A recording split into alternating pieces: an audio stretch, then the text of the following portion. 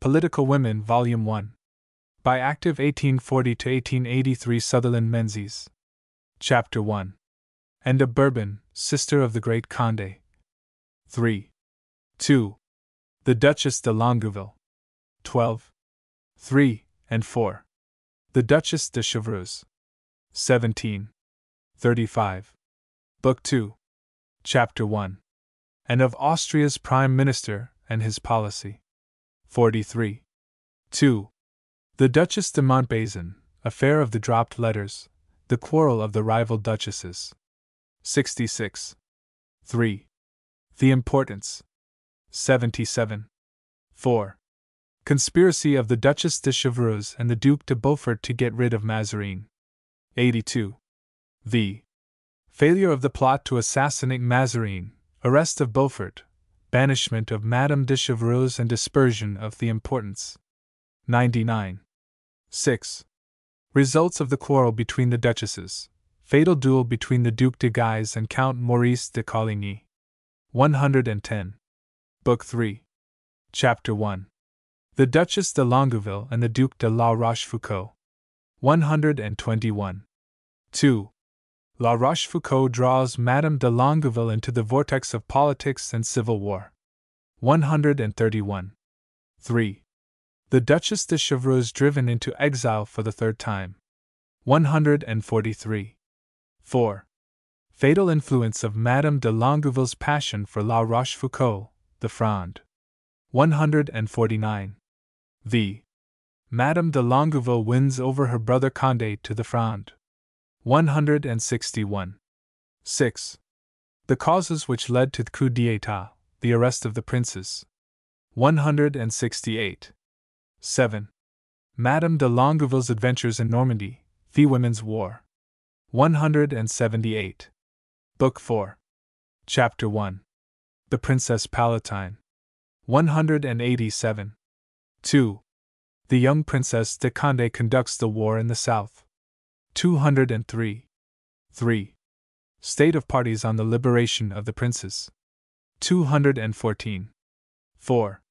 The Duchesses de Longueville and de Chevreuse and the Princess Palatine in the last Fronde, results of the rupture of the marriage projected between the Prince de Conti and Mademoiselle de Chevreuse. 221. The Condé, urged by his sister, goes unwillingly into rebellion. 257. 6. Madame de Longueville coquettes with the Duc de Nemours. 262. Book 5. Chapter 1. Condé's adventurous expedition. 275. 2. Political and gallant intrigues, the Duchesse de Chatillon's sway over Condé, shameful conspiracy against Madame de Longueville. 290. Introduction. In selecting the careers of certain celebrated women who have flung themselves with ardor into the vortex of politics, the author's choice has not been so much an arbitrary one as it might seem, but rather guided by instances in which the adventurous game has not been restricted to the commonplace contentions of the public platform, or the private salon, but played on the grandest scale and on the most conspicuous arena. When peace and war, crowns and dynasties, have trembled in the balance, and even the fate of a nation has been at stake. In the untoward results of the lives thus devoted, dazzling and heroic as some passages in their dramatic vicissitudes may appear, point the moral of the futility of such pursuit on the part of the gentler sex, and indicate the certainty of the penalty to be paid by those who, by venturing into the fervid, exhausting struggle, and rashly courting exposure to the rough blows of the battle of political life, with its coarse and noisy passions, have discovered too late that the strife has done them irreparable injury. In the cases of those selected, it will be seen that the fierce contention has commonly involved the sacrifice of conjugal happiness, the welfare of children, domestic peace, reputation, and all the amenities of the gentle life. That clever women abound in the present day we have undeniable proof, many as clever, no doubt, as that famous philosopheress Madame du Châtelet, who managed at one and the same moment the thread of an intrigue, her cards at piquet, and a calculation in algebra, but who may still lack the qualifications indispensably necessary to make clever politicians.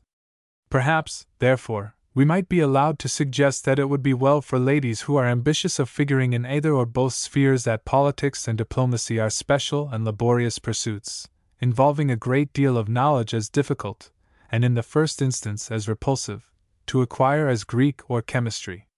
Yet, fully admitting their capacity to qualify themselves intellectually, and supposing them to attain the summit of their ambition of figuring successfully in public life, a grave question still arises.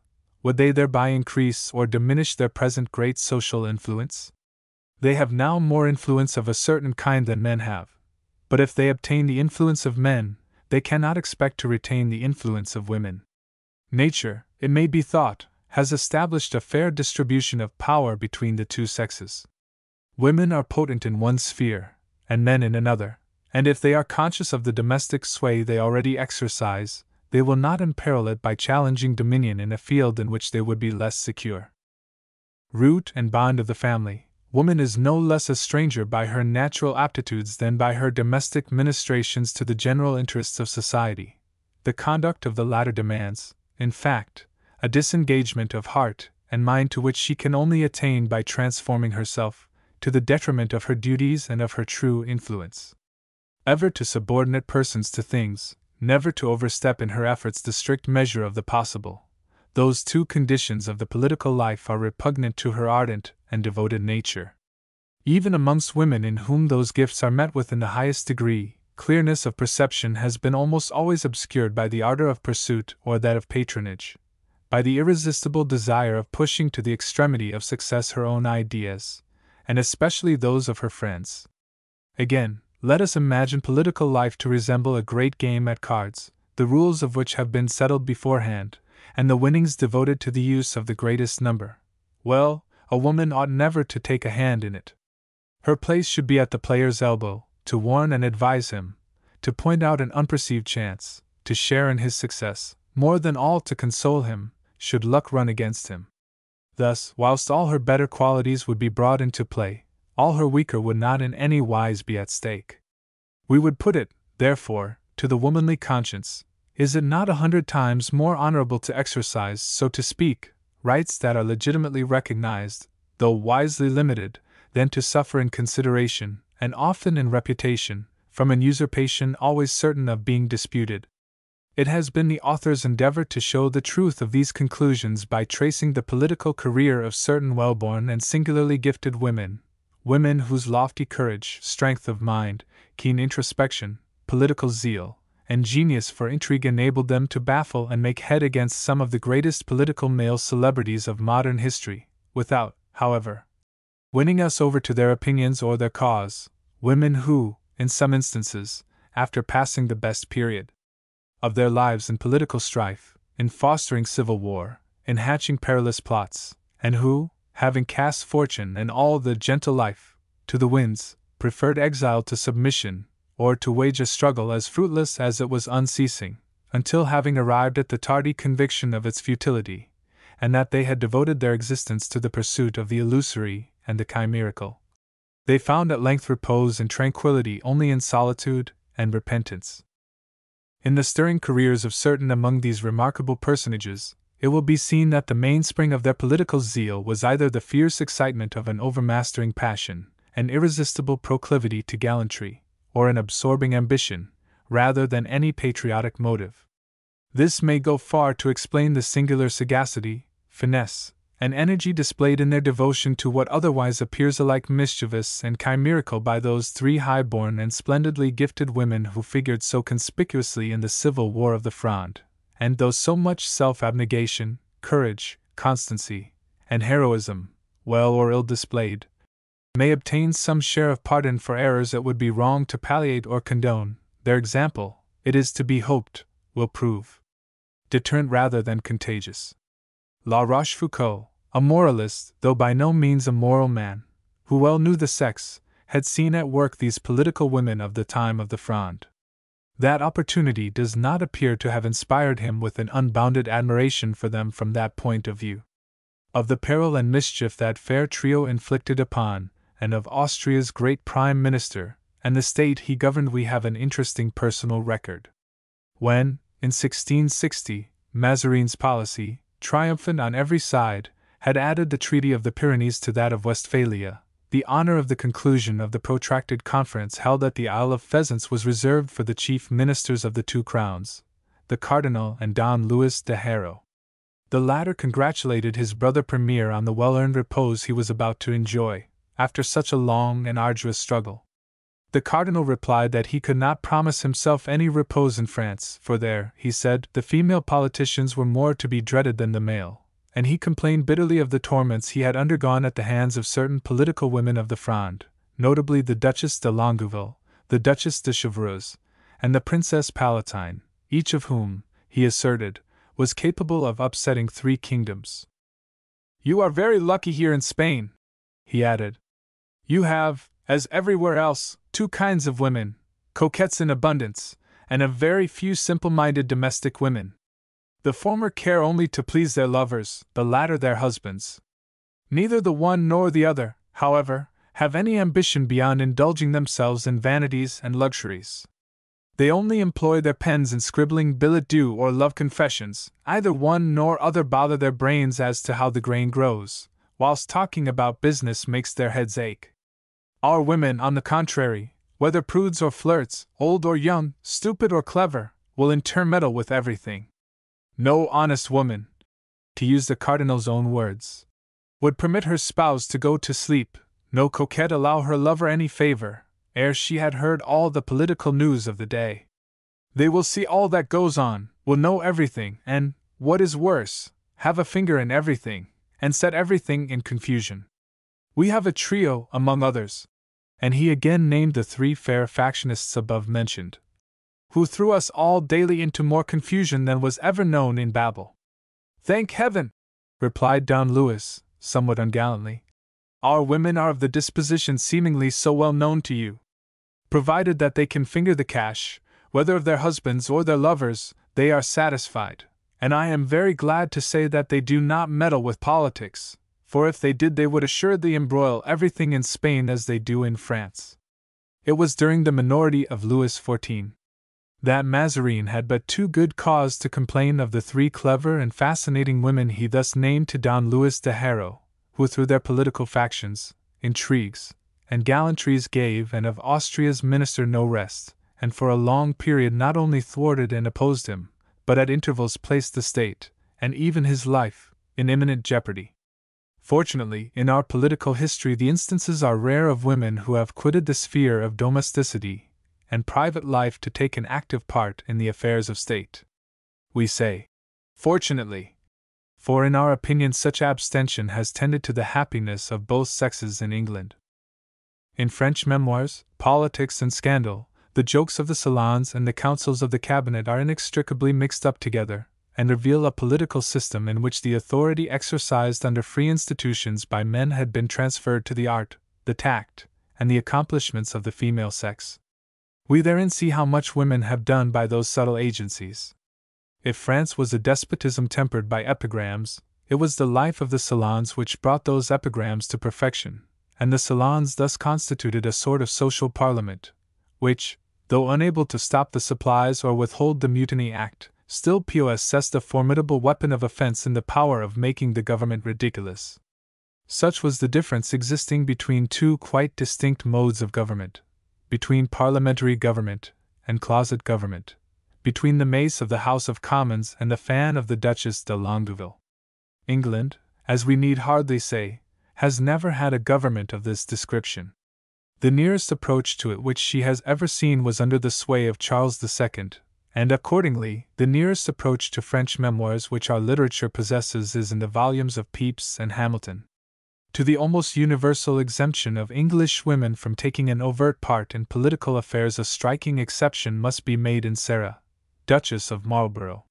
She is the strongest example, perhaps, in the history of the world, certainly in the history of this empire, of the abuse of female favoritism, and the most flagrant instance of household familiarity on the destinies of mankind.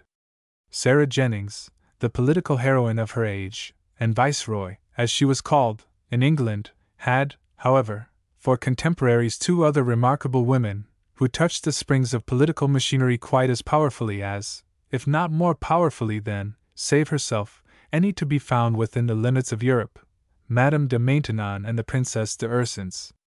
In the respective careers of that other formidable trio of female politicians may be traced the overwhelming, influence which female ministers, under the title of court ladies, had obtained over the destinies of England, France, and Spain. At that momentous period, the commencement of the 18th century, the memoirs of a bedchamber lady constitute the history of Europe. The bedchamber woman soon became the pivot of the political world. The influence of Mrs. Masham first endangered and finally overthrew the power of the great Duke of Marlborough. Some of the characteristics of the reign of Charles II reappeared partially, and in a very unattractive form under the two first Georges, and have served to impart a tinge of French color to the memoirs which describe their courts. But fortunately for England, neither Walpole nor his royal master were men of refined taste. It would have been hard for a monarch like Charles II, or a minister like Lord Bolingbroke, to resist the charms of those beautiful and sprightly girls who sparkle like diamonds in all the memoirs of that time. Their political influence was but small. George I and his successor pursued their unwieldy loves and enjoyed their boorish romps in a style not seductive to English gentlemen. Politics were surrendered to Walpole, and the consequence was that, although there was plenty of immorality under those gracious sovereigns, yet the feminine element of court life had no longer that connection with public policy which once for a brief space it had possessed, and the resemblance to French manners in this respect grew less and less, till it disappeared altogether with the accession of George III. During the reign of that domesticated paterfamilias a slight exception, it is true, occurred in the instance of Georgina Spencer, Duchess of Devonshire. Young, beautiful, amiable, and witty, and not altogether free from coquetry, she reckoned amongst her admirers some of the most distinguished men of that day.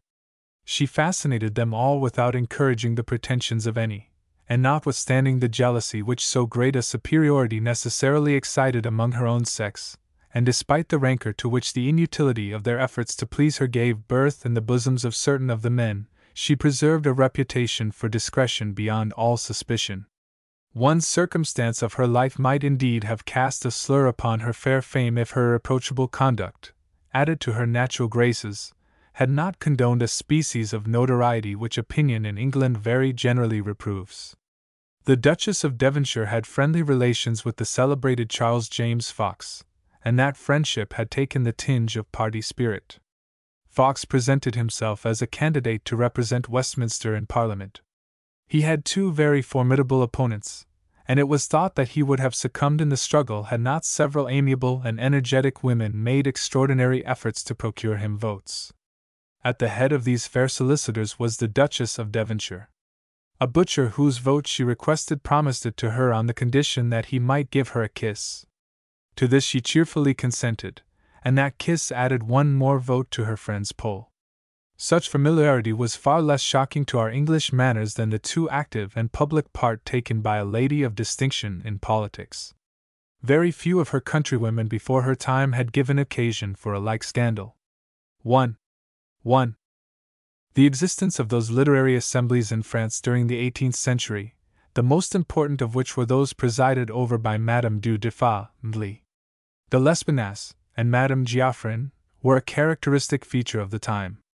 It is a notable fact that the abstention from politics in those assemblies indirectly tended to increase the power and importance of the women who frequented them. Alluding to their influence, Montesquieu caustically remarked that a nation where women give the prevailing tone must necessarily be talkative. Then, however, it was the men who talked and the women who listened. The men talked because they could do little else. Women gave the prevailing tone because men of all classes were partly compelled, and partly willing, to gather around them. The nobles being excluded from politics, in which none but the ministers and their creatures could interfere, exercising no control either as individuals or as a body, naturally gave themselves up to the pleasures of society. Their political insignificance thus increased the power and importance of women.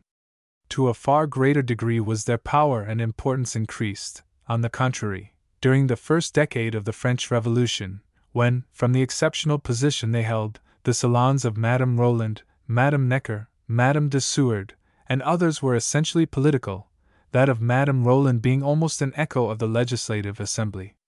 but women who love freedom abstractedly for its own sake, and are ready to suffer and die for a political principle, like Madame Roland, are very rarely met with. Towards the close of the century, the female leaders of the hitherto literary and social salons were so irresistibly swept into the whirlpool of public questions and events that they for the most part involuntarily became mere political partisans. Among others, but with a considerable modification on the score of the literary element, may be instanced Madame de Staël, who by descent, education, and natural bias was inevitably destined to aim at political power. The extent and prominence of that exercised by her must have been considerable, though certainly overrated by Napoleon, in whom, however, it excited such unreasonable apprehension as led him to inflict 10 years' banishment from France upon the talented daughter of Necker. It must not be inferred that we desire to reduce women to the condition of a humiliating inaction. Far from it. In the position we would place them, they could never feel, think, or act with greater interest or vivacity. Whilst it is desirable that every kind of artifice or intrigue should be interdicted from the interior of their domesticity, it is quite permissible for them to watch attentively important matters that may be occurring in public life. To that function they may bring their care and their solicitude, in order to follow and second continually the companion of their existence. Les hommes meme, says Fenelon, que ont tout l'autorité en public, any pouvant par leurs delibérations établir aucun bien effectif. Si les femmes any leur aident à l'exécuter. Such was the legitimate influence exercised by the Princess Esterhazy, Ladies Holland, Palmerston, and Beaconsfield, in our day. It is no secret that the late lamented Viscountess Beaconsfield took the deepest interest in every great movement in which her illustrious husband was engaged. Such, too, was the case with Lady Palmerston, in reference to the great statesman whose name she bore. The influence of women in the politics of recent days is something peculiar and new.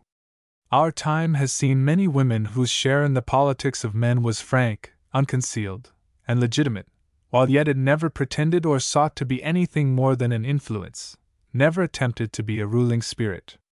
By following these examples, the women of England may make their power felt, without demanding to be put upon the same footing as their husbands. Woman's reign, it has been truly said, is almost absolute within the four walls of a drawing-room. It is undisputed in family direction and in the management of children. But the cases are rare indeed where it extends to public questions of any kind. The Frenchwoman of the present day is essentially a woman. Her objects are almost always feminine. She does not seek to go beyond her sphere. She understands her mission as one of duty in her house and of attraction towards the world. She is generally very ignorant of politics and all dry subjects, and shrinks from any active part in their discussion. Of course, there are exceptions by the thousand, but the rule is that she voluntarily abstains from interference in outside topics, whatever be their gravity or their importance. She may have a vague opinion on such matters, picked up from hearing men talk around her, but the bent of her nature leads her in other ways. Her tendency is towards things which satisfy her as a woman. It naturally follows that men do not give her what she does not seem to want. They consult her on matters of mutual interest, they ask for and often follow her advice in business. But in 9 cases out of 10 no husband would allow his wife to tell him how to vote at an election, or what form of government to support. This distinction is infinitely more remarkable in France than any analogous condition would be in England, because of the existence there of several rivals to the throne, and the consequent splitting up of the entire nation into adherents of each pretender. Yet even this exceptional position does not induce French women to become politicians. Some few of them, of course, are so, and fling themselves with ardor into the cause they have adopted. But fortunately for the tranquility of their homes, the greater part of them have wisdom enough to comprehend that their real functions on the earth are of another kind. The majority of the champions of the enfranchisement of the sex have loudly protested against the hackneyed truisms, formerly so rife, which impute to women every imaginable form of silliness and frivolity, that they, like Alphonse Carr's typical woman, have nothing to do but ashabiller, babiller etc. deshabiller. But it will be well to remember the existence of another class of maxims of even greater weight, which dwell on the subtle influence of women, and of its illimitable consequences. If the nose of Cleopatra, Remarks the most famous of these aphorists, Pascal. Had been a hair's breadth longer, the fortunes of the world would have been altered. Has the influence of the sex decreased since the days of the dusky beauty whose irresistible fascinations? Rather, is it not infinitely more subtle, wider, and more prevailing than ever? No one who recognizes the skill with which that immense influence may be exercised can listen without astonishment to the flimsy arguments which are usually advanced in support of the question of the political enfranchisement of the sex. That the results of giving this particular form of ability, a power which is irresistible to the highest intellectual refinement, the political arena for its field have not only proved widely injurious to women who have so exercised it, but to those most closely connected with them, it has been the author's object to show. And what hope of permanent success? It has been cogently asked. Could women have if they were to enter into competition with men in callings considered peculiarly masculine, many of which are already overstocked? We are also brought here again face to face with that evil, the lessening or the complete loss of womanly grace and purity. Take away that reverential regard which men now feel for them, leave them to win their way by sheer strength of body or mind, and the result is not difficult to conjecture. Let the condition of women in savage life tell towards something like this, although in civilized society not so coarsely and roughly exposed to view, matters would tend if these agitators for women's rights were successful. Husbands, brothers, sons, have too keen a sense of what they owe of good to their female relatives to risk its loss, or to exchange the gentleness, purity, and refinement of their homes for boldness, flippancy, hardness, and knowledge of evil. Nature, herself, then, has disqualified women from fighting and from entering into the fierce contentions of the prickly and crooked ways of politics. There is a silent and beautiful education which Heaven intended that all alike should learn from mothers, sisters, and wives. Each home was meant to have in their gentler presence a softening and refining element, so that strength should train itself to be submissive, rudeness should become abashed, and coarse passions held in check by the natural influence of women. High or low, educated or uneducated, there is the proper work of the weaker sex. And finally, we venture to address her in the words of Lord Lyttelton. Book 1. Part 1. Part 1. Political Women. Political Women. Chapter 1. And de Bourbon, sister of the great Condé, afterwards Duchess de Longueville.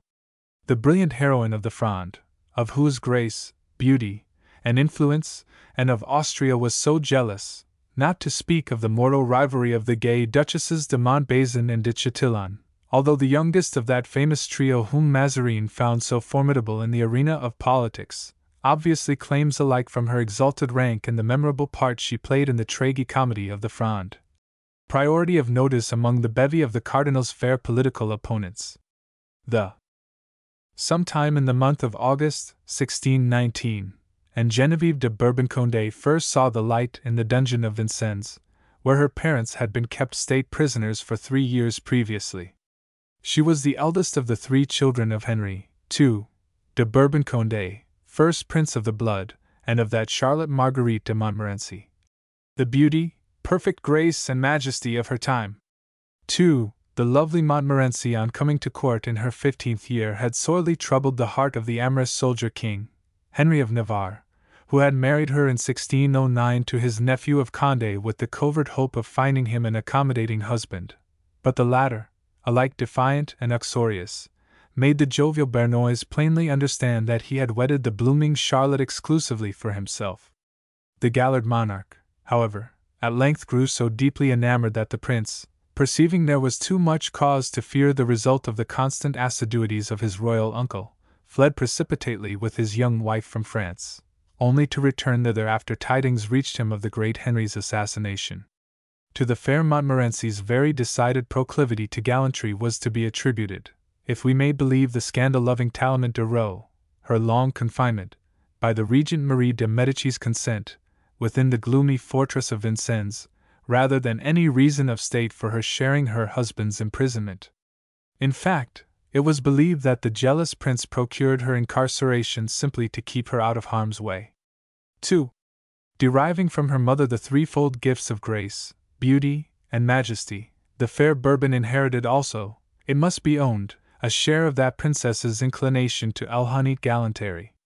The restriction to a share should be noted, for at no period of her Haiti, not even during the license of the Fronde, could Genevieve be accused of having, as Madame de Motteville tells us the Princess de Condé had, adorers in every rank and condition of life, from popes, kings, princes, cardinals, dukes, and marshals of France, down to simple gentlemen. The mind and heart, however, of Anne de Bourbon, although predestined, alas! Eventually to culpable passion, seemed at first but little inclined to the gay world, with all its blandishments and seductions, or even to its innocent pleasures. When quite a child she was in the habit of accompanying her mother in her visits to the convent of the Carmelites at Paris. For though still possessing great personal attractions, Madame de Condé had become serious and of a somewhat demonstrative piety. Those visits, which were frequent, strengthened Anne's gentle and susceptible mind in its tendency to devotion. The impression, too, which somewhat later the tragic fate of her uncle, the unfortunate Duc de Montmorency, left on her memory, inspired her with the resolution to quit the outer world at the earliest possible moment, and renouncing all its pomps and grandeurs, hide beneath the veil her budding attractions. Although her mother opposed an inflexible resistance to her embracing that holy vocation, and strove to combat by forcible arguments the cold and disdainful demeanor exhibited by her daughter when mixing in gay society, the fair girl persevered from the age of 13 to 17 in her longing to embrace the life of the cloister. Futile for a time were the parental arguments, unfruitful every effort. And Genevieve would not consort with worldlings, persisted in her distaste for mundane pleasures, and continued to cherish persistently her desire for conventual seclusion. At length the princess, in 1636, having resolved upon the adoption of more energetic measures, suddenly ordered her daughter to make preparations for appearing at a court ball, and that, too, in 3 days. With what despair did the young princess hear the cruel sentence! What affliction, too, befell the Carmelite nuns when they heard of the fatal mandate! What a flood of sighs and tears and prayers! The good sisters gathered themselves together to take counsel one with another, and decided that, since Madame de Bourbon could not avoid the wretched fate that awaited her, before going through the trying ordeal she should endue her lovely form with an undergarment of haircloth, commonly called a cilice, and protected by such armor of proof, she might then fearlessly submit herself to all the temptations lurking beneath the ensnaring vanities of her court attire. The cilice, however, did not, it seems, prove invulnerable as the aegis of Minerva, for the subtle shafts winged by homage and admiration pierced through that slight breastplate to a heart which in truth was by nature framed to inspire and welcome both. The Princess de Condé rejoiced greatly at her daughter's conversion to more reasonable views of mundane existence. The commencement of her novitiate was no longer thought of, and her visits to the Carmelites became sufficiently rare. But it was only a deferment of that convocation, it being in de Bourbon's destiny to embrace it at the close of her feverish political career. 3. This era of her entrance into the great world was probably the happiest, the most joyous of the fair Bourbon's life. Lofty distinction of birth, great personal beauty, and rare mental fascination contributed to place her in the very foremost rank of the court circle, in the height of company, conspicuous amongst lovely dames and distinguished men of the time. Her peerless loveliness at once meeting with universal recognition, La Belle Condé was toasted with acclamation by courtiers young and old, at Chantilly, at Liancourt, at the Louvre, and at the Hôtel de Rambouillet.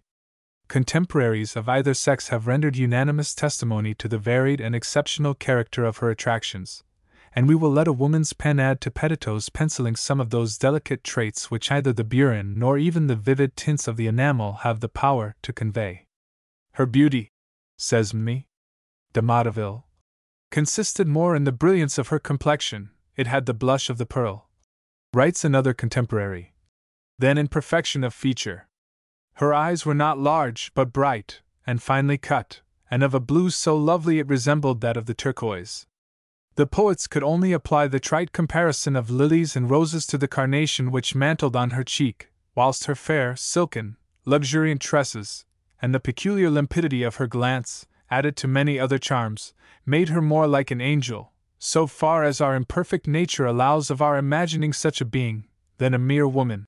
Somewhat later, the smallpox, in robbing her of the bloom of her beauty, still left her all its brilliancy, to repeat the remark of that eminent connoisseur of female loveliness, Cardinal de Retz.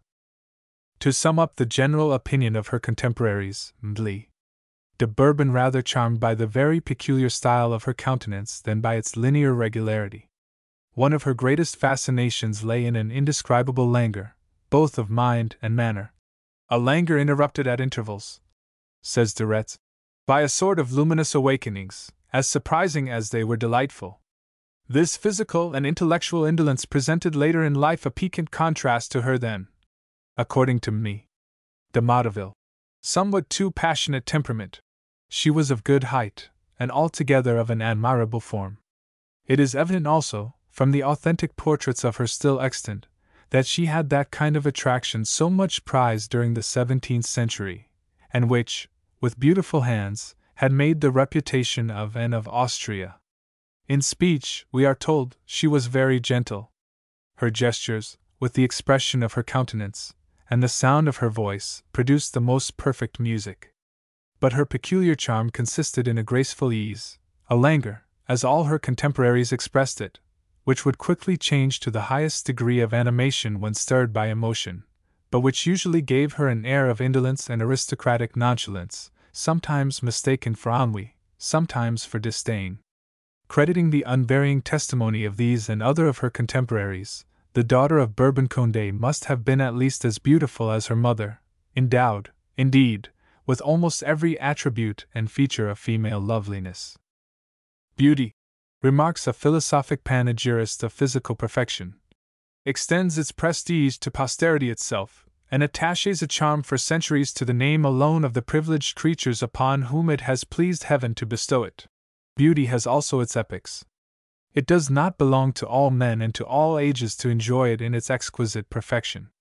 As there are fashions which spoil it, so there are periods which affect its sentiment. For instance, it belonged to the 18th century to invent pretty women, charming dolls, all powder, patches, and perfume, affecting the attractions which they did not possess under their vast hoops and great furbelows. Let us venture to say that the foundation of true beauty, as of true virtue, as of true genius, is strength. Shed over this strength the vivifying rays of elegance, grace, delicacy, and you have beauty. Its perfect type is the Venus of Milo, or again, that pure and mysterious apparition, goddess or mortal, which is called Psyche, or the Venus of Naples. 5. Beauty is certainly to be seen in the Venus de Medici, but in that type we feel that it is declining, or about to decline. Look at, not the women of Titian, but the virgins of Raphael and Leonardo. The face is of infinite delicacy, but the body evinces strength. These forms ought to disgust one forever with the shadows and monkeys à la Pompadour. Let us adore grace, but not separate it in everything too much from strength, for without strength grace soon shares the fate of the flower that is separated from the stem which vitalizes and sustains it. 4. 5. What a train of accomplished women this 17th century presents to us! They were not all politicians. Women who were loaded with admiration, drawing after them all hearts, and spreading from rank to rank that worship of beauty which throughout Europe received the name of French gallantry. In France they accompany this great century in its too rapid course. They mark its principal epochs, beginning with Charlotte de Montmorency and ending with Mme. de Montespan. The Duchess de Longueville has perhaps the most prominent place in that dazzling gallery of lovely women, having all the characteristics of true beauty, and joining to it a charm exclusively her own. In early girlhood she had been taken, along with her elder brother, the Duc d'Enghien, to the Hôtel de Rambouillet, and the salons of the Rue Saint Thomas du Louvre were probably the most fitting school for such a mind as hers, in which grandeur and finesse were almost equally blended, a grandeur allied to the romantic, and associated with a finesse frequently merging into subtlety, as indeed may be discerned in Corneille himself, the most perfect mental representative of that period. To follow step by step the course of Anne de Bourbon's life at this period of it through all its earliest rivalries, would involve the task of recording the manifold caprices of a tender, yet ambitious nature, in which the mind and heart were unceasingly dupes of each other. It would be like an attempt to follow the devious path of the light foam and laughing sparkle of the billow. Invento et rapida scribere opertet aqua. Our purpose lies mainly with her political life, but ere entering upon it we will give a short but comprehensive view of her character in the words of one who, more than anybody else, had the means of judging her correctly, La Rochefoucauld. This princess, writes the Duke, possessed all the charms of mind, united to personal beauty, to so high a degree, that it seemed as though nature had taken pleasure in forming in her person a perfectly finished work.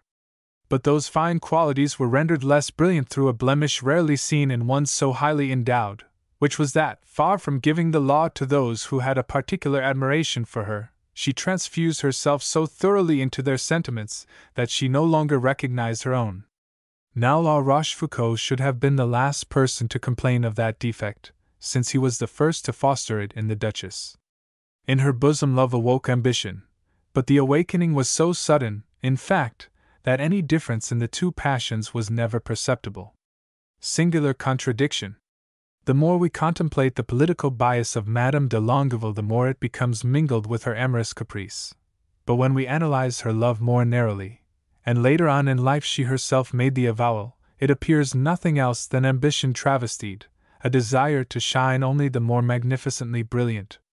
Her character, then, was entirely wanting in consistency, in self-will, and her mind, be it observed, however brilliant and acute, had nothing that was calculated to counterbalance that defect of character. One may possess the faculty of right perception without strength of mind to do that which is right. One may be rational in mind and the contrary in conduct, character being at fault between the two. But here the case was different. Madame de Longueville's mind was not, above all else, rational. It was acute, prompt, subtle, witty by turns, and readily responsive to the varying humor of the moment. It shone voluntarily in contradiction and subterfuge, ere exhausting itself finally in scruples.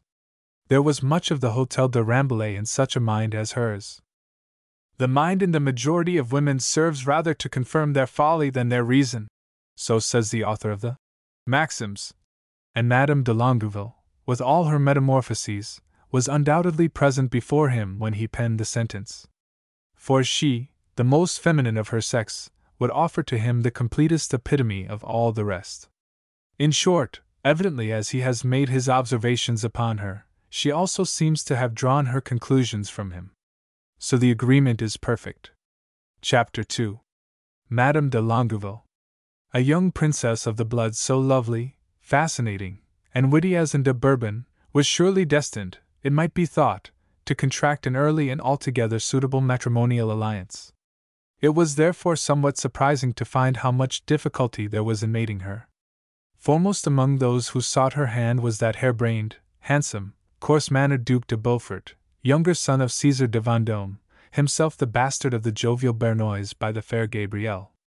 6. Beaufort inherited his unfortunate grand dame's beauty, had a Phoebus Apollo style of head, set off with a profusion of long, curly, golden locks, was a young, brave, and flourishing gallant, and somewhat later, during the Fronde, from his blunt speech and familiar manners with the Parisian mob, became the idol of the market women, and was therefore dubbed Roi de Halles. But this scapegrace suitor withdrew his pretensions in order to gratify, it is said, the handsome though decried Duchess de Montbazon, who had enthralled him in her flowery chains as a led captain. On entering her 19th year, de Bourbon was promised in marriage to the Prince de Gennevilliers, son of Charles of Lorraine, Duc de Guise, but that young nobleman having died prematurely in Italy, no other serious matrimonial project seems to have been entertained until the princess had reached her 23rd year. The fortunate suitor was one of Beaufort's rivals, or rather colleagues, for that would be the more correct term when designating their mutual relations to the unscrupulous Duchess de Montbazon. The widower, Henry of Orleans, Duc de Longueville, by birth, dignity, and wealth was looked upon as the first match in France. Unfortunately, in his case, those dazzling attributes were materially abetted through disparity of age, for he had reached the ripe maturity of 47, whilst the bride of his choice had not yet seen half that cycle of summers. To be 24 years her senior was, for the husband of a youthful princess so excelling in wit and beauty, certainly a formidable inequality, and solemnly. De Bourbon seems to have thought. At the command, however, of her father, who intimated that his determination was inflexible in thus disposing of his daughter's hand, and Genevieve meekly complied, and was espoused in June, 1642, to Henri de Bourbon, Duc de Longueville. 7. A young. 6. 7. The young Duchess found herself speedily surrounded by a swarm of courtiers, attracted by her sprightly and refined intelligence, her majestic beauty, her nonchalant and languishing grace. What more adorable mistress could an audacious aspirant dream of? Bold adventurers for such a lady's love there was no lack of, and would not many be encouraged with the thought that such a prize could only be defended by a husband already verging towards the decline of life, and whose heart, moreover, was believed to be in the keeping of another? The sighs of the suitors, however, all adventurous and calculating as they might be, were wasted, their hopes altogether fallacious. For 6 long years there was nothing more accorded to that crowd of often renewed adorers save the smiles of an innocent coquetry. He who, during that period of honest gallantry, coming near to La Rochefoucauld, seems to have made the liveliest impression, was Coligny, and it was only slanderers who whispered that the young Count was happier than became the adorer of a heroine of the de Rambouillet school. Madame de Longueville, nevertheless, possessed the characteristics of her sex. She had alike its lovable qualities and its well-known imperfections.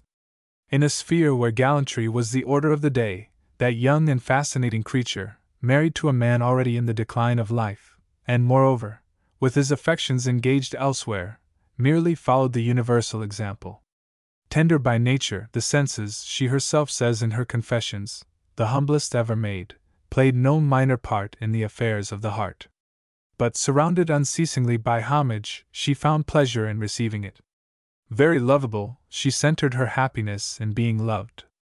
Sister of the great Condé, she was not insensible to the idea of playing a part which should occupy public attention, but far from pretending to domination, there was so much of the woman in her that she allowed herself to be led by him whom she loved.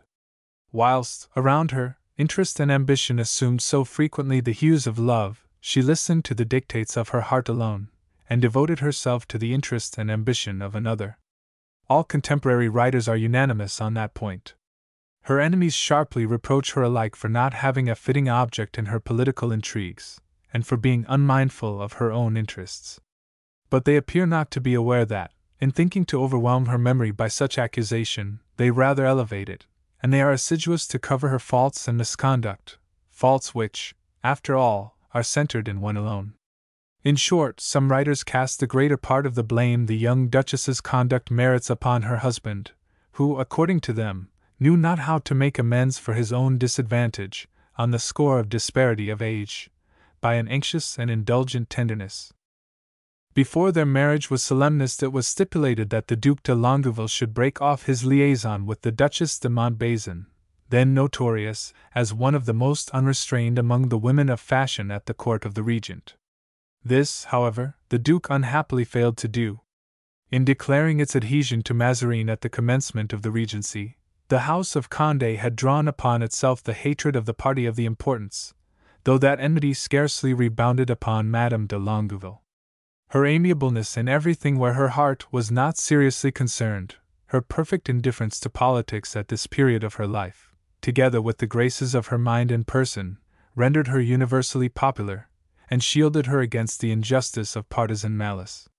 But outside the pale of politics she had an enemy, and a formidable one, in the Duchesse de Montbazon. That bold and dangerous woman having by her fascinations enslaved Beaufort, the quondam admirer of Madame de Longueville, the young Duke through her intrigues became a favorite chief of the importance. Amongst the earliest to swell the ranks of that faction were 2 other personages who had played a very conspicuous part during the reign of Louis XIII. The first of these, Madame de Montbazon's stepdaughter, was the witty, beautiful, and errant Duchesse de Chevreuse, whom Louis had judged so dangerous that he had expressly forbidden by his will, when on the point of death, that she should ever be recalled from exile to court. By the same prohibition was affected the former keeper of the seals, the Marquis de Chateauneuf, who had displayed considerable talent under Richelieu, but had ultimately made himself obnoxious to that great minister, after having given many a sanguinary proof of his devotion to him.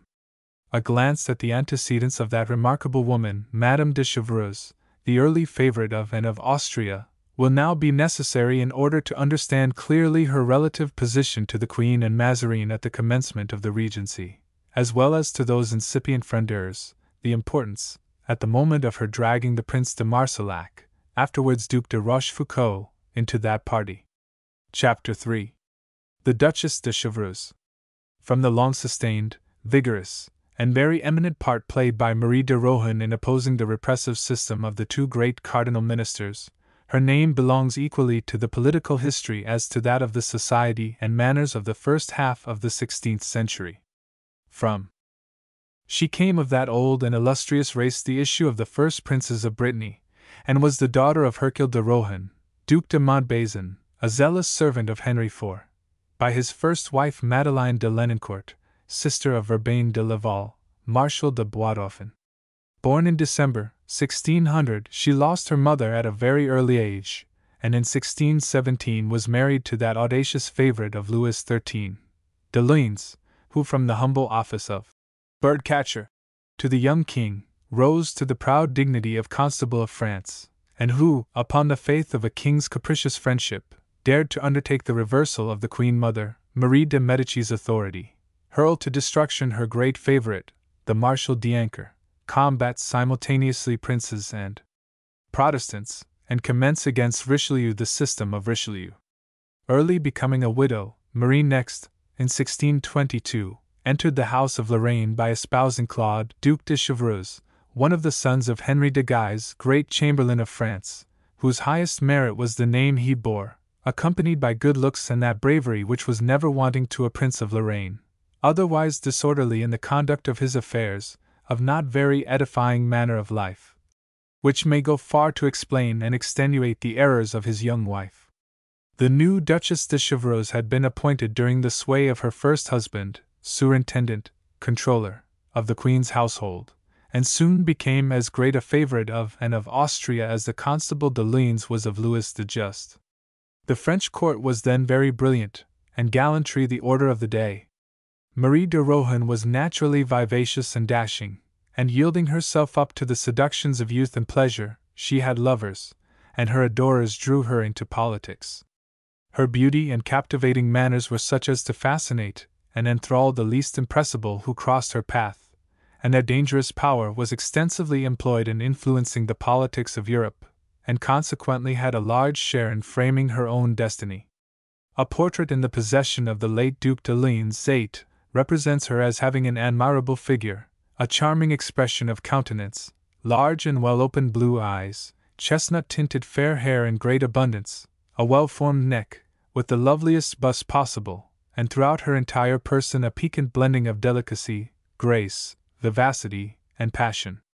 The following summary of her character by the clever, caustic, but little scrupulous de Retz, graphic as it is, and based on a certain amount of truth, must not be unhesitatingly accepted, it being overcolored by wilful exaggeration. "I have never seen anyone else," says he, "in whom vivacity so far usurped the place of judgment. It very often inspired her with such brilliant sallies that they flashed like lightning, and so sensible withal, that they might not have been disowned by the greatest men of any age. The manifestation of this faculty was not confined to particular occasions. Had she lived in times when politics were non-existent, she would not have rested content with the idea only that they ought to have been rife. If the prior of the Carthusians had pleased her, she would have become a sincere recluse. M. de Luynes initiated her into politics, the Duke of Buckingham and the Earl of Holland corresponded with her upon them, and Chateauneuf amused her with them. She gave herself up to their pursuit because she abandoned herself, without reserve, to everything which pleased the individual whom she loved, and simply because it was indispensable that she should love somebody. It was not even difficult to give her a lover by setting an eligible suitor to pay her court with an ostensible political motive, but as soon as she accepted him, she loved him solely and faithfully, and she owned to me, de Rhodes and myself, that through caprice, she said, she had never really loved those whom she esteemed the most, with the exception of the unfortunate George Villiers, Duke of Buckingham. Devotion to the passion which in her might be called eternal, although she might change the object of it, did not prevent even a fly from causing her mental abstraction, but she always recovered from it with a renewed exuberance which made such phases rather agreeable than otherwise. No one ever took less heed about danger, and never woman had more contempt for scruples and duties she never recognized other than that of pleasing her lover. 8. This epigrammatic sketch is almost worthy of the exaggerated author of the Historiettes. 9. And the reader is advised to accept only its more salient and truthful traits, the keen and accurate glance of me de Chevreuse in scanning the prevailing aspect of the political horizon, her dauntless courage, the fidelity and devotion of her love. Retz, moreover, mistakes entirely the order of her adventures, he forgets and then invents. In striving after epigrammatic point, he sacrifices truth to smartness of style, and writes as though he looked upon events in which the passions of the Duchess made her take part as mere trifles, whereas among them there were some than which none were ever of graver or even more tragic moment. 9. Me. De Chevreuse, in fact, possessed almost all the qualities befitting a great politician. One alone was wanting, and precisely that without which all the others tended to her ruin. She failed to select for pursuit a legitimate object, or rather she did not choose one for herself, but left it to another to choose for her. Me. De Chevreuse was womanly in the highest possible degree.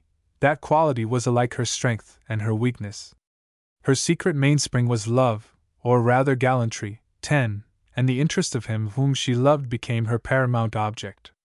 It is this which explains the wonderful sagacity, finesse, and energy she displayed in the vain pursuit of a chimerical aim, which ever receded before her, and seemed to draw her on by the very prestige of difficulty and danger. La Rochefoucauld accuses her of having brought misfortune upon all those whom she loved. 11. It is equally the truth to add that all those whom she loved hurried her in the sequel into insensate enterprises.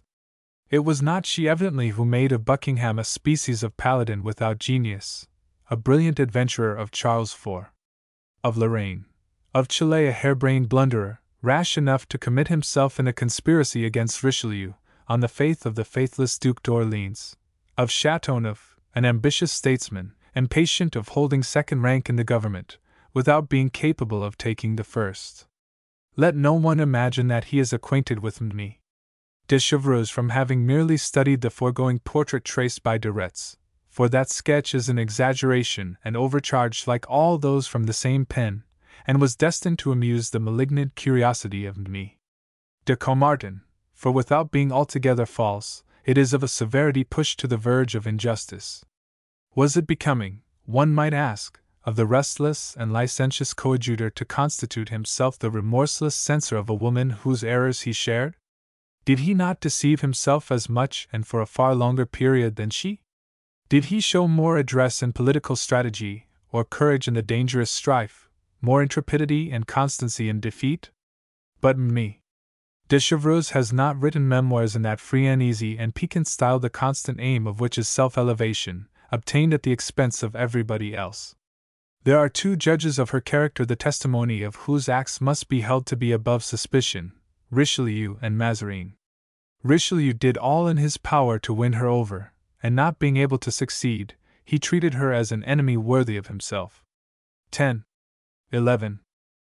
To revert briefly to her long-continued struggle with Richelieu, it must not be forgotten that for 20 years she had been the personal friend and favorite of and of Austria, and for 10 years she had suffered persecution and privation on that account. Exiled, proscribed, and threatened with imprisonment, she had narrowly escaped Richelieu's grasp by disguising herself in male attire, and in that garb traversing France and Spain on horseback, had succeeded in eluding his pursuit, and after many adventures in safely reaching Madrid. Philip IV not only heaped every kind of honor upon his sister's courageous favorite, but even, it is said, swelled the number of her conquests. Whilst in the Spanish capital she had allied herself politically with the minister Olivares, and obtained great ascendancy over the cabinet of Madrid. The war between France and Spain necessarily rendering her position in the latter country delicate and embarrassing, she had, early in 1638, sought refuge in England. Charles I, and Henrietta Maria gave her the warmest possible reception at St. James's, and the latter, on seeing again the distinguished countrywoman who had some years back conducted her as a bride from Paris to the English shores to the arms of Prince Charles, embraced her warmly, entered into all her troubles, and both the English king and queen wrote letters pleading in her behalf, to Louis XIII, and of Austria, and Richelieu with regard to the restoration of her property and permission to rejoin her children at Dampierre. She herself resumed the links of a negotiation with the cardinal which had never been entirely broken off, and the success of which seemed quite practicable, since it was almost equally desired by both. That negotiation was being carried on for more than a year, and when link after link had been frequently snapped and resoldered, only to be once more broken, Richelieu at length gave his solemn word that she might return with perfect safety to Dampierre. On the eve of her departure from the English court, a vessel being in readiness to convey her to Dieppe, where a carriage awaited her landing, the Duchess received an anonymous letter warning her that certain ruin awaited her if she set foot on the soil of France, followed by another, still more explicit with regard to Richelieu's designs to effect her destruction, from no less a person than Charles of Lorraine. This second warning from so reliable a source, followed shortly afterwards by other advice, held by her in the light of a command, enchained her to a foreign land. She for whom during 10 long years the Duchess had suffered all things, braved all things, her august friend and of Austria cautioned her not to trust to appearances. Thus vanished the last hope of a sincere reconciliation between two persons who knew each other too well to discard distrust and to confide in words, of which either were sparing, without requiring solemn guarantees that they could not or would not give. Choosing stoically, therefore, to still undergo the pangs of absence, to consume the noontide of the days of her attractive womanhood in privation and turmoil rather than risk her liberty, Mme. de Chevreuse on her part did not remain idle. From the moment she felt convinced that Richelieu was deceiving her, attracting her back to France only to hold her in a state of dependence, and if need were, to incarcerate her, having broken with him, she considered herself as free from all scruple, and thought of nothing further than paying him back blow for blow. Her old duel with the Cardinal thus once more renewed, she formed in London, with the aid of the Duc de Vendôme, La Vieuville, and La Valette, a faction of active and adroit emigrants, who, leaning on the Earl of Holland, then one of the chiefs of the Royalist party and a general in the army of Charles of England, upon Lord Montague, an ardent papist and intimate adviser of Queen Henrietta Maria, upon Digby and other men of influence at court, maintained likewise the closest intelligence with the court of Rome through its envoy in England, Rossetti, and especially with the cabinet of Madrid, encouraging and kindling the hopes of all the proscribed and discontented, strewing obstacles at all points in the path of Richelieu, and accumulating formidable perils around his head. On the breaking out of the civil war in England, Mme. de Chevreuse repaired to Brussels, where in 1641 we find her acting as the connecting link between England, Spain, and Lorraine. Without attributing to the Duchess any especial motive beyond seconding an enterprise directed against the common enemy, she did not the less play an important part in the affair of the Count de Soissons, the most formidable conspiracy that had hitherto been hatched against Richelieu. And of Austria was certainly privy to the plot and lent it her aid. She might have been ignorant of the secret treaty with Spain, but for all the rest, and so far as it menaced the Cardinal, she had a perfect understanding with the conspirators. That high-handed minister, by overstraining the springs of government, by prolonging the war, by increasing the public expenditure, and by oppressing all classes whilst he crushed some in particular, had excited a hatred so bitter and widespread that at length he governed the state almost entirely through terror. Whilst the grandeur of his designs commanded respect and veneration from a select few, his genius towered above the bulk of his countrymen. But that harsh rule, continuing unrelaxed, and so many sacrifices being perpetually renewed, at length wearied out the greater number, the king himself not excepted. Louis's reigning favorite, the Grand Equerry, Cinq-Mars, undermined and blackened the Cardinal as much as possible in his royal master's estimation. He knew of the conspiracy of the Count de Soissons, and without taking a share in it, he favored it. He might therefore be reckoned upon to figure in the next. The Queen, still in disgrace in spite of the 2 heirs she had given to the crown, naturally breathed vows for the termination of a rule which so oppressed her. Gaston, the king's brother, had pledged his word, however little the reliance that might be placed upon it, but the Duc de Bouillon, an experienced soldier and an eminent politician, had openly declared himself, and his stronghold of Sedan, situated on the frontiers of France and Belgium, offered an asylum whence could be braved for a long while all the power of the cardinal. A widespread understanding had been established throughout every part of the kingdom, amongst the clergy, and in the parliament. There were conspirators in the very Bastille itself, where Marshal de Vitry and the Count de Cramel, prisoners as they were, had prepared a coup de main with an admirably kept secrecy. The Abbé de Retz, then 25, preluded his adventurous career by this attempt at civil war. The Duc de Guise, having effected his escape from Reims, and taken refuge in the Low Countries, was about to share the dangers of the conspiracy at Sedan. But the greatest, the firmest, hope of the Count de Soissons rested upon Spain. That power alone could enable him to take the field from Sedan, to march upon Paris, and crush the power of Richelieu. He therefore dispatched Alexander de Campion, one of his bravest and most intelligent gentlemen, to Brussels to negotiate with the Spanish ministers and obtain from them troops and money. There he addressed himself to me, de Chevreuse, and confided to her the mission with which he was charged, which she hastened to second with all her influence. Having prevailed upon Olivares to strenuously support those requirements which the Count de Soissons and the Duc de Bouillon sought at his hands, she dispatched letters by a secret agent in the service of Spain to the Duc de Lorraine, entreating him not to fail her in this supreme opportunity of repairing her past misfortunes and of dealing a mortal blow to their remorseless enemy. The Duke Charles, thus solicited at once by me, de Chevreuse, by his kinsman the Duc de Guise, by the Spanish minister, and more than all, by his own restless and adventurous ambition, broke the solemn compact he had so recently made with France, entered into an alliance with Spain and the Count de Soissons, and prepared with all diligence to march to the aid of Sedan. And whilst me, de Chevreuse and the emigrants brought into play every engine they could lay hands on, Lamboy and Metternich set out for Flanders at the head of 6,000 imperialists. France, all the nationalities of Europe, were on the tiptoe of expectation. Richelieu had never been menaced with a greater danger, and the loss of the Battle of Marfy would have proved a fatal event had not the Count de Soissons met his death simultaneously with his triumph.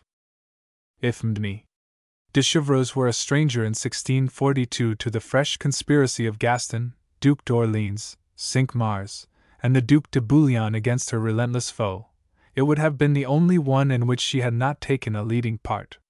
It is indeed more than probable that she was in the secret as well as Queen Anne, whose understanding with Gaston and Cinq-Mars cannot be contested. La Rochefoucauld repeatedly remarks touching a matter in which he seems to have been implicated. The dazzling reputation of M. Legrand Cinq-Mars rekindled the hopes of the discontented. The Queen and the Duc d'Orléans united with him. The Duc de Bouillon and several persons of quality did the same. De Bouillon also declares that the Queen was closely allied with Gaston and the Grand Equerry, and that she herself had invited his concurrence. The Queen, whom the Cardinal had persecuted in such a variety of ways, did not doubt that, if the King should chance to die, that minister would seek to deprive her of her children, in order to assume the regency himself. She secretly instigated de Thou to seek the Duc de Bouillon with persevering entreaties. She asked the latter whether, in the event of the King's death, he would promise to receive her and her 2 children in his stronghold of Sedan, believing, so firmly persuaded was she of the evil designs of the Cardinal, and of his power, that there was no other place of safety for them throughout the realm of France. De Thou further told the Duc de Bouillon that since the King's illness the Queen and the Duc d'Orléans were very closely allied, and that it was through Cinq-Mars that their alliance had been brought about. Now, where the Queen was so deeply implicated, it was not likely that me, de Chevreuse, would stand aloof. A friend of Richelieu, whose name has not come down to us, but who must have been perfectly well informed, does not hesitate to place me, de Chevreuse, as well as the Queen amongst those who then endeavored to overthrow Richelieu. M. Legrand, he writes to the Cardinal, 12, has been urged to his wicked designs by the Queen Mother, by her daughter, Henrietta Maria, by the Queen of France, by me, de Chevreuse, by Montague, and other English papists. At length the cardinal, on an early day in June, 1642, retired to Tarascon, ostensibly for the sake of his health, but doubtless for safety also, accompanied by his two bosom friends, Mazarin and Chavigny, and the faithful regiments of his guards. Finding himself surrounded by peril on all sides, and representing to Louis XIII the gravity of the situation, he cited that which had been alleged of me de Chevreuse as amongst the most striking indications of the truth of what he stated. 12. But what was the party in fact then conspiring against Richelieu? Was it not the party of former coalitions, of the League, of Austria, and of Spain? And me. Chevreuse at Brussels, through her connection with the Duke de Lorraine, the Queen of England, the Chevalier de Jars at Rome, the Minister Olivares at Madrid, was she not one of the great motive powers of that party? When, therefore, such machinery was found to be again in activity, it was quite reasonable to suspect the hand of me de Chevreuse in all its movements. The gathering cloud that now lowered so thick and threatening above the head of Richelieu seemed pregnant with inevitable destruction to his power and life. But ere long his eagle glance pierced through the overshadowing gloom, and the aim of Cinq-Mars' dark intrigue became clearly revealed to his far-seeing introspection. A treachery, the secret of which has remained impenetrable to every research made during the last 2 centuries, caused the treaty concluded with Spain through the intervention of Fontrailles, and bearing the signatures of Gaston, Cinq-Mars, and the Duc de Bouillon, to fall into his hands. From that instant the cardinal felt certain of victory. He knew Louis XIII thoroughly. He conjectured that he might in some access of his morbid and changeful humor have uttered reproachful words against his minister in the favorite's ear, even expressed a wish to be rid of him, as did our first Plantagenet when tired of the despotism of Thomas à Becket, and had perhaps listened to strange proposals for effecting such object. But the cardinal knew right well also to what extent Louis was a king and a Frenchman, and devoted by self-interest to their common system. He dispatched, therefore, Chavigny in all haste from Narbonne with irrefutable evidence of the treaty made with Spain. Louis, thunder-stricken, could scarcely believe his own eyes. He sank into a gloomy reverie, out of which he emerged only to give way to bursts of indignation against the favorite who could thus abuse his confidence and conspire with the foreigner. It was needless to inflame his anger, he was the first to call for an exemplary punishment. Not for a day, not for an hour, did his heart soften towards the youthful culprit who had been so dear to him. He thought only of his crime, and signed without an instant's hesitation his death warrant. If Louis the Just spared the Duc de Bouillon, it was merely to acquire Sedan. If he pardoned his brother Gaston, he at the same time dishonored him by depriving him of all authority in the state. Upon a report spread by a servant of Fontrailles, and which Fontrailles' memoirs fully confirm, his suspicions were directed towards the Queen, and no one afterwards could divest his mind of the conviction that in this instance, as in the affair of Chile, and of Austria had an understanding with his brother, the Duc d'Orléans. What would he have done had he perused the statement of Fontrailles, the Duc de Bouillon's memoirs, a letter of Turin, and the declaration of La Rochefoucauld? Their united testimony is so concordant that it is altogether irresistible. The Queen racked her brains to exorcise this fresh storm, and to persuade the King and Richelieu of her innocence. And went much farther, she did not confine herself to falsehood and dissimulation. Menaced by imminent danger, she went so far as to repudiate that courageous friend who had been so long and steadfastly devoted to her. Had fortune declared in her favor, she would have embraced the Duchess as a deliverer. Vanquished and disarmed, she abandoned her.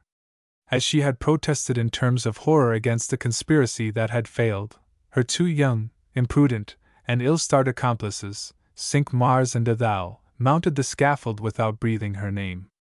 Finding also both the King and Richelieu violently exasperated against me de Chevreuse, and firmly resolved to reject the renewed entreaties of her family to obtain her recall, and of Austria, far from interceding for her faithful adherent, warmly sided with her enemies, and further, to indicate the change in her own sentiments, and seemed to applaud that which she could not prevent, she asked as an especial favor that the Duchess might be estranged from her person, and even from France.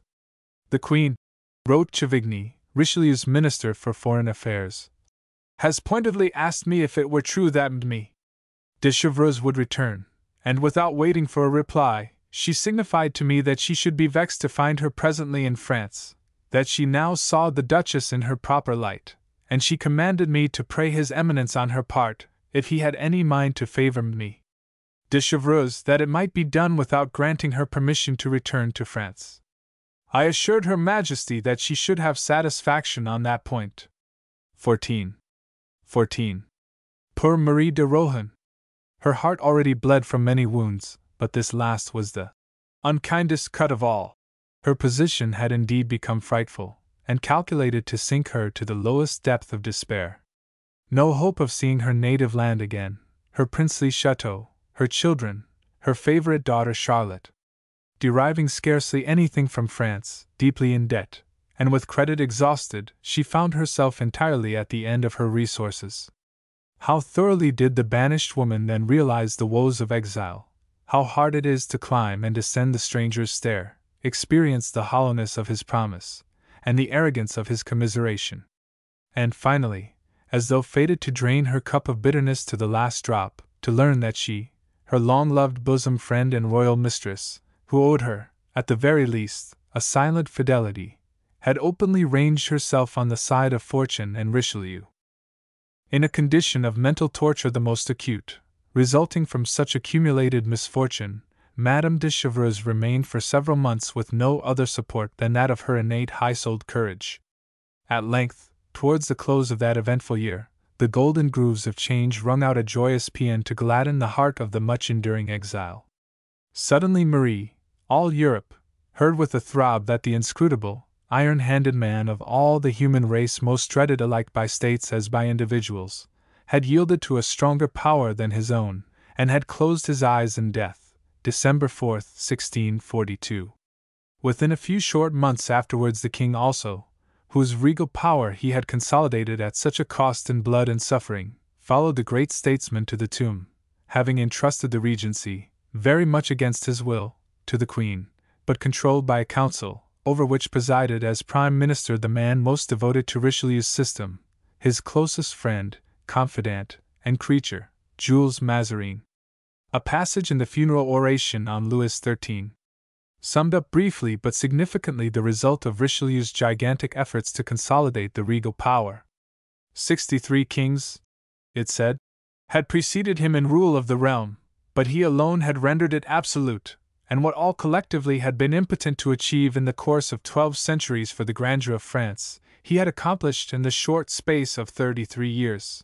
It was against that absolute power incarnate in Richelieu, which from the steps of the throne hurled men to the earth with its bolts rather than governed them, that Mazarin was destined later to encounter the reaction of the Fronde.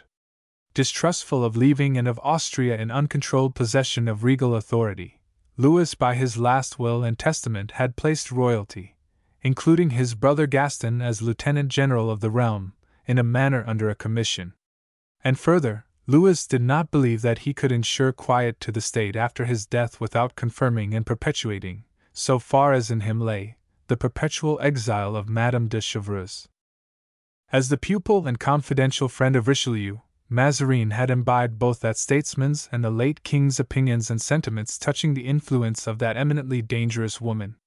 Though he had never seen her hitherto, he was not the less well acquainted with her by repute, dreading her mortally, and cherishing a like antipathy to her friend Chateauneuf. He knew the Duchess to be as seductive as she was talented, experienced and courageous in party strife, an instance of which was that she could sway entirely a man of such ambition and capacity as the former keeper of the seals. Attached, moreover, in secret to Lorraine, to Austria, and to Spain, all this was as absolutely incompatible with the exclusive favor to which he aspired at the hands of his royal mistress as it was with all his diplomatic and military designs. The solemn injunctions of the late king's will, while denouncing Madame de Chevreuse and Chateauneuf as the two most illustrious victims of the close of his reign, embodied also the heads of the policy which it was that monarch's wish should be continued by Richelieu's successor. Forasmuch, ran the will, that for weighty reasons, important to the welfare of our state, we found ourselves compelled to deprive the Sieur de Chateauneuf of the post of Keeper of the Seals of France, and have him sent to the castle of Angoulême, in which he has remained by our command up to the present time. We will and intend that the said Sieur de Chateauneuf remain in the same state in which he is at present, in the said castle of Angoulême, until after the peace be concluded and executed, under charge, nevertheless, that he shall not then be set at liberty save by the order of the Queen Regent, under the advice of her council, which shall appoint a place to which he shall retire, within the realm or without the realm, as may be judged best.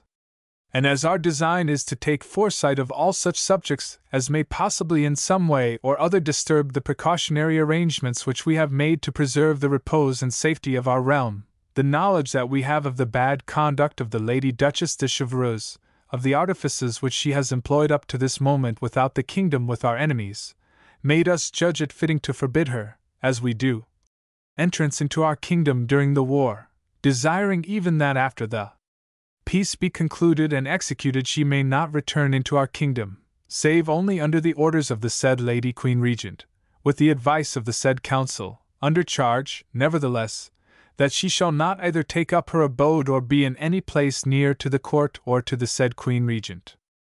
Within a few days only after the decease of Louis XIII, that same Parliament which had enrolled his will reformed it. The Queen Regent was freed from every fetter and restriction, and invested with almost absolute sovereignty. The ban was removed from the proscribed couple so solemnly denounced, Chateauneuf's prison doors were thrown open, and Madame de Chevreuse quitted Brussels triumphantly, with a cortege of 20 carriages, filled with lords and ladies of the highest rank in that court, to return once more to France and to the side of her royal friend and mistress. Chapter 4. Return of Madame de Chevreuse to Court. After 10 years' absence from the scene of her former triumphs, social and political, did the brilliant Duchess then once more find herself safe and free in France. The Gazette de Renaudot, the Moniteur of that day, recording the return of Madame de Chevreuse, on the 14th of June 1643, remarks, 15. During such long exile, this princess has manifested what an elevated mind like hers can do, in spite of all those vicissitudes of fortune which her constancy has surmounted. The Duchess went to pay homage to their Majesties, during which visit she received so many tokens of affection from the Queen Regent, and gave her in return such proofs of her zeal in everything relating to her service, and so much resignation to her will, that it indeed appears that length of time, distance, or thorny asperities can only prevail over common minds. Hence the great train of visitors from this court to her daily, and for which her spacious hotel scarcely affords room, does not excite so much wonder as the fact which has been the subject of remark, that the fatigue consequent upon long journeys and the rigor of adverse fortune have worked no change in her magnanimity, nor, which is the more extraordinary, in her beauty. After 15. Making due allowance for the inflated diction of the complaisant court news writer, let us endeavor to approach somewhat nearer to the truth. Madame de Chevreuse had then entered upon her 43rd year.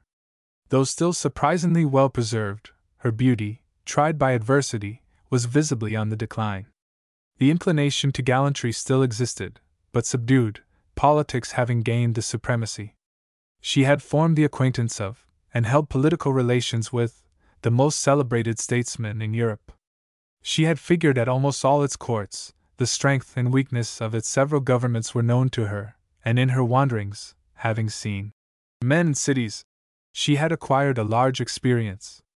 The tried favorite hoped to find and of Austria the same as she had left her, averse to business, and very willing to allow herself to be led by those for whom she had a particular affection. And as Madame de Chevreuse had been in her youthful days paramount in the Queen's affection, she fully expected to exercise over her that twofold ascendancy which love and capacity would jointly give. More ambitious for her friends than for herself, she saw them already rewarded for their long sacrifices, replacing everywhere the creatures of Richelieu, and at their head, in the highest post, as First Minister, him who for her sake had broken with the triumphant Cardinal, and had endured an imprisonment of 10 tedious years. She did not care much about Mazarin, with whom she had no acquaintance, whom she had never seen, and who appeared to her unsupported either by the court or the French nation, whilst she felt herself sustained by all that was illustrious, powerful, and accredited therein. She believed that she could make sure of the Duc d'Orléans through his wife, the beautiful Margaret, sister of Charles of Lorraine. She could dispose almost at will of the houses of Rohan and Lorraine, particularly of the Duc de Guise and the Duc d'Elbeuf, like herself just returned from Flanders. She reckoned upon the Vendômes, upon the Duc d'Epernon, upon La Vieuville, her old companions in exile in England, upon the ill-treated Bouillons, upon La Rochefoucauld, whose disposition and pretensions were so well known to her, upon Lord Montague, who had been her slave, and at that moment possessed the entire confidence of and of Austria, upon La Châtre, the friend of the Vendômes, and Colonel General of the Swiss Guards, upon Treville, upon Berrihen, upon Jars, upon La Porte, who were all emerging from exile, prison, and disgrace.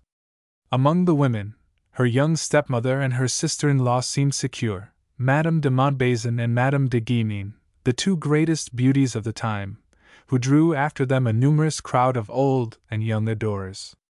She knew also that among the first acts of the Regent had been the recall to her side of the two noble victims of Richelieu, Madame de Senlis and Madame de Hautefort, whose virtue and piety had conspired so beneficially with other influences, and had given them an inestimable weight in the household of and of Austria.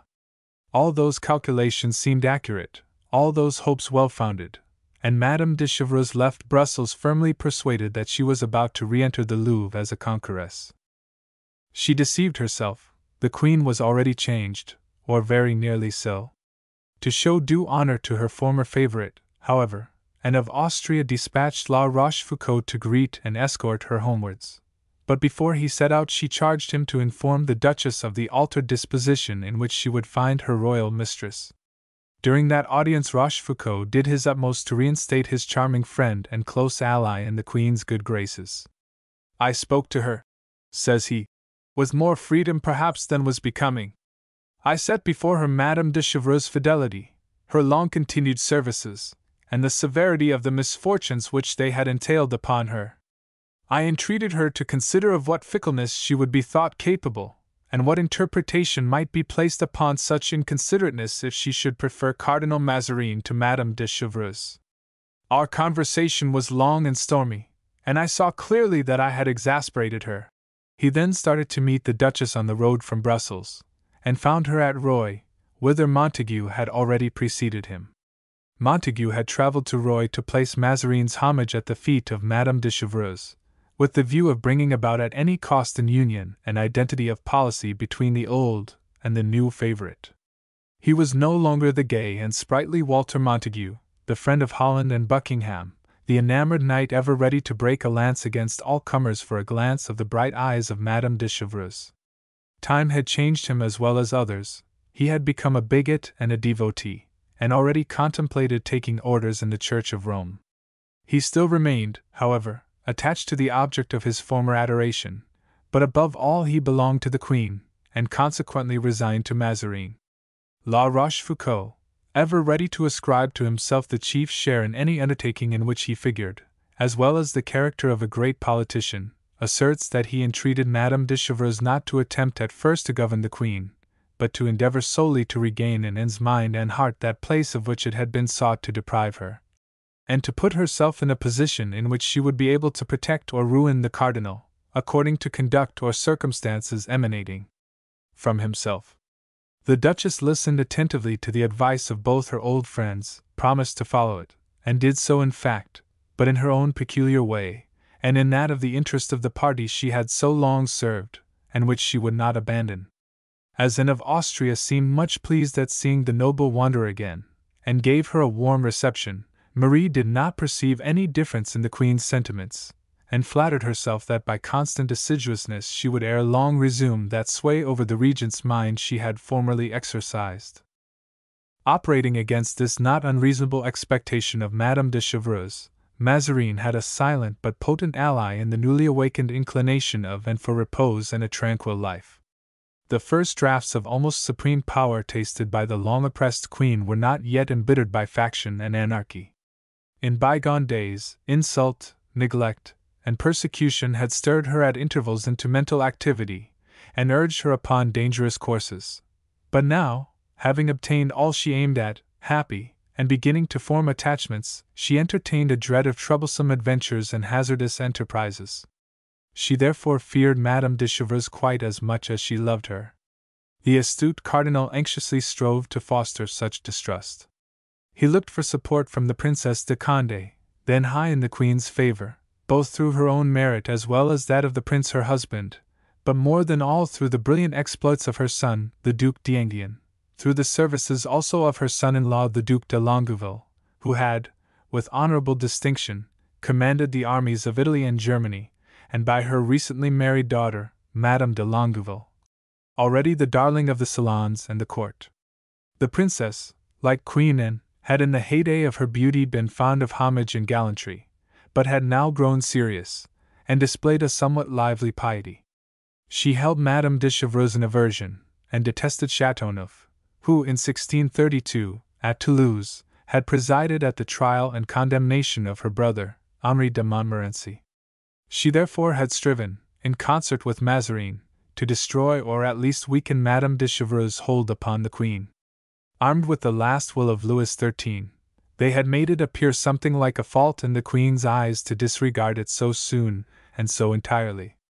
They had given her to understand that former days and associations could never return, that the amusements and passions of early youth were but evil accompaniments, 16, of a later period of life, that now she was before all things a mother and a queen, that Madame de Chevreuse, dissipated and carried away by passion, and cherishing the same inclination for gallantry and idle vanity as hitherto, was no longer worthy of her confidence, that she had brought good fortune to no one, and that in lavishing wealth and honor upon the Duchess the debt of gratitude she owed her would be sufficiently discharged. 16. Book 2. Chapter 1. And of Austria's Prime Minister and his policy. And now what was the actual position of Mazarin on succeeding to power in 1643? And Richelieu had died admired and abhorred. The people, glad to be delivered from so heavy a yoke, obeyed with joy the incipient rule of the Queen Regent. The courtiers were at first enchanted with a government that refused nothing asked of it. It appeared, as one of the number said, that there were no more than 5 little words in the French language. La reine est si bonne. 17. The state prisons threw open their gates, the rights of parliaments were respected, the princes of the blood and the great nobles were restored to their governorships. There was for a season one unanimous concert of praise and thanksgiving. But when the princes and parliaments were desirous, as before Richelieu's rule, of participating in the general direction of the state, and especially in the distribution of place and patronage, great was the surprise of both at finding a steady resistance on the part of the Queen Regent. To see her manifest a disposition to govern without them was looked upon as something scandalous. Every attempt she made thenceforward to retain a power which they evaded, or to repossess herself of that which she had imprudently suffered to escape from her grasp, seemed to them nothing less than a continuation of the odious system of Richelieu. Their exasperation was increased to the highest degree, therefore, when they beheld her give her entire confidence to a foreigner, to a cardinal, to a creature of Richelieu. By that triple title Mazarin was equally hateful to the great nobles, the members of Parliament, and the middle class. The tyranny of Richelieu had in the end attained to something noble by the high-handed heedlessness of all his acts. If the people were to be trampled on, it was a species of consolation that their oppressor was feared by others as well as themselves. But that the oppression of the doomed French nation was to be continued by a more ignoble hand was altogether intolerable. Frenchmen had begun to ask one another, who was this Mazarin who had come to rule over them? He could not, like Richelieu, boast of his high birth, of descent from a long line of noble ancestors, Frenchmen. Poets and romancers, ye whose imaginations delight to dwell upon sudden downfalls and rapid rises, mark well that little lad at play upon the Sicilian shore near the town of Mazzara. Springing from the lowest of the plebeian class, his family have not even a surname. He is the son of one Pierre, a fisherman, whose humble hut stands yonder beneath the cliff. But a day will come when that lowly-born lad, joining his baptismal name to that of the town which sheltered his cradle, will become Jules de Mazarin, robed in the Roman purple, quartering his shield with the consular fasces of Julius Caesar, governing France, and through her preparing and influencing the destinies of entire Europe. 17. It was not, however, by easy steps that Richelieu's disciple and successor obtained a firm grasp of that plenary power which the mastermind of the former had consolidated and long wielded so grandly and terribly. The Queen herself at the commencement of the Regency had not yet renounced her former friendships during a considerable portion of her married life, and had impatiently endured the slights and disparagements to which she was so long subjected, both by her husband and his minister. Through engaging in diverse dangerous and unsuccessful enterprises, she had been deprived of all influence, and was a queen only in name. But, a woman and a Spaniard, she had descended to dissimulation, and in that ugly but necessary virtue, 18, made rapid progress. Up to the time of Richelieu's death she had played a double game, made partisans in secret, with the object of subverting the Cardinal's power, whilst feigning the semblance of friendship towards him, and did not scruple to humiliate herself on occasions, in order to carry her point. After that great man's decease, through rare patience, great caution, and a persistent line of conduct, she ultimately attained that for which she had been willing to make any and every sacrifice, the Regency.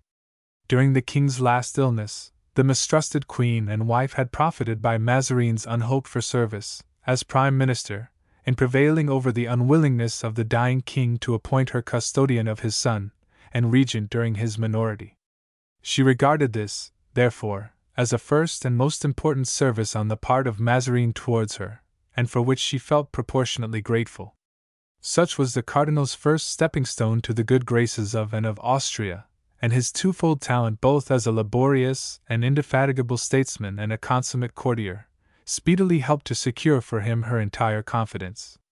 The singular personal resemblance he bore to that desperate enamorado of her early womanhood, the brilliant Buckingham, may probably also have served him as a favorable prestige on her accession to power, and did not manifest much firmness of character. Naturally indolent, she disliked the drudgery attendant upon business details, and hence continued through convenience the services of a man who, by taking off her hands the wearisome routine of state affairs, allowed her to reign at her ease. 18. Mazarin, moreover, had never been displeasing to her. He had begun to ingratiate himself during the month preceding the death of Louis XIII, 19, and she named him prime minister about the middle of May, partly through personal liking, but more through political necessity. Far from appearing to resemble the impassive and imperious Richelieu, and perhaps might have recalled with agreeable emotion the words of her deceased consort when he first presented Mazarin to her, in 1639 or 1640. "He will please you, madam, because he bears a striking resemblance to Buckingham." By degrees the liking increased, and grew sufficiently strong to resist every assault from his enemies. At the same time the minister to whom the Queen owed so much, instead of dictating to and presuming to govern her, was ever at her feet, and prodigal of that attention, respect, and tenderness to which she had been hitherto a stranger. 19. It is a delicate matter to investigate with exactitude the means by which Mazarin obtained entire sway over the Queen Regent, and one which La Rochefoucauld scarcely touches upon, but it is too interesting a point in history to be left in the dark, and thereby to altogether disregard that which first constituted the minister's strength, and soon afterwards became the center and key of the situation. After a long season of oppression, regal powers and splendor gilded the hours of and of Austria, and her Spanish pride exacted the tribute of respect and homage. Mazarin was prodigal of both. He cast himself at her feet in order to reach her heart. In her heart of hearts she was not the less touched by the grave accusation brought against him that he was a foreigner, for was not she also a foreigner? Perhaps that of itself proved the source of a mysterious attraction to her, and she may have found it a singular pleasure to converse with her prime minister in her mother tongue as a compatriot and friend. To all this must be added the mind and manners of Mazarin, supple and insinuating, always master of himself, of an unchangeable serenity amidst the gravest circumstances, full of confidence in his good star, and diffusing that confidence around him. It must also be remembered that Cardinal although he was, Mazarin was not a priest, that imbued with the maxims which formed the code of gallantry of her native land, and of Austria had always loved to please the other sex, that she was then 41 and still beautiful, that her prime minister was of the same age, that he was exceedingly well made and of a most pleasing countenance, in which finesse was blended with a certain air of greatness. He had readily recognized that without ancestry, establishment, or support in France, and surrounded by rivals and enemies, all his strength centered in the Queen. He applied himself therefore above all things to gain her heart, as Richelieu had tried before him, and as he happily possessed far other means for attaining success in that respect, the handsome and gentle-mannered Cardinal eventually succeeded. Once master of her heart, he easily directed the mind of Anne of Austria, and taught her the difficult art of pursuing ever the same end by the aid of conduct the most diverse, according to the difference of circumstances.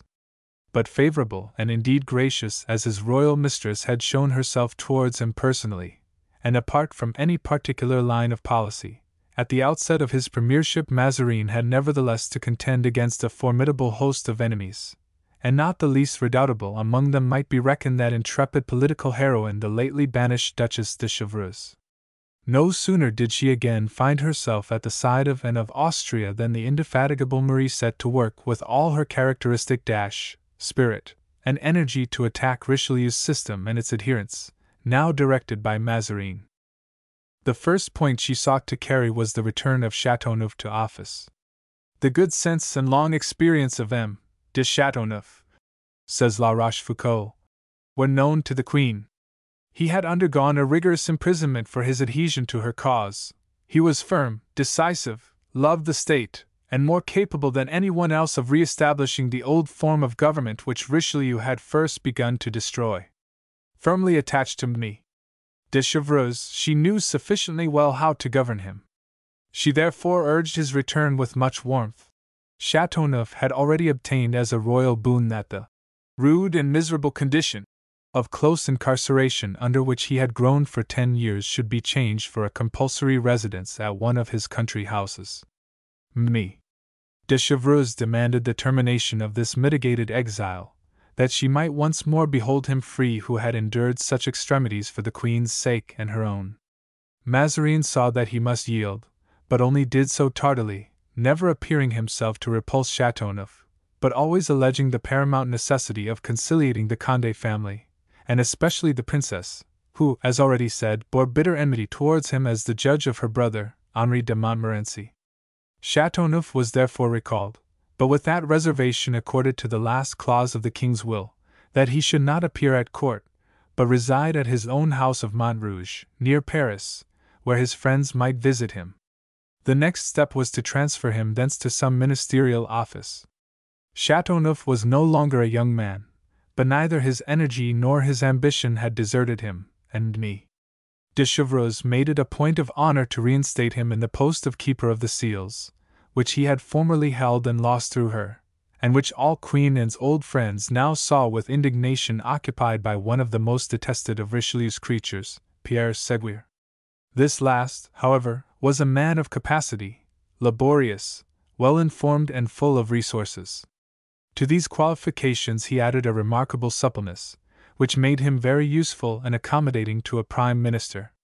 He moreover had the support of friends who stood high in the Queen's favor, and was further strengthened by the opposition of the Condés and the Bishop of Beauvais to Chateauneuf. The Duchess, perceiving that it was almost impossible to surmount so powerful an opposition, took another way of arriving at the same end. She contented herself with asking for the lowest seat in the cabinet for her friend, well knowing that once installed therein, Chateauneuf would soon manage all the rest and aggrandize his position. At the same time that she strove to extricate from disgrace the man upon whom rested all her political hopes, Madame de Chevreuse, not daring to attack Mazarin overtly, insensibly undermined the ground beneath his feet, and step by step prepared his ruin. Her experienced eye enabled her promptly to perceive the most favorable point of attack whence to assail the Queen, and the watchword she passed was to fan and keep alive to the utmost the general feeling of reprobation which all the proscribed, on returning to France, had aroused and disseminated against the memory of Richelieu. This feeling was universal, among the great families he had decimated or despoiled, in the Church, too firmly repressed not to be unmindful of its abasement, in the Parliament, strictly confined to its judicial functions, and aspiring to break through such narrow limits. The same feeling was still alive in the Queen's bosom, who could not have forgotten the deep humiliation to which Richelieu had subjected her, and the fate for which he had probably reserved her. These tactics succeeded, and on every side there arose against the late violence and tyranny, and by a rebound, against the creatures of Richelieu, a storm so furious that Mazarin's utmost ability was taxed to allay it.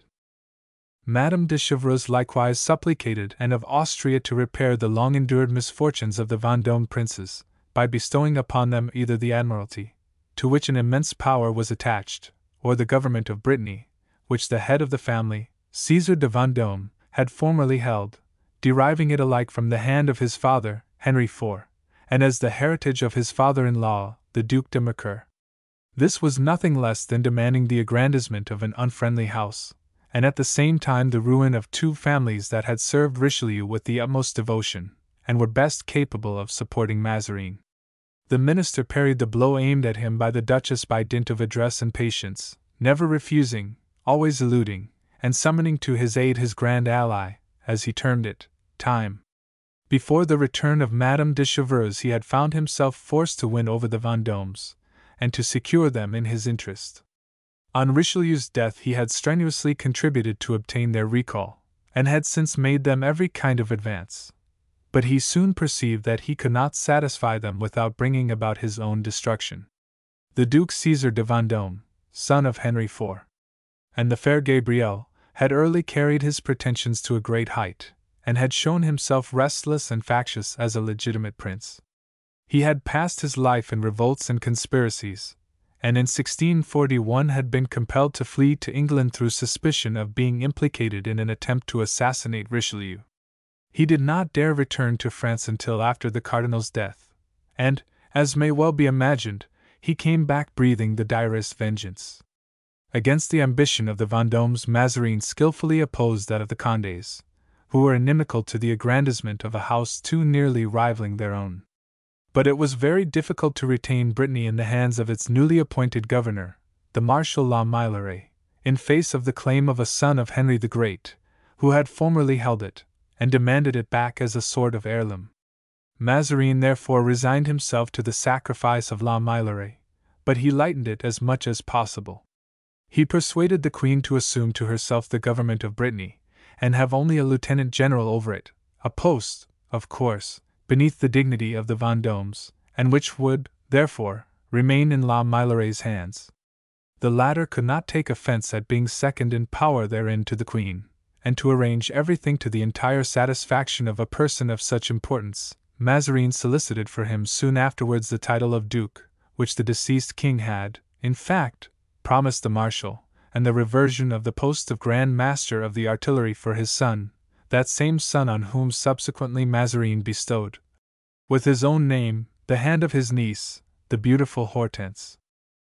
Mazarin was so much the less inclined to favor the house of Vendôme from having encountered a dangerous rival in the Queen's good graces, in Vendôme's youngest son, Beaufort, a young, bold, and flourishing gallant, who displayed ostentatiously all the exterior signs of loyalty and chivalry, and affected for Anne of Austria a passionate devotion not likely to be displeasing. He was tall, well-made, dexterous, and indefatigable in all warlike exercises, says La Rochefoucauld, but artificial withal, and wanting in truthfulness of character. Mentally he was heavy and badly cultivated, nevertheless he attained his objects cleverly enough through the blunt coarseness of his manners. He was of high but unsteady courage, and was not a little envious and malignant. De Retz does not, like La Rochefoucauld, accuse Beaufort of artificiality, but represents him as presumptuous and of thorough incapacity. His portrait of him, though overcolored, like most others from the coadjutor's pen, is sufficiently faithful, but at the commencement of the Regency, the defects of the Duc de Beaufort had not fully declared themselves, and were less conspicuous than his good qualities.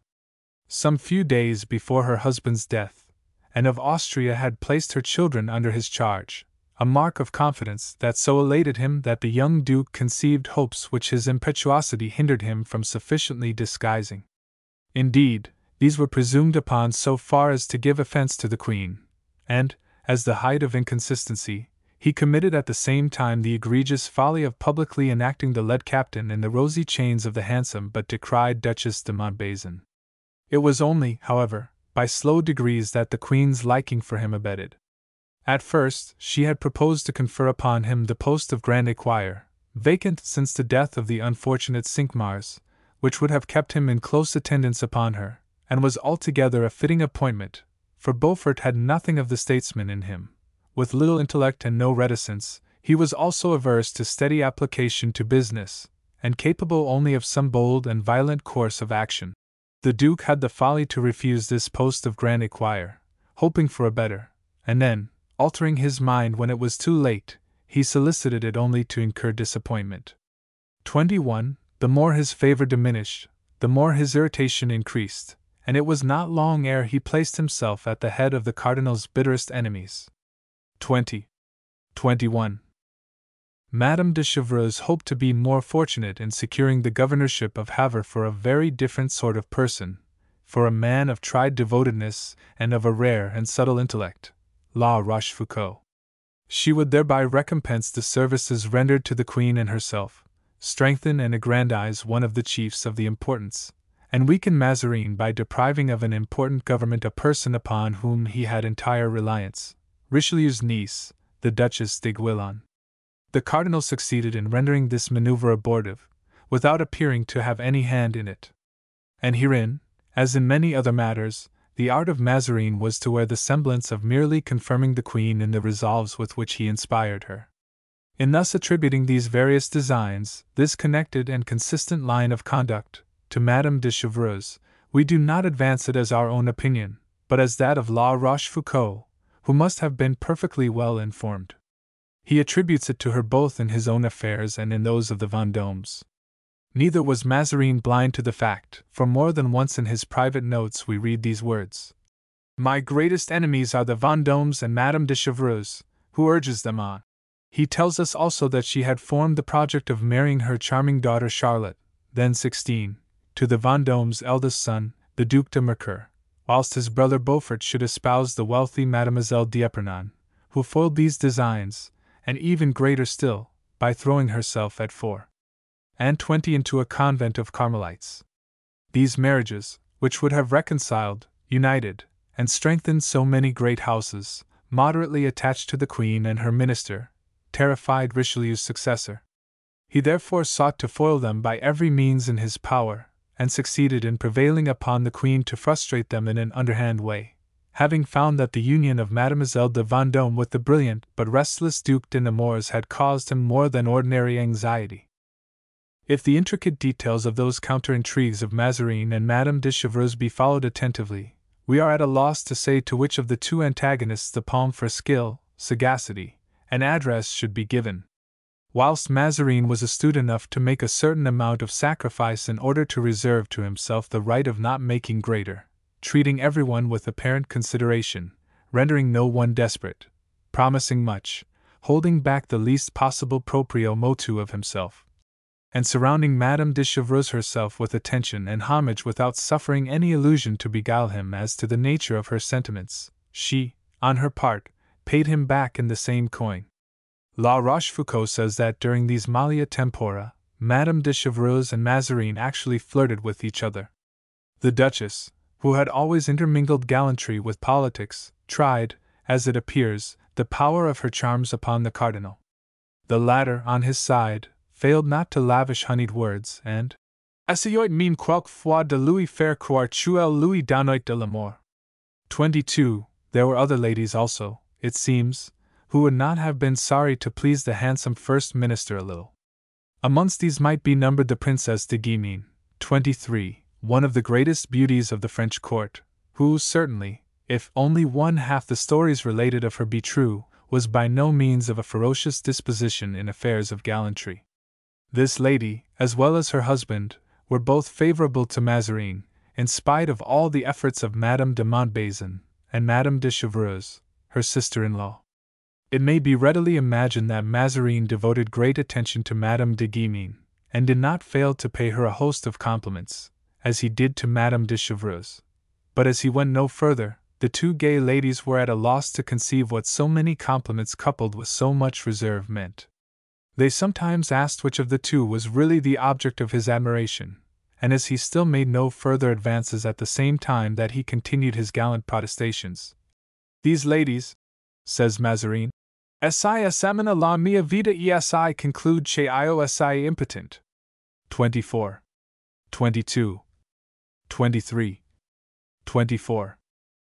Political intrigue had become such an affair of fashion among the court dames of that day, that those of the highest rank made no scruple of bringing into play all the artillery of their wit and beauty whenever they could contribute to the success of their enterprises. Still endowed with those two potent gifts to an eminent degree, Madame de Chevreuse brought all her various influences into perfect combination, and had grown so passionately fond of the fierce excitement of conspiring, that love was to her now merely a means and political victory the end. She devoted literally her entire existence to it, living in the confidence and intimacy of the Vendômes and other noble perturbators of the hour. Her activity, her penetration, her energy obtained for her among the party of the importance she coveted. It was not long, therefore, ere she began to give Mazarin cause for grave anxiety. During the encounters resulting from this strenuous antagonism, reconciliations occasionally took place, in which even the Cardinal's coldness, caution, and his laborious occupation could not, it is said, place him beyond reach of the Duchess's irresistible fascinations. But the latter, well aware that the role of Mazarin's mistress would not give to her grasp the helm of the state, which he reserved exclusively to himself, preferred, therefore, rather to remain his enemy, and figure at the head and front of the faction antagonistic to his government. This flirting and skirmishing had gone on for some time, but at last natural feeling prevailed over political reticence. Madame de Chevreuse grew impatient at obtaining words only, and scarcely anything serious or effective. She had, it is true, received some money for her own use, either in repayment of that which she had formerly lent the Queen, or for the discharge of debts contracted during exile and in the interest of and of Austria. On returning to court, one of her earliest steps was to withdraw her friend and protégé, Alexander de Campion, from the service of the Vendômes, and place him in a suitable position in the Queen's household. Châteauneuf had been reinstated in his former post of Chancellor, de Ordres du Roi, and later his governorship of Touraine was restored to him on the death of the Marquis de Gevres, who fell at the siege of Thionville. But the Duchess considered that was doing very little for a man of Châteauneuf's merit, for him who had staked fortune and life, and undergone 10 years' imprisonment. She readily perceived, therefore, that the perpetual delay of favors ever promised, ever deferred in the instances of the Vendômes and La Rochefoucauld, were so many artifices of the Cardinal, and that she was his dupe. This conviction put the spirited partisan upon her mettle. She began to titter, to mock, and to expostulate by turns, and sometimes twit the minister in pert and derisive terms. This, however, betrayed a want of her ordinary precaution, and only served to fill Mazarin's quiver with shafts to be used against herself. He made the Queen believe that Madame de Chevreuse sought to rule her with a rod of iron, that she had changed her mask, but not her character, that she was ever the same impulsive and restless person, who, with all her talent and devotedness, had never worked aught but mischief around her, and was only instrumental in ruining others as well as herself. By degrees, underhand and hidden as it might be, war between the Duchess and the Cardinal declared itself unmistakably. The commencement and progress of this curious struggle for supremacy has been admirably depicted by La Rochefoucauld, and while the autograph memoranda of Mazarin cast a fresh flood of light upon it, they enhance infinitely Madame de Chevreuse's ability by revealing to what an extent that minister dreaded her. In every page of these invaluable carnets he indicates her as being the head and mainspring of the importance. "It is Madame de Chevreuse," he writes repeatedly, "who stirs them all up. She endeavors to strengthen the hands of the Vendômes. She tries to win over every member of the House of Lorraine. She has already gained the Duc de Guise, and through him she strives to carry away from me the Duc d'Elbeuf. She sees clearly through everything. She has guessed very accurately that it is I who have secretly persuaded the Queen to hinder the restoration of the government of Brittany to the Duc de Vendôme. She has said so to her father, the Duc de Montbazon, and to Montague. She has quarreled with Montague, in fact, because he raises an obstacle to Chateauneuf by supporting Seguier.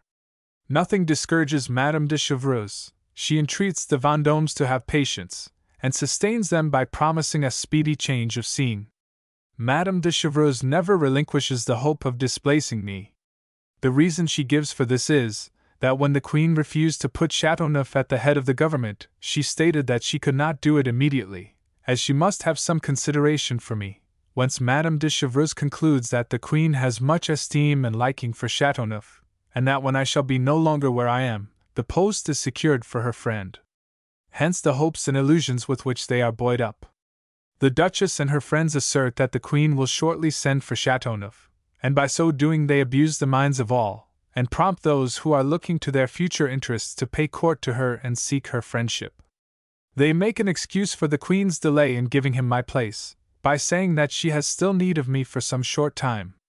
I am told that Madame de Chevreuse secretly directs Madame de Vendôme, a pious person who has great influence over the bishops and convents, and gives her instructions, in order that she may not fall into error, and that all the machinery used against me may thoroughly answer its purpose.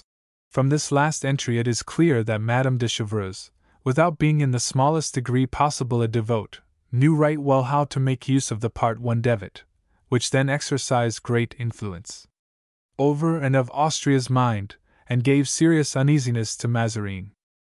The Prime Minister's chief difficulty was to make Queen Anne, the sister of the King of Spain, and herself of a piety thoroughly Spanish, understand that it was necessary, notwithstanding the engagements which she had so often contracted, notwithstanding the instances of the court of Rome and those of the heads of the episcopate, to continue the alliance with the Protestants of Germany and Holland, and to persist in only consenting to a general peace in which the allies of France should equally find their account as well as that country itself. On the other side, it was continually dinned into the Queen's ear that it was practicable to make a separate treaty of peace, and negotiate singly with Spain on very fitting conditions, that by such means the scandal of an impious war between the very Christian and the very Catholic king would cease, and a relief be afforded to France very much needed.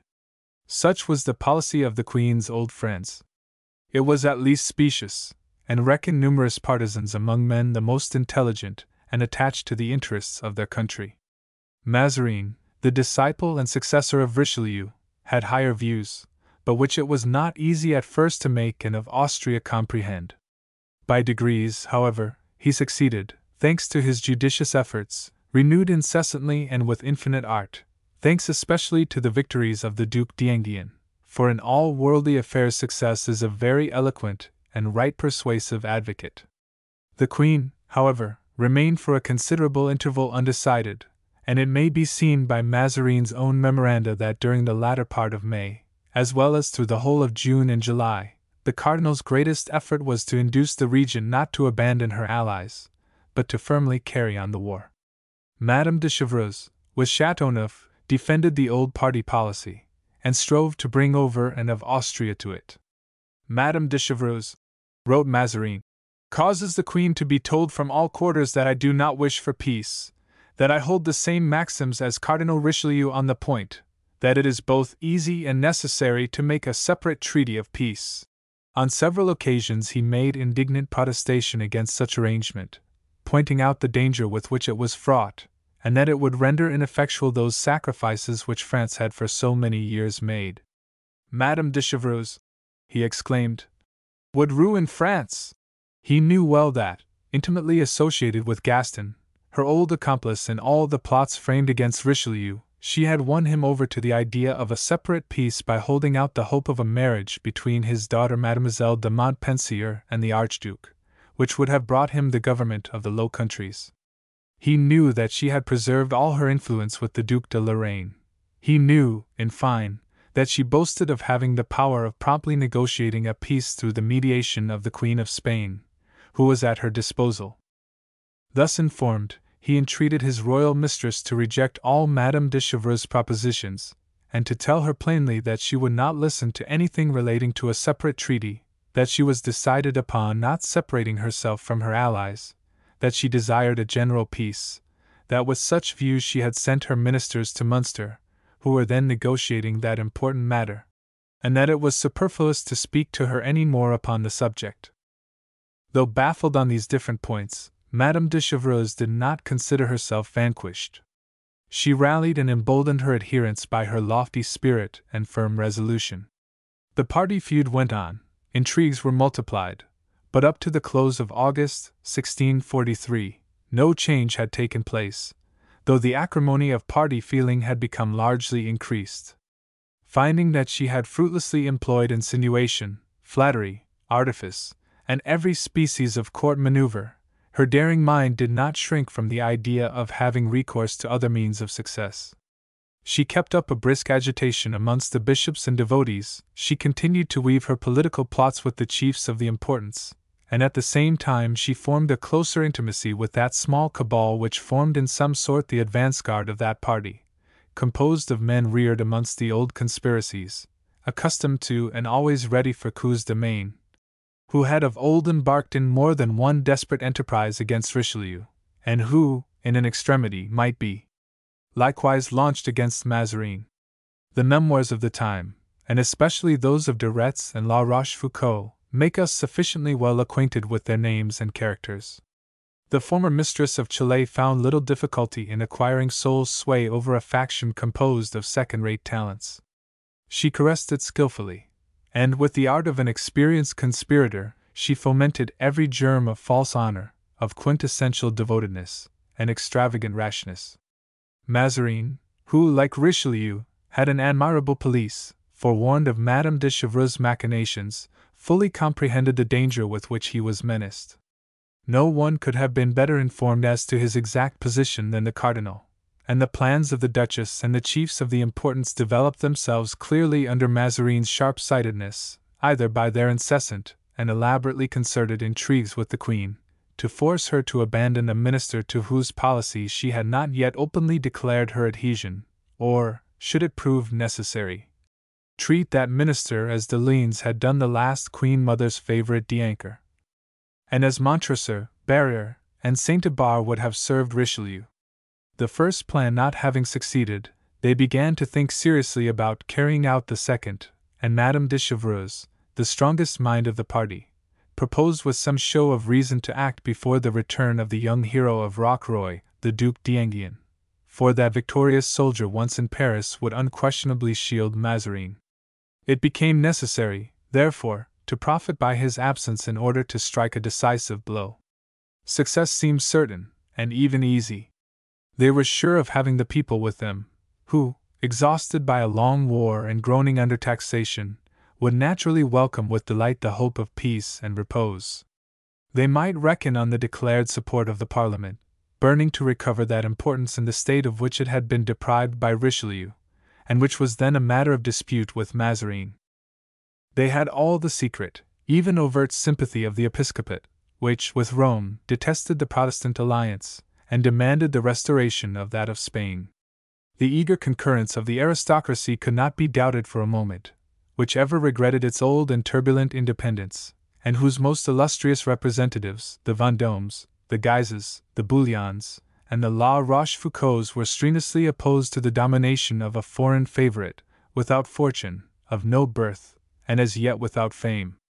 The princes of the blood resigned themselves to Mazarin rather than to liking him. The Duc d'Orléans was not remarkable for great fidelity to his friends, and the politic Prince de Condé looked twice ere he quarrelled with the successful. He coaxed all parties, whilst he clung to his own interests. His son, doubtless, would follow in his father's footsteps, and he would be won over by being overwhelmed with honours. The day following that on which the blow should be struck there would be no resistance to their ascendancy, and on the very day itself scarcely any obstacle. The Italian regiments of Mazarin were with the army. There were scarcely any other troops in Paris save the regiments of the Guards, the colonels of which were nearly all devoted to the importance. The Queen herself had not yet renounced her former friendships. Her prudent reserve even was wrongly interpreted. As it was her desire to appease and deal gently on all hands, she gave kind words to everybody, and those kind words were taken as tacit encouragement, and had not hitherto shown much firmness of character, A certain amount of liking for the cardinal was not unjustly imputed to her, an undue significance already attributed to the steadily increasing attachment of a few short months. Mazarin, on his own part, indulged in no illusions. He was decidedly not yet master of and of Austria's heart, since at that moment, that is to say, during the month of July, 1643, in his most secret notes, he displays a deep inquietude and despondency. The dissimulation of which everybody accused the Queen obviously terrified him, and we see him passing through all the alternations of hope and fear. It is very curious to trace and follow out the varied fluctuations of his mind. In his official letters to ambassadors and generals he affects a security which he does not feel. With his own intimate friends he permits some hint of his perplexities to escape him, but in his private memoranda they are all laid bare. We therein read his inmost carks and cares, and his passionate entreaties that the Queen Regent would open her mind to him. He feigns the utmost disinterestedness towards her. He simply asks to make way for Chateauneuf, if she has any secret preference for that minister. The ambiguous conduct of the Regent harasses and distresses him, and he conjures her either to permit him to retire or to declare herself in favor of his policy. This exciting contest continued with the keenest activity, but no change had occurred up to the end of July, and even the first days of August, 1643, though this critical state of affairs had become greatly aggravated. The violence of the importance increased daily. The Queen defended her minister, but she also showed consideration for his enemies. She hesitated to take the decided attitude which Mazarin required at her hands, not only in his individual interest, but in that of his government. Suddenly an incident, very insignificant apparently, but which by assuming larger proportions brought about the inevitable crisis, forced the Queen to declare herself, and Madame de Chevreuse to plunge deeper into a baleful enterprise, the idea of which had already forced itself upon her imagination. A great scandal occurred. We allude to a quarrel between the two duchesses, de Longueville and de Montbazon. Chapter 2. The Duchess de Montbazon. The affair of the dropped letters. The quarrel of the two duchesses. On declaring itself of the party of Mazarin, the House of Condé had drawn down the hatred of the Importants, though their hostility scarcely fell upon Madame de Longueville. Her gentleness in everything in which her heart was not seriously engaged, her entire indifference to politics at this period of her life, with the graces of her mind and person, rendered her pleasing to every one, and shielded her from party spite.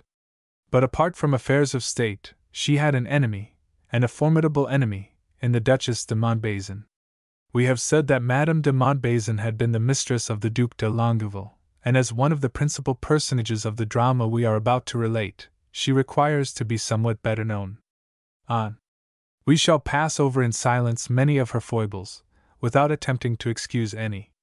Before sketching her life, or at least a portion of it, it will be necessary, in order to protect her memory against an excess of severity, to recall certain traditions and examples for which unhappily her family was notorious.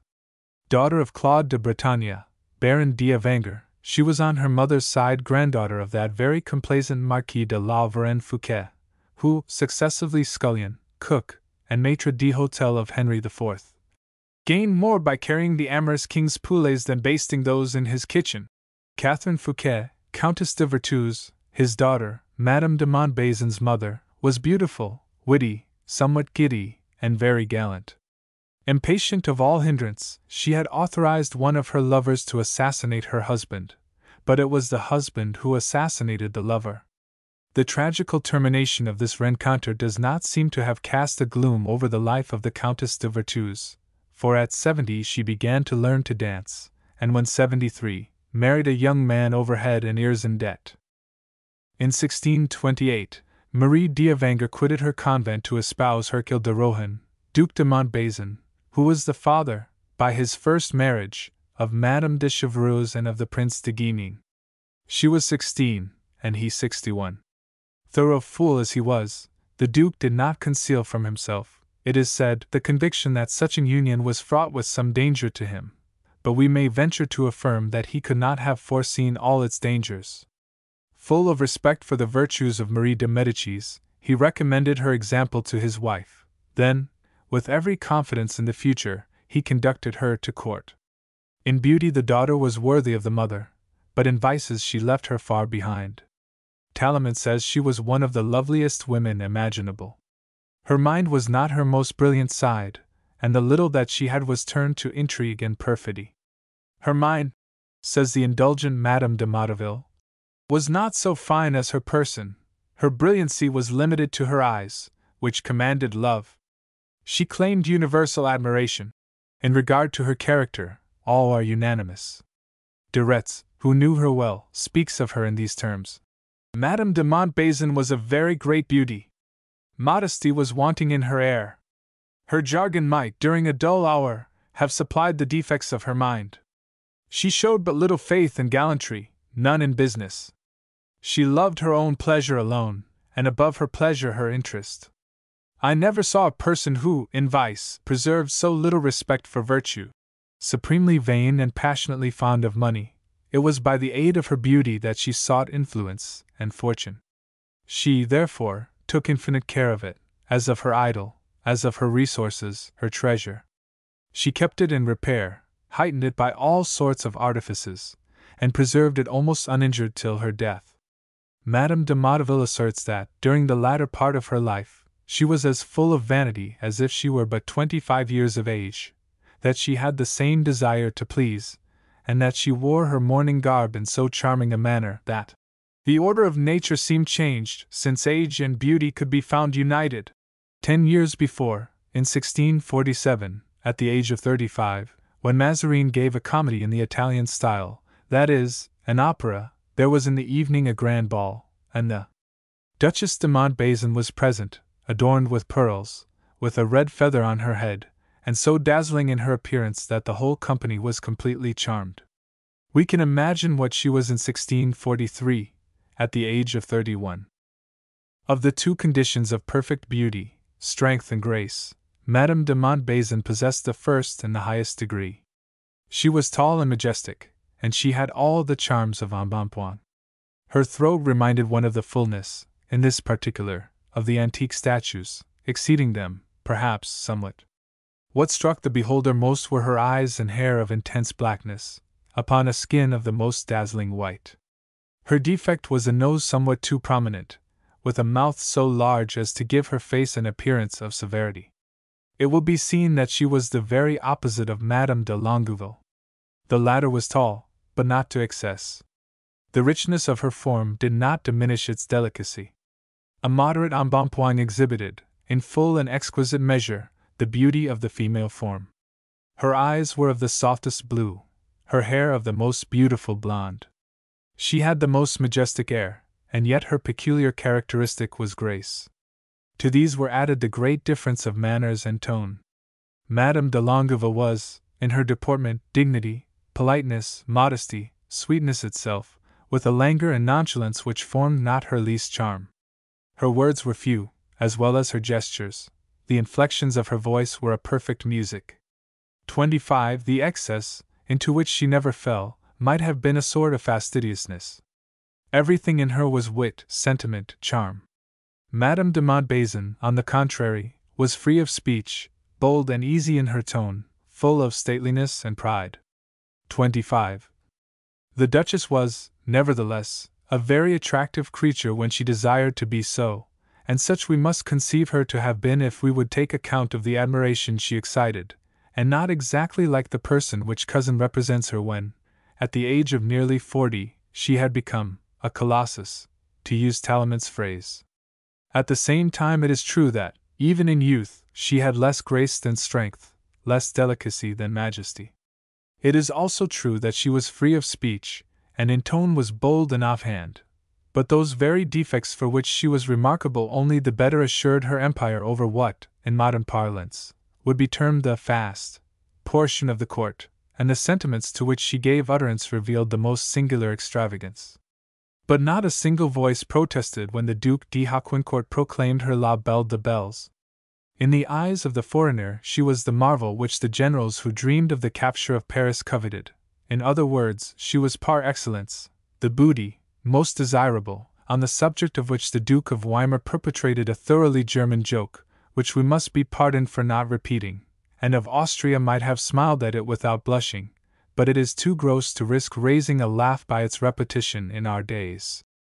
She had a great number of adorers, and of happy adorers, from Gaston Duke of Orleans, and the Count de Soissons, slain at Marfy, to Rance, the young and gallant editor of Anacreon, and the future founder of La Trappe. M. de Longueville had been for some time her lover by title, and he afforded her considerable advantages. When he married Mademoiselle de Bourbon, Madame the Princess exacted, without, however, being very faithfully obeyed, the discontinuance of all intercourse with his old mistress. Hence, in that interested soul, an irritation, which wounded vanity redoubled, when she saw this young bride, with her great name, her marvelous mind, her indefinable charms, advance into the world of gallantry, without the least effort draw after her all hearts, and take possession of, or at least share that empire of beauty of which she was so proud, and which was to her so precious. On the other hand, the Duc de Beaufort had not been able to restrain a passionate admiration for Madame de Longueville, which had been very coldly received. He was wounded by it, and his wound bled for a long time, as his friend, La Chater, informs us, 26, even after he had transferred his homage to Madame de Montbazon. The latter, as may be easily imagined, was again exasperated. Finally, the Duc de Guise, recently arrived in Paris, placed himself in the party of the importance and at the service of Madame de Montbazon, who received him very favorably. At the same time she was striving to keep or recall the Duc de Longueville, and that she was ruling Beaufort, whose office near her was somewhat that of a cavalier servant. Thus it will be seen that Madame de Montbazon disposed through Beaufort and through Guise, as through her daughter-in-law Madame de Chevreuse, of the house of Vendôme and that of Lorraine, and she employed all this influence to the profit of her hatred against Madame de Longueville. She burned to injure her, and was not long in finding an opportunity of doing it. 26. One day when a numerous company was assembled in her salon, one of her young lady friends picked up a couple of letters which had been dropped on the floor, bearing no signatures, but in a feminine handwriting, and of a somewhat equivocal style. They were read, and 1,000 jokes perpetrated concerning them, and some effort made to discover the author. They were from a woman who wrote tenderly to someone whom she did not hate. Madame de Montbazon pretended that they had fallen from the pocket of Maurice de Coligny, who had just gone out, and that they were in the handwriting of Madame de Longueville. The word of command thus once given, the Duc de Beaufort was amongst the first to spread the insinuation which was a calumny. All the echoes of the party of the importance took it up, and Madame de Montbazon herself found pleasure in repeating it during several following days, so that the incident became the entertainment of the court. A frivolous curiosity has very faithfully preserved the text of the 2 letters thus found at the Duchess's house. 27. I should much more regret the change in your conduct if I thought myself less worthy of a continuation of your affection. I confess to you that so long as I believed it to be true and warm, mine gave you all the advantages which you could desire. Now, hope nothing more from me than the esteem which I owe to your discretion.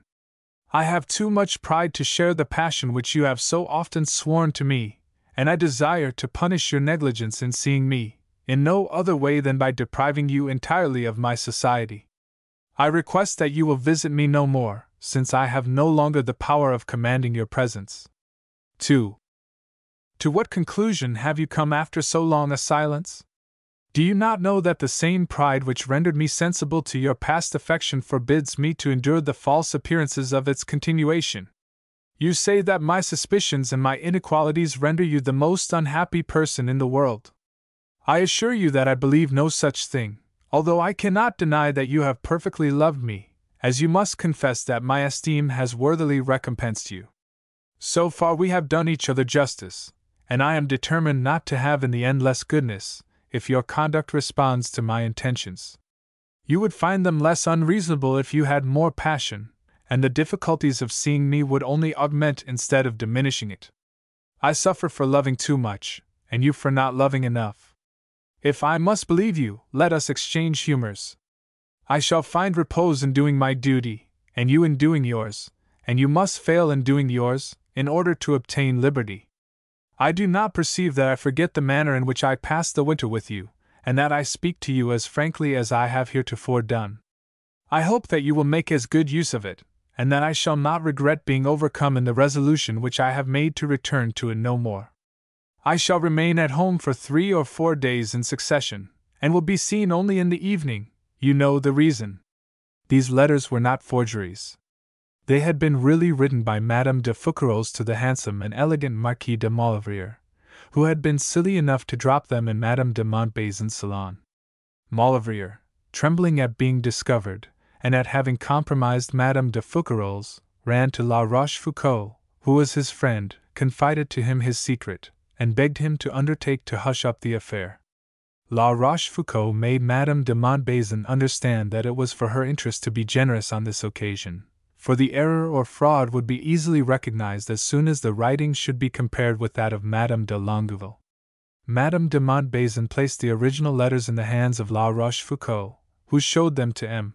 the Prince and to Madame the Princess, to Madame de Rambouillet, and to Madame Sable, particular friends of Madame de Longueville, and the truth being well established, burned them in the presence of the Queen, delivering Maulevrier and Madame de Fouqueroz from the terrible anxiety into which they had been for some time thrown.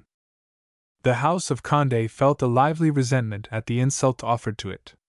The Duke and Duchess de Longueville desired, it is true, the one by a sentiment of interested prudence, the other by a just feeling of dignity, to take no further notice of the matter. But the Princess, impelled by her high spirit, and still intoxicated by her son's success, exacted a reparation equal to the offense, and declared loudly that, if the Queen and the government did not defend the honor of her house, she and all her family would withdraw from the court. She was indignant at the mere idea of placing her daughter in the scales with the granddaughter of a cook. In vain did the whole party of the Importants, with Beaufort and Guise at their head, agitate and threaten. In vain did Madame de Chevreuse, who had not yet lost all her influence with the Queen, strive earnestly in behalf of her mother-in-law. It did not suffice for the resentment of the Princess and the Duc d'Enghien that Madame de Longueville's innocence was fully recognized. They demanded a public reparation. Madame de Motteville has left us an amusing recital of the mummeries, as she terms them, of which she was a witness. The Queen was in her state cabinet, and the Princess beside her, in great emotion and looking very fierce, declaring the affair to be nothing less than the crime of high treason. Madame de Chevreuse, interested for 1,000 reasons in the quarrel of her mother-in-law, was busy with Cardinal Mazarin arranging the composition of the apology to be made. At every word there was a pourparlers of half an hour. The Cardinal went from one side to the other to accommodate the difference, as if such a peace was necessary for the welfare of France, and his own in particular.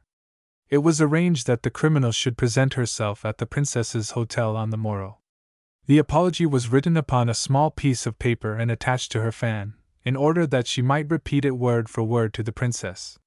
She did it in the most haughty manner possible, assuming an air which seemed to say, "I jest in every word I utter." Mademoiselle de Montpensier gives us the 2 speeches made upon the occasion. Madam, I come here to protest to you that I am innocent of the wickedness of which I have been accused. No person of honor could utter a calumny such as this. If I had committed a like fault, I should have submitted to any punishment which it might have pleased the Queen to inflict upon me. I should never have shown myself again in the world, and would have asked your pardon. I beg you to believe that I shall never fail in the respect which I owe to you and in the opinion which I have of the virtue and of the merit of Madame de Longueville. 28. That lady was not present at the ceremony, and her mother, to whom the Duchess addressed herself, made a very short and dry reply. This reconciliation did not deceive any one of those present. It was, in fact, only a fresh declaration of war. 28.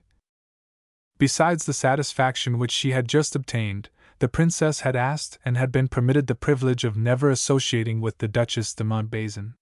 Some time after, Madame de Chevreuse invited the Queen to a collation in the public garden of Renard. This was then the rendezvous of the best society. It was at the termination of the Tuileries, near the Porte de la Conference, which abutted on the Cours de la Reine. In the summer, on returning from the Cours, which was the rotten row of the day, and the spot where the beauties of the time exercised their powers, it was customary to stop at the Garden Renard for the purpose of taking refreshments, and to listen to serenades performed after the Spanish fashion. The Queen took pleasure in visiting this place during fine summer evenings. She desired Madame the Princess to partake with her the collation offered by Madame de Chevreuse, assuring her at the same time that Madame de Montbazon would not be present, but the latter person was really there, and even pretended to do the honors of the collation as mother-in-law of the lady who gave it. The Princess wished to withdraw, in order that the entertainment might not be disturbed. The Queen had no right whatever to detain her. She, therefore, begged Madame de Montbazon to pretend sickness, and by leaving the party, to relieve her from embarrassment. The haughty Duchess would not consent to fly before her enemy, and kept her place. The Queen, offended, refused the collation and quitted the promenade. On the morrow an order from the King enjoined upon Madame de Montbazon to leave Paris. This disgrace irritated the Importants. They thought themselves humiliated and enfeebled, and there were no violent or extreme measures which they did not contemplate. The Duc de Beaufort, smitten at once in his influence and his love, uttered loud denunciations, and it was reported that a plot had been formed against the life of Mazarin. Chapter 3. The Importance.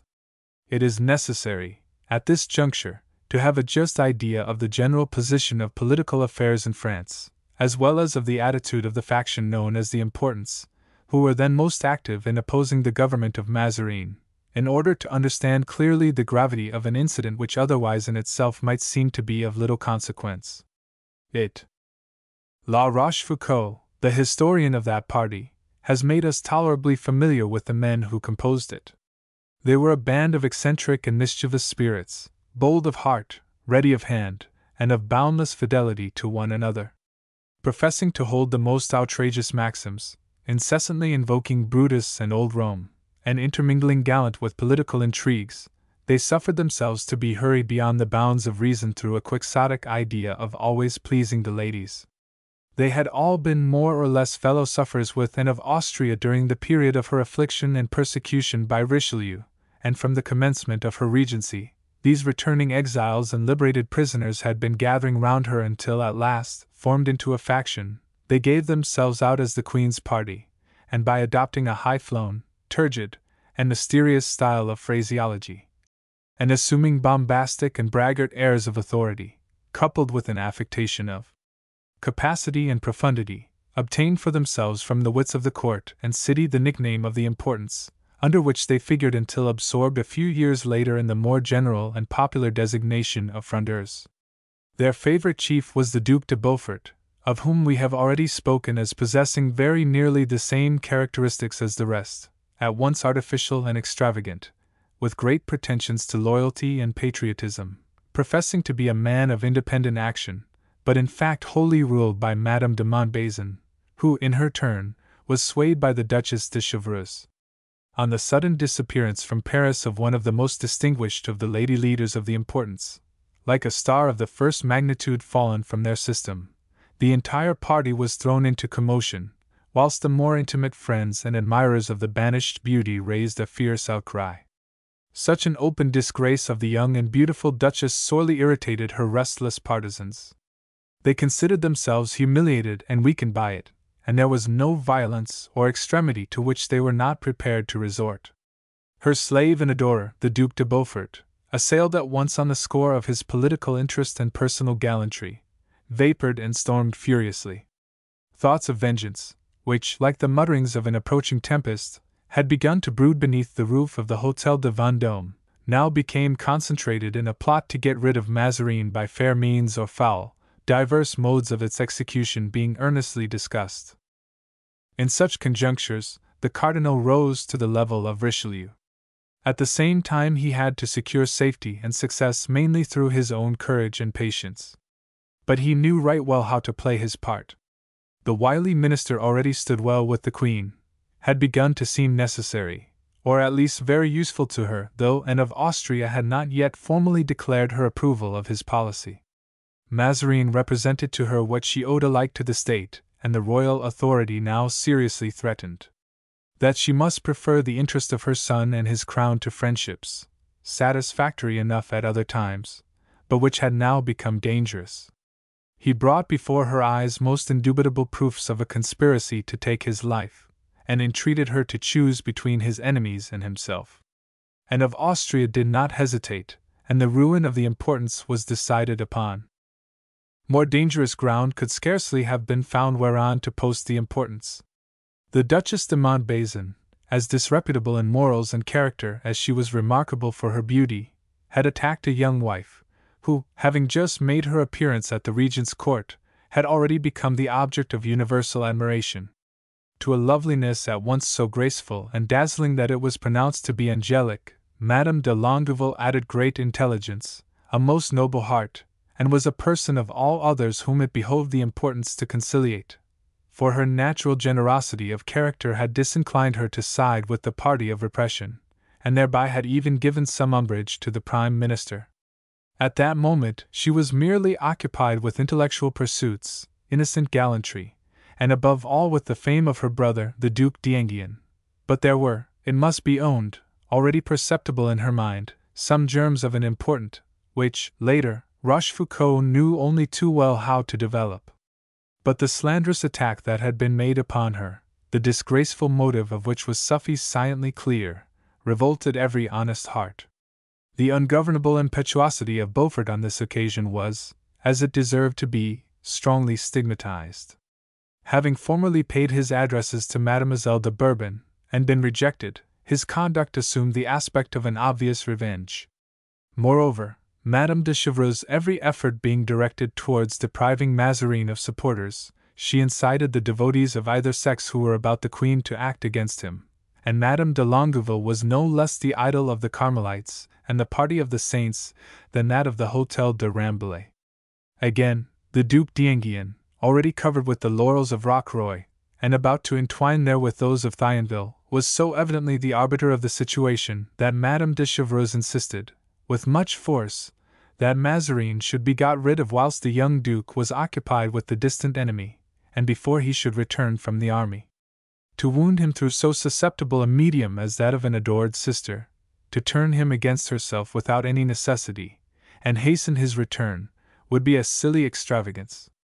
Therefore, all who had any sense among the Importance, La Rochefoucauld, La Chater, and Campion, anxiously sought to hush up and terminate this deplorable affair, and Madame de Chevreuse, sedulous to pay court to the Queen at the same time that she was weaving a subtle plot against her minister, had prepared the little fete for her at Renard's garden with the design of dispersing the last remaining cloudlets of the lately spent tempest. But the Duchess's politic purpose was, as we have seen, destined to fail through the insane pride of a woman who was as senseless as she was heartless. 29. Under these critical circumstances, how did it behove Madame de Chevreuse to act? She was compelled to restrain Madame de Montbazon, but she could neither abandon her nor be false to herself. She resolved therefore to follow up energetically the formidable project which had become the last hope and supreme resource of her party. Through Madame de Montbazon, Beaufort had been dragged into it. The latter had mustered the men of action already mentioned, and who were wholly devoted to him. A plot had been devised and every measure concerted for surprising and perhaps killing the Cardinal. Chapter 4. The conspiracy of the Duchess de Chevreuse and the Duc de Beaufort to get rid of Mazarin. One need not be greatly astonished at such an enterprise on the part of two women of high rank and a grandson of Henry the Great. At that stirring epoch of French history, the interval between the League and the Fronde, energy and strength were the distinctive traits of the French aristocracy. Neither court life nor a corrupting opulence had yet enervated it. Everything was then in extremes, in vice as in virtue. Men attacked and defended one another with the same weapons. The Marshal d'Ancre had been massacred. More than one attempt had been made to assassinate Richelieu, whilst he, on his side, had not been backward in having recourse to the sword and block. Corneille paints faithfully the spirit of the epoch. His Emily is also involved in an assassination, and she is not the less represented as a perfect heroine. Madame de Chevreuse had long been accustomed to conspiracies. She was bold and unscrupulous. She did not gather round her such men as Beaupuis, Saint-Abar, de Varicarville, and de Campion merely to pass the time in idle conversation. She had not remained a stranger to the designs they had formerly concocted against Richelieu, for in 1643 she fomented, as we have seen, their exaltation and their devotedness, and it was not unreasonable, certainly, that Mazarine should attribute to her the first idea of the project which Beaufort was to accomplish. 1. At the same time, it must be remembered that the Importants and their successors, the Frondeurs, denied this project and declared it the invention of the Cardinal. It is a point of the highest historical importance and deserves serious examination, as upon this conspiracy, real or imaginary, as may be determined after careful investigation, rests the fact whether Mazarine owed in reality all his career and the great future which then opened before him to a falsehood cunningly invented and audaciously sustained, or whether Madame de Chevreuse and the Importants, after having tried their utmost against him, now resolving to destroy him with the armed hand, were themselves destroyed and became the instruments of his triumph. The evidence available irresistibly leads to the latter conclusion, and we think that we shall be able to show that the plot attributed to the Importants, far from being a chimera, was the almost inevitable solution of the violent crisis just described. La Rochefoucauld, without having indulged in the insane hopes of his friends and lent his hand to their rash enterprise, made it a point of honor to defend them after their discomfiture, and set himself to cover the retreat. He affects to doubt whether the plot which then made so much noise was real or supposititious. In his eyes, the greater probability was that the Duc de Beaufort, by a false finesse, endeavored to excite alarm in the Cardinal, believing that it was sufficient to strike terror into his mind to force him to quit France, and that it was with this view that he held secret meetings and gave them the appearance of conspiracy. La Rochefoucauld constitutes himself especially the champion of Madame de Chevreuse's innocence, and declares himself thoroughly persuaded that she was ignorant of Beaufort's designs. After the historian of the Importants, that of the Frondeurs holds very nearly the same arguments. Like La Rochefoucauld, de Retz has only one object in his memoirs, that of investing himself with a semblance of capacity, and making a great figure in every way, in evil as well as good. He is often more truthful, because he cares less about other people, and that he is disposed to sacrifice all the world except himself. In this matter it is hard to conceive the motive for his reserve and incredulity. He knew right well that the majority of the persons accused of having taken part in the plot had already been implicated in more than one such business. He himself tells us that he had conspired with the Count de Soissons, that he had blamed him for not having struck down Richelieu at Amiens, and that with La Rochepot, he, the Abbé de Retz, had formed the design of assassinating him at the Tuileries during the ceremony of the baptism of Mademoiselle de Montpensier. The coadjutorship of the Archbishopric of Paris, which the Regent had just granted him, in consideration of his own services and the virtues of his father, had mollified him, it is true, but his old accomplices, who had not been so well treated as he, had remained faithful to their cause, to their designs, to their habitudes. Was de Retz then sincere when he refused to believe that they had attempted against Mazarine that which he had seen them undertake, and which he had himself undertaken against Richelieu? In his blind hatred he throws everything upon Mazarine. He pretends that he was terrified, or that he feigned terror. It was the Abbé de la Rivière, he tells us, who, in order to rid himself of the rivalry of the Count de Montresor in the Duc d'Orléans' favor, must have persuaded Mazarine that there was a plot set on foot against him, in which Montresor was mixed up. It was the Prince de Condé also who must have tried to destroy Beaufort through fear lest his son, the Duc d'Enghien, might engage with him in some duel, as he wished to do, to avenge his sister, during the short visit he made to Paris after taking Thionville.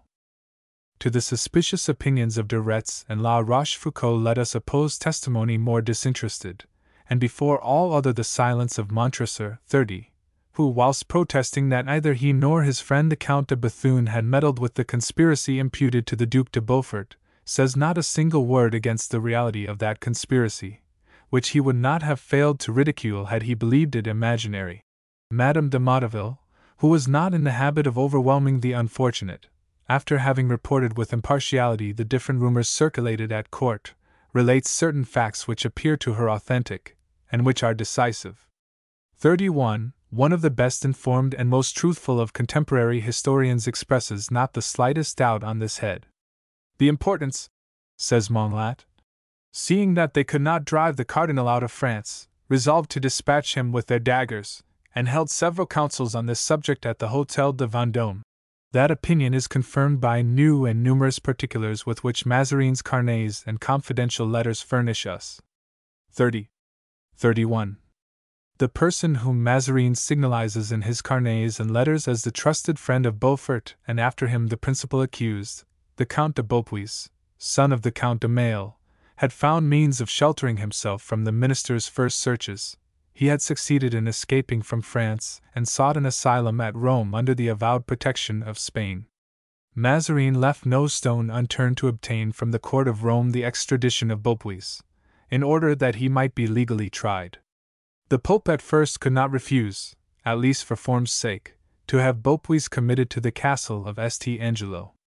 But he was soon liberated, and provided with a state lodging wherein he was allowed to see nearly every one who came. Mazarin complained loudly of such indulgence. "It is all arranged," said he, "that when necessary he may escape, or at any rate the Duc de Vendôme is furnished with every facility for poisoning him, in order that with Beaupuis may perish the principal proof of his son's treason. If all this happened in Barbary, people would be highly indignant. And this is suffered to take place in Rome, in the capital of Christianity, under the eyes and by the orders of a pope."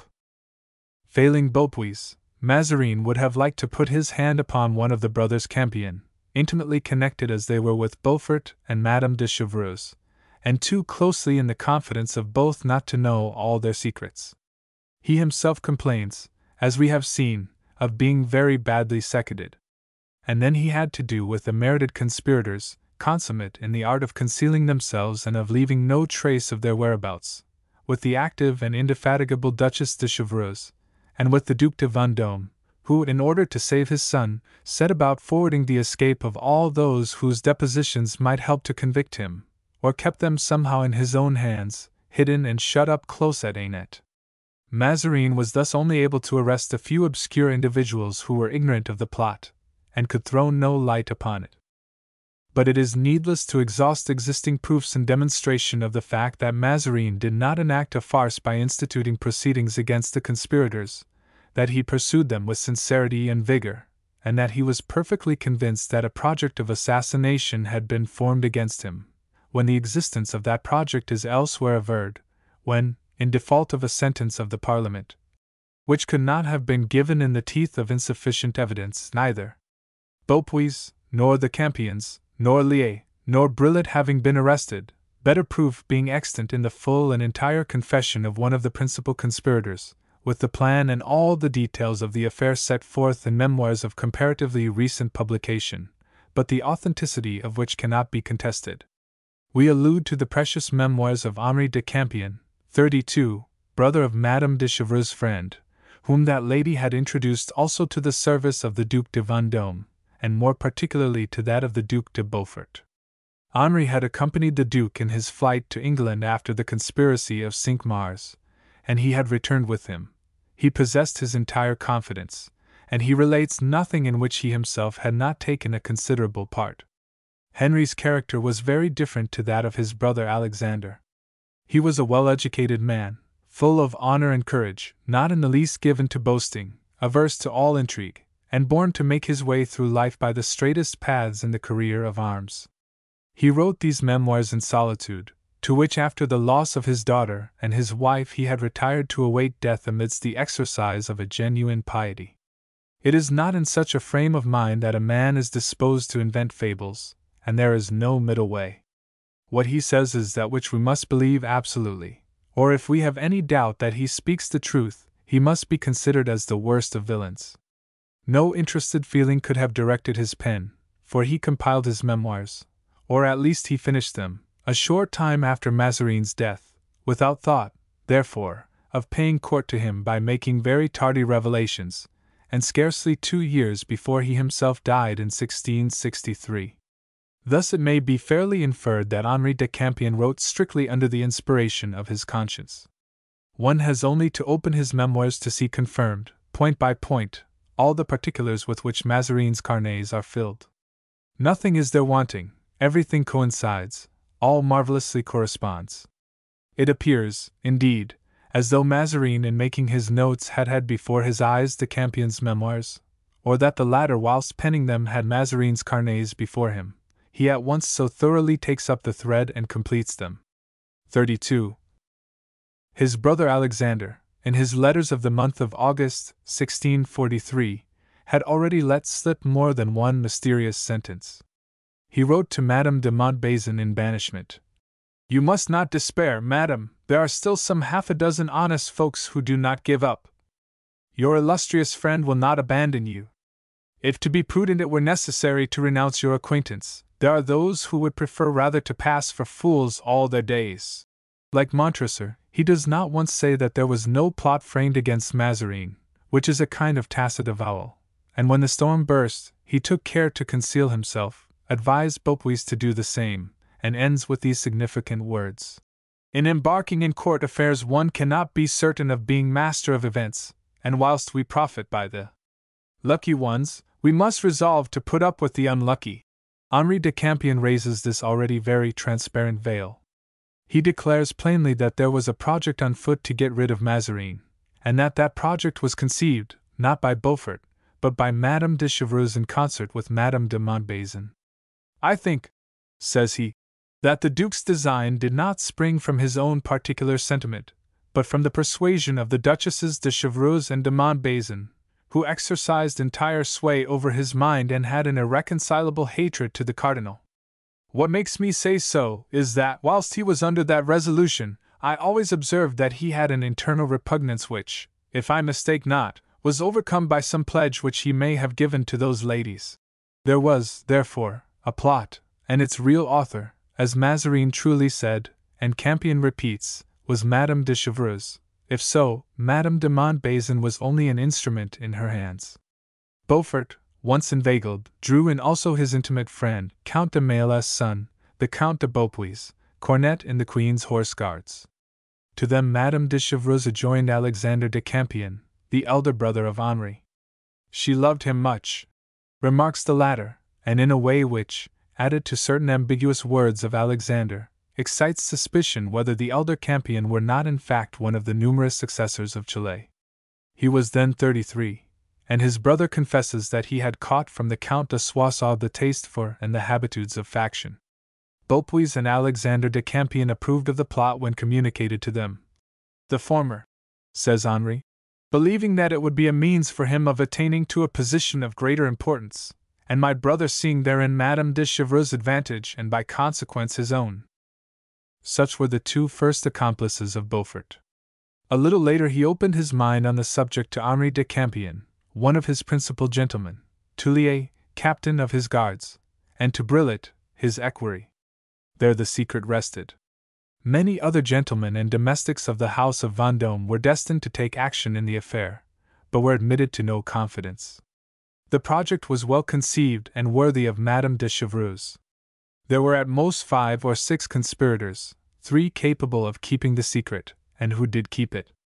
Below them, the men of action, who did not know what they would be called on to do, and in the background, the men of the morrow, who might be reckoned upon to applaud the blow, when it had been struck, without it being judged fitting to admit them to the conspiracy. At least Henri de Campion does not even name Montresor, Bethune, Fontrel, Varicarville, Saint-Abar, which explains wherefore Mazarin, whilst keeping his eye upon them, did not have them arrested. Neither does Campion speak of Chandonneur, Lachaudière, de Treville, the Duc de Bouillon, the Duc de Guise de Retz, nor La Rochefoucauld, whose sentiments were not doubtful, but who were not inclined to go so far as to sully their hands with an assassination.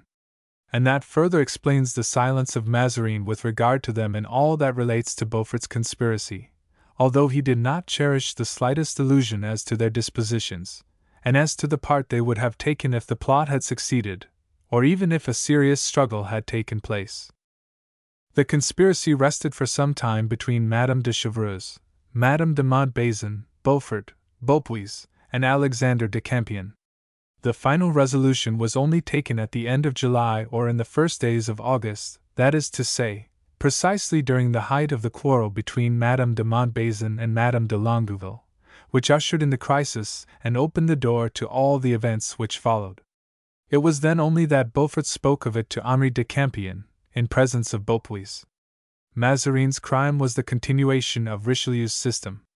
The Duc de Beaufort told me that he thought I had remarked that the Cardinal Mazarin was re-establishing at court and throughout the kingdom the tyranny of Cardinal de Richelieu, with even more of authority and violence than had been shown under the government of the latter, that having entirely gained the Queen's mind and made all the ministers devoted to him, it was impossible to arrest his evil designs save by depriving him of life, that the public will having made him resolve to take that step, he informed me of it in order that I might aid him with my advice and personally assist in its execution. Beaupuis next took up his parable, and warmly represented the evils which the too great authority of Richelieu had caused France, and concluded by saying that we must prevent the like inconvenience before his successor had rendered matters remediless. Such conclusion embodied as nearly as possible the views and language of importance and Frondeurs, of La Rochefoucauld and de Retz. Henri de Campion represents himself as having at first combated the Duke's project with so much force that more than once he was shaken. But the two duchesses wound him up again very quickly, and Beaupuis and Alexander de Campion, instead of holding him back, encouraged him. Shortly afterwards, Beaufort having declared that he had made up his mind, Henri de Campion gave in on two conditions. The one, he tells us, of not laying his hand on the cardinal, since I would rather take my own life than do a deed of such nature. The other, that if the Duke should arrange that the project should be put into execution during his absence, I would never mix myself up in it, whereas if he were himself to be present, I should without scruple keep myself near his person, in order to defend him against any mischance that might happen, my duty and affection towards him equally obliging me thereto. He granted me those two conditions, testifying at the same time that he esteemed me more for having made them, and added that he would be present at the execution of the project, so that he might authorize it by his presence. The plan was to attack the cardinal in the street, whilst paying visits in his carriage, commonly having with him only a few ecclesiastics, besides 5 or 6 lackeys. It would be necessary to present themselves in force and unexpectedly stop the vehicle and strike Mazarin. To do that, it was necessary that a certain number of the Vendôme domestics, who were not in the secret, should post themselves daily, from early morning, in the cabarets around the cardinal's abode, which was then at the Hôtel de Clévis, near the Louvre. Among the domestics let into the secret, Henri de Campion names positively Gosville. Over them were placed the Sieurs d'Avincourt and de Brassy, Picardians, very resolute men and intimate friends of Lié. The pretext given out was that the Condés, proposing to put an affront upon Madame de Montbazon, the Duc de Beaufort, in order to oppose it, desired to have in hand a troop of gentlemen well mounted and armed. Their parts were allotted beforehand. A certain number were to pounce upon the cardinal's coachman, at the same moment that others were to open the 2 doors and strike him, whilst the Duke would be at hand on horseback, with Beaupuis, Henri de Campion, and others, to cut down or drive off those who should be disposed to resist. Alexander de Campion was to keep near the Duchess de Chevreuse and at her orders, and she herself ought more than ever to be assiduous in her attentions to the Queen, in order to smooth the way for her friends, and, in case of success, draw the regent to the side of the victorious. Several occasions favorable to the execution of this plan presented themselves. In the first instance, Henri de Campion being with his band in the Rue du Champ-Fleury, one end of which joins the Rue Saint-Honoré and the other approaches the Louvre, saw the cardinal leave the Hôtel de Clévis in his carriage with the Abbé de Bentivoglio, the nephew of the celebrated cardinal of that name, with a few ecclesiastics and valets. Campion inquired of one of them whither the cardinal was going, and was answered, to visit the Marshal d'Estrees. I saw, says Campion, that if I had made use of the information, his death would have been inevitable.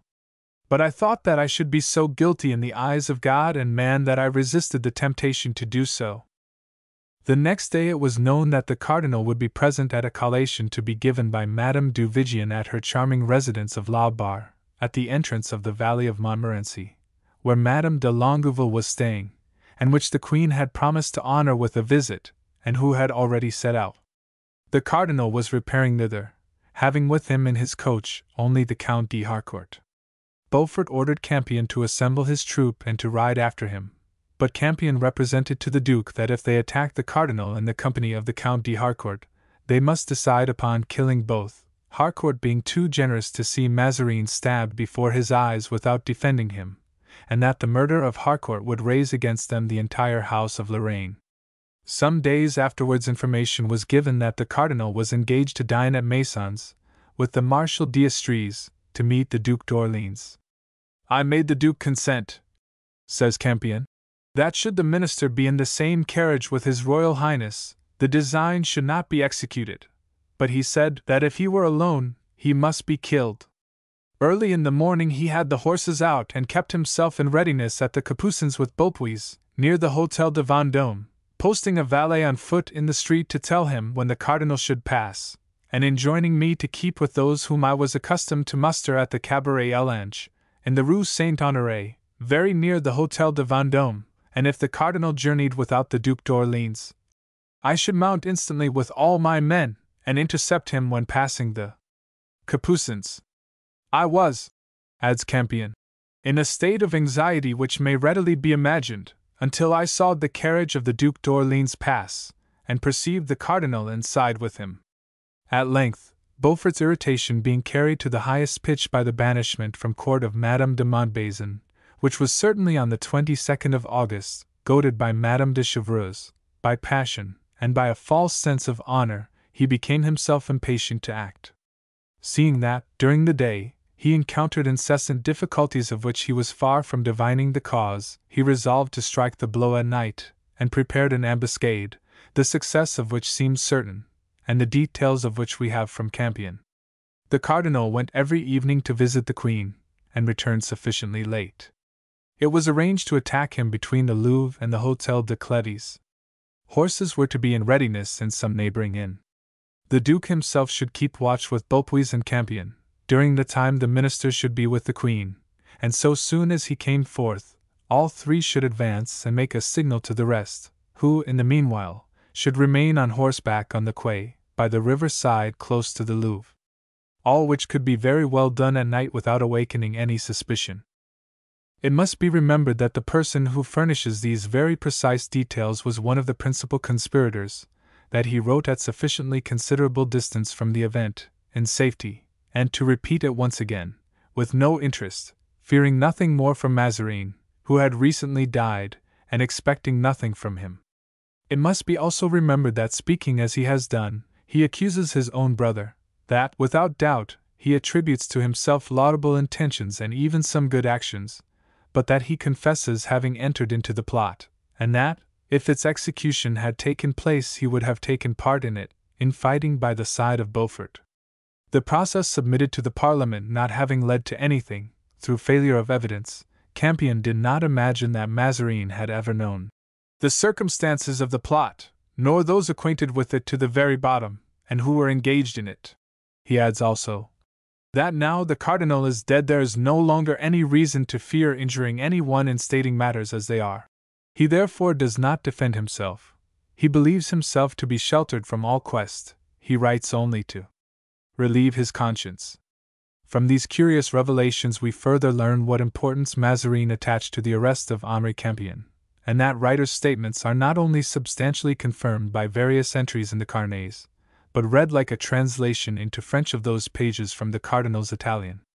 They threw, he says, into the Bastille, Avincourt and Brassy, where they deposed that I had mustered them on several occasions, on the part of the Duc de Beaufort, for the interests of Madame de Montbazon, as I had told them. This did not afford any motive for interrogating the Duke, since they owned that he had not spoken to them. Thus he would not have failed to deny having given the orders which I carried to them on his part. It was then seen that the process against him could not be carried on before I had been arrested, in order to find matter whereon to interrogate him after my own depositions, and so thoroughly to embarrass us both that every trace of the affair might be discovered. The proof of this conspiracy was of most essential importance to the Cardinal, who, directing all his efforts to the establishment of his government, and affecting to do so by gentle means, had been unfortunate enough to be constrained, in the outset, to use violence against one of the greatest men in the realm, for his own individual interest, without a conviction to prove that he was compelled to treat the Duke with rigor. The Cardinal, despairing of being able to persuade others of that of which he was entirely assured, had a great desire to get me into his hands. He was nevertheless of opinion that he must give me time to reassure myself of safety in order to take me with the greater facility. We may add to all this that Henri de Campion, sought after sharply, and closely shut up in his retreat at Ainet, under the protection of the Duc de Vendôme, having fled from France and joined his friend the Count de Beaupuis at Rome, gives an account of the obstinate efforts made by Mazarin to obtain the extradition of the latter, the resistance of Pope Innocent X, the regard shown to Beaupuis when they were compelled to confine him in the castle of Saint Angelo, all of which being equally to be met with in the carnets and letters of Mazarin and the memoirs of Henri de Campion, places beyond doubt the perfect sincerity of the cardinal's proceedings and the accuracy of his information. Are not these, we may ask, proofs sufficient to reduce to naught the interested doubts of La Rochefoucauld and the passionate denials of the chief of the Fronde, the very clever but very little truthful Cardinal de Retz, the most ardent and most obstinate of Mazarin's enemies? It would seem, indeed, either that there is no certitude whatever in history, or that it must be considered henceforth as a point absolutely demonstrated that there was a project determined upon to kill Mazarin, that that project had been conceived by Madame de Chevreuse, and in some sort imposed by her upon Beaufort with the aid of Madame de Montbazon. That Beaufort had for principal accomplices the Count de Beaupuis and Alexander de Campion, that Henri de Campion had entered later into the affair, at the pressing solicitation of the Duke, as well as 2 other officers of secondary rank, that during the month of August there were divers serious attempts to put it into execution, particularly the last one after the banishment of Madame de Montbazon, at the very end of August or rather on the 1st of September, and that such attempt only failed through circumstances altogether independent of the will of the conspirators. Chapter 5. Failure of the plot to assassinate Mazarin. Arrest of Beaufort, banishment of Madame de Chevreuse, and dispersion of the importance. Let us now inquire how the last attempt against Mazarin's life, that nocturnal ambuscade so well planned and so deliberately set about on the 1st of September, 1643, chanced to fail, and what was the result of such failure. Without stopping to discuss the conjectures of Campion on this point, it may suffice to state that Mazarin, who was on his guard, evaded the blow destined for him by not visiting the Queen during the evening on which it was resolved to kill him as he should return from the Louvre. Next day the scene was changed. A rumor spread rapidly that the Prime Minister had expected to have been murdered by Beaufort and his friends, that he had escaped, fortune having declared in his favor. A plot to assassinate, more especially when it fails, invariably excites the strongest indignation, and the man who has extricated himself from a great peril and seems destined to sweep all such from his path, readily finds adherents and defenders. A host of people who would probably have supported Beaufort victorious, now flocked to offer their swords and services to the cardinal, and on that morning he went to the Louvre escorted by 300 gentlemen. For several days previously, Mazarin had seen clearly that, cost what it might, he must cut his way through the knotted intricacy of the situation, and that the moment had arrived for forcing Anne of Austria to choose her part. The occasion was decisive. If the peril which he had just undergone, and which was only suspended over his head, did not suffice to draw the Queen from her incertitude, it would prove that she did not love him, and Mazarin knew well that, amidst the many dangers surrounding him, his entire strength lay in the Queen's affection, and that thereon depended his present safety and future fate. Whether, therefore, through policy or sincere affection, it was always to Anne of Austria's heart that he addressed himself, and at the outset of the crisis he had said to himself, "If I believed that the Queen was merely making use of me through necessity, without having any personal inclination for me, I would not stay here 3 days longer." 33. But enough has been said to show plainly that Anne of Austria loved Mazarin. Comparing him with his rivals, she appreciated him daily more and more. She admired the precision and clearness of his intellect, his finesse and penetration, and that extraordinary energy which enabled him to bear the weight of government with marvelous ease, his quick and accurate introspection, his profound prudence, and at the same time the judicious vigor of his resolves. She saw the affairs of France prospering on all sides under his firm and skillful hand. The Cardinal, it is true, was not quite a nullity in the fierce war which had inaugurated the new reign so dazzlingly, but a power of no slight weight was manifest in the success which had followed his advent to office, and which proved to startled Europe that the victory of Rocroi was not a lucky stroke of chance. When every member of the council was opposed to the siege of Thionville, and when Turenne himself, on being consulted, did not venture to declare his opinion on the subject, it was Mazarin who had insisted with an unflinching persistence that the victory of Rocroi should be profited by, and that France should extend her frontier to the Rhine. That proposition, doubtless, emanated from the youthful conqueror, but Mazarin had the merit of comprehending, sustaining, and causing it to triumph.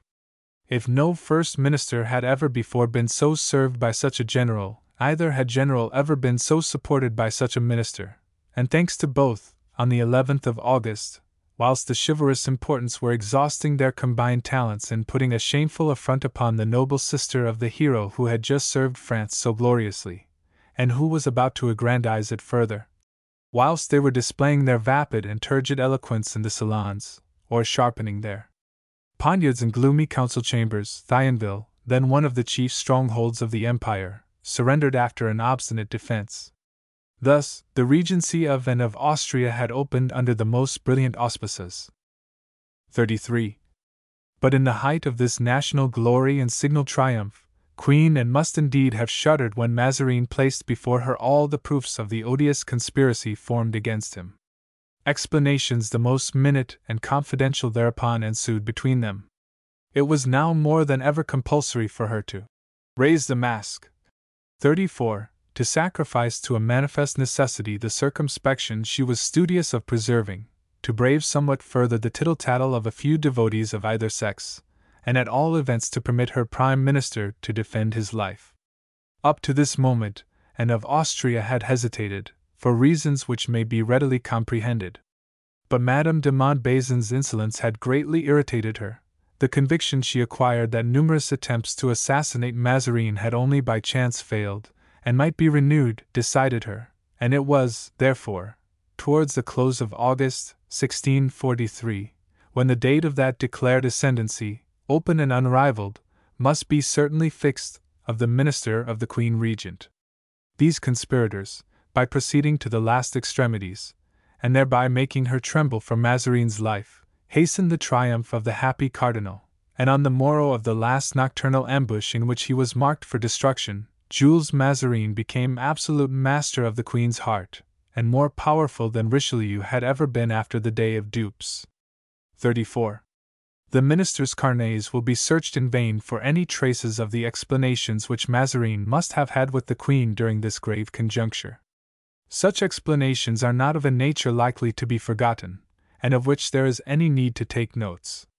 An obscure passage, however, is to be met with, written in Spanish, of which the following words have a meaning clear enough to be understood. I ought no longer to have any doubt, since the Queen, in an excess of goodness, has told me that nothing could deprive me of the post which she has done me the honor of giving me near her. Nevertheless, as fear is the inseparable companion of affection, and c. 35, at this anxious moment, Mazarin was attacked with a slight illness, brought on by incessant labor and wearing anxieties, and an attack of jaundice having supervened, the cardinal jotted down the following brief but highly suggestive memorandum. La giolezza cagionata de severchio amore. 36. 35. 36. Madame de Motteville was in attendance on Anne of Austria when the rumor of the abortive attempt at assassination brought a crowd of courtiers to the Louvre in hot haste to protest their devotedness to the crown. The Queen, with great emotion, whispered to her trusty lady-in-waiting, "Ere 48 hours elapse you shall see how I will avenge myself for the evil tricks these false friends have played me. Never," adds Madame de Motteville, "can the remembrance of those few brief words be effaced from my mind. I saw at that moment, by the fire that flashed in the Queen's eyes, and in fact by what happened on that very evening and next day, what it is to be a female sovereign when enraged, and with the power of doing what she pleases." 37. Had the cautious lady-in-waiting been less discreet, she might have added, especially when that sovereign lady is a woman in love. 37. The break-up and dispersion of the importance once decided upon, the first step was to arrest Beaufort, and bring him to trial. To this the Queen gave her consent. Of the authority Mazarin had acquired, such proceeding was a striking indication, and showed how far Anne of Austria might one day go in defense of a minister who was dear to her.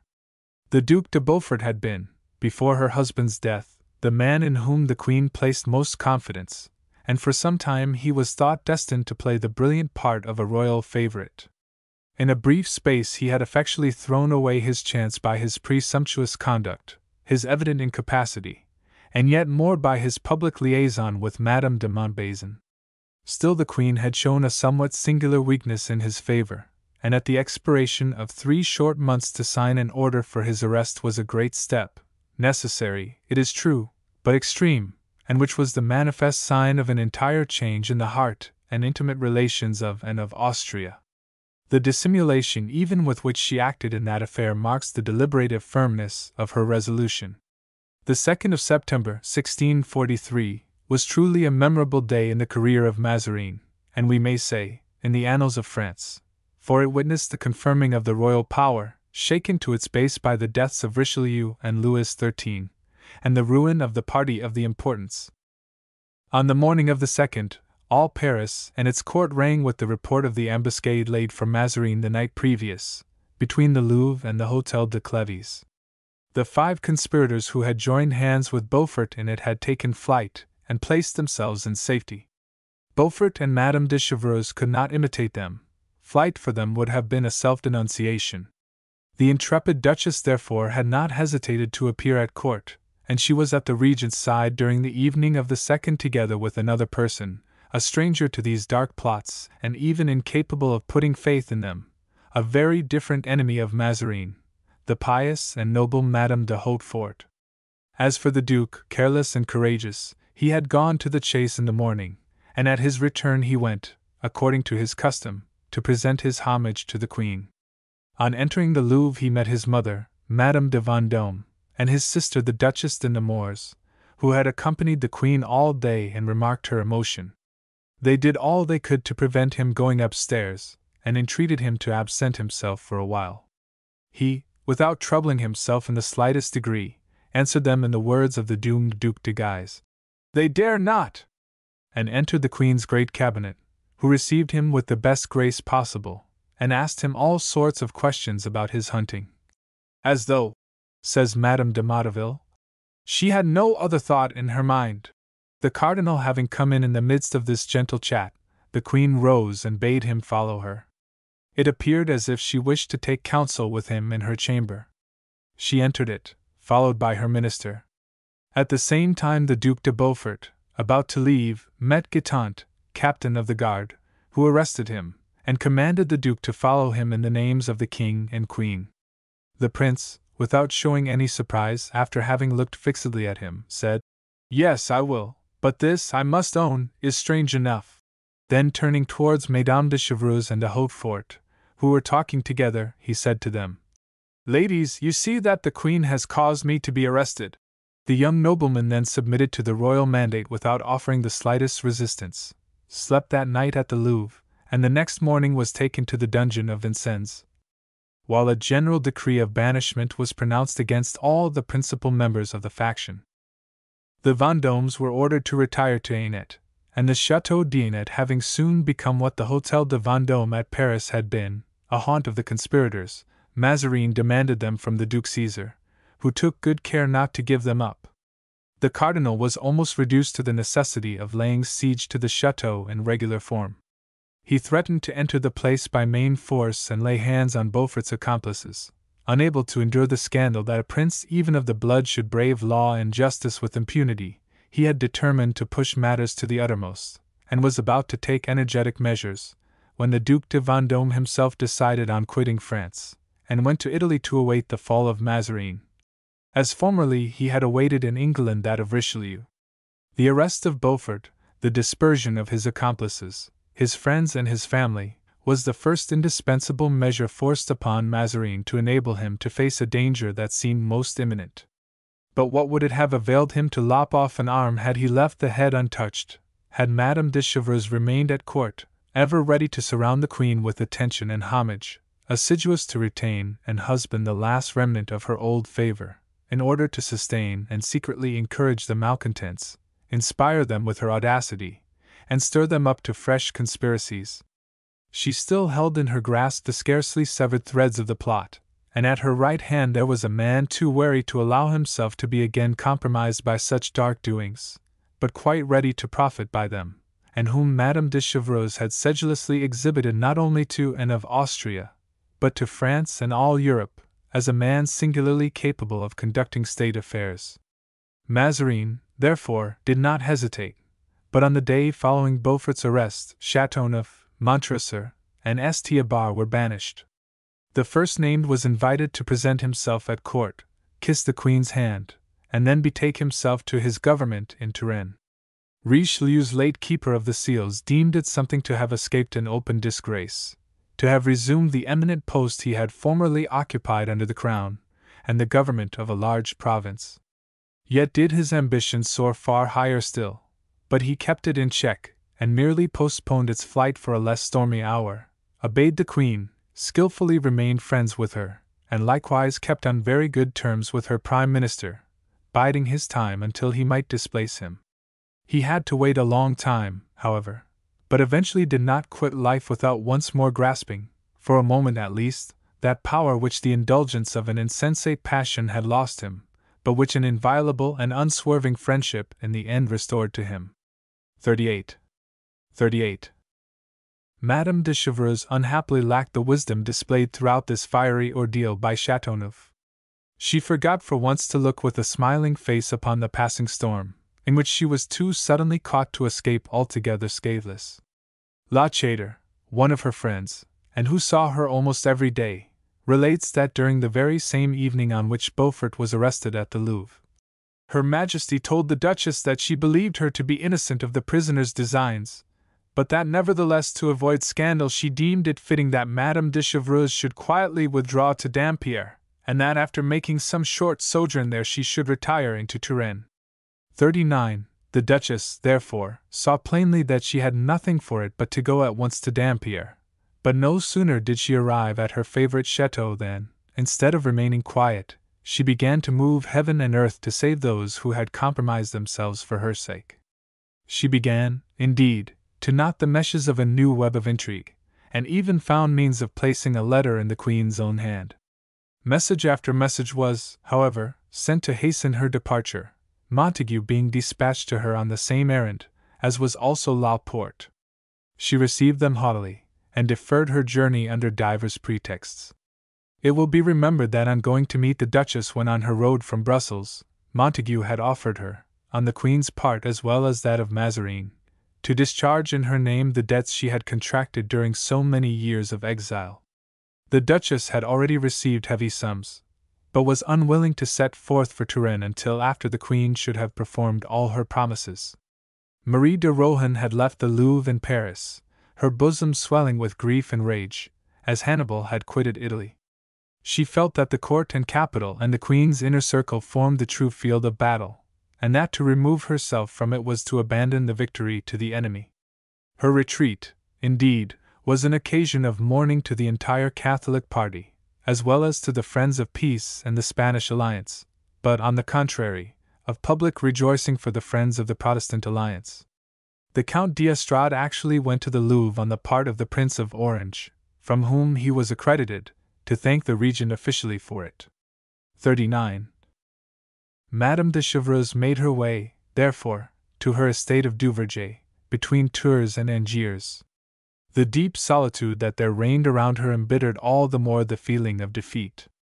She kept up, however, a brisk correspondence with her stepmother, Madame de Montbazon, banished to Rochefort, and the two exiled duchesses mutually exhorted each other to leave no stone unturned towards effecting the overthrow of their common enemy. Vanquished at home, Madame de Chevreuse centered all her hopes in foreign lands. She revived the friendly relations which she had never ceased to cherish with England, Spain, and the Low Countries. Her chief prop, the center and interposer of her intrigues, was Lord Goring, our ambassador at the French court, who, like his ill-starred master, and more especially his royal mistress, belonged to the Spanish party.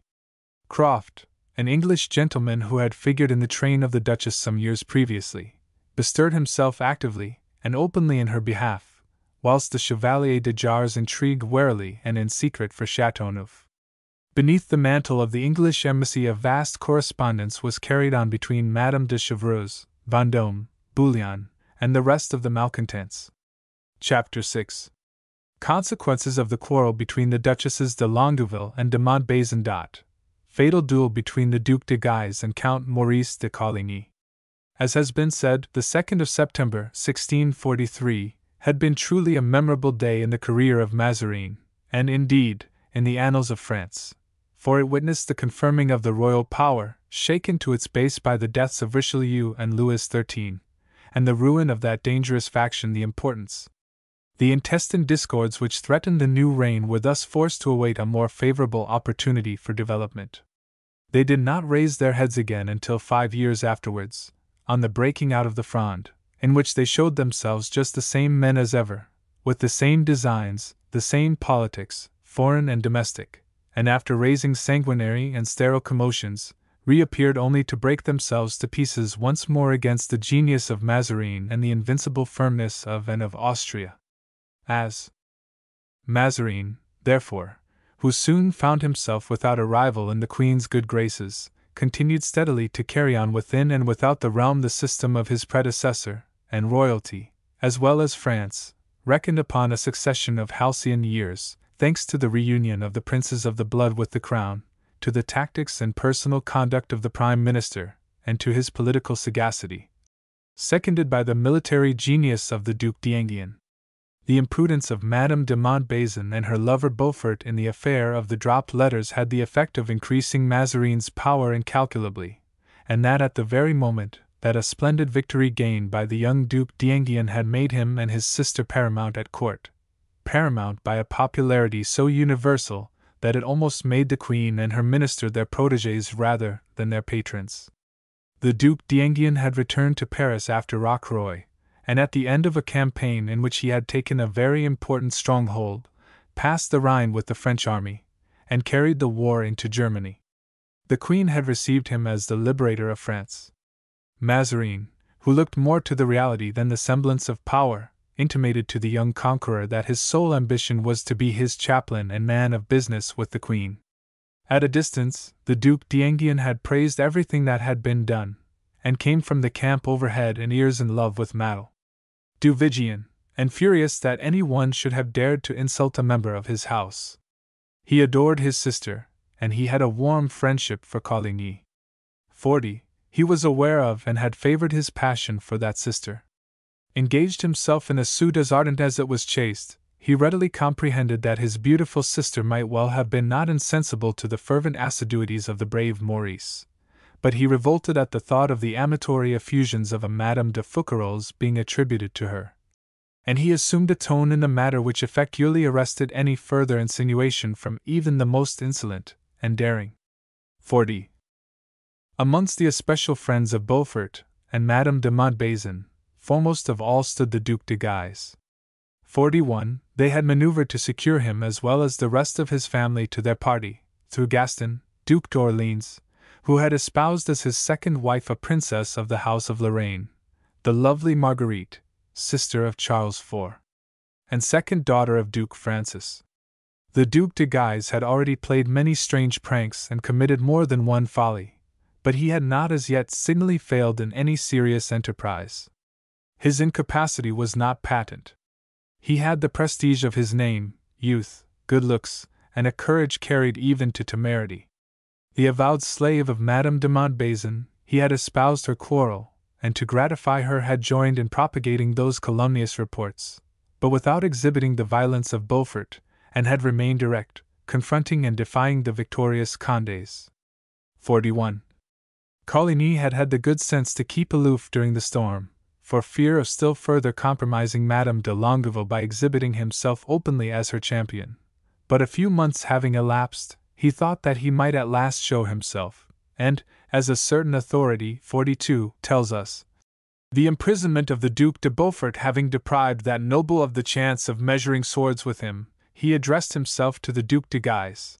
La Rochefoucauld says, the Duc d'Enghien, unable to testify to the Duc de Beaufort, who was in prison, the resentment he felt at what had passed between Madame de Longueville and Madame de Montbazon, left Coligny at liberty to fight with the Duc de Guise, who had mixed himself up in this affair.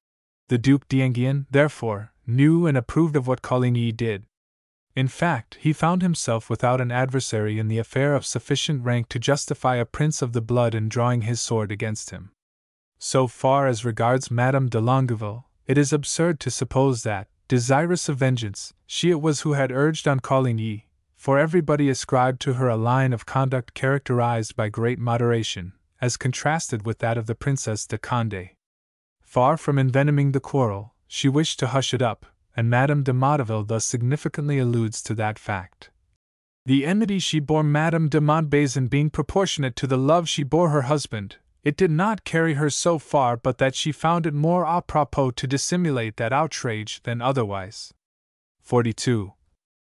La Rochefoucauld gives some particulars which explain what follows.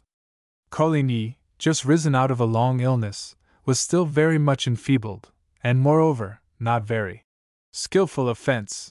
Such was his condition when, as the champion of Madame de Longueville, he confronted the Duc de Guise in mortal duel, whilst the latter, like most heroes of the parade ground, possessed rare cunning at carte and tierce. With regard to the seconds chosen, they are in every respect worthy of notice. In those days, seconds were witnesses of the duel in which they themselves fought. Coligny selected as his second, and to give the challenge, as was then the custom, Godefroy, Count d'Estrades, a man of cool and tried courage. The Duc de Guise's second was his equerry, the Marquis de Bridoux, a Limousin gentleman and brave officer, faithfully attached to the House of Lorraine, who, in 1650, admirably defended Guise against the Spanish army and against Turenne, and for that brave defense, during which there were 24 days of open trenches, he was made lieutenant general. It was arranged that the affair should come off at the Place Royale, the usual arena for those sort of encounters, and which had been 100 times stained with the best blood of France. The mansions around the Place Royale were then tenanted by ladies of the highest rank and fashion, amongst the rest, Marguerite, Duchess de Rohan, Madame de Guimean, Madame de Chons, Madame de St. Guerin, Madame de Sable, the Countess de St. Maur, and many others, under the influence of whose bright eyes those volatile and valiant French gentlemen delighted to cross swords. And there many a noble form had been struck down never to rise again, and many a noble heart had throbbed its last. During the first quarter of the 17th century, the duel was a custom at once useful and disastrous, inasmuch as it kept up the warlike spirit of the nobles, but which mowed them down as fast as war itself, and but too frequently for frivolous causes. To draw swords for trifles had become the obligatory accompaniment of good manners, and as gallantry had its finished fops, so the duel had its refined roughness. In the comparatively short period of a few years, 900 gentlemen perished in these combats. To stop this scourge, Richelieu issued a royal edict, which punished death by death, and sent the offenders from the Place Royale to the Place de Grève. On this head Richelieu showed himself inflexible, and the examples of Montmorency Bouteville, beheaded with his second, the Count d'Eschapelles, for having challenged Beuverin and fought with him on the Place Royale at midday, impressed a salutary terror, and rendered infraction of the edict very rare. Coligny, however, braved everything. He challenged Guise, and on the appointed day the two noble adversaries, accompanied by their seconds, d'Estrades and Bridoux, met upon the Place Royale. Of this memorable duel, thanks to contemporary memoirs as well as various kinds of misses, the minutest details have been preserved. On the 12th of December, 1643, d'Estrades went in the morning to call out the Duc de Guise on the part of Coligny. The rendezvous was fixed for the same day, at 3 o'clock in the afternoon, at the Place Royale. The two adversaries did not appear abroad during the whole morning, and at 3 o'clock they were on the ground. A sentence is ascribed to Guise which invests the scene with an unwonted grandeur, and arrays for the last time in bitterest animosity and deadly antagonism the two most illustrious representatives of the League wars in the persons of their descendants. On unsheathing his sword, Guy said to Coligny, "We are about to decide the old feud of our two houses, and to see what a difference there is between the blood of Guise and that of Coligny." Coligny's only reply was to deal his adversary a long lunge, but weak as he was, his rearward foot failed him, and he sank upon his knee. Guise advanced upon him and set his foot upon his sword, in such manner as though he would have said, "I do not desire to kill you, but to treat you as you deserve, for having presumed to address yourself to a prince of such birth as mine, without his having given you just cause," and he struck him with the flat of his sword blade. Coligny, furious, collected his strength, threw himself backwards, disengaged his sword, and recommenced the strife. In this second bout, Guise was slightly wounded in the shoulder, and Coligny in the hand. At length, Guise, in making another thrust at his adversary, grasped his sword blade, by which his hand was slightly cut, but, wresting it from Coligny's grasp, dealt him a desperate thrust in the arm which put him hors de combat. Meanwhile d'Estrades and Breda had grievously wounded each other. Such was the issue of that memorable duel, the last, it appears, of the famous encounters on the Place Royale. We thus see that, though cowed, the French noblesse had not been tamed by Richelieu's solemn edict. This last duel did very little honor to Coligny, and almost everybody took part with the Duc de Guise. The Queen manifested very lively displeasure at the violation of the edict, and the Duc d'Orléans, urged thereto by his wife and the Lorraine family, made a loud outcry. The Prince and Princess de Condé also found themselves compelled to declare against Coligny, doubly in the wrong, both because he had been the challenger and been unfortunate in the result. Proof that there was an understanding between Coligny and the Duc d'Enghien is evident from the latter not deserting the unlucky champion of his sister, that he received the wounded man into his house at Paris, afterwards at Saint-Maur, and that he did not cease from surrounding him with his protection and care in spite of his father, the Prince de Condé. When the matter was referred to the Parliament, conformably to the edict, and the two adversaries were summoned to appear, the Duc de Guise announced his intention of repairing to the chamber with a retinue of princes and great nobles, whilst, on his side, the Duc d'Enghien threatened to escort his friend after the same fashion. But the initiative proceedings were stayed through the deplorable condition into which poor Coligny was known to have fallen. That unfortunate young man languished for some months, and died in the latter part of May, 1644, alike in consequence of his wounds and of despair for having so badly sustained the cause of his own house, as well as that of Madame de Longueville. This affair, with all its dramatic features and tragical termination, created an immense and painful impression not only in Paris, but throughout France.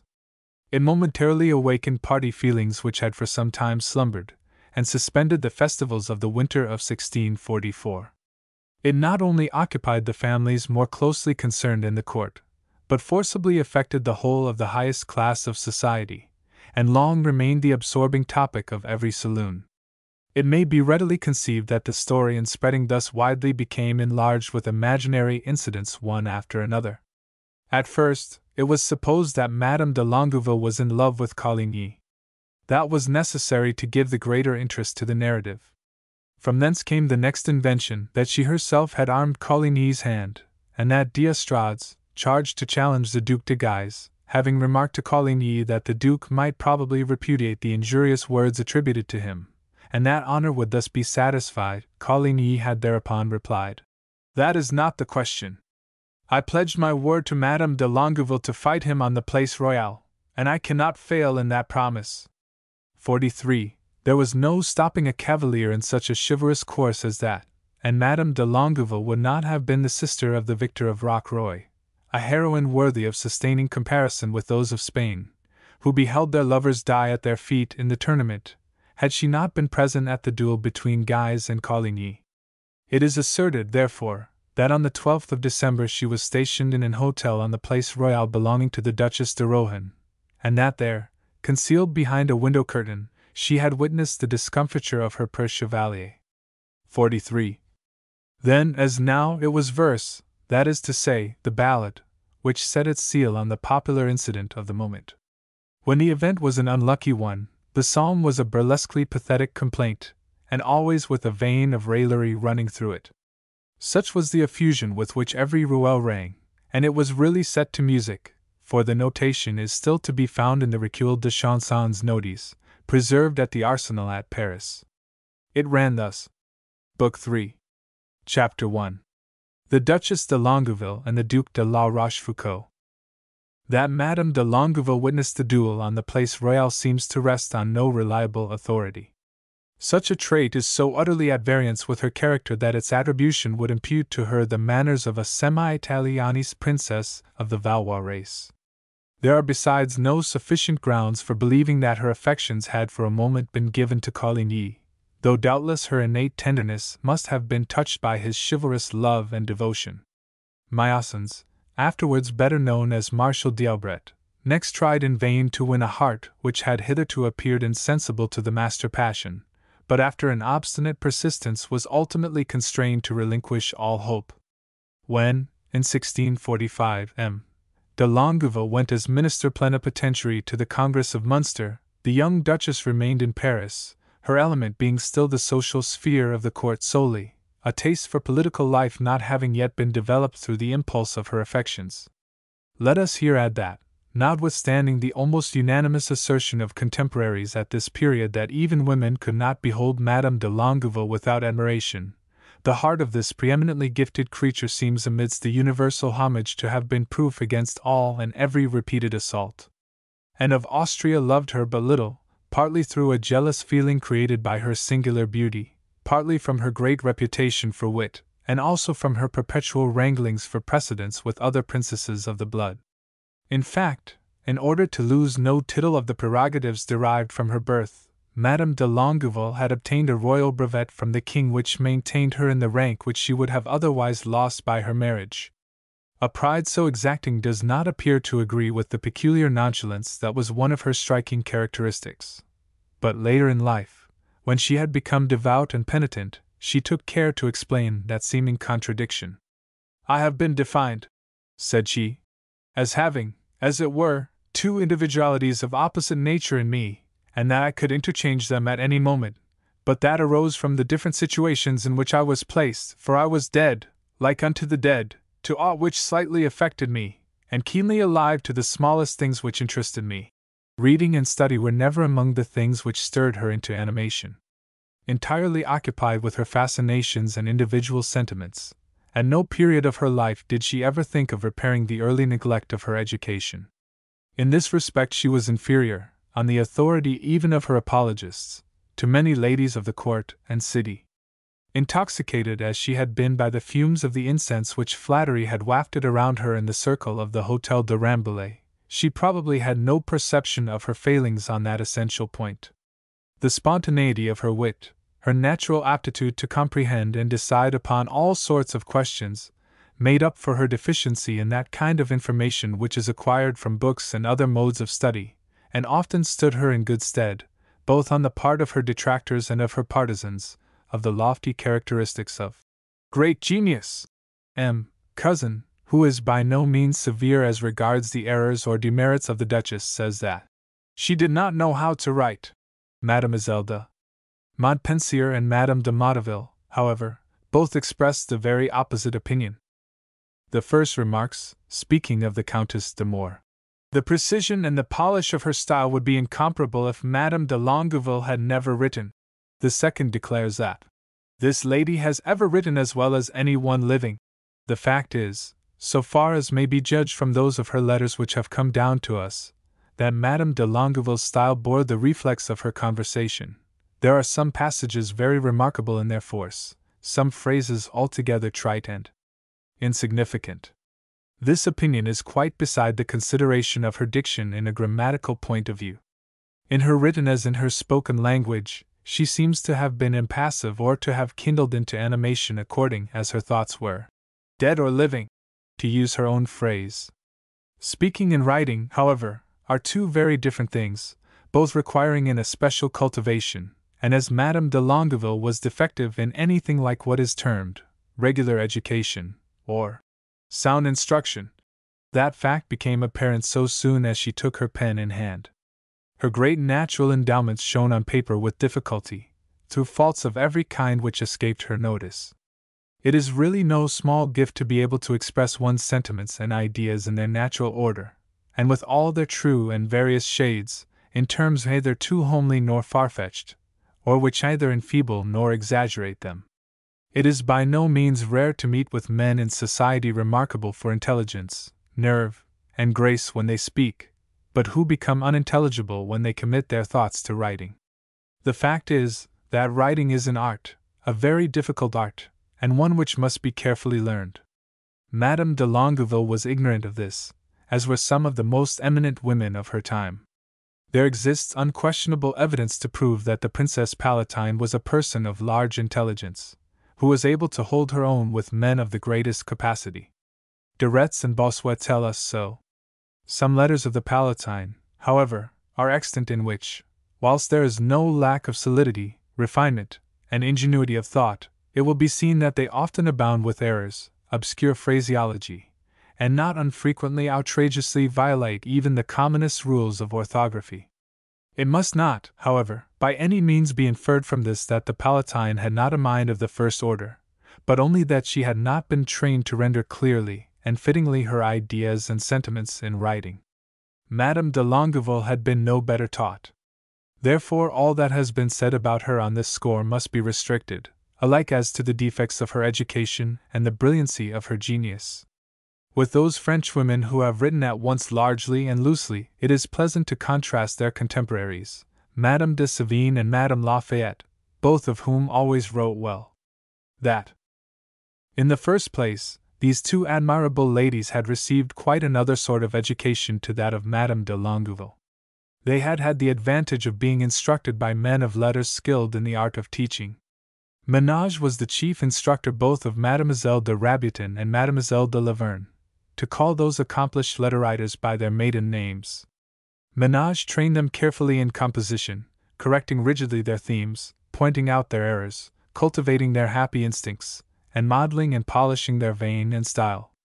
That talented tutor appears also to have been their platonic adorer, more platonic indeed than he desired. In his verses he celebrated by turns La Formosissima Laverna and La Bellissima Marchesa di Sévigné, and his lessons were doubtless given con amore. Nature had been lavish indeed in all her gifts to the latter, giving her a precision and solidity allied to an inexhaustible playfulness and sparkling vivacity. Art, in her, wedded to genius, resulted in that incomparable epistolary style which left Balzac and Voiture far away behind her, and which Voltaire himself even has not surpassed. We must now speak of him who was destined to bias, sway, and finally determine the future course of Madame de Longueville's life through the conquest of her heart and mind, La Rochefoucauld, the man who induced her to embark with him on the stormy sea of politics, whose irresistible tides swept her past the landmarks of loyalty and reputability to make shipwreck amongst the rocks and shoals of civil war, of fame, fortune, and domestic happiness. Up to the moment of her appearance on the scene of party strife in connection with La Rochefoucauld, Madame de Longueville had not achieved much political notoriety. Neither had her fair fame been compromised by the very insignificant gallantry of a long train of court danglers, nor through her involuntary participation in the affair of the letters with Madame de Montbazon. She could scarcely fail to be touched by the devotion of Coligny, who had shed his blood to avenge her of the outrage of that vindictive woman. For a moment, it is true, she had listened carelessly and harmlessly to the attention of the brave and intellectual Maupassants. Still later she compromised herself somewhat with the Duc de Nemours, but the only man she truly loved with heart and soul was La Rochefoucauld. To him she devoted herself wholly, for him she sacrificed everything, duty, interest, repose, reputation. For him she staked her fortune and her life. Through him she exhibited the most equivocal and most contradictory conduct. It was La Rochefoucauld who caused her to take part in the Fronde, who, as he willed, made her advance or recede, who united her to, or separated her from, her family, who governed her absolutely. In a word, she consented to be in his hand merely an heroic instrument. Pride and passion had doubtless something to do with this life of adventure and that contempt of peril. But of what stamp must have been that soul which could find consolation in all this? And, as often happens, the man to whom she thus devoted herself was not wholly worthy of her. He had infinite spirit, but he was coldly calculating, profoundly selfish, meanly ambitious. He measured others by himself. He was naturally as subtle in evil, as she was disposed spontaneously to virtue. Full of finesse in his self-love and in the pursuit of his own interest, he was, in reality, the least chivalrous of his sex, although he affected all the appearance of the loftiest chivalry. In his liaison with Madame de Longueville he made love the slave of ambition. It will be necessary to touch only slightly upon his career antecedent to this period. Francis, the sixth Seigneur and second Duc de La Rochefoucauld, was born December 15, 1613. Little is recorded of his early years, he himself having given no details about them. We only know that he was very imperfectly educated, his father being desirous that he should early adopt the profession of arms. Himself enjoying royal favor in the highest degree, his eldest son, the young Prince de Marsillac, profitably felt its influence, for, as early as 1626, he commanded as maître de camp the Auvergne regiment of cavalry at the siege of Cassel. He took an active part in the Day of Dupes, the period at which his memoirs commence. 2 years previously, in 1628, he had married at Mirbeau a rich and beautiful heiress of Burgundy, André de Vivonne, only daughter of André de Vivonne, Baron of Berendière and Chastaigneray, Grand Falconer of France, captain in the guards of the Queen Mother, Marie de Medici, Councillor of State, and one of the most trusty followers of Henry IV. The Prince de Marsillac was at first in great favor at court, notwithstanding his father's misconduct, but he suddenly compromised himself in a very imprudent way. Closely intimate with that virtuous maid of honor, Marie de Hautefort, whom the saturnine Louis XIII loved as passionately as his peculiar temperament permitted, and also with Mademoiselle de Kemerault, as lovely as she was witty, he was by them hurried into a blind devotion to the cause of their unhappy mistress and queen, and of Austria. The only party, says he, with unusual candor, that I ever honestly followed. And very soon his confidential relations with the persecuted princess became so marked as necessarily to excite Richelieu's suspicions, the more so that he ventured to speak of the cardinal's administration in the boldest terms. His friends advised him to retire from court, at least temporarily, but, as he wished to employ his time usefully, he joined as a volunteer the army of Marshal de Chastelain, who, with Marshal de la Meilleraye, beat Prince Thomas of Savoy at Avesnes.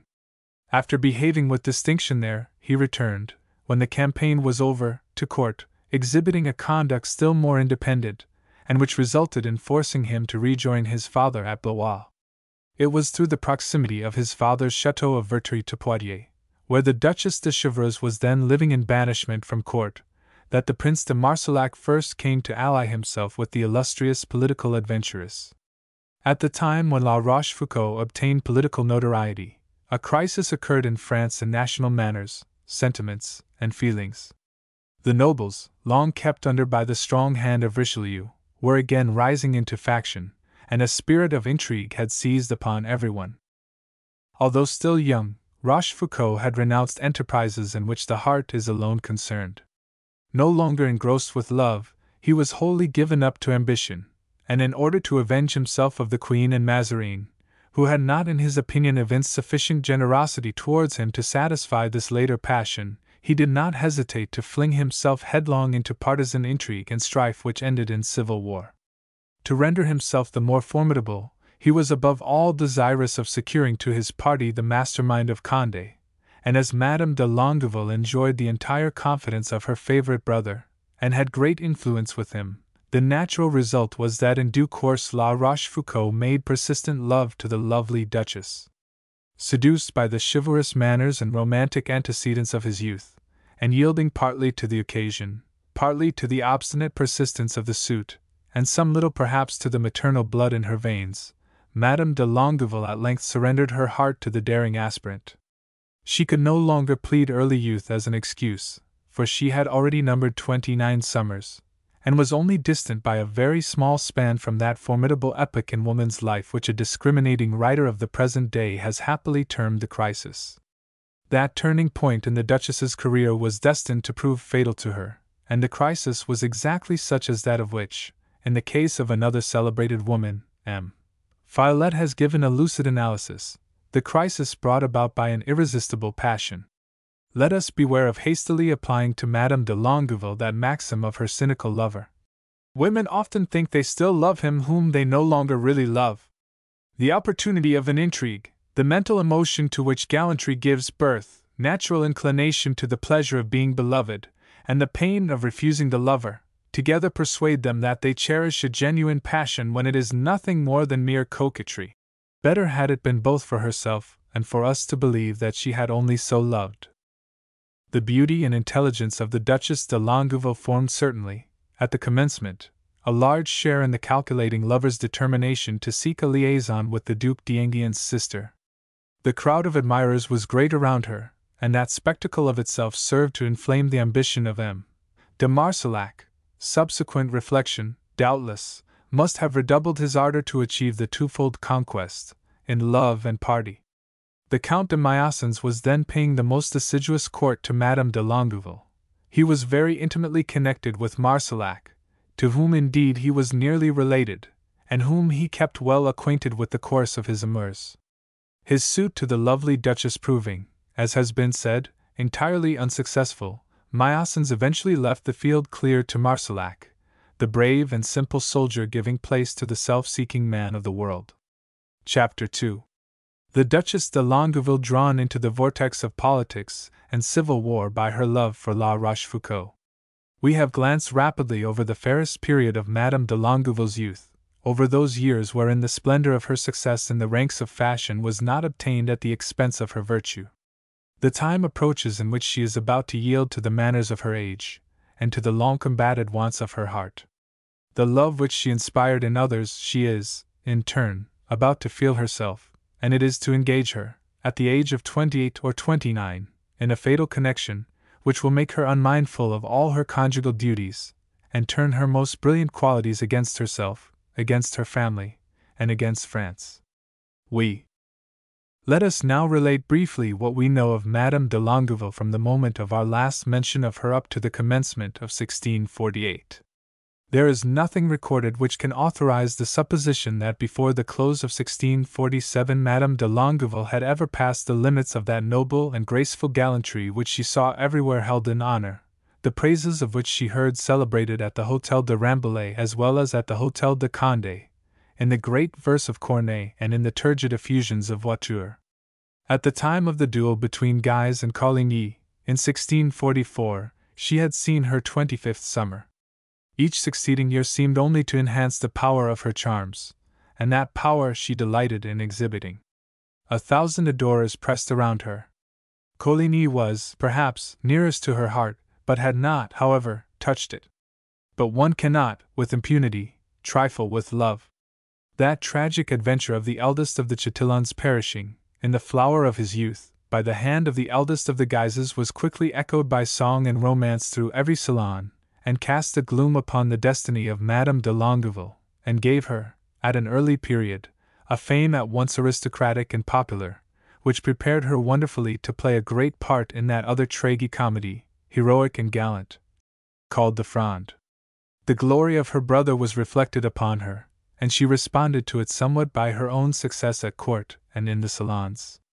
She acquired more and more the manners of the times. Coquetry and witty talk formed her sole occupation.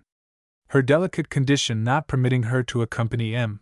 de Longueville to Munster, in June, 1645, she remained in Paris.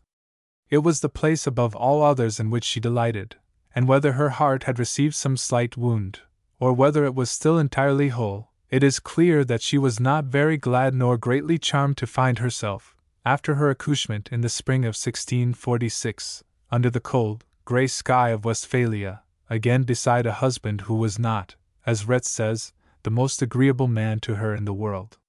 It is not difficult to divine the feelings with which that petted beauty of the Hôtel de Rambouillet must have left Corneille, Voiture, and all the elegancies and refinements of life, to take up her abode at Munster amongst a set of foreign diplomatists, only speaking German or Latin. To her it was doubly an exile, for her native soil was not merely France, but Paris, the court, the Hôtel de Condé. Chantilly, the Place Royale, the Rue Saint-Thomas du Louvre. 44. However, there was nothing for it but to obey the marital summons, and to set off with her stepdaughter, Mademoiselle de Longueville, who was already more than 20 years of age. The Duchess quitted Paris on the 20th of June, 1646, with a numerous escort under the command of Montigny, lieutenant of M. de Longueville's guards. The entire journey from Paris to Munster was a continual ovation. The Duke went as far as Basel to meet her. Turenne, who then commanded on the Rhine, treated her to the spectacle of an army drawn up in order of battle, and which he maneuvered for her amusement. Was it on that occasion that the great captain, well known to have been always impressionable to female beauty, received the ardent impulse which was renewed at Stenay in 1650, and which, graciously but prudently acknowledged by Madame de Longueville, always remained a close and tender tie between them? On the 22nd of July she made her triumphal entry into Munster. During the entire autumn of 1646 and the winter of 1647 she was really the queen of the Congress. Her beauty and grace of manner won homage equally from the grave diplomatists as from the great commanders who were there assembled. 44. Although the Duchess dissembled her ennui with that politeness and gentleness peculiar to herself, after the lapse of a few months she had had enough of her brilliant exile. In the winter of 1647 there were two reasons for her return to France. Her father, the Prince de Condé, had died towards the close of December, 1646, to the great loss of his family in France, the consequences of which were somewhat later vividly felt. Moreover, Madame de Longueville had become enceinte, at Munster for the third time, and it being her mother's wish that her accouchement should take place near her, M. de Longueville was compelled to consent to his wife's departure for Paris. Her return to France, at first to Chantilly, and next to Paris, in the month of May, 1647, was quite another sort of triumph to that of her journey to the Rhine and Holland, and her sojourn at Munster. She found the crowd of her adorers more numerous and attentive than ever, and in the foremost rank her younger brother, the Prince de Conti, just fresh from college, was taking his first lessons of life in the wider range of the great world. Shortly after her accouchement, the Duchess, who during her sojourn amongst the plenipotentiaries charged with negotiating the Treaty of Westphalia, had acquired a taste, there seems little doubt, for political discussions and speculations, first began to manifest an inclination to mix herself up with state affairs. There was little difficulty in her doing so. The mission which the Duc de Longueville continued to fulfill in Germany, the continued favor enjoyed by the Princess de Condé, the ever-increasing influence which the Duc d'Enghien, recently through his father's death become Prince de Condé, had acquired by his repeated victories, all these advantages, joined to the prestige of the personal charms of Madame de Longueville, placed this latter in a position to take the foremost part in the civil war about to break out. The court and Paris were then occupied with festivals and diversions, which all were eager to share with Madame de Longueville. To please the Queen, Mazarin multiplied balls and operas. At a great expense he sent to Italy for artists, singers, male and female, who represented the opera of Orpheus, the machinery and decorations of which are said to have cost more than 400,000 livres. The Queen delighted in these spectacles. France also, as though inspired by its increasing grandeur, took pleasure in the magnificence of its government, and seconded it by redoubling its own luxury and magnificence. The pleasures of wit occupied the first rank. The Hôtel de Rambouillet, near its decline, was shedding its last rays.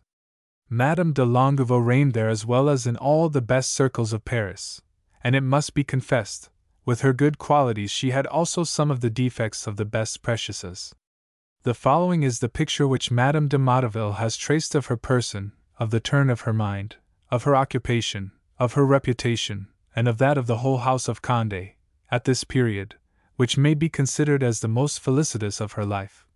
This princess, who during her absence reigned in her family, and whose approbation was sought as though she were a real sovereign, did not fail, on her return to Paris, to appear in greater splendor than when she left it. The friendship entertained for her by the prince, her brother, authorizing her actions and her manners, the greatness of her beauty and of her mind increased so much the cabal of her family, that she was not long at court without almost entirely engrossing it. She became the object of all desires, her clique was the center of all intrigues, and those whom she loved became also the favorites of fortune. Her intelligence, her wit, and the high opinion entertained for her discernment, won for her the admiration of all good people, who were persuaded that her esteem alone was enough to give them reputation. If, in this way, she governed people's minds, she was not less successful by means of her beauty, for although she had suffered from the smallpox since the Regency, and although she had lost somewhat of the perfection of her complexion, the splendor of her charms excited a powerful influence upon those who saw her, and she possessed especially, in the highest degree, what in the Spanish language is expressed by those words, d'honneur, brio, y bizarre, gallant air. She had an admirable form, and her person possessed a charm whose power extended over our own sex. It was impossible to see her without loving her, and without desiring to please her. Some shadows, however, slightly toned down this otherwise brilliant portraiture. She was then too much engrossed with her own sentiments, which pass for infallible rules while they were not always so, and there was too much affectation in her manner of speaking and acting, whose greatest beauty was attributable to delicacy of thought and correctness of reasoning. She appeared constrained, and the keen raillery exercised by herself and her courtiers often fell upon those who, while rendering her their homage, felt, to their mortification, that honest sincerity, which ought to be observed in polite society, was apparently banished from hers. The virtues and qualities of the most excellent creatures are mingled with things opposed to them. All men partake of this clay from which they derive their origin, and God alone is perfect. In short, it may be said that at this time all greatness, all glory, and all gallantry were concentrated in the family of Bourbon, of which the Prince de Condé was the illustrious head, and that fortune was not considered a desirable thing if it did not emanate from their hands. But unhappily, frivolous pastimes, of a nature both innocent and dangerous, now wholly engrossed Madame de Longueville. She was surrounded by all the prosperities and all the felicities of this life. Everything conspired in her favor, or rather against her, the triumphs of mind as well as those of beauty, the continually increasing glory of her paternal house, the intoxication of her vanity, the secret promptings of her heart. The trial was too much for her, and she succumbed to it. In the enchanted circle in which she moved, more than one adorer attracted her attention, and one of them succeeded in winning her affections, according to all appearances, at the close of 1647, or at the commencement of 1648. She was then about 29. Francois, Prince de Marsillac, without being very handsome, was well formed and very agreeable. As de Retz says, he was not a warrior, although he was a very good soldier. What distinguished him especially was his wit. Of this he possessed an infinite fund, of the finest and most delicate. His conversation was gentle, easy, insinuating, and his manners were at once the most natural and most polished. He had a lofty air. In him vanity supplied the place of ambition. At an early age he showed a fondness for distinction and for intrigues. Profoundly selfish, and having succeeded in acquiring a knowledge of himself, and in reducing to theory his nature, his character, and his tastes, he set out with very contrary appearances, and those chivalrous manners affected by the importance. One of his first connections, as we have seen, was with Madame de Chevreuse, who secured him to Queen Anne. When the death of Louis XIII had placed the supreme authority in her hands, he imagined that his fortune was made. He sought successively various important offices which the Queen could not grant, whatever liking she might have entertained for him. Having tried several schemes and failed in all, the Queen applied herself to soothing his disappointments, by behavior so tender as to retain him, as would now be said, in a moderate opposition, and keep him from taking part in the violence of Beaufort.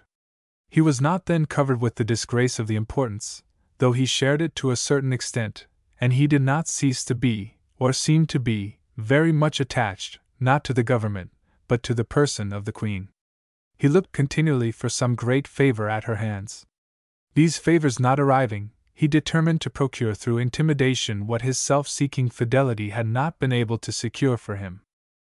It was during this state of his feelings that he met Madame de Longueville, on her return from Munster, surrounded by the most earnest admirers.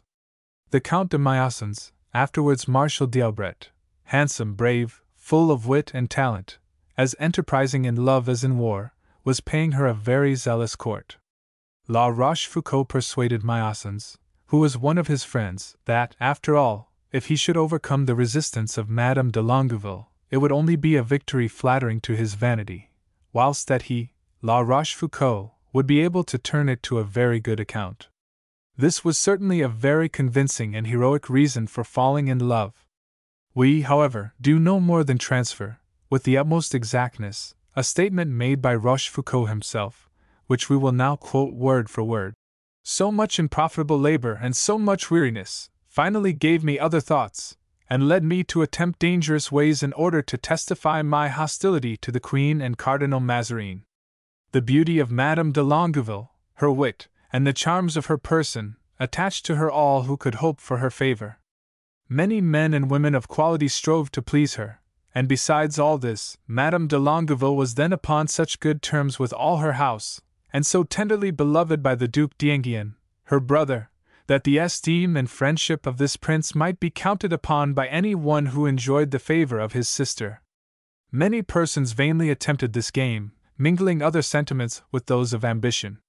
Myasins, who afterwards became Marshal of France, persisted in it longest, but with similar success. I was one of his intimate friends, and he told me his designs. They soon fell to the ground of themselves. He saw this, and told me several times that he was about to renounce them, but vanity, which was the strongest of his passions, prevented him from telling me the truth, and he professed to entertain hopes which he had not, and which I knew that he could not have. Some time passed in this way, and finally I had reason to believe that I could make a more considerable use than Myasins of the friendship and confidence of Madame de Longueville. I made him believe it himself. He knew my position at court. I told him my views, declaring that my consideration for him would always restrain me, and that I would not attempt to form a connection with Madame de Longueville without his permission. I will even confess that I irritated him against her in order to obtain it, without, however, saying anything untrue. He delivered her over entirely to me, but he repented when he saw the result of that connection. 45. When, subdued at length by the passion shown for her by La Rochefoucauld, Madame de Longueville had determined to respond to it, she gave herself up to him wholly, devoting herself in everything to the man whom she dared to love. She made it a point of honor, as doubtless it was a secret happiness, to share his destiny and to follow him without casting one backward glance, sacrificing to him all her private interests, the evident interest of her family, and the strongest sentiment of her soul, her tenderness for her brother Condé. The truthful Madame de Motteville, after noting the principal motive which urged La Rochefoucauld in his pursuit of Madame de Longueville, adds, "In all that she has since done, it is clearly seen that ambition was not the only thing that occupied her soul, and that the interests of the Prince de Marsillac there held a prominent place. For him she became ambitious, for him she ceased to love repose, and in order to show herself alive to this affection, she became too insensible to her own fame." The declarations of the Prince de Marsillac, as I have already said, had not been displeasing to her, and this nobleman, who was perhaps more selfish than tender, wishing through her to promote his own interests, believed that he should inspire her with a desire of ruling the princes her brothers. 46. Such being the sordid motives of her wooer, the oft-repeated lines, therefore, which he wrote with his own hand behind a portrait of the Duchess must be construed with a considerable abatement of their poetic ardor. 47. Such a dissembler then was the coldly ambitious, egotistical, clever Duc de La Rochefoucauld, a man capable of sacrificing everybody to his own interests. Madame de Longueville, such as we have depicted her, could not help being the instrument of a man of like character. Cousin seems to have arrived at that conclusion, since, in designating that princess as the soul of the Fronde, he acknowledges that she troubled the state and her own family by an extravagant passion for one of the chiefs of the importance, become one of the chiefs of the Fronde. But Cousin is very nearly silent touching the Prince de Conti, of whom the Duchess was the sole motive power on all occasions, and he merely says that this young prince submitted to be led by his sister in ordered to stand upon an equal footing with his elder brother whilst waiting for a cardinal's hat. Armand de Bourbon, Prince de Conti, born in 1629, was 18 years of age in 1647. He had good intellect and a not unpleasant countenance, but a slight deformity and a certain feebleness of constitution rendering him unfit for the army. He was early destined for the church. He had studied among the Jesuits at the College of Clermont with Molière, and his father had obtained for him the richest benefices, and demanded a cardinal's hat. While waiting for this hat dignity, Armand de Bourbon was living at the Hôtel de Condé, partly an ecclesiastic, partly a man of the world, passing his days with wits and men of fashion, and greedy of every species of success. The glory of his brother filled him with emulation, and he dreamed himself of warlike exploits. When his sister returned from Germany, he went to meet her, and dazzled by her beauty, her grace, and her fame, he began to love her rather as a gallant than as a brother. He followed her blindly in all her adventures, in which he exhibited as much courage as volatility. When he had made his peace with the court, thanks to his marriage with a niece of Mazarin, the beautiful and virtuous Anne-Marie Martinazzi, he obtained the command-in-chiefship of the army of Catalonia, in which capacity he acquitted himself with great honor. He was much less successful in Italy. On the whole, he was far from injuring his name, and he gave to France, in the person of his young son, a true warrior, one of the best pupils of Condé, one of the last eminent generals of the 17th century. Constrained, through ill health, to betake himself again to religion, the Prince de Conti finished, where he had begun, with theology. He composed several meritorious and learned works on various religious subjects. In 1647, he was entirely devoted to vanity and pleasure. He adored his sister, and she exercised over him a somewhat ridiculous empire, which continued during several years. Chapter 3. The Duchess de Chevreuse driven into exile for the third time. When in the summer of 1644, the Queen of England, the fugitive consort of Charles I, sought an asylum in France from the fury of the English parliamentarians, and went to drink the Bourbon waters, Madame de Chevreuse eagerly desired to see once more that illustrious princess, who had so warmly welcomed her when herself in exile, at the court of St. James's. Queen Henrietta, too, who like her mother, Marie de Medici, as well as the Duchess, was of the Spanish and Catholic party, would have been delighted to have mingled her tears with those of so old and faithful a friend. But the royal exile did not deem it right to give way to her inclination without Queen Anne's permission, who at that moment was according her such noble hospitality. Anne of Austria politely replied that the Queen, her sister, was perfectly free to act as she chose, but it was intimated to her, through the Chevalier de Jars, that it was inexpedient to receive the visit of a person who, through misguided conduct, had forfeited Her Majesty's favor. This fresh disgrace, added to so many others, increased the Duchess's irritation to the highest pitch. She redoubled her efforts to break the yoke that oppressed her. Mazarin watched and was made acquainted with all her maneuvers. He had the comptroller of her household arrested in Paris, and shortly afterwards even her physician, whilst accompanying Madame de Chevreuse's daughter in her carriage for an airing. The Duchess complained bitterly of this latter proceeding in a letter which she contrived to have handed to the Queen. She asserted that Mademoiselle de Chevreuse was forced to quit the vehicle, two archers leveling their pistols at her breast, and shouting all the while, "Fire! Fire!" and they threatened, after the same fashion, the female attendants who were with her. At the same time that she protested her own innocence, she did not fail to challenge Anne's sense of justice, with a view to neutralize the enmity of Mazarin. But the physician whom he had arrested, on being flung into the Bastille, made avowals which opened up traces of very grave matters, and an exempt of the King's Guards was dispatched to Madame de Chevreuse with an order commanding her to retire to Angoulême, and the officer was even charged to convey her thither. At Angoulême was that strong fortress used as a state prison, in which her friend Chateauneuf had been confined on her account for 10 long years. This reminiscence, ever present to the Duchess's imagination, terrified her sorely. She dreaded lest it should be the same sort of retreat which they now intended for her, and the active-minded woman, preferring every kind of extremity to being imprisoned, decided upon renewing the career of a wanderer and an adventurer, as in 1637, and to tread for the third time the wearisome paths of exile. But how greatly were circumstances then changed around her, and how changed was she also herself. Her first exile from France in 1626 had proved one continuous triumph.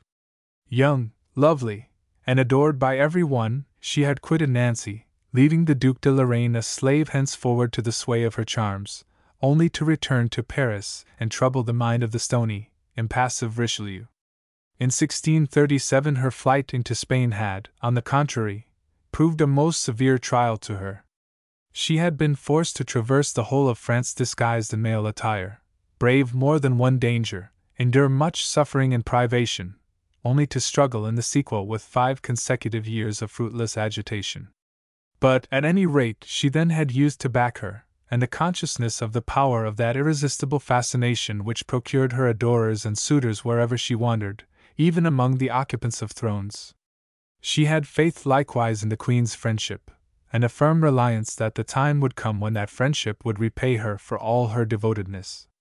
But now age she felt was creeping upon her, her beauty, verging towards its decline, promised her henceforward conquests only few and far between. She perceived that in losing her power over and of Austria's heart, she had lost the greater portion of her prestige both in France and Europe. The flight of the Duc de Vendôme, shortly about to be followed by that of the Duc de Bouillon, left the importance without any chief of note. The Duchess had found Mazarin to be quite as skilful and formidable an enemy as Richelieu. Victory seemed to have entered into a compact with him. De Bouillon's own brother, Turenne, solicited the honor of serving him, and the young Duc d'Enghien won battle after battle for him. She knew also that the Cardinal had that in his hands wherewith he could condemn and sentence her to incarceration for the rest of her days. When, however, almost every one forsook her, this extraordinary woman did not give way to self-abandonment. As soon as the exempt Riquetti had signified to her the order of which he was the bearer, she adopted measures with her accustomed promptitude, and accompanied by her daughter Charlotte, who had hastened to her mother and refused to quit her, she succeeded in reaching by crossroads the thickets of La Vendée and the solitudes of Brittany, until, approaching within a few leagues of St. Malo, she solicited an asylum at the hands of the Marquis de Coetquin. That noble and generous Breton gave her the hospitality which was due to such a woman struggling against such adversity. Marie de Rohan did not abuse it, and after placing her jewels in his hands for safety, as she had formerly done in those of La Rochefoucauld, 48, she embarked with her daughter in the depth of winter at St. Malo, on board a small vessel bound for Dartmouth, whence she purposed crossing over to Dunkirk and entering Flanders. But the English parliamentarian men-of-war were cruising in the Channel. They fell in with and captured the wretched little bark, and carried her into the Isle of Wight. There Madame de Chevreuse was recognized, and as she was known to be a friend of the Queen of England, the Roundheads were not loath to subject her to sufficiently rough treatment, and afterwards hand her over to Mazarin.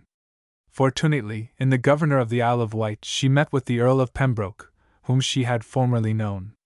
The Duchess appealed to his courtesy, 49, and thanks to his good offices, she obtained, but with no little difficulty, passports which permitted her to gain Dunkirk, and thence the Spanish Low Countries. 48. 49. The adventurous exile took up her abode for a short time at Liege, and applied herself to maintain and consolidate to the utmost degree possible between Spain, Austria, and the Duc de Lorraine, an alliance, which was the final resource of the importance, and the last basis of her own political reputation and high standing. Mazarin, however, having got the upper hand, resumed all Richelieu's designs, and, like him, made strenuous efforts to detach Lorraine from his two allies. The gay Duke was then madly enamored of the fair Beatrice de Cusins, Princess of Cantacroix. Mazarin labored to gain over the lady, and he proposed to the ambitious and enterprising Charles IV to break with Spain and march into Franche-Comté with the aid of France, promising to leave him in possession of all he might conquer. The Cardinal succeeded in winning over to his interest Duke Charles's own sister, the former mistress of Ploerens, the Princess de Phalsbourg, then greatly fallen from her former high estate, and who gave him secret and faithful account of all that passed in her brother's immediate circle. Mazarin required of her especially to keep him apprised of Madame de Chevreuse' slightest movement. He knew that she was in correspondence with the Duc de Bouillon, that she disposed of the Imperial General Piccolomini by means of her friend Madame de Strozzi, and even that she had preserved intact her sway over the Duc de Lorraine, in spite of the charms of the fair Beatrice. By the help of the Princess de Falsburg he watched every step, and disputed with her, foot to foot, possession of the fickle Charles IV, sometimes the victor, but very often the vanquished in this mysterious struggle. The advantage remained with Madame de Chevreuse. Her ascendancy over Charles IV. The offspring of love, surviving that passion, but more potent than all the later loves of that inconstant prince, retained him in alliance with Spain, and frustrated Mazarin's projects. By degrees she became once more the soul of every intrigue planned against the French government. She did not always attack it from without, but fostered internal difficulties, which, like the heads of the Hydra, were unceasingly springing forth. Surrounded by a knot of ardent and obstinate emigrants, among others by the Count de Saint-Abar, one of the most resolute men of the party, she kept up the spirits of the remnant of the importance left in France, and everywhere added fuel to the fire of sedition. Actuated by strong passion, yet mistress of herself, she preserved a calm brow amidst the wrack of the tempest, at the same time that she displayed an indefatigable activity in surprising the enemy on his weak side. Making use alike of the Catholic and the Protestant party, at times she meditated a revolt in Languedoc, or a descent upon Brittany. At others, on the slightest symptom of discontent betrayed by some person of importance, she labored to drive out Mazarin. Chapter 4. Fatal influence of Madame de Longueville's passion for La Rochefoucauld. The Fronde. We do not propose to enter into the labyrinth of intrigues which preceded the outbreak of the Fronde, but confine ourselves to an endeavor to trace the motives which led Madame de Longueville to throw herself into the center of the malcontents, and to figure, as the chief heroine in the varied scenes of that tragi-comedy of civil war. The First Fronde was formed out of the debris of the importance. It was composed of all the malcontents who made common cause with those members of the Parliament who were irritated by the frequent Bissell edicts, notably that which, in 1648, created 12 new appointments of maîtres de requêtes. And now what gave birth to the Fronde, or what sustained it? What roused up the old party of the importance stifled for some years, it would seem, under the laurels of Rocroi? What separated the princes of the blood from the crown? What turned against the throne that illustrious house of Condé, which, until then, had been its sword and shield? There were doubtless many general causes for all this, but it is impossible for us to conceal one, private, it is true, but which exercised a powerful and deplorable influence: the unexpected love of Madame de Longueville for one of the chiefs of the importance, who had become one of the chiefs of the Fronde.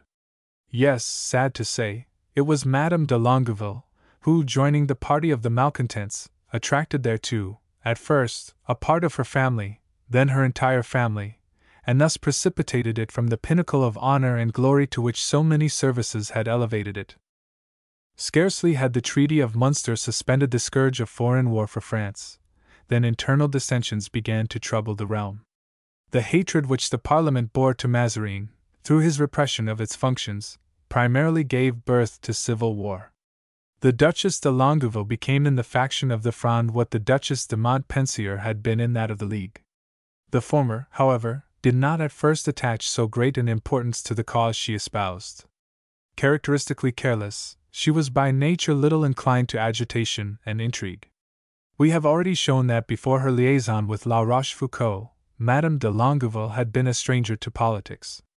Occupied solely with innocent gallantry and the homage of the most refined society of the day, she allowed herself in all else to be led by her father and her elder brother. But no sooner was La Rochefoucauld master of her heart than she gave herself wholly up to him, and became a mere instrument in his hands. Having been by him inspired with ambition, she made it a point of honor, and doubtless a secret happiness, to share his destiny. It seems not improbable that the Duchess might have caught a liking for politics and negotiation during the Conference of Munster.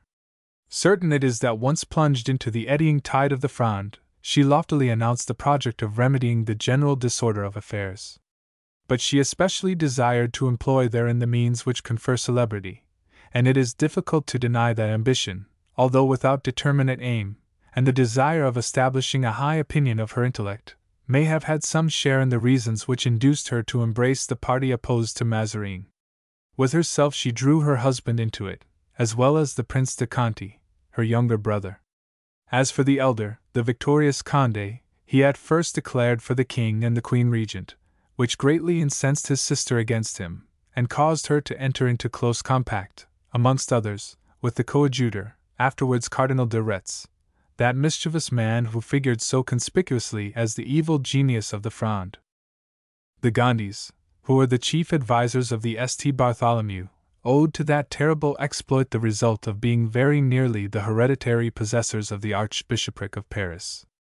But this last Gondi, John Francis Paul, owed something more, to be at the same time governor of Paris, and to unite both powers.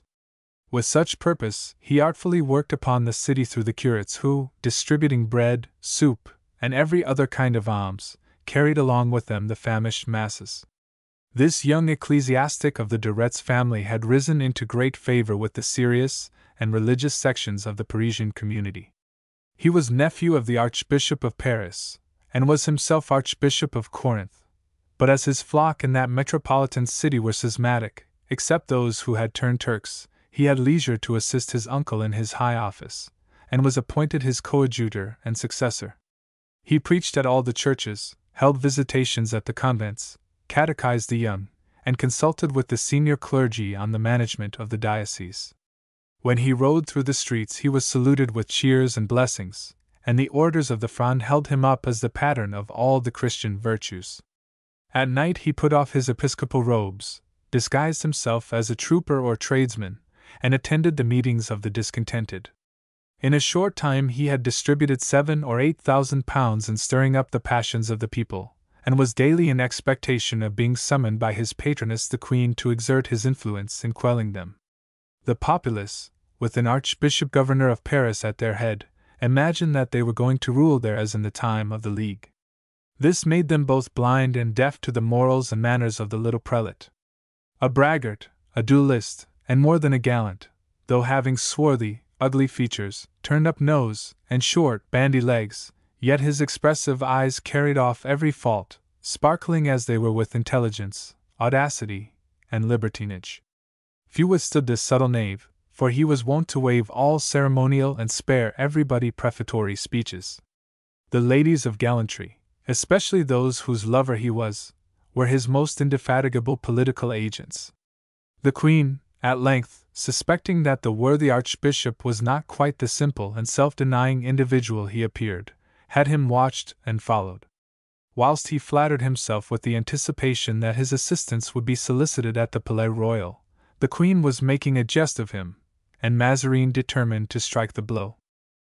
On the 27th of August 1648, a vast assemblage crowded the spacious precincts of Notre Dame, to celebrate a Te Deum for the great victory of Lens, of which the youthful Condé had just sent home the news. When the multitude were dispersing, a dash was made upon 2 or 3 of the obnoxious councillors who had inflamed the discussions of the Fronde, for that civil war was fairly on foot ere and of Austria and Mazarin knew of its existence. 2 of the intended prisoners escaped, but a surly, burly demagogue, named Broussel, was tracked to his house in the mechanics' quarter of Paris, and arrested by an armed force. Thereupon the populace rose and armed against the court. They made an extraordinary stand in the streets, having raised 1,200 barricades in the course of 12 hours. They had no further need of de Retz. It was, however, one of his mistresses, the sister of a president and wife of a city captain, who, having in her house the drum belonging to the citizen guard of that quarter, gave the first impulse by causing it to be beaten. The train was thus fired and the flame of civil war kindled. This was called the Day of the Barricades. Thus, the royal power which, as wielded by Richelieu, had come to be considered as absolute, was attacked by 3 parties simultaneously, the great nobles, the parliamentarians, and the bourgeoisie. But, notwithstanding the dread of the common enemy, which united them, those parties were of different origin and conditions of existence, and consequently had different interests also. The great nobles wished to exercise power by placing themselves above the law, the Parliament to increase its own through the law, the citizens to establish theirs at the expense of the law, for in their eyes the law was full of abuses and the royal power cruelly oppressive. All three parties, in order to arrive at their several ends, had, therefore, recourse to violence, or derived aid from it. On the return of Madame de Longueville from Munster, there was already a ferment in the minds of the Parisians, of which the regent took little heed. The Fronde cabal was then brooding in the dark. When the rebellion, formed by Gondi, broke out at last under the circumstances just narrated, Madame de Longueville, alone of all the princesses of the blood, did not accompany Anne of Austria in her flight to rule. The Duchess strove her utmost to strengthen, by the concurrence of her entire family, the faction whose fortunes she had embraced through devotion to Marsillac. She did not, however, then succeed in detaching Condé from the regent's party. The Battle of the Barricades followed close upon that of Lens, Condé's last victory. On his return, that victorious young soldier found royalty humiliated, the Parliament triumphing and dictating laws to the crown. The Duc de Beaufort, with whom he once thought of measuring swords in defense of the honor of his sister, freed from his prison in Vincennes, and master of Paris by aid of the populace who idolized him, the vain and fickle Abbé de Retz transformed into a tribune of the people, the Prince de Conti into a generalissimo, M. de Longueville under the guidance of his wife and La Rochefoucauld, and the feeble Duc d'Orleans fancying himself almost a king, because he saw the queen humiliated, and because the Frondeurs, cunningly flattering his self-love, were treating him like a sovereign. Condé, at a glance, saw the situation of affairs and his duty also, and without any hesitation he offered his sword to the queen. Brother and sister were, therefore, about to be arrayed against each other in the strife of civil war, and a stormy explanation took place between them.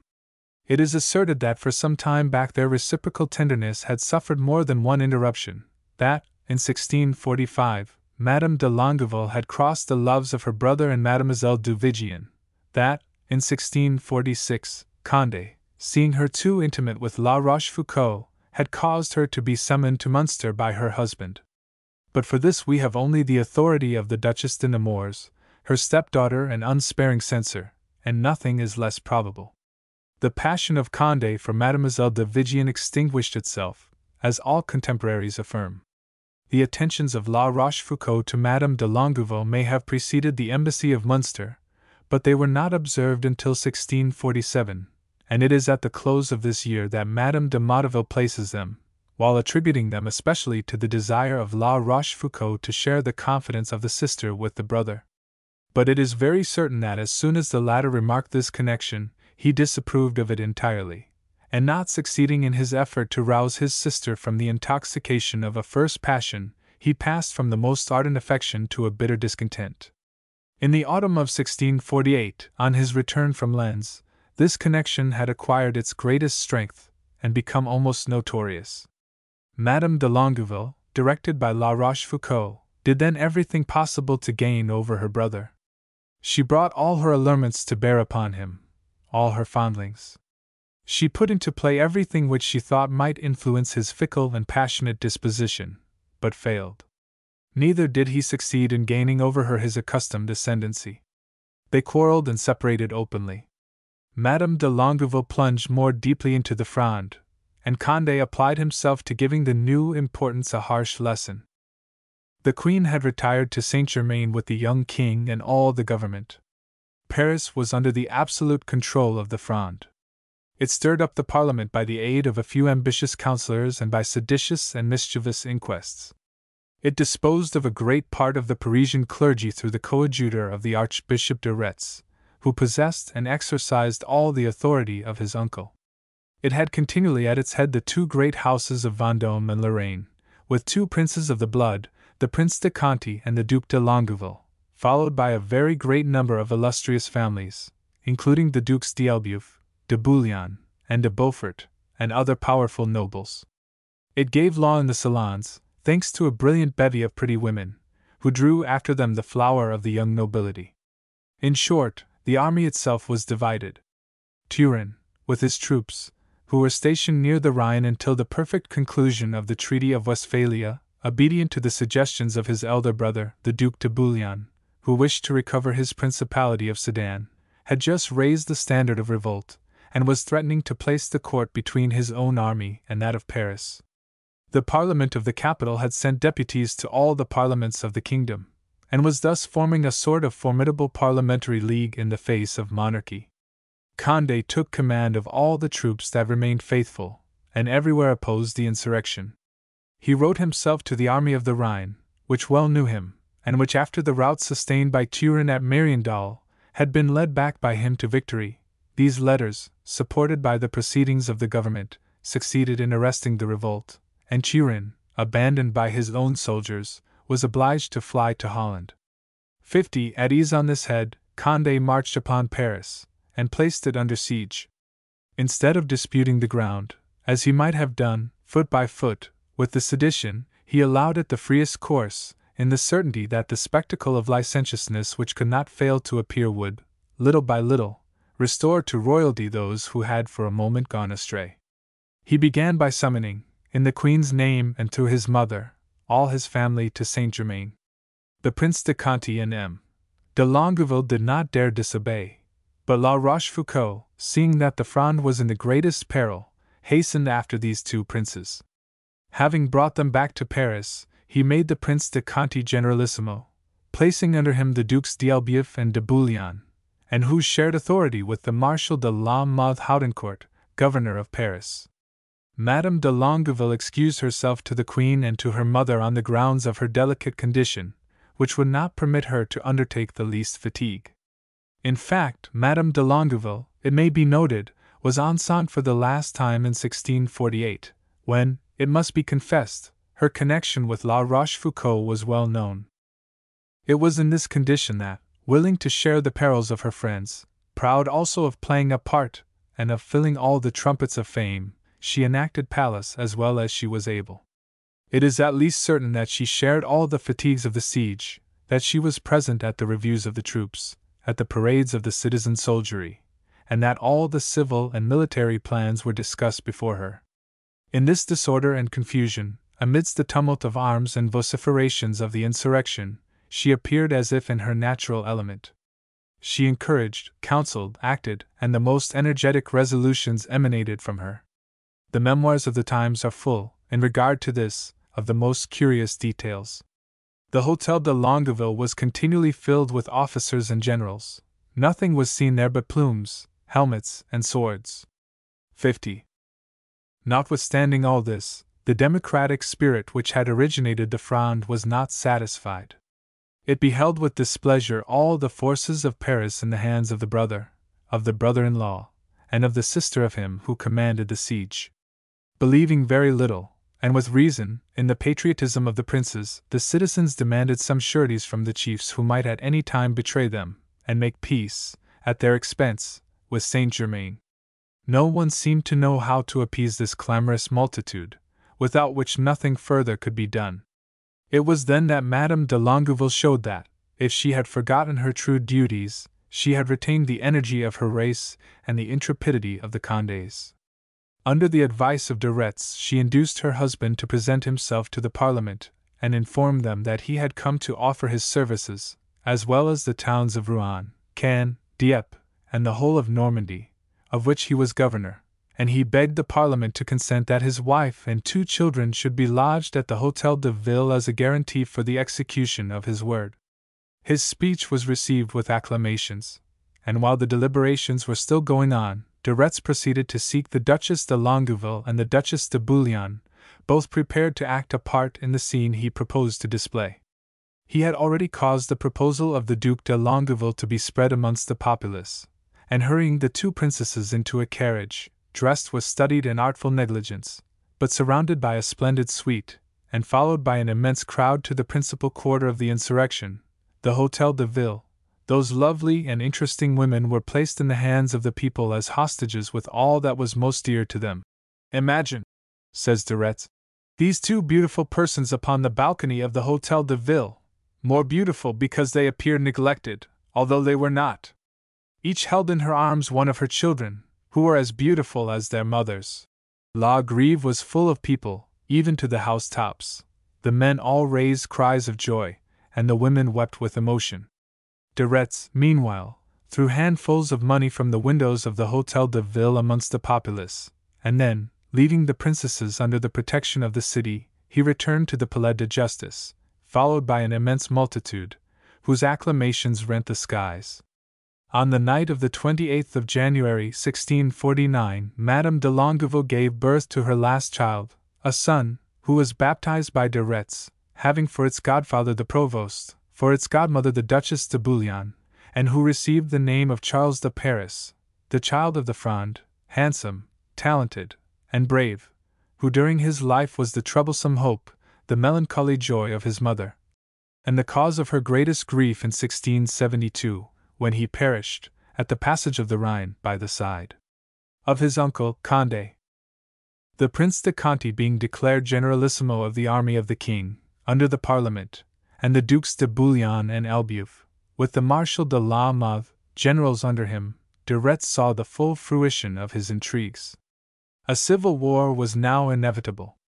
The great and the little, the wise and the foolish, the rash and the prudent, the cowardly and the brave, were all engaged and jumbled up pell-mell on both sides, and the mixture was so strange, so heterogeneous, and so incomprehensible, that a sentiment of the ridiculous was irresistibly paramount, and the war began amongst fits of laughter on all sides.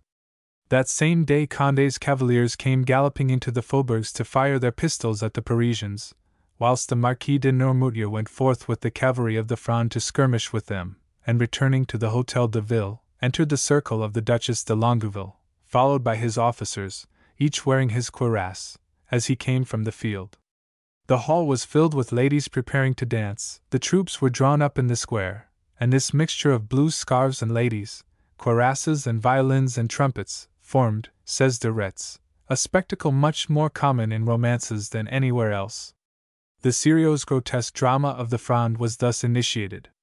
Chapter 5. Madame de Longueville wins her brother Condé over to the Fronde. This first raising of bucklers by the Frondeurs was not of long duration. At the conclusion of a peace between Mazarin and the Parliament, a perfect understanding prevailed amongst all the members of the Condé family. The civil dissensions, however, were sufficiently prolonged to exhibit the errors of all parties, even those who had entered therein with virtuous inclinations and intentions, ashamed of the stains which had tarnished them in the struggle, almost invariably ended by confining themselves to the narrow circle of individual interests, and completed their degradation by no longer recognizing any other motive for their conduct than that of sordid selfishness. All care for the public weal became extinct. Men's hearts were insensible to all generous sympathy, their minds dead to every elevating impulse, like to those aromatics which, after diffusing both glow and perfume from their ardent brazier, lose by combustion all power of further rekindling, and present nothing else than vile ashes, without heat, light, or odor. The peace concluded between the minister and the Fronde was destined to be of short duration. It was, properly speaking, nothing but a suspension of arms, and in no degree a suspension of intrigues and cabals. That suspension of arms, however, had been accompanied by an amnesty, including all persons except the coadjutor. The other chief personages who had played a part in the insurrection of Paris, and who now proceeded to visit the court, were by no means warmly received by the Queen, though Mazarin himself displayed nothing but mildness and humility. The Duc d'Orléans and the Prince de Condé visited the city, and the first was received with much enthusiasm by the populace, who attributed to his counsels the truce of which all parties had stood so much in need. The Prince de Condé, whose warlike spirit had not only aided in stirring up the strife at first, but would have protracted it still further had his advice been listened to, was not looked upon with the same favor by the Parisians, but the Parliament sent deputations to them both on their arrival in the city, to compliment them on their efforts for the restoration of peace. During Condé's visit to Paris, a reconciliation took place between him and his fair sister, the Duchess de Longueville. The violent language he had used to her on various occasions, the imputations he had cast upon her character, and the harsh nature of the advice which he had given to her husband concerning her, were all forgotten, and she resumed her ascendancy over his mind so completely as in a very short time to detach him entirely from the side of Mazarin, and to lead him, before he quitted Paris, to speak publicly of the minister in the scornful and contemptuous manner in which he was usually treated by the leaders of the Fronde. The Duchess de Longueville herself remained as strongly opposed to the Cardinal as ever. But though she still retained towards and of Austria that dislike which she had always felt, and which the sense of an inferiority of station greatly augmented in a woman of a haughty and ambitious character, she found herself obliged, in common propriety, to appear at court on the conclusion of the siege of Paris. The first visits of her husband and herself, after the insurrection, were rendered remarkable by the extraordinary degree of embarrassment and timidity shown by two such bold and fearless persons. The Duc de Longueville arrived first, coming from Normandy, and was followed by a very numerous and splendid train, as though he rested for mental support upon the number of his retainers. The Queen received him in the midst of her court, with Mazarin standing beside her, and every one crowded round to hear what excuses the Duke would offer for abandoning the royal family at the moment of their greatest need. Longueville, however, approached the regent with a troubled and embarrassed air, attempted to speak, became first deadly pale, and then as red as fire, but could not utter a word. He then turned and bowed to Mazarin, who came forward, spoke to him, and led him to a window, where they conversed for some time together in private, after which they visited each other frequently, and became apparent friends. The reception of the proud and beautiful Duchess at St. Germain, though not so public, was not less embarrassing. The Queen had lain down on her bed when the Duchess was announced, and, as was customary in those days, received her in that situation. Madame de Longueville was naturally very apt to blush, and the frequent variation of her complexion added greatly, we are told, to the dazzling character of her beauty. Her blushes, however, on approaching the Queen, became painful. All that she could utter was a few confused sentences, of which the Queen could not understand a word, and those were pronounced in so low a tone that Madame de Motteville, who listened attentively, could distinguish nothing but the word Madame. As there was no sincerity in these reconciliations, it is not surprising to find that ere long the conduct of the Prince de Condé gave no slight uneasiness to Mazarin. The Prince had, however, brought back the court to Paris. But from that very day he had shown a great change in his attitude, and it is to the influence of La Rochefoucauld that such change must be attributed. At that moment, in fact, the Sieur Condé had become reconciled with every member of his family, and even with his sister's lover. He drew closer also the links between himself and the Duc d'Orléans, for whom he shewed great deference, say his contemporaries, and he began to treat Mazarin with much indifference, rallying him publicly, and declaring aloud that he regretted to have maintained him in a post of which he was so little worthy. Enjoying a great military reputation, feared and esteemed by the bulk of his countrymen, he chafed at seeing himself compromised by the unpopularity of the Cardinal. He thought that by drawing closer to the Frondeurs, he should rid himself of the feeling that oppressed him. In the outset, he had no idea of actively joining that faction, but his sister did the rest, and hurried him on to become the enemy of that party of which he had just been the savior. It is true that, for the memorable service which he had recently rendered, Condé reaped scarcely any benefit, but his noble conduct increased the splendor of his last campaign of 1648. It added to his military titles those of defender and savior of the throne, of pacificator of the realm, of arbiter and enlightened conciliator of parties. It gave the climax to his credit and to his glory. Nevertheless, he did not lose sight of the jealous feeling to which such claims gave birth, whether on the part of the Duc d'Orléans or the Prime Minister, and he well knew that he was exposed to one of those coups d'état, the necessity of which the Chancellor as well as himself had urged at Rouen. He considered himself as the head of the nobility, and that important body seemed to constitute all the military power of the state. But the French nobility was just beginning to lose its former independence of character and becoming more courtier-like. Instead of deriving from its strongholds and vassals the feeling of its strength and equality, it showed itself ambitious of such distinctions as the monarch could confer. In the indulgence of its vanity it lost sight of its proper pride, and if that new emulation which the Bourbons had excited was more easy for the sovereign to satisfy, it was more difficult for the chief of a party to direct. Moreover, Condé, as the Duchess de Nemours remarks, knew better how to win battles than hearts. 51. He found a dangerous pleasure, as did his sister the Duchess de Longueville, in braving malevolence. In matters of consequence, they delighted to thwart people, and in ordinary life they were so impracticable that there was no getting on with them. They had such a habit of ridiculing one, and of saying offensive things, that nobody could put up with them. When visits were paid to them, they allowed such a scornful ennui to be visible, and showed so openly that their visitors bored them, that it was not difficult to understand that they did everything in their power to get rid of their company. Whatsoever might be the rank or quality of the visitors, people were made to wait any length of time in the prince's antechamber, and very often, after having long waited, everybody was sent away without getting an interview, however short. When they were displeased, they pushed people to the utmost extremity, and they were incapable of showing any gratitude for services done them. Thus they were alike hated by the court, by the Fronde, and by the populace, and nobody could live with them long. All France impatiently suffered their irritating conduct, and especially their pride, which was excessive. 52. 51. 52. In looking at the faulty side of Condé's character, we must not forget to observe the disinterested firmness with which, without considering either his family or his friends, he had hitherto acted in the interests of the king. Happy would it have been, if, after having thus terminated this sad civil war, he had quitted the court and its intrigues to seek other battlefields, and to finish another war somewhat more useful and glorious to France, that which still remained with Spain.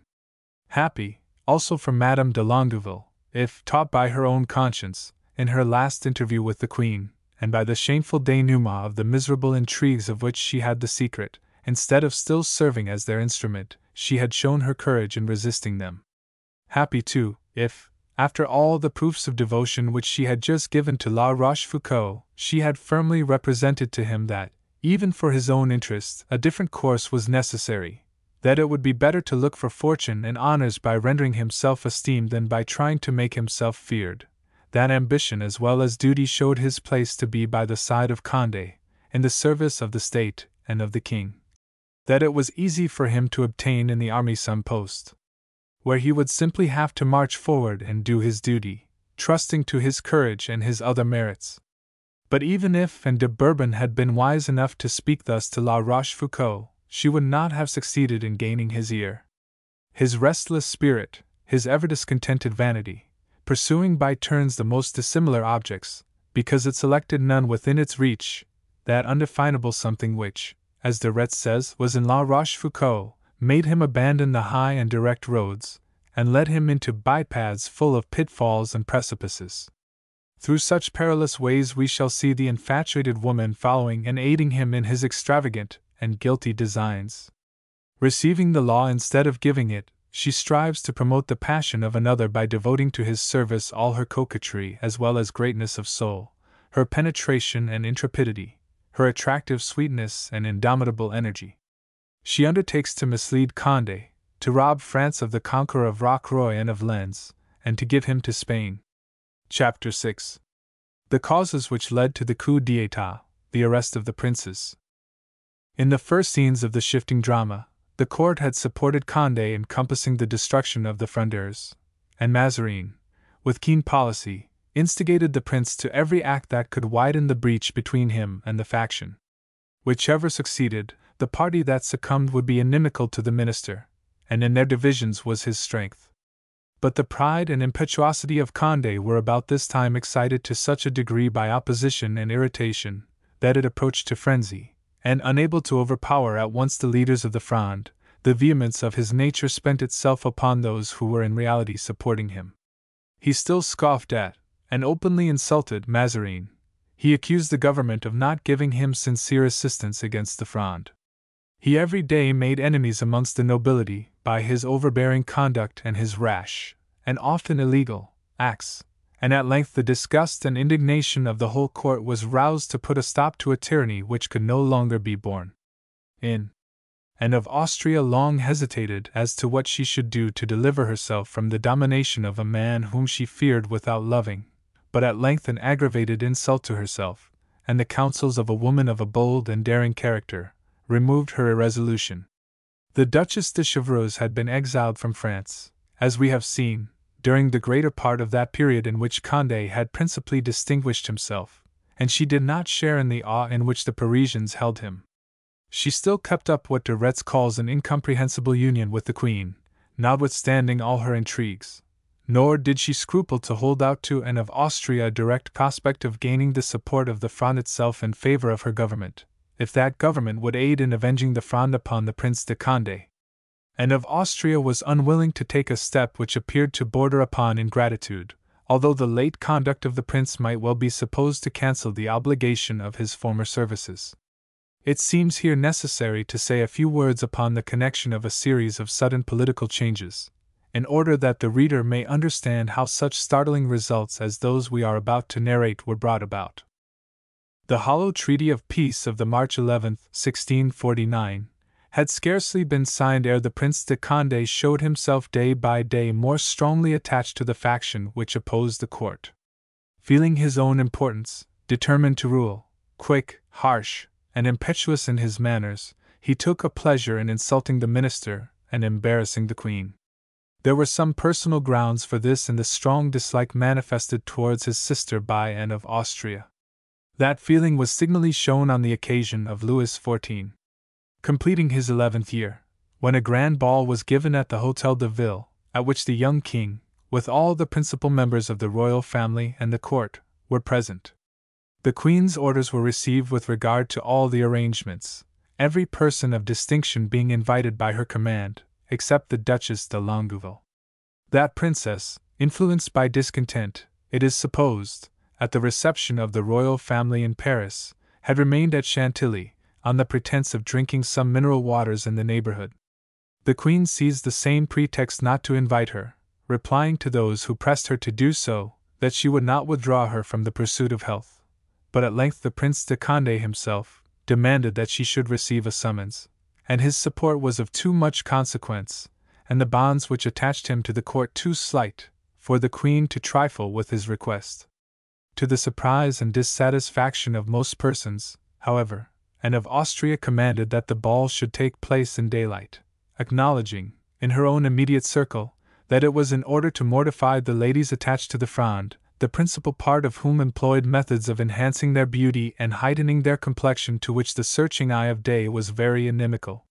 Human malice, of course, took care that the Queen's motive should be communicated to all the higher circles of Paris, and as vanity is not only a more pugnacious passion, but a much more pertinacious adversary than any other, the words of Anne of Austria rendered many opponents irreconcilable, who might otherwise have been gained to her cause, the family of the Prince de Condé naturally being among the number. France was then able to count the cost of having created a hero, expendere Hannibalum, a prince à la Corneille, who carried his gaze to the stars, and only spoke to mortals from the summit of his trophies. His sister, Madame de Longueville, had also in the same fashion soared into the sphere of a goddess. The one and the other, in the Empyrean, no longer distinguished their fellow mortals from such a height save with a smile of disdain. Great folks, as a contemporary tells us, kicked their heels in their antechambers for hours, and when granted an audience, were received with yawning and gaping. The reconciliation effected during the preceding year was rather, as has been said, a truce between the parties than a solid peace. The Parliament had retained the right of assembling and deliberating upon affairs of state, which the court had sought to prevent, and Mazarin remained minister, although the Parliament, the people, and even the princes, had desired that he should cease to hold that office. It rarely happens to states in like unfortunate emergencies that among the men who show themselves most active and skillful in overthrowing a government there are found those capable of conducting one, and when such do appear, the chances almost always are that circumstances hinder them from placing themselves in the front rank. It was to Gaston, the king's uncle, lieutenant general of the kingdom, that belonged, in concert with the regent, the chief direction of affairs. But Gaston felt himself too weak and too incapable to pretend to charge himself with such a burden. He could never arrive at any decision, and took offense when any matter was decided without him. Jealous of Mazarin's influence, more jealous still of that of Condé, either of the two could attempt to govern along with him, and nevertheless Gaston was powerful enough to command a party, and to hinder any one from governing without him, ready to offer opposition to everything, but impotent to carry anything into execution. If Anne of Austria had even consented to dismiss her favorite minister, and overcome her repugnance to the Fronde and the Frondeurs, she could not have formed a government with the chiefs of that party. The Duc de Beaufort, its nominal head, lacked both instruction and intelligence. De Retz, its veritable chief, an eloquent, witty, and bold man, skillful in the conduct of business, in the art of making partisans, brave, generous, even loyal when he followed the impulses of his own mind and natural inclination, was without faith, scruple, reticence, or foresight when he abandoned himself to his passions, which urged him unceasingly to the indulgence of an excessive and irrational libertinage. Such a man could not have replaced him who for so long a period had informed himself of the affairs of France under a master such as Richelieu, who, deeply versed in dissimulation, was inaccessible to any sentiment that might possibly derange the calculations of his ambition. Besides, he, as well as Mazarin, would have had the princes against him, and could not have resisted successfully their numerous partisans. De Retz had, through the ascendancy of his talents, great influence with the Parisian Parliament, but it mistrusted him, and that body, in its heterogeneous composition, offered rather the means for an opposition than strength to the government. Condé, to whom the state owed its glory, and the sovereign his safety, was therefore the sole prop upon which Anne of Austria might have rested, but that young hero had no capacity for business. He could not then have filled up the void which Mazarin's retirement would have created. Condé, whose natural pride was still further exalted by the flattery of the young nobles who formed his train, and who obtained the nickname of Petit Maîtres, only used the influence which his position gave him to wring from Mazarin the places and good things at his disposal, and of these he and his adherents showed themselves insatiable.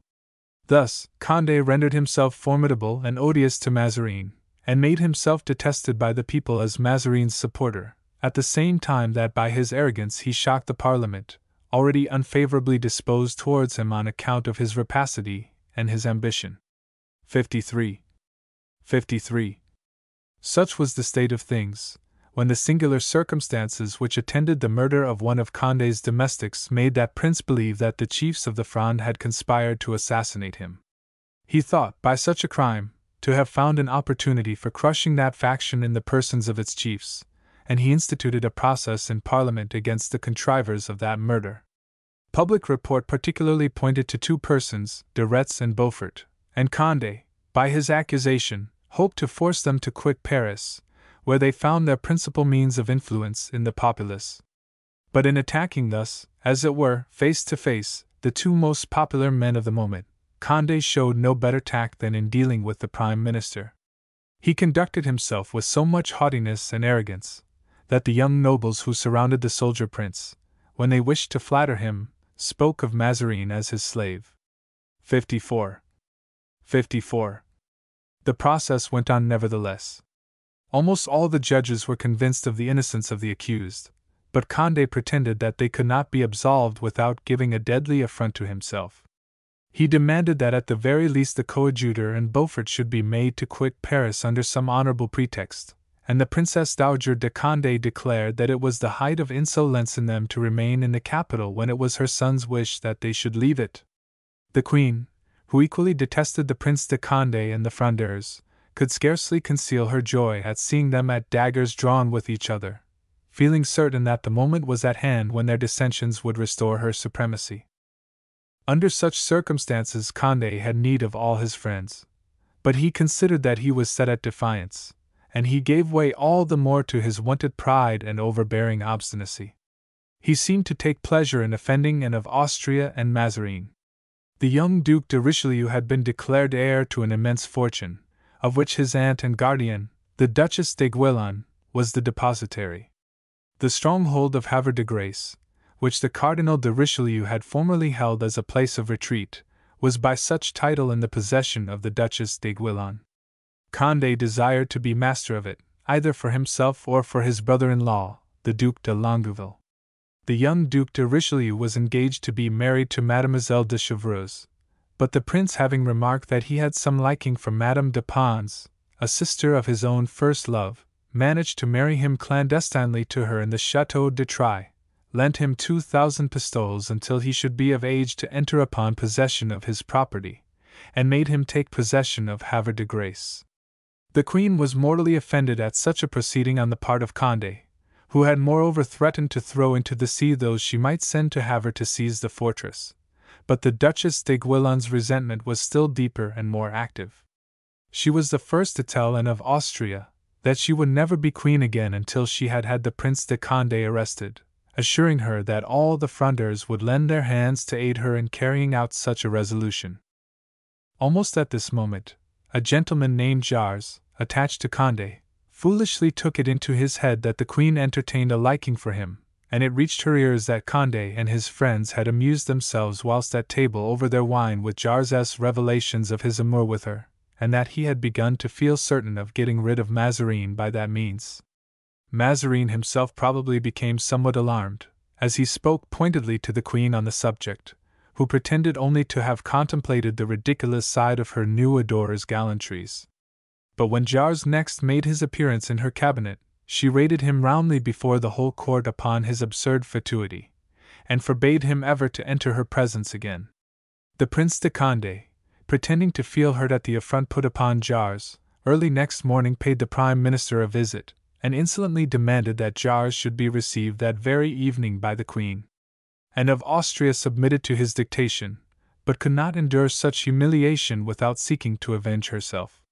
In a woman's heart, every other species of resentment yields to that of wounded pride. A few lines addressed to the coadjutor in the Queen's own handwriting, and carried by Madame de Chevreuse, brought to her side that wily priest and formidable tribune, disguised and cavalier. Certain negotiations, however, which had preceded this interview, had reached the ears of Condé, who went to Mazarin to denounce the treachery. The cardinal, glowing with a hatred which would have stopped at nothing for its gratification, laughed and jested, or flattered and soothed the object of his concealed wrath. He turned the Archbishop of Corinth into ridicule when Condé blamed him for his duplicity. "If I catch him," said the cardinal, "in the disguise you speak of, in his feathered hat, and cloak, and military boots, I will get a sight of him for your highness." And they roared at the idea of discovering the intriguer in so unfitting an apparel. But shortly afterwards, in the wintry gloom of a January midnight 1650, disguised beyond the reach of detection, and guarded by a passport from the cardinal himself, de Retz was admitted at midnight by a secret door into the regent's room at the Palais Royal, and deep conference was held between the two. The conditions of agreement were readily stipulated. The coadjutor, with an inconceivable address and most extraordinary success, handled the threads of the intrigues consequent upon such agreement. He succeeded in making himself the confidant of Gaston. He made him renounce his favorite, the Abbé de la Rivière. He engaged him in the coalition which had been just set on foot between the court and the Fronde, and he obtained his assent to the arrest of the princes. Everything succeeded that was agreed upon. The Queen Regent, at the moment of a council being held at the Palais Royal, gave the fatal order, and then withdrew into her oratory. There she made the young king kneel down beside her in order to invoke heaven in concert with herself to obtain the happy achievement of an act of tyranny which was destined to produce fresh woes to the realm, and to rekindle in it the flames of civil war. On the morrow of the 18th of January 1650, all Paris was electrified at the news of the arrest of the three princes, Condé, Conti, and Longueville. That bold coup d'état was effected very easily and unceremoniously. The princes went voluntarily, as it were, into the mousetrap, by attend a great council at the Palais Royal, and had obtained from Condé an order for the seizure and detention of 3 or 4 persons whose names were left in blank, and on the authority of his own signature, the hero of Rocroi and the other 2 princes were led quietly down a back stair, given over to the custody of a small escort of 20 men under the command of Guétot and Comminges, and by them conducted during the night to Vincennes. Chapter 7. Madame de Longueville's Adventures in Normandy. The Women's War. The heroes having thus suddenly disappeared from the scene, the political stage was left clear for the performance of the heroines. We are now about to see the women, almost by themselves, carry on the civil war, govern, intrigue, fight. A great experience for human nature, a fine historical opportunity for observing that gallant transfer of all power from the one sex to the other, the men lagging behind, led, directed, in the second or third ranks. But those women of rank, young, beautiful, brilliant, and for the most part gallant, were doubtless more formidable to the minister at this juncture than the men. The two lovely duchesses, de Longueville and de Bouillon, having shown during the preceding year of what they were capable, the Queen therefore gave orders for their arrest. The wary lover of the fascinating politician who had lately begun to scatter her blandishments equally upon all, La Rochefoucauld, having been apprised by the captain of his quarter that some blow was meditated by Mazarin, had sent twice to warn the princes through the Marquis de Lamoussac, but who, as it appears, failed to acquit himself of that important mission. But if La Rochefoucauld's warning failed to reach the ears of the princes, he was more fortunate in effecting the escape of Madame de Longueville. Whilst they were seeking to arrest him as well as La Massé, the Queen dispatched a note to the Duchess by the Secretary of State, La Vallière, begging her to come to the Palais Royal. Instead of going thither, she went direct to the hotel of the Princess Palatine, like herself beautiful, gallant, and intriguing, but endowed with a superior intellect. This lady speedily became the head and mainspring of the prince's party, or of the second Fronde, and the coadjutor, who directed the old Fronde, was fain to recognize in her a worthy rival, and his equal in political sagacity. Fearing to be discovered if she remained under the roof of the princess, a carriage was procured, and the Duchess driven in it by La Rochefoucauld himself to an obscure house in the Faubourg St-Germain, where they remained until nightfall in a cellar. Thence the Duchess and her lover set out for Normandy on horseback under the escort of 40 determined men provided by the Princess Palatine. Brave and resolute as her brother, the sister of Condé rode northwards through that entire winter's night and the following day, and sought no shelter until worn out with excessive fatigue she reached Rouen. But the commandant, the Marquis de Beuvrin, although an old friend of the Duke, declared he could not serve her, and refused to raise the banner of revolt in that stronghold of her husband's government. Her attempt at Rouen thus receiving a complete check, she had some hope of being received into the citadel of Havre. But the Duchess de Richelieu, though her friend, was not so much mistress there as the Duchess de Guilan, who, on the contrary, was full of resentment against her.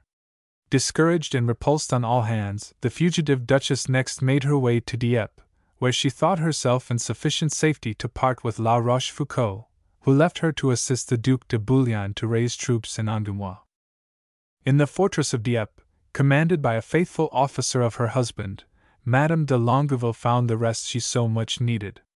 In a brief space, with spirits recruited, she resolved to make a stand to the uttermost against the Queen and Mazarin, and having replaced the royal standard by that of Condé, set about putting the citadel in a state of defense to resist a siege. The Queen, however, having resolved not to give the Duchess time to raise her husband's government of Normandy into revolt, on the 1st of February quitted Paris for Rouen. The band of gentlemen who had gathered round the beautiful Frondes thereupon melted away, and Mademoiselle de Longueville, her stepdaughter, afterwards Duchess de Nemours, quitted her to take refuge in a convent. As Montigny, the commandant at Dieppe, declared that it was impossible to hold the fortress, the Duchess left the place by a secret portal, followed by her women and some few gentlemen. She held her way for 2 leagues on foot along the coast to the little port of Tourville, in order to reach a small vessel which she had prudently hired in case of need. On reaching the point of embarkation, the sea was breaking so furiously in surf on shore, the tide being so strong and the wind so high, that Madame de Longueville's followers entreated her not to attempt to reach the vessel. But the Duchess, dreading less the angry waves than the chance of falling into the regent's power, persisted in going to sea. As the state of the tide and weather rendered it impossible for a boat to get near the shore, a sailor took her in his arms to carry her on board, but had not waded above 20 paces when a huge roller carried him off his feet, and he fell with his fair burden. For an instant the poor lady believed that she was lost, as in falling the sailor lost his hold of her, and she sank into deep water. On being rescued, however, she expressed her resolve to reach the vessel, but the sailors refusing to make another attempt, she found herself compelled to resort to some other means of escape. Horses being luckily procured, the Duchess mounted en croupe behind one of the gentlemen of her suite, and riding all night and part of the following day, the fugitives met with a hospitable reception from a nobleman of Cox, in whose little manor house they found rest, refection, and concealment for the space of a week. The Duchess's tumble into the sea, though a disagreeable, turned out to have been a lucky accident, for she now learnt that the master of the vessel she had been so anxious to reach was in the interest of Mazarin, and had she gone on board she would have been arrested. At length Madame de Longueville found herself once more in Havre, and having won over the captain of an English ship to whom she introduced herself, like Madame de Chevreuse, in male attire, as a nobleman who had just been engaged in a duel, and was obliged to leave France, she succeeded in obtaining a passage to Rotterdam. Thence, passing through Flanders, she reached the stronghold of Stenay, 55, where the Viscount de Turenne, already compromised with the court for having openly espoused the Condé party, had shortly before the Duchess's arrival also taken refuge. 55.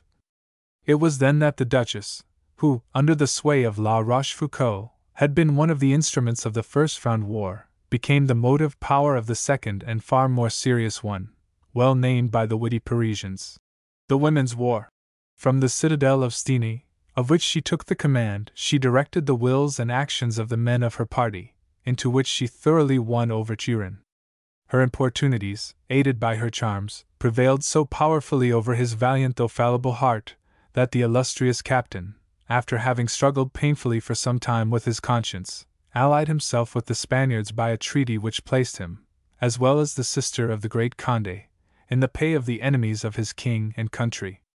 The treaty effectively stipulated that there should be a junction of the two armies, and that the war should be carried on by the assistance of the King of Spain until a peace should be concluded between the two kings and the princes liberated. That the King of Spain should engage to pay over to Madame de Longueville and to Monsieur de Turenne 200,000 crowns wherewith to raise and equip troops, that he should furnish them with 40,000 crowns per month for the payment of such troops, and 60,000 crowns per annum in 3 payments for the table and equipages of Madame de Longueville and Monsieur de Turenne. This treaty duly signed, Madame de Longueville issued, in the form of a letter to His Majesty the King of France, a manifesto very skillfully drawn up and filled with artful complaints and accusations against Mazarin, with the design of soliciting through the one and the other an apology for her own conduct, as though it were possible to justify herself for having entered into a compact with the enemies of her country. It was during her sojourn at Stenay that she lost her mother, December 2, 1650. "My dear friend," said the Princess de Condé to Madame de Brienne, who was with her during her last moments, "tell that pauvre miserable who is now at Stenay the condition in which you have seen me, that she may learn how to die." During the whole of this period, the Duc de la Rochefoucauld gave constant proof of a rare fidelity. Cousin speaks very precisely on this head. Whilst Madame de Longueville was pledging her diamonds in Holland for the defense of Stenay, La Rochefoucauld expended his fortune in Guienne. It was the most grievous and, at the same time, the most touching moment of their lives and their adventures. They were far away from each other, but they still fondly loved. They served with equal ardor the same cause. They fought and suffered equally and at the same time. Abundant proofs might be instanced of this love and devotion on their part. La Rochefoucauld wrote unceasingly to Stenay, and gave an account of everything he did.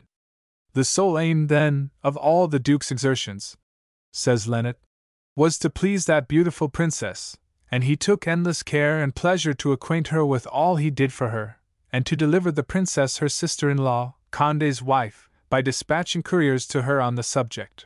He informs us moreover that, in every juncture, he forwarded expresses to render account to the Duchess of all that respect for her made him undertake.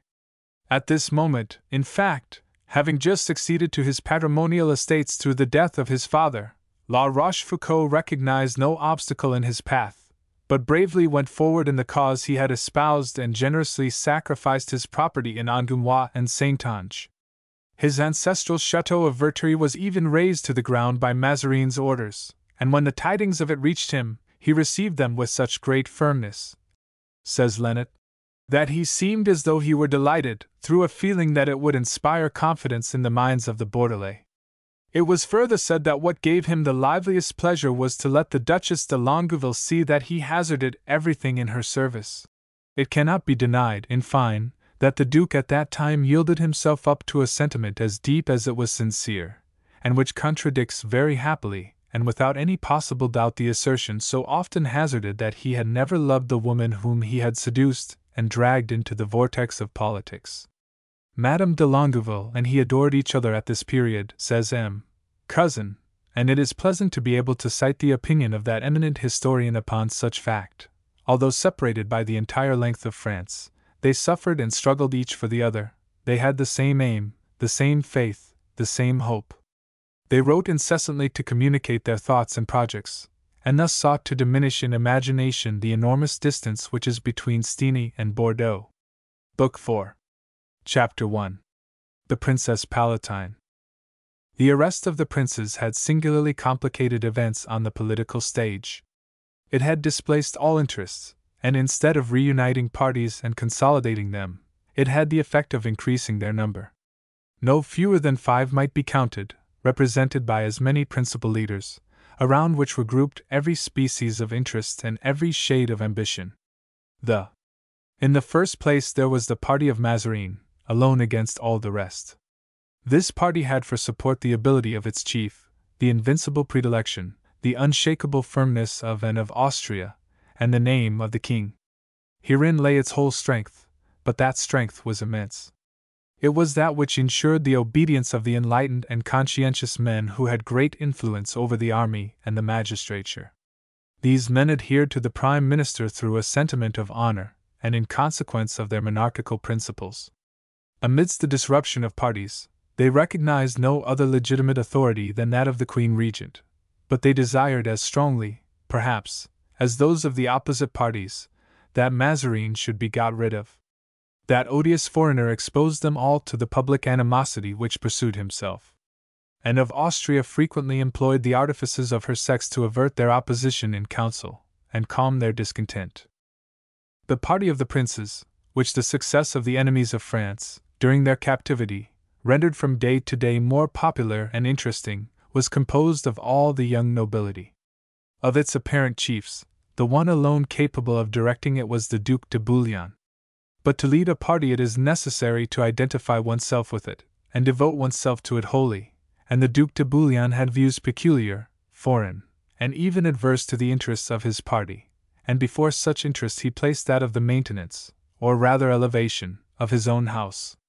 The Duchess de Longueville, the Princess de Condé, La Rochefoucauld, and Turenne had neither sufficient finesse nor skill in intrigue to be able to direct that party and struggle successfully against Mazarin, but they were seconded by 3 men who, although obscure, displayed in these circumstances extraordinary talent.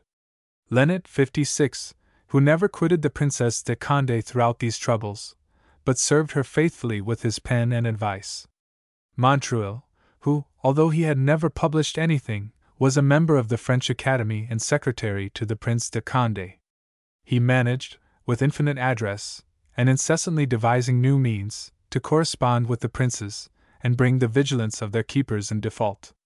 And it was Gourville especially, who, after having worn the livery of the Duc de la Rochefoucauld as his valet, had become his man of business, his confidant, and friend.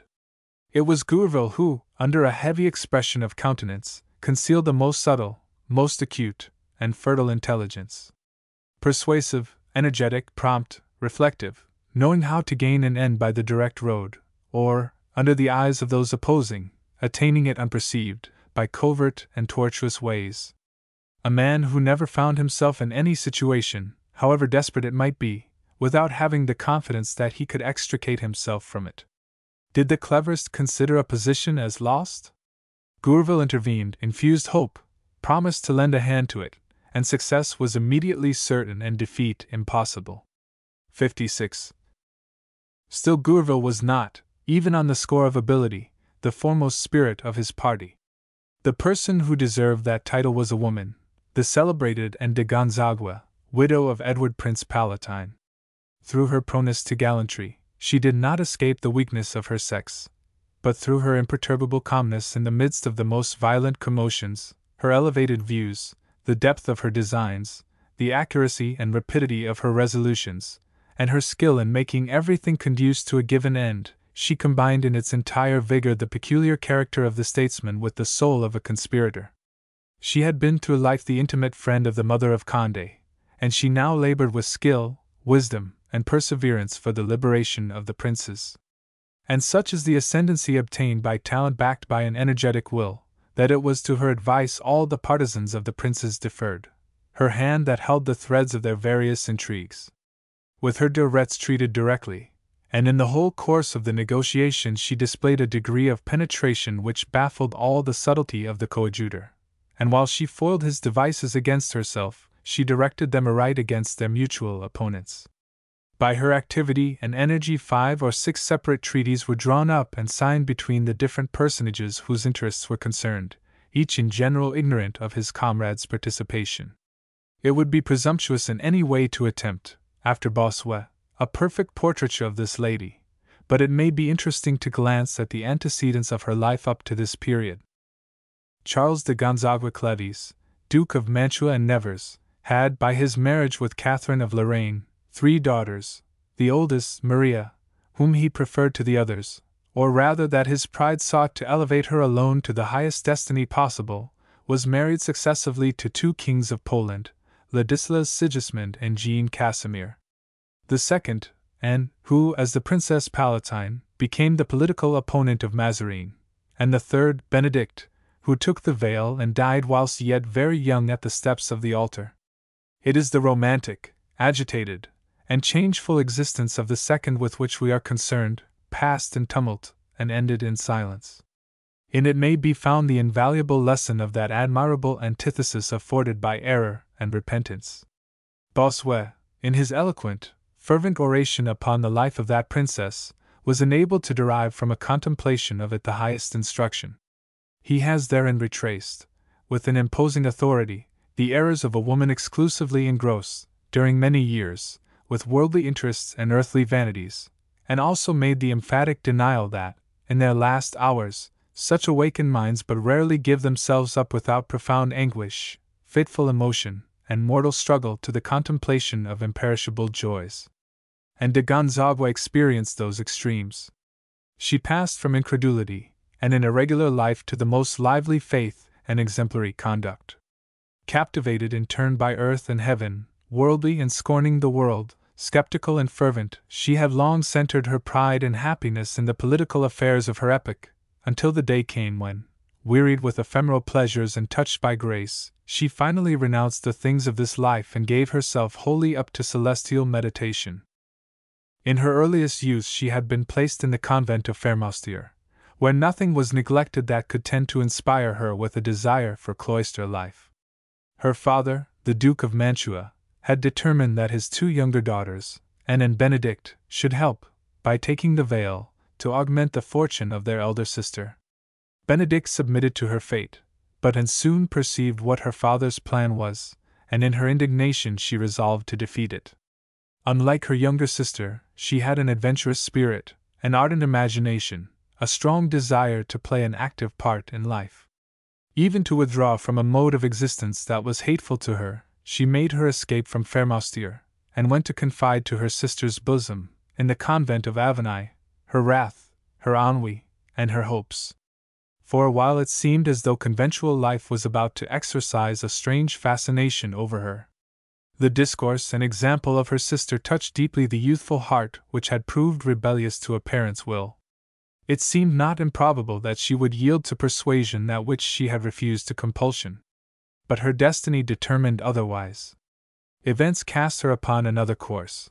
Her imperfect vocation yielded quickly to their influence. She had been worked upon, in the solitude of the cloister, by that mysterious yearning for an encounter with those struggles which human passions involve, the experience of which can alone extinguish such yearning in certain souls. It was necessary that she should see the world, undergo its deceptions, and be wearied of it, in order to desire repose and be capable of appreciating the inestimable blessings of peace and silence and tranquility. The Duke of Mantua dying in 1637, and was obliged to leave the cloister on business connected with the paternal succession, and appeared at court with Marie, her elder sister. The turmoil of the world and its sensuous enjoyments speedily engrossed the young and lovely princess, involved her in their trammels, and only restored her to tranquillity and solitude after a lapse of many years. For at this time she also lost her sister, the youthful Abbess of Avenai, and the last link which attached and to cloister life was severed by that death. An absorbing passion, too, was destined to confirm her relinquishment of such vocation. The youthful Henri de Guise was then one of the most brilliant gentlemen at the French court. Grandson of the Balafre, his high birth fixed the eyes of all upon him, at the same time that his impetuous imagination, his profession, all the aristocratic follies of the day, remarkable duels, romantic loves, eccentricities, the adventures and elegant habits of the grand seigneur, had constituted him an oracle of fashion and the hero of every festival. He was fascinated by the grace and beauty of de Gonzague, and she herself, in the midst of that gallant court which masked a real deprivation under the thin varnish of an ingenious subtlety of expression, she herself, a disciple of the Hotel de Rambouillet, where questions of sentiment were discussed, studied, and analyzed incessantly, knew not how to resist the gilded accents of a young, handsome, and impassioned lover. She let him see that she loved him. He made her a promise of marriage, signed, it is said, with his blood, and the affair seemed to promise a happy conclusion. But their mutual inclination was thwarted by Madame de Guise. The Duchess thought that the high dignities of the Church would procure greater wealth, honor, and power for her son than he could obtain in any other career. Henri was then Archbishop of Reims. Nevertheless, he persisted in his love for Mademoiselle de Gonzague, and in his design of espousing her. The overtures which he made to the Vatican were not in vain. He received from the Pope, with the authorization to again become a layman, a dispensation which his kinship to him rendered necessary for the celebration of their nuptials. But the lovers did not hasten to avail themselves of such privilege, apparently through dread of Richelieu, who was also opposed to their union. Perhaps that minister, from whom nothing secret was hidden, not even the unshaped designs of the ambitious, already suspected Henri de Guise of being favorably disposed to the interests of Spain, as well as contrary to those of France. Anne and Henri, therefore, contented themselves with the possibility which the complaisance of the Holy Father had given them of contracting an indissoluble bond, and with the oath by which they reciprocally pledged their faith.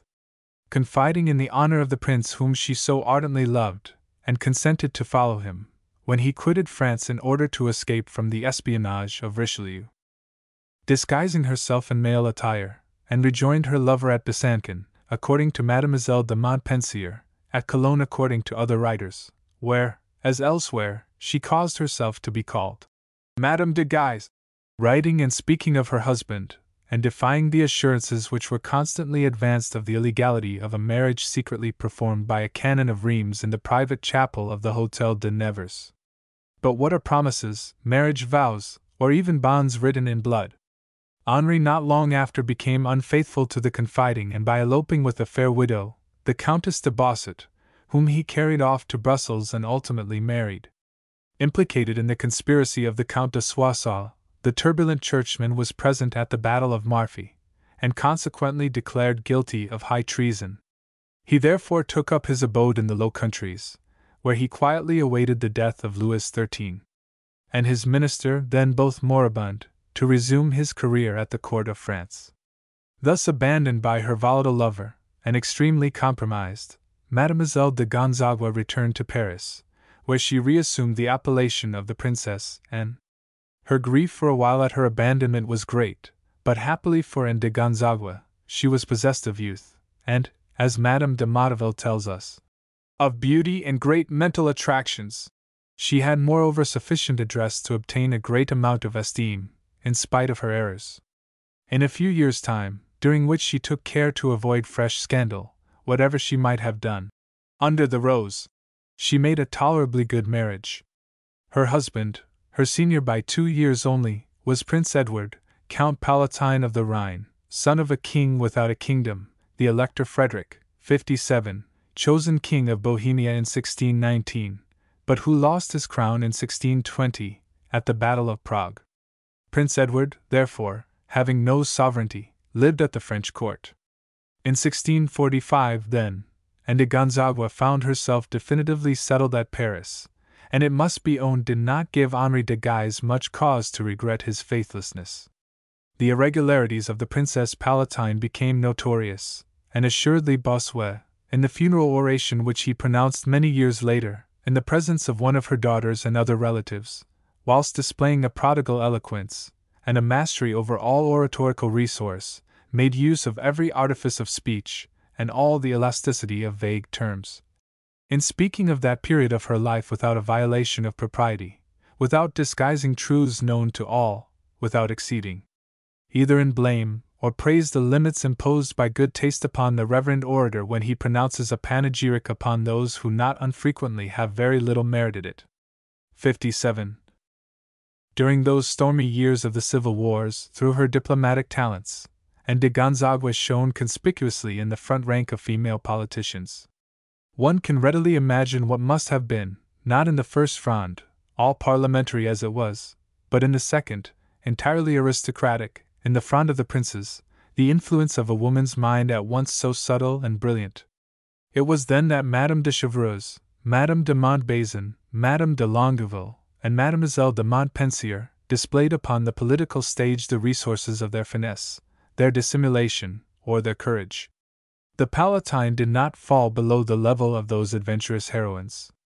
In the midst of those intrigues, of that puerile ambition, of those turnings and windings, perfidy, seduction, maneuvering promises, of those negotiations in which Mazarin infused all his Italian cunning, the Queen her feminine impatience and her Spanish dissimulation, de Retz his genius of artist-conspirator, Condé his pride of the prince and the conqueror. And de Gonzague handled political matters with a rare suppleness, humoring offended self-love, impatient ambition, haughty rivalries, acting as mediatrix with a wonderful amount of conciliatory tact, the friend of divers chiefs of parties, and meriting the confidence of all. It would be tedious to relate here her various negotiations, to go over her discourses, conversations, and numerous letters. It would involve a history of the Fronde, and that is not our subject. It will suffice to say that she obtained the esteem of all parties at a time when parties not only hated but strangely defied each other, and that she manifested a skill, a tact which Cardinal de Retz, a good judge of such matters, does not hesitate to praise with enthusiasm. "I do not think," says he, "that Queen Elizabeth of England had more capacity for governing a state. I have seen her in faction, I have seen her in the cabinet, and I have found her in every respect equally sincere." This eulogium may be perhaps a little overcolored. But Madame de Motteville, who also greatly admired the Palatine, probably approaches nearer to the truth. "This princess," she says, "like many other ladies, did not despise the conquests of her eyes, which were in truth very beautiful. But besides that advantage, she had that which was of more value, I mean wit, address, capacity for conducting an intrigue, and a singular facility in finding expedients for succeeding in what she undertook." Thus spoke the coadjutor and the court of her. The parliamentary party, by the organ of the Councillor Joly, confirms such panegyric. "She had so much intelligence, and a talent so peculiar for business, that no one in the world ever succeeded better than she did." The Princess Palatine's political dexterity cannot therefore be contested. The testimony of the most opposite camps are thereupon agreed, and it is certain that, without the least exaggeration, it may be said that no one at that epoch, save Mazarin, better understood the resources of diplomacy. It was especially after the arrest of the princes that her zeal and intelligence found occasion to manifest themselves. Madame de Longueville, as has been said, instantly sought the aid of de Gonzague when she learned that her two brothers and her husband were prisoners. The news made her swoon, and her despair was afterwards pitiable. The Princess Palatine was touched by it, and promised to operate on behalf of the princes. From that moment she became, without entering into faction and especially without failing in her duties towards a sovereign whom she loved, one of the most active friends of the prisoners. Meetings were held under her roof to deliberate upon that important affair, and to compass her ends, she contrived to bring into play the most varied resources. She began by interesting in the prince's destiny those even who might have been thought the most irreconcilable enemies to them. However difficult this work was of accomplishment, she reunited, as in a fasces, in a single will, personages widely separated upon other points, and surprised to find that they were pursuing the same object, for none of them knew the motives which influenced the actions of the rest. On this head, Bossuet says, with somewhat excessive laudation, she declared to the chiefs of parties how far she would bind herself, and she was believed to be incapable of either deceiving or being deceived. That is rather a hazardous assertion, for if she indeed aided in the liberation of the princes, none of the promises she made, in all sincerity doubtless, became realized. But, says Bossuet further, and this time with more precision, her peculiar characteristic was to conciliate opposite interests, and in raising herself above them, to discover the secret point of junction and knot, as it were, by which they might be united. She had resolved to win over the Duc d'Orléans, Madame de Chevreuse, de Retz, and the Keeper of the Seals, Chateauneuf. She therefore signed with them 4 different treaties.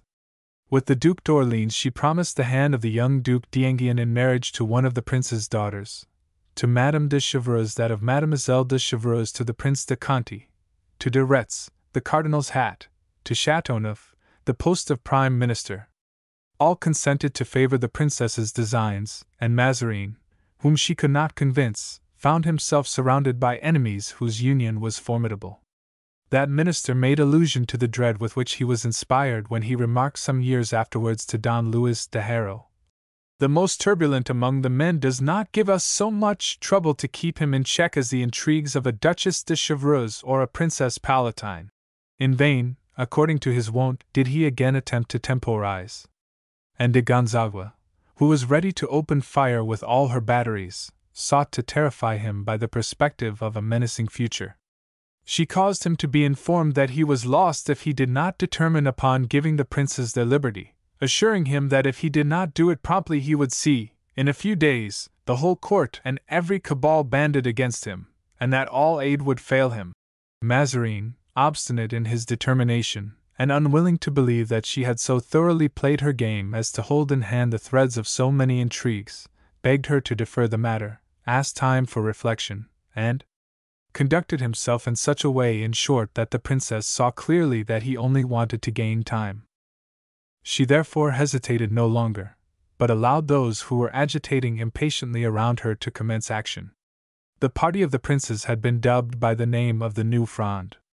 The old, although it had lost its energy by its union with the court, preserved nevertheless its hatred to the prime minister. It was not in de Retz's power to neutralize wholly these hostile dispositions, but he could hinder them from being brought into dangerous activity.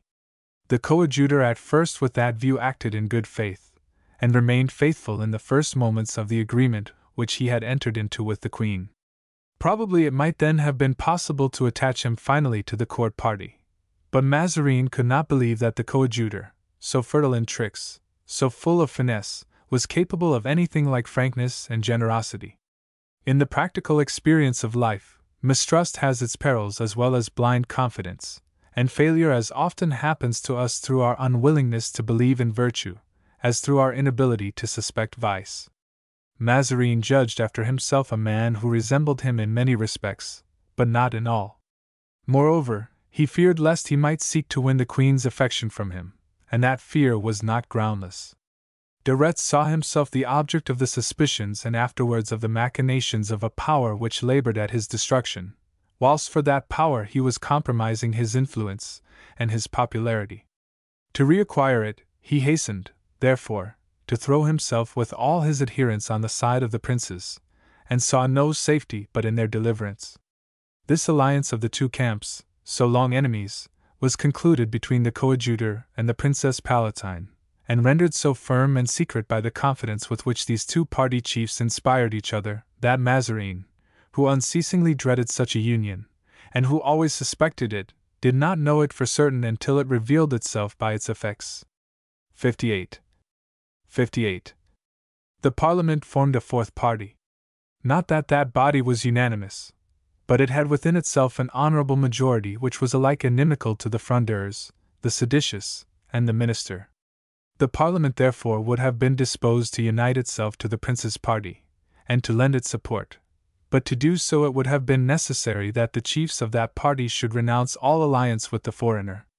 Turenne and Madame de Longueville had joined with the Spaniards to fight against France.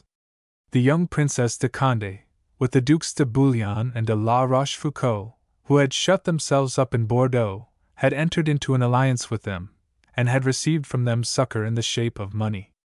The Spanish envoys in Paris conferred daily with the chiefs of the Old as of the New Fronde. Gaston, who might have been the moderator of all these parties, formed by himself a fifth among them. His irresolution prevented him giving strength to any other of the factions, but he constituted a formidable obstacle to all the rest.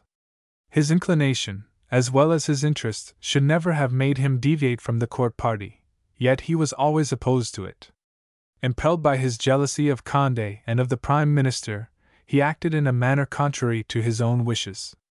He was, however, either wanting in intelligence nor finesse, nor even a certain kind of eloquence, and the master stroke of de Retz's address was to have contrived, in furtherance of the object of his designs, to set Gaston with the Fronde against the princes, and afterwards for the princes against Mazarin.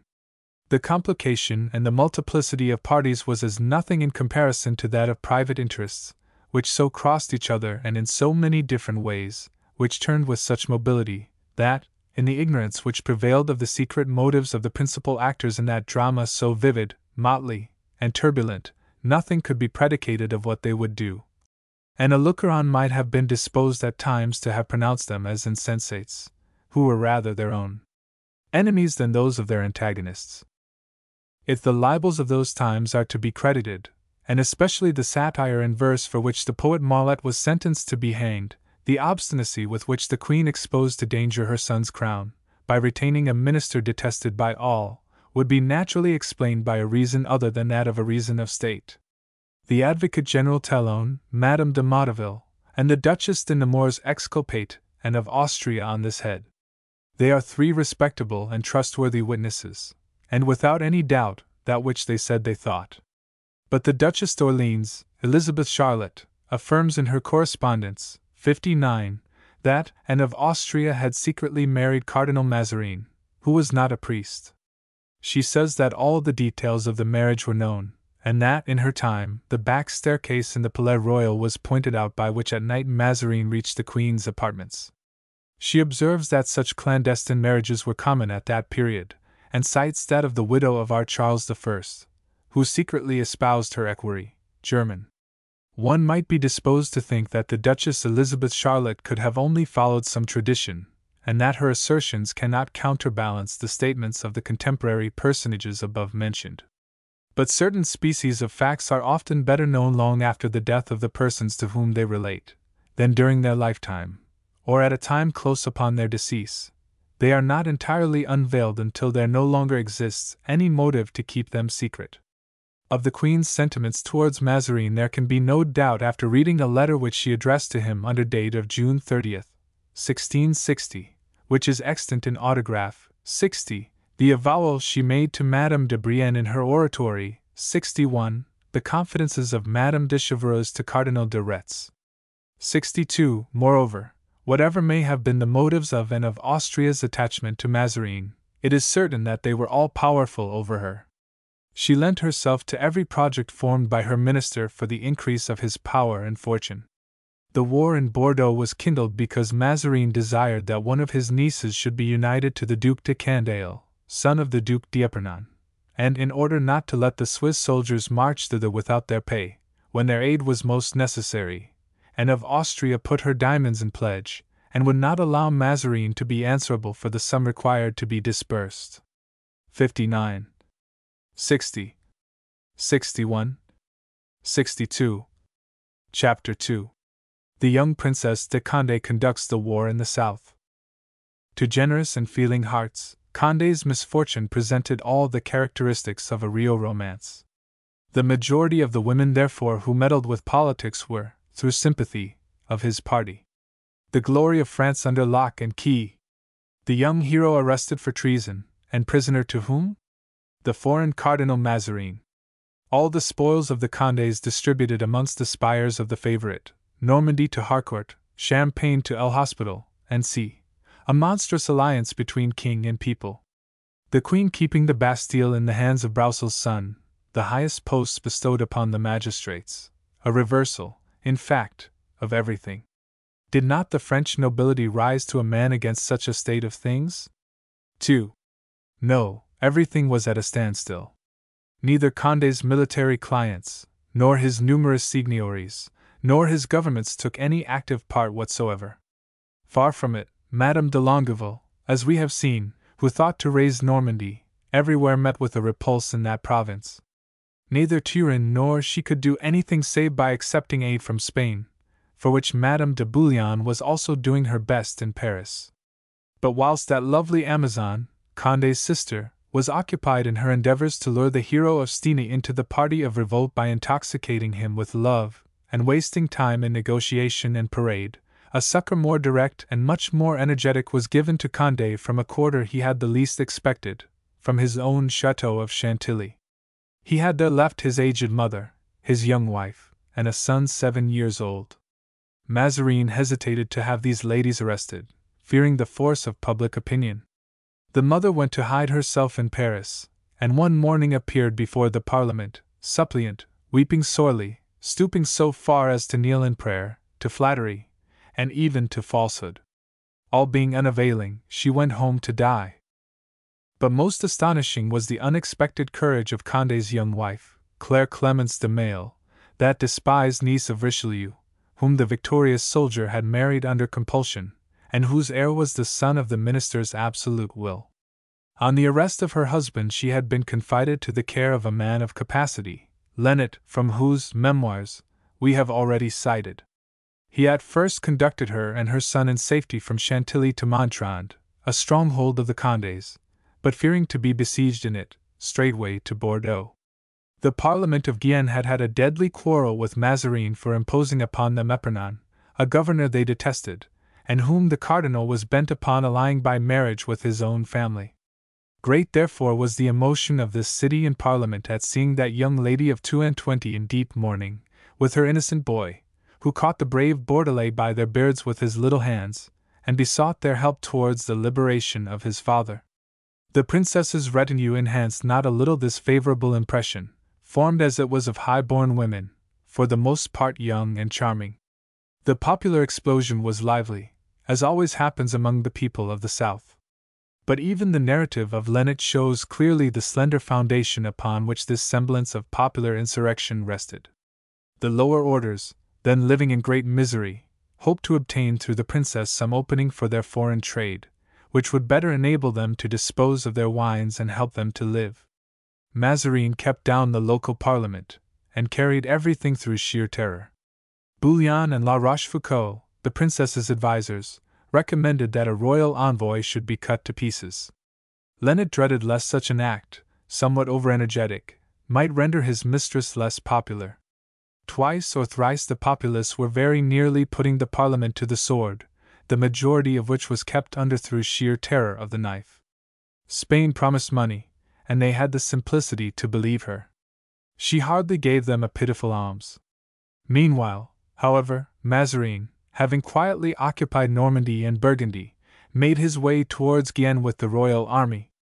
The Bordelais showed an intrepid front, though somewhat disquieted to see the soldiery about to gather the fruits of the vintage instead of themselves. The princess only maintained herself in the place through the aid of the rabble Viennopides, who feasted and danced all night at her expense, and who shouted in her ears 100 ribald jests against Mazarin, compelling both herself and her son to repeat them. This abasement into which she had fallen made her desire peace for herself, and permission to leave the city, which was granted to her, with vague promises of liberating Condé, October 3, 1650. The Duchess de Bouillon had been quite as ardent in politics during the burlesque activity of the Fronde as Madame de Longueville, and although, perhaps, equally beautiful, happily she was entirely devoted to her domestic duties. Her husband on taking flight had been constrained to leave her behind in Paris, she being near her accouchement, which circumstance however did not prevent the Queen from giving an order for her arrest. Although the royal guards were already in the house, the Duchess contrived to effect the escape of her sons, and during that same day gave birth to her babe. Shortly afterwards she found a means of eluding the guards set over her, and would have rejoined her husband, had her daughter not been attacked with smallpox, but having returned home to nurse her, was arrested at her bedside and carried to the Bastille. The Duchess de Chevreuse, always gallant, in spite of waning beauty, constituted herself the mediatrix between the Queen and the Frondeurs, and although her daughter had openly become the mistress of the coadjutor, it was already contemplated to make her the wife of the Prince de Conti, as a condition of the arrangement by which he should be set free. Beaufort still continued to be the obsequious lover of Madame de Montbazon, and through her, Mazarin was kept well acquainted with all his secrets. No other power than that of female influence could have attached the French nobility to the Prince de Condé, and determined it to take up arms for his release. In fact, his hauteur, his brusquerie, his brutality even, had, in repeated instances, offended that body, and the Queen imagined that the bulk of the French gentry would witness his arrest with as much pleasure as the citizens. But the women had been fascinated by the eclat of his 4 victories. They agreed to call him the champion, the hero of France, and it seemed to them that they shared his heroism in devoting themselves to his cause. As for the higher nobility, they were not bound by any political principle. They were very indifferent to the grandeur of France, very ignorant of its pretensions in foreign affairs, or to what it had been pledged with other nations. They loved war in the first place for its dangers, and in the second for the honors and wealth they got by fighting. But even in the army, far from making fidelity and obedience a rule of conduct, they cherished a spirit of independence and resistance to the crown, and would only allow themselves to be influenced by their chivalric usages. They gloried in showing themselves reckless of the future, caring more about the glitter of the present than steady progressive advancement. Equally prodigal of fortune as of life, they were prone to follow impulse rather than calculation, so that what we should perhaps call a reckless frivolity was looked upon by them as a sentiment invested with all the charm of brilliant gallantry. Those even whom neither their affection nor their interest summoned to the standards of the captive princes, rushed gaily from the midst of their ease and festivity into civil war at the first prompting of their mistresses. Gaston d'Orleans, after having consented to the imprisonment of the princes, only decided upon entering into the project for their deliverance under promise of a marriage of his daughter, the Duchess d'Alençon, with the boy-duc d'Enghien, Condé's son. Turenne and La Rochefoucauld, too, often thought less of their glory or the success of their party, than of what might be agreeable to the Duchess de Longueville, of whose love they were so envious. More obscure liaisons, which have even escaped the anecdotic abundance of the memoir writers of those days, appear also to have exercised their influence over the conduct of the highest personages. In a letter which de Retz wrote to Turenne, and which he frankly characterizes as being remarkably silly, the coadjutor does not disguise that amongst many serious motives which he gives that great warrior for inducing him to determine upon peace, he does not forget to hold out a hope of his seeing once more a little grisette of the Rue de Petit Champs, whom Turenne loved with all his heart.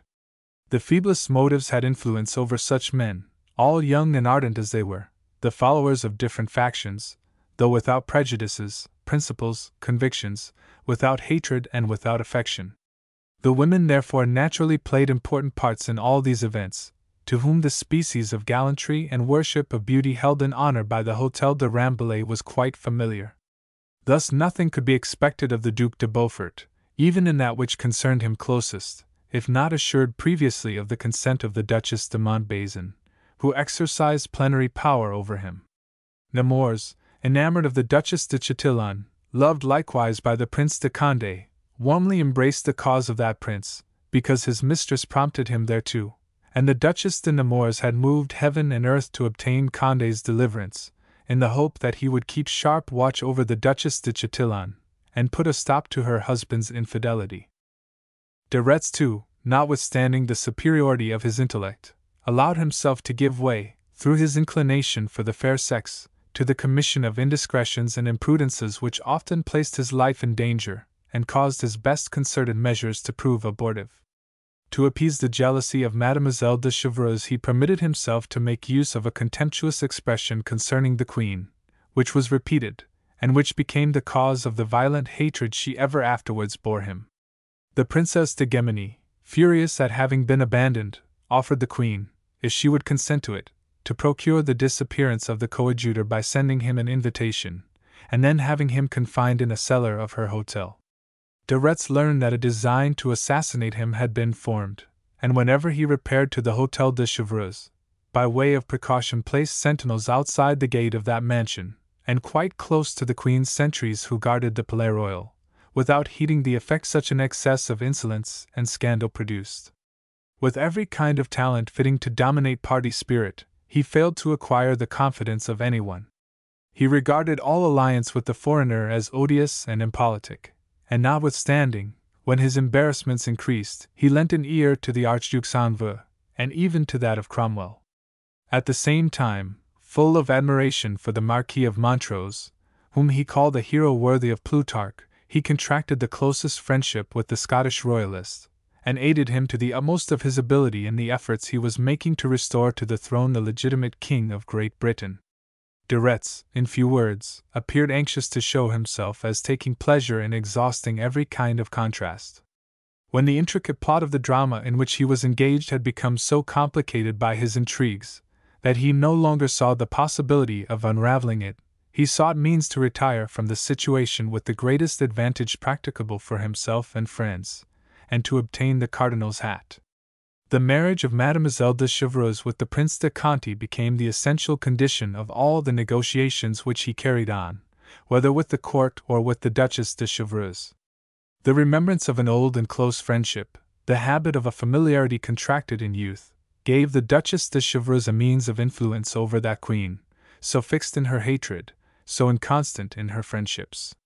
And of Austria, who then, moreover, found herself very miserable through the obstacles which so many factions created, had partially restored the Duchess to her confidence. Madame de Chevreuse appeared also to have the same interests as de Retz, since, like him, she desired intensely the union of her daughter with a prince of the blood. But she had large sums of money to recover from the government, and the success of her claims depended on the decision of the Prime Minister. She therefore used her utmost tact with Mazarin, negotiating at the same time with him, as well as with the old and the new Fronde. She turned to her own profit the influence that her connections at court, with the coadjutor, and with the princes gave her in all the several factions. She was assisted in her intrigues by the Marquis de Laines, a man of courage but little intellect, who, from the time of her exile at Brussels, had declared himself her lover in order to gain importance in the faction of the Fronde, which he had embraced. As little more of the attractions of her youth were left to Madame de Chevreuse, save their pristine celebrity, she had not always to congratulate herself upon the good humor and behavior of de Laines. The latter had been until then wholly devoted to the coadjutor, but de Retz soon perceived that de Laines entered into projects different from his own. At length, to have someone who could be responsible to him for Madame de Chevreuse, he endeavored to substitute Haqueville as a go-between in the place of de Laines. Haqueville was the intimate friend of de Retz and also of Madame de Sévigné, and seconded by Madame de Chevreuse and Madame de Rhodes, de Retz might have succeeded in the expulsion of Laines, if Haqueville would have consented to that project. No man could be more obliging than Haqueville, but, notwithstanding the disposition he showed to be useful to his friends, he shrank from such continual immolation of himself. Probably also he was too honest a man to lend himself to such a procedure. Madame de Sévigné, in every way qualified to play a distinguished part in the exciting game of politics, was so entirely devoted to her husband and children as to be a stranger to all these intrigues, but she was more or less connected with the persons who seconded the coadjutor's projects, and consequently with the Duchess de Chevreuse. An article in the Muse Historique of Lauret shows how intimate was the connection of Madame de Sévigné with that duchess. In the month of July, 1850, on returning from a promenade in the cours, then the fashionable drive among the highest society, the Marquis and Marchioness de Sévigné gave a splendid supper to the Duchess de Chevreuse. The noisy manner in which the Frondeurs expressed their delight made this nocturnal repast almost assume the character of an orgy, and for that reason, it became for a while the talk of the capital. The rhyming gazetteer thus expresses himself on the subject. En fait ici grand mention d'une belle collation chez la Duchesse de Chevreuse Sévigné, de race frondeuse, donna depuis 4 ou 5 jours, quand on fut revenu du cours. En vit briller aux chandelles de gorges passablement belles, en vit nombre de gallants, en mangeait de ortolans, enchanted de chansons à boire, en dit cent fois non, oui, non voir. La fronde didon, y claqua, un plat d'argent en escroquois, en repandit croque potage, etjennn sais pas davantage. 63. 63. It will be seen from these details that already the manners and customs of the great world reflected the license of the civil wars, and that they no longer resembled those of which the Hôtel de Rambouillet still presented a purer model.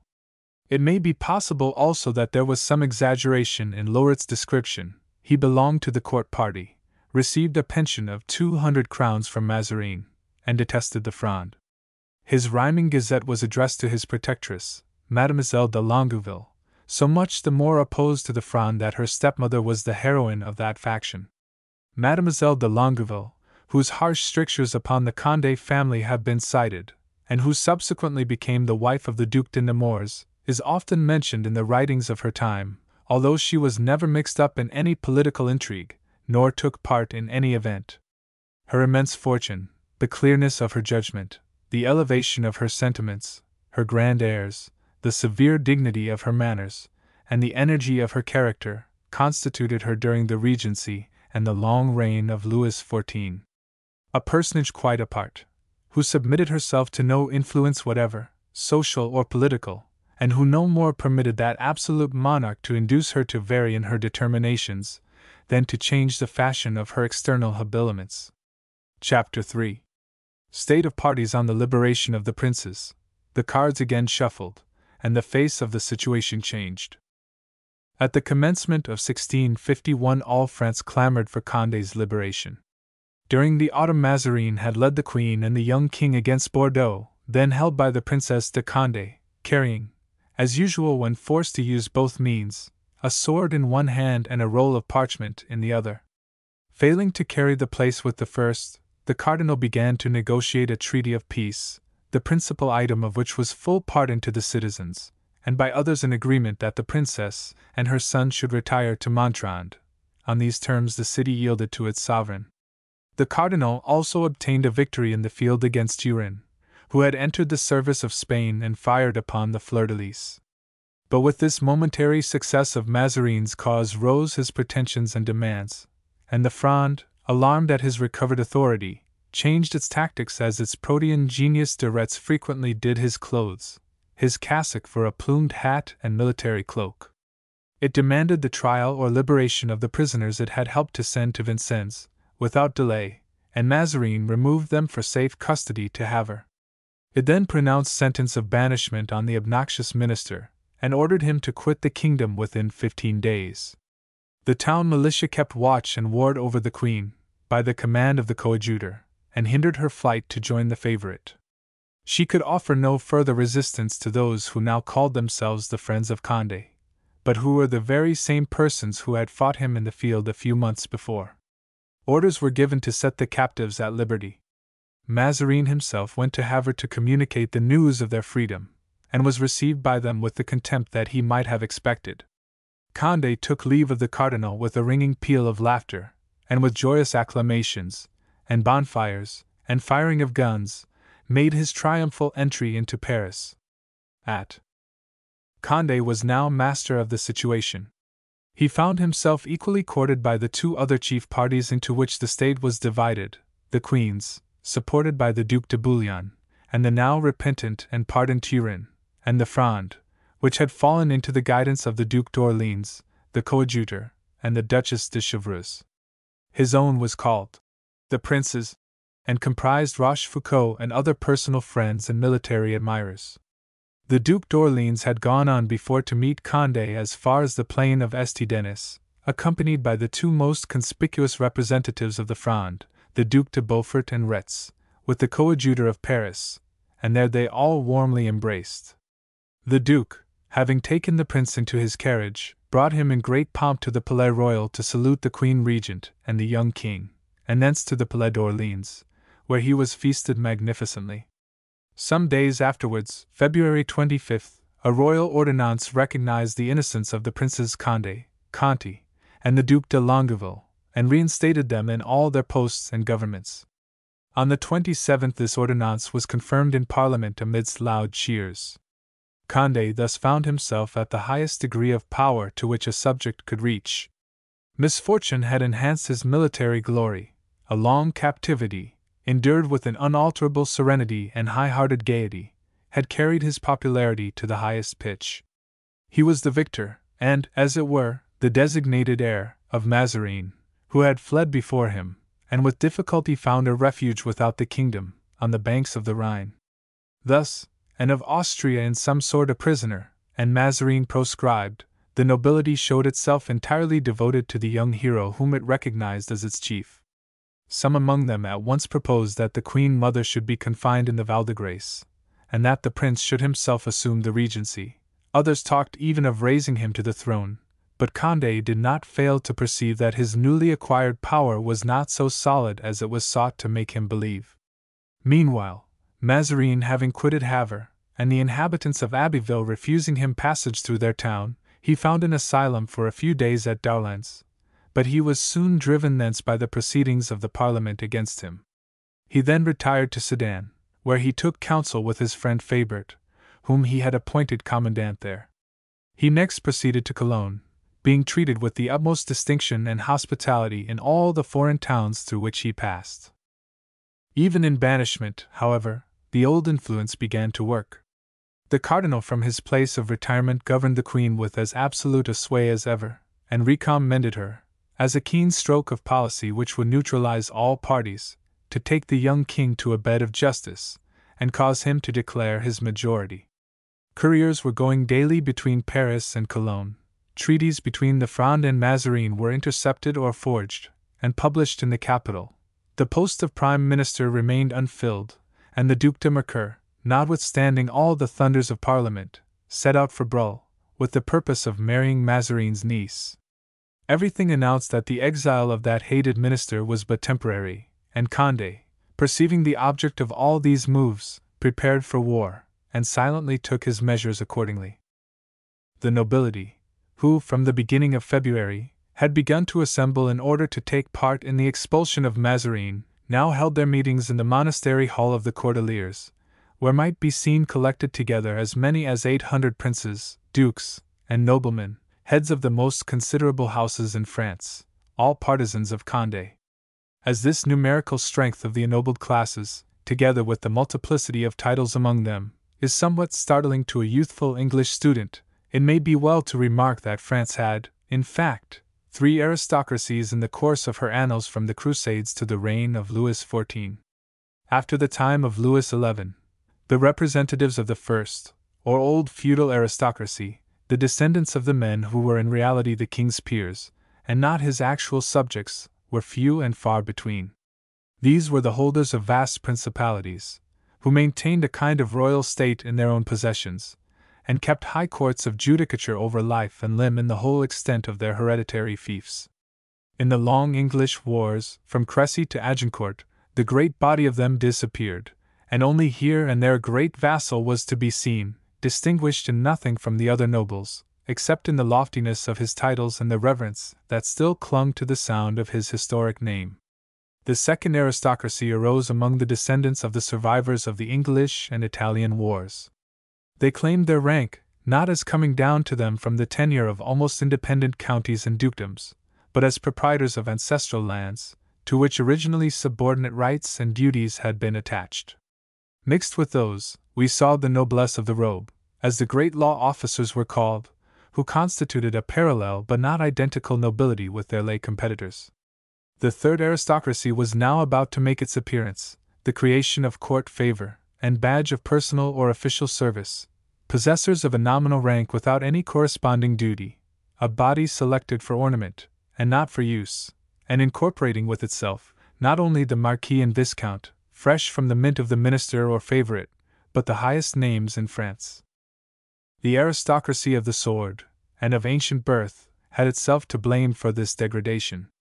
Great alterations in manners or government, such as give a new character to human affairs, always seem brought about by some strange relaxation of morals, or atrocity of conduct, which makes society anxious for the change.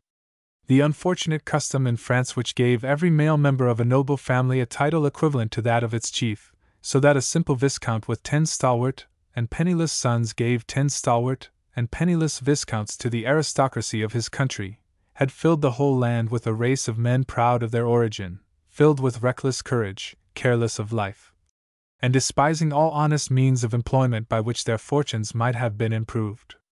Mounted on a sorry steed and begirt with a sword of good steel, the young cavalier took his way from the miserable castle on a rock, where his noble father tried in vain to keep up the appearance of daily dinners, and wondered how in the world all his remaining sons and daughters were to be clothed and fed, and made his way to Paris.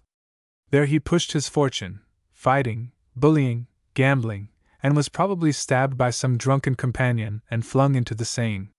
If he was lucky or adroit enough, he stabbed his drunken friend and pushed him into the stream, and after a few months of suing and importunity, obtained a saddle in the King's Guards, or a pair of boots in the Musketeers. At this time it came out that in 20 years of the reign of Louis XIII, there had been 8,000 fatal duels in different parts of the realm. Out of the duels which were daily carried on, 400 in each year had ended in the death of one of the combatants. When the fiercest of English wars is shaking every heart in the kingdom, there would be wailing and misery in every house if it were reported that 400 officers had been killed in a year. Yet these young desperadoes were all of officers' rank, and the quarrel in which they fell was probably either dishonorable or contemptible. Men fought and killed each other for a word or a look, or a fashion of dress, or the mere sake of killing. Where morality is loosened to the extent of a disregard of life, we may be sure the general behavior in other respects is equally to be deplored. There was great and almost universal depravity in the conduct of high and low. Vice and sensuality found refuge and protection even in the presence of princesses and queens. People residing in remote places heard only of the gorgeous license in which the great and powerful lived.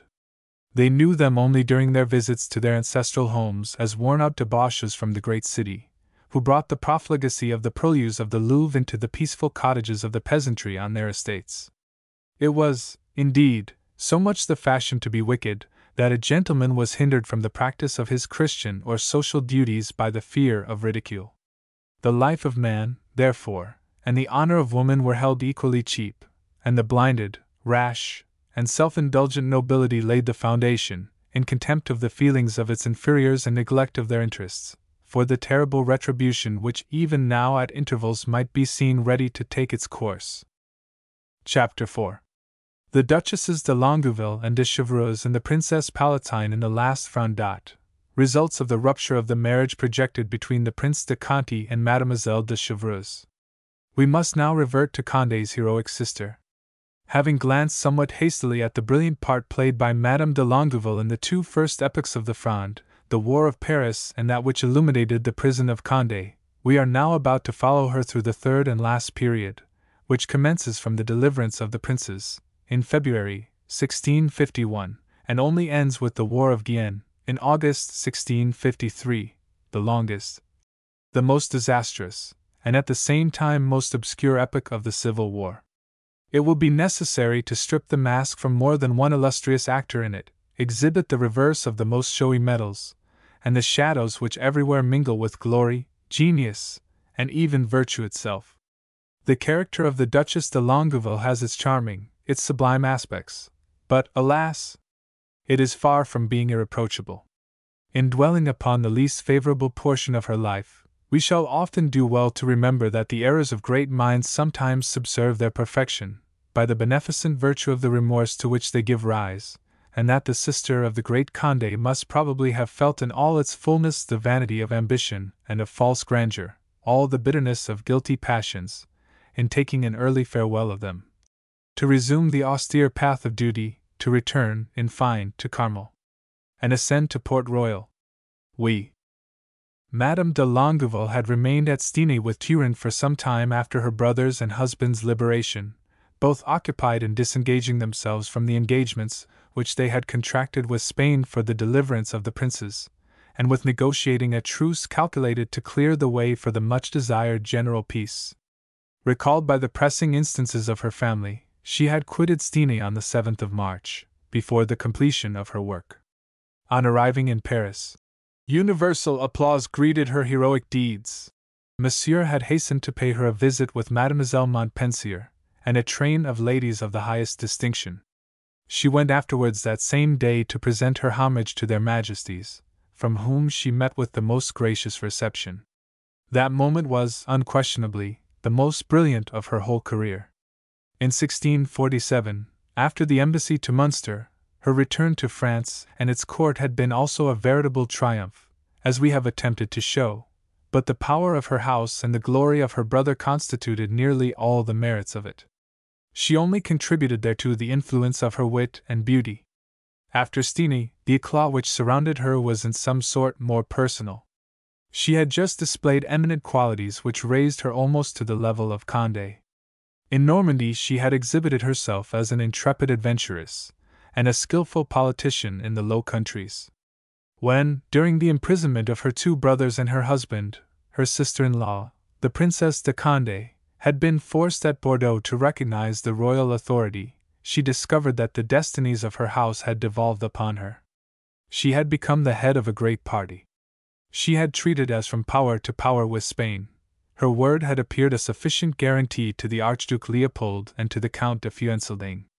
She had held in hand such commanders as Turenne, La Messée, Bouteville, and when, after the Battle of Rethel, she seemed to be on the very verge of destruction, she had succeeded in recovering the advantage, and in contributing more than any one else to the deliverance of the princes, thanks to the profound negotiations carried on in her name by the Princess Palatine.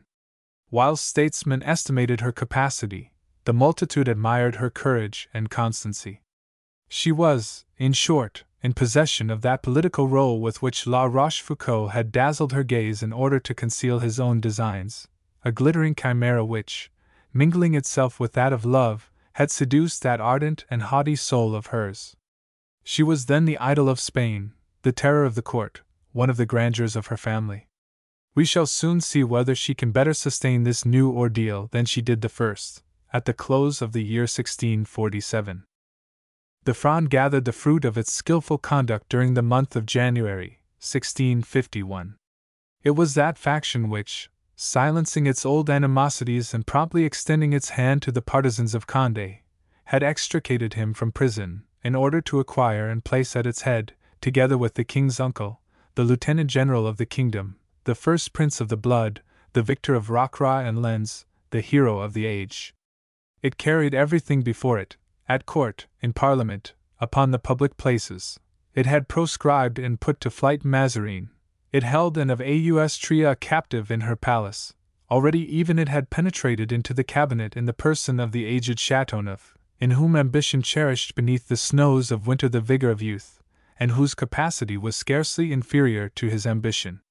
The moment had arrived for accomplishing the work already begun, and for putting into execution the plan determined upon between the Princess Palatine and Madame de Chevreuse. Those two strong-minded women had conceived the idea of a grand aristocratic league which should seat the Fronde upon an union of all the interests which it comprised, close the avenues of France and the court to Mazarin, and under the auspices of the Duc d'Orléans and the Prince de Condé form a government into which the friends of both should enter, the most accredited representatives of every fraction of a party. Further, the basis of this plan was that of a double marriage, on the one side between the young Duc d'Enghien and one of the Duc d'Orléans' daughters, on the other between the Prince de Conti and the daughter of Madame de Chevreuse. 64. This latter marriage might be accomplished immediately. Condé had accepted the proposition without any difficulty. Madame de Longueville, far from opposing it at Steenie, had embraced the idea of it with so much ardor that, in a letter to the Palatine of the 26th of November, 1650, after having weighed the different resolutions to be taken, she stops at this latter, and concludes thus: "This, therefore, is what we must stick to." That marriage was, in short, of a supreme importance. It gave the house of Condé to the Fronde forever, and the Fronde to the house of Condé, for the Fronde was then Madame de Chevreuse. She disposed, by her daughter, of the coadjutor, who in his turn disposed of the Duc d'Orléans, and by him of the Parliament. It was Madame de Chevreuse who, in 1650, had emboldened Mazarin to lay his hand upon Condé. in making him see that he might strike that bold stroke with impunity, since she answered to him for the secret connivance of the Duc d'Orléans and the Parliament, who were alone able to oppose it.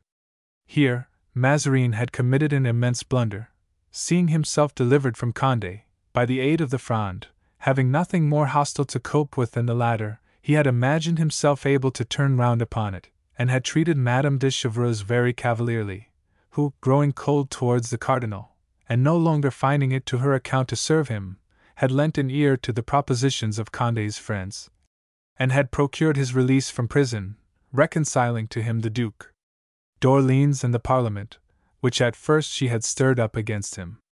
She brought, moreover, to the house of Condé the most politic mind of the Fronde, an audacity towering to the height of his designs, a consummate experience, with the support of her three powerful families, the houses of de Rohan, de Luynes, and Lorraine. She rendered sure the alliance of the Duc d'Orléans and the Prince de Condé, and completed the ruin of Mazarin by constructing a strong government which probably might have succeeded ultimately in triumphing over the affection of the Queen. She held in hand a statesman bred in the school of Richelieu, and whom she judged capable of replacing Mazarin, the former keeper of the seals, Chateauneuf, already a member of the cabinet. She believed herself certain of acquiring de Retz by means of the cardinal's hat. She had not the least objection to make to the elevation of the friends of Condé, and she was ready to favor the ambition of La Rochefoucauld, for whom formerly, in 1643, she had so greatly importuned the Queen and Mazarin. Add to all this, that on quitting the citadel of Havre, the young Prince de Conti had not beheld the lovely Charlotte de Lorraine without being smitten with her charms, and he himself strongly desired that marriage. Who, then, prevented it? Who broke off the contracted engagement? Who struck at and wounded by the self-same blow the Palatine and Madame de Chevreuse? Who restored them both and forever to the Queen and Mazarin? Who destroyed the Fronde by dividing it? We shall find out by and by, but let us merely say just now that it was the rupture of that marriage which again shuffled the cards and changed the face of the situation. In pitting against himself those who had so powerfully succored him in his misfortune, Condé ought at least to have drawn closer to the court and had a serious understanding with the Queen, but he tergiversated, and at the end of some months of that wavering policy, he found himself standing unmasked between the court and the Fronde, both equally discontented with him, repeating and exaggerating the blunder committed by Mazarin. The greatest error during the course of a revolution is to believe that the support of either of the parties who are in actual collision may be dispensed with. At the close of a revolution the attempt to dominate may be tried. During the crisis a choice must be made. Mazarin had fallen through having tried to dominate the Fronde and Condé at one and the same time. Condé lost himself in thinking to dominate the Fronde and the court. 64. It is an historical problem very difficult to solve, as to who was the author of the rupture of the marriage projected between the Prince de Conti and Mademoiselle de Chevreuse. We are well inclined to believe that that individual at any rate was the chief author of the rupture to whom it was the most profitable. The Queen and Mazarin, who from his place of retirement governed her with as absolute a sway as ever, saw from the first the danger which threatened them from such an alliance, entirely unexpected as it was by both. The negotiations between Madame de Chevreuse, while Condé was prisoner, and Madame de Longueville at Stenay, had been conducted by the Palatine with such consummate skill and perfect secrecy that neither the Queen nor Mazarin had the slightest suspicion of them. When the rumor reached the ears of the Cardinal in his retreat at Bruhl, near Cologne, he broke out against Madame de Chevreuse with a violence the coarseness of which even was an involuntary homage rendered to the profound ability of Marie de Rohan. The Queen showed herself warmly opposed to it, and the ministers were ordered to thwart in every way the projected alliance. They began, therefore, to negotiate with Condé.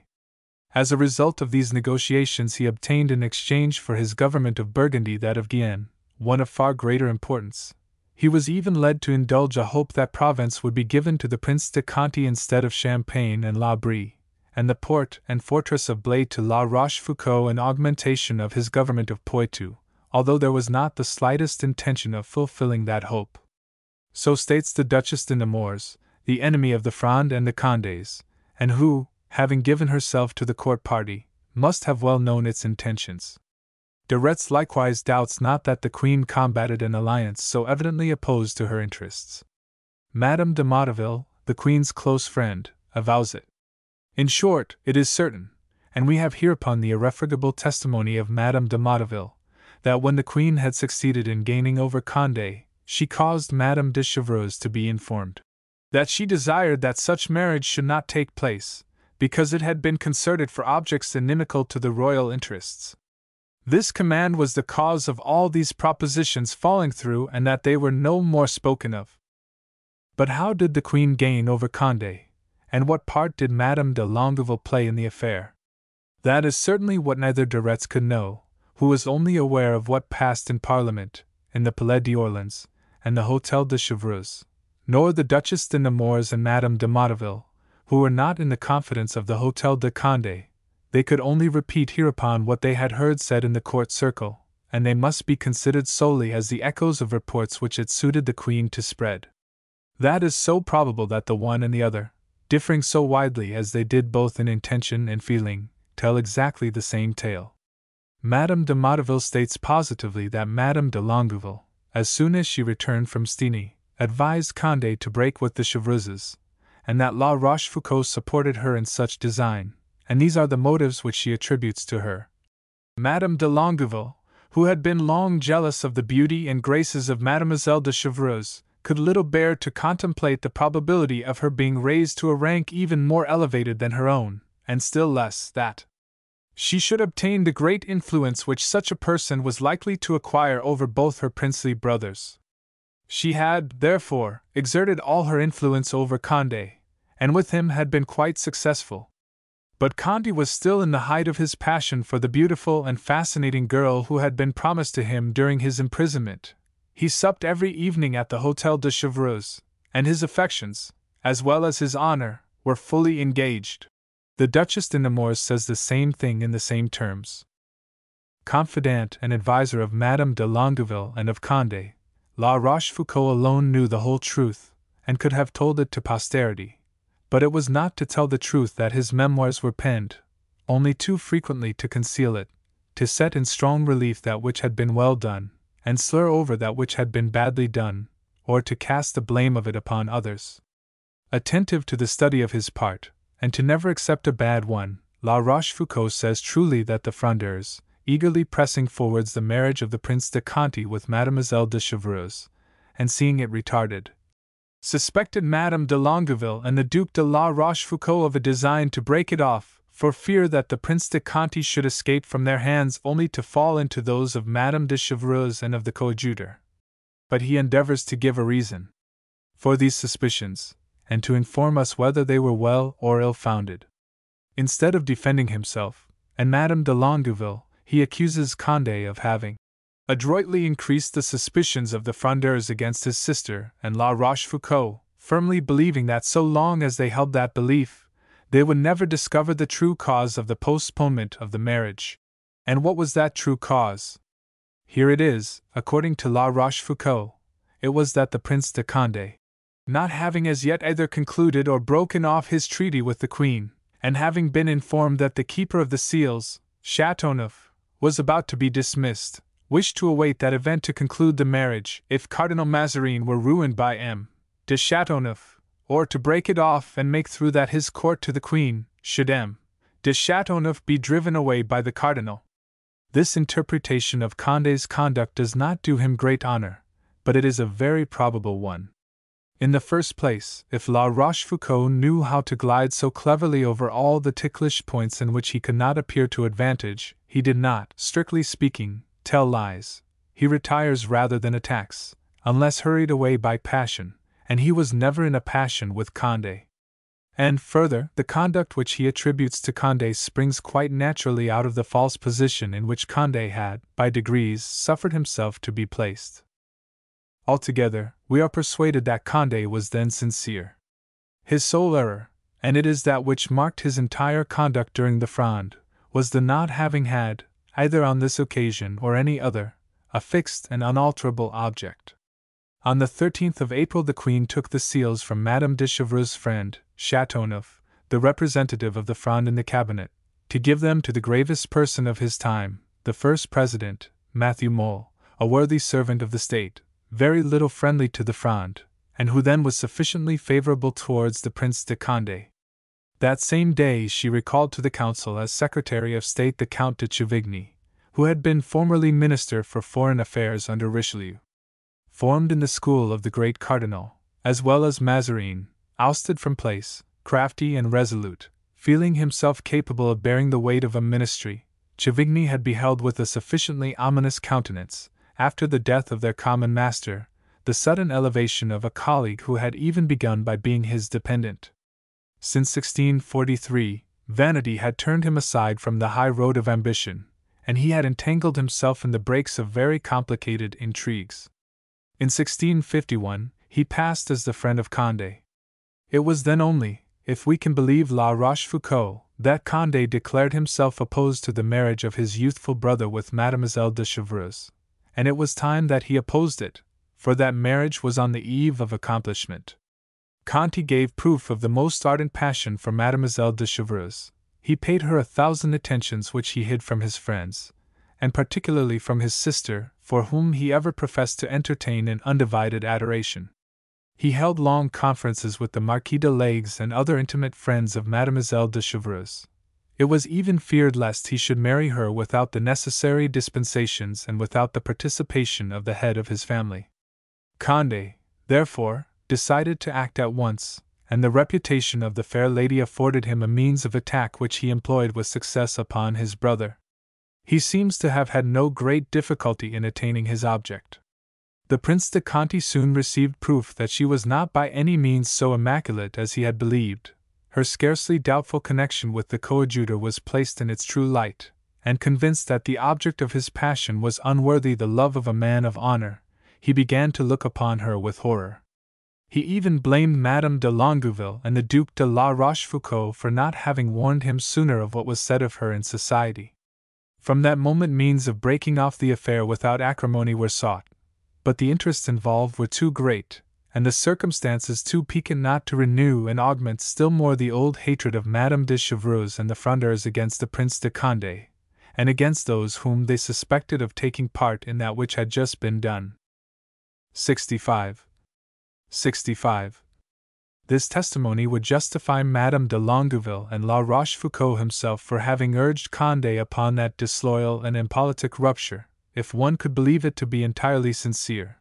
But it is very difficult to admit that Madame de Longueville and her all-powerful adviser could have remained strangers to a determination so important, and there are many doubts and obscurities resting upon this delicate point. De Retz, whose introspect was so penetrating, and who does not pride himself on any great reserve in his judgments, knew not what opinion to form. Condé, Madame de Longueville, and La Rochefoucauld having afterwards assured him that they had had nothing to do with the rupture of the marriage. But whosoever was the hand that broke off the projected alliance of the Condés with Madame de Chevreuse, it is beyond doubt that had lost Condé and saved Mazarin. All the errors which followed were derived from that cardinal one. In it must be discerned the first link of that chain of disastrous events which ended by dragging Condé into civil war.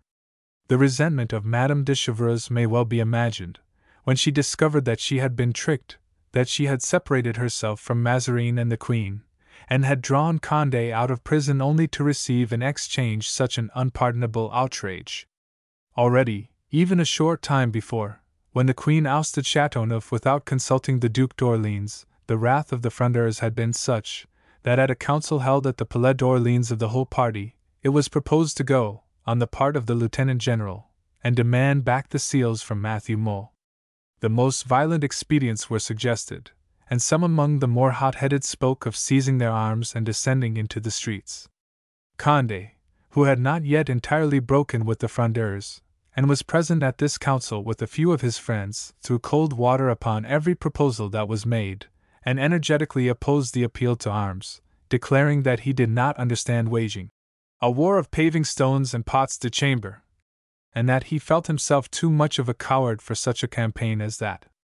After some time passed in sharp discussion, the Duke retired into the apartments of his wife with de Retz, and their brief consultation ensued, in which the Duchess d'Orléans, Madame de Chevreuse, and the coadjutor endeavored to persuade him to arrest the leaders of the opposite party, and rouse the people to insurrection. The Duc d'Orléans was in some degree moved. Condé, Conti, and the Duc de Beaufort and others had retired into the library, and Mademoiselle de Chevreuse, springing towards the door, exclaimed, "Nothing is wanting but a turn of the key! It would be a fine thing indeed for a girl to arrest a winner of battles." The impetuosity of Mademoiselle de Chevreuse, however, alarmed the timid Duc d'Orléans. Had he been brought to it by degrees, he might have consented to the act. But her movement towards the door startled him, and he began to whistle, which, as de Retz observes, was never a good sign. Then, declaring that he would consider of the matter till the next morning, he walked quietly into the library, and suffered the guests to depart in peace whom he had been so sorely tempted to make prisoners. At the same time in the Parliament all the violent measures taken against Mazarin were renewed.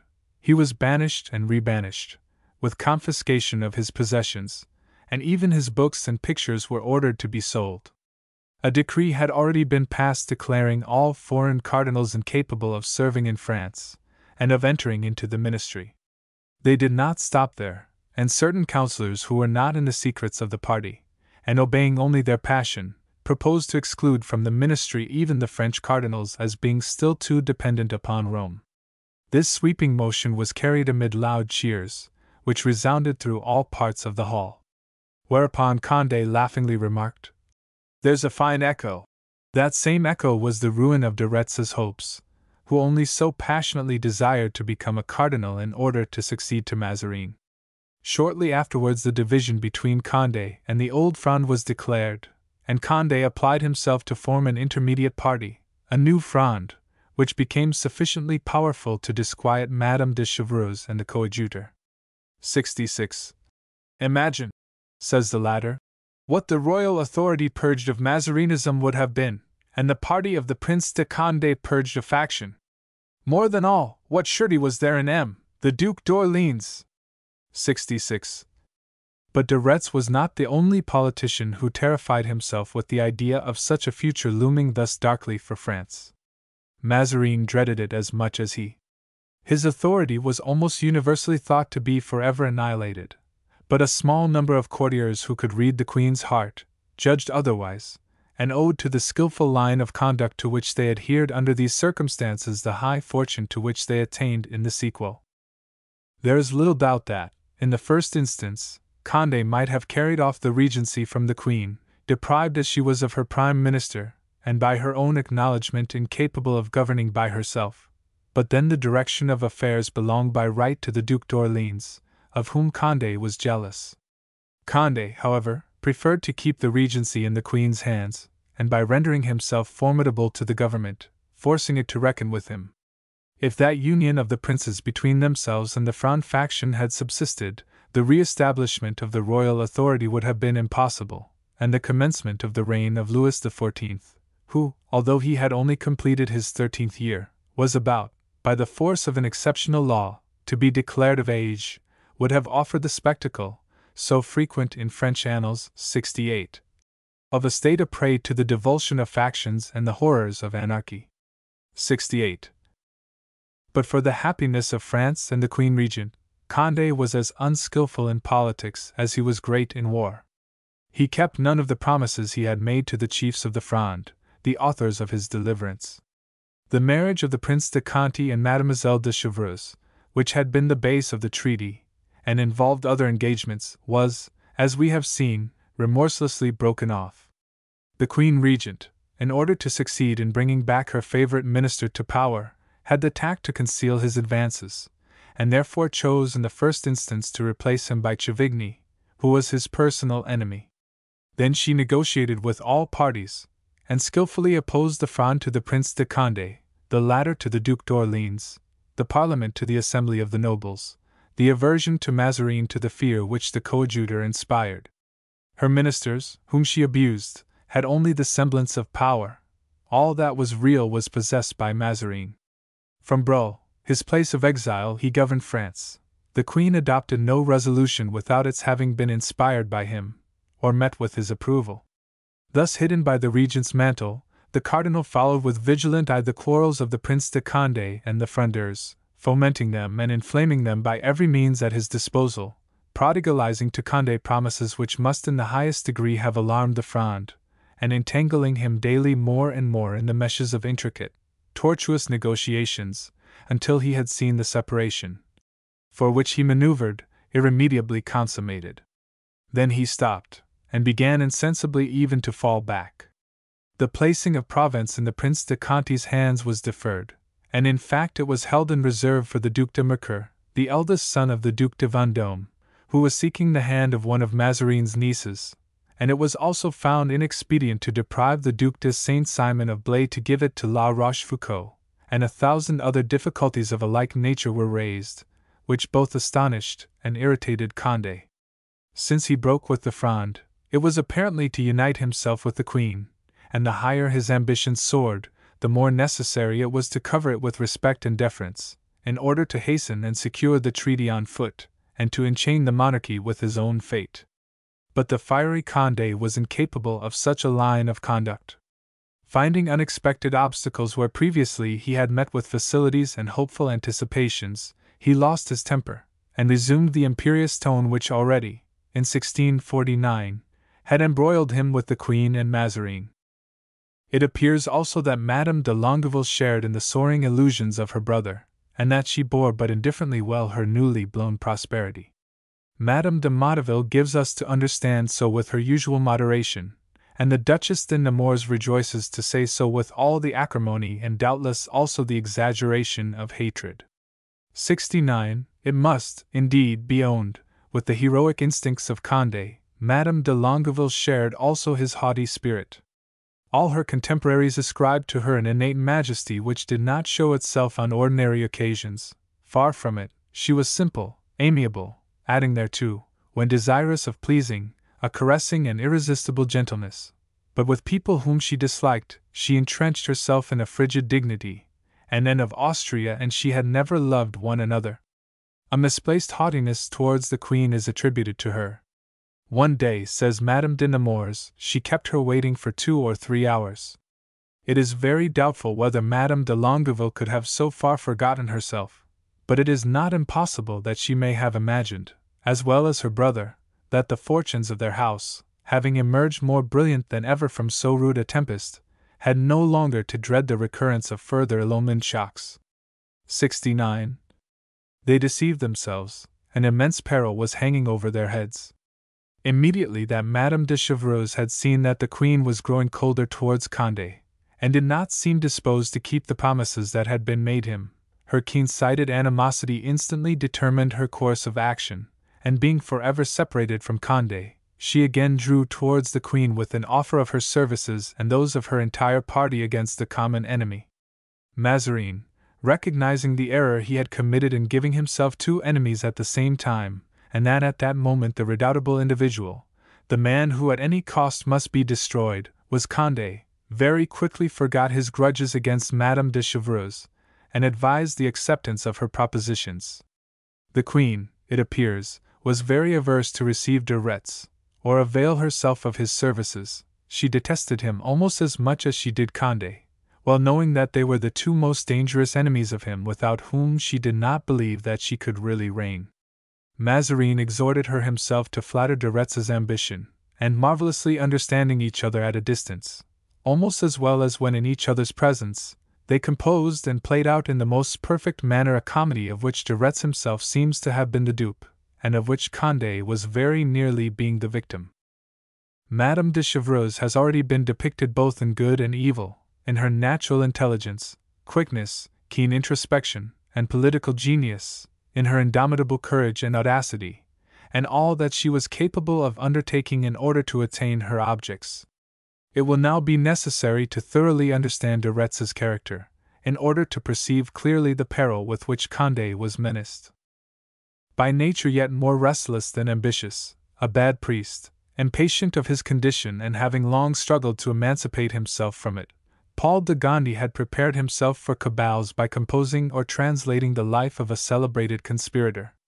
Then, passing quickly from theory to practice, he had entered into one of the most sinister plots framed against Richelieu, and for his first experiment he had accepted the task, he, a young abbé, of assassinating the cardinal at the altar during the ceremony of Mademoiselle de Montpensier's baptism.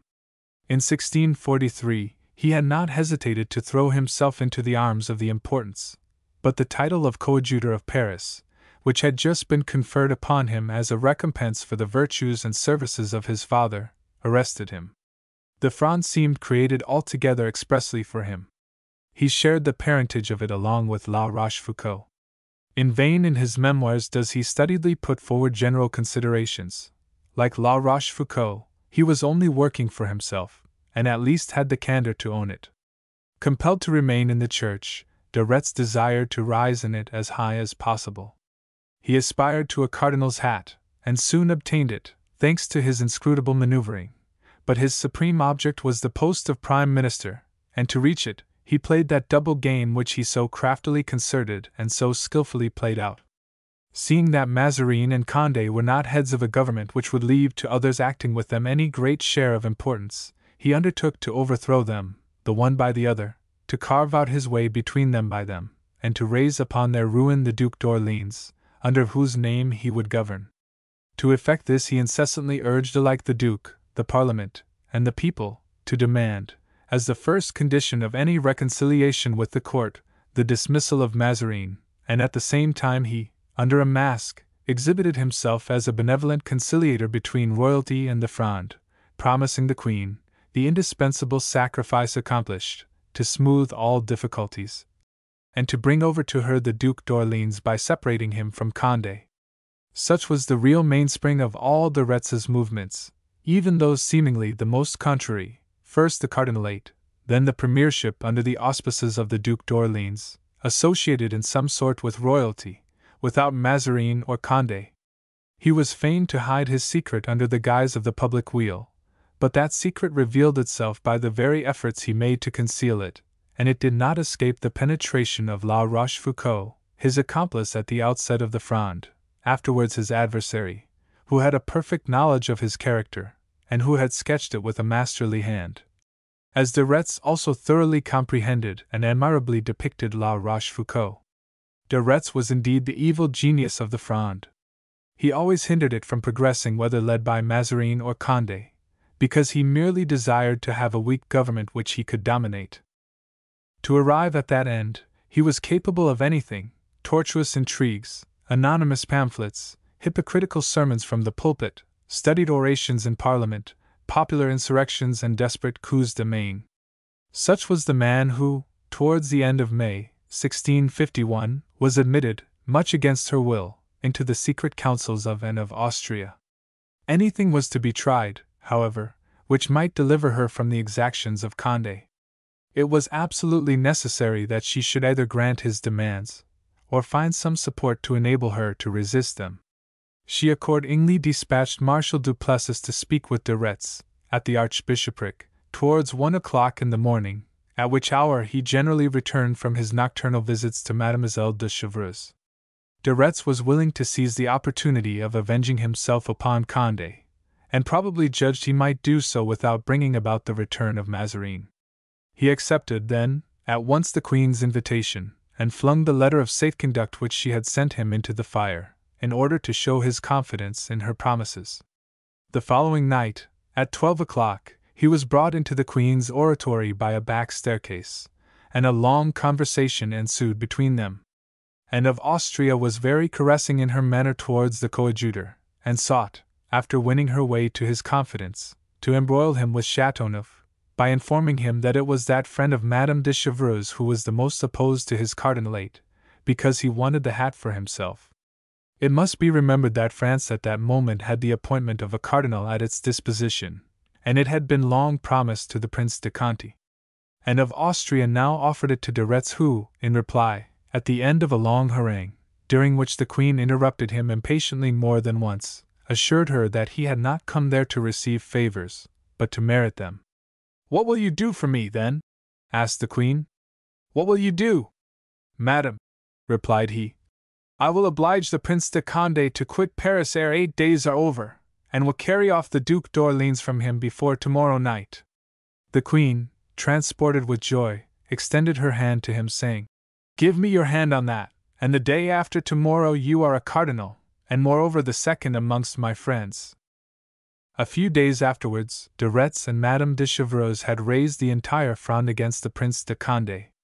The worthy Archbishop had announced his approach to the enemy he was about to attack by a cloud of the same kind of libels, satires, and epigrams, which he had always found so efficacious in prejudicing the people of Paris against any one whom he thought fit to hold forth to popular odium. At the same time, a multitude of criers and hawkers were sent through the town, spreading, at the very lowest price, all the sarcasms which had been composed at the archbishopric in the morning, to render the conduct of Condé ridiculous, contemptible, and hateful in the eyes of the multitude. At length, when the coadjutor believed that everything had been sufficiently prepared, he made the Palatine write to inform the Queen that he was about to go to the Parliament. Mademoiselle de Chevreuse was with the regent at the time she received this intimation, and the delight which it occasioned was so great that the virtuous and pious Anne of Austria caught the archbishop's mistress in her arms, and kissed her more than once, exclaiming, with no very great regard for decorum, "You rogue! You are now doing me as much good as you have hitherto done me harm."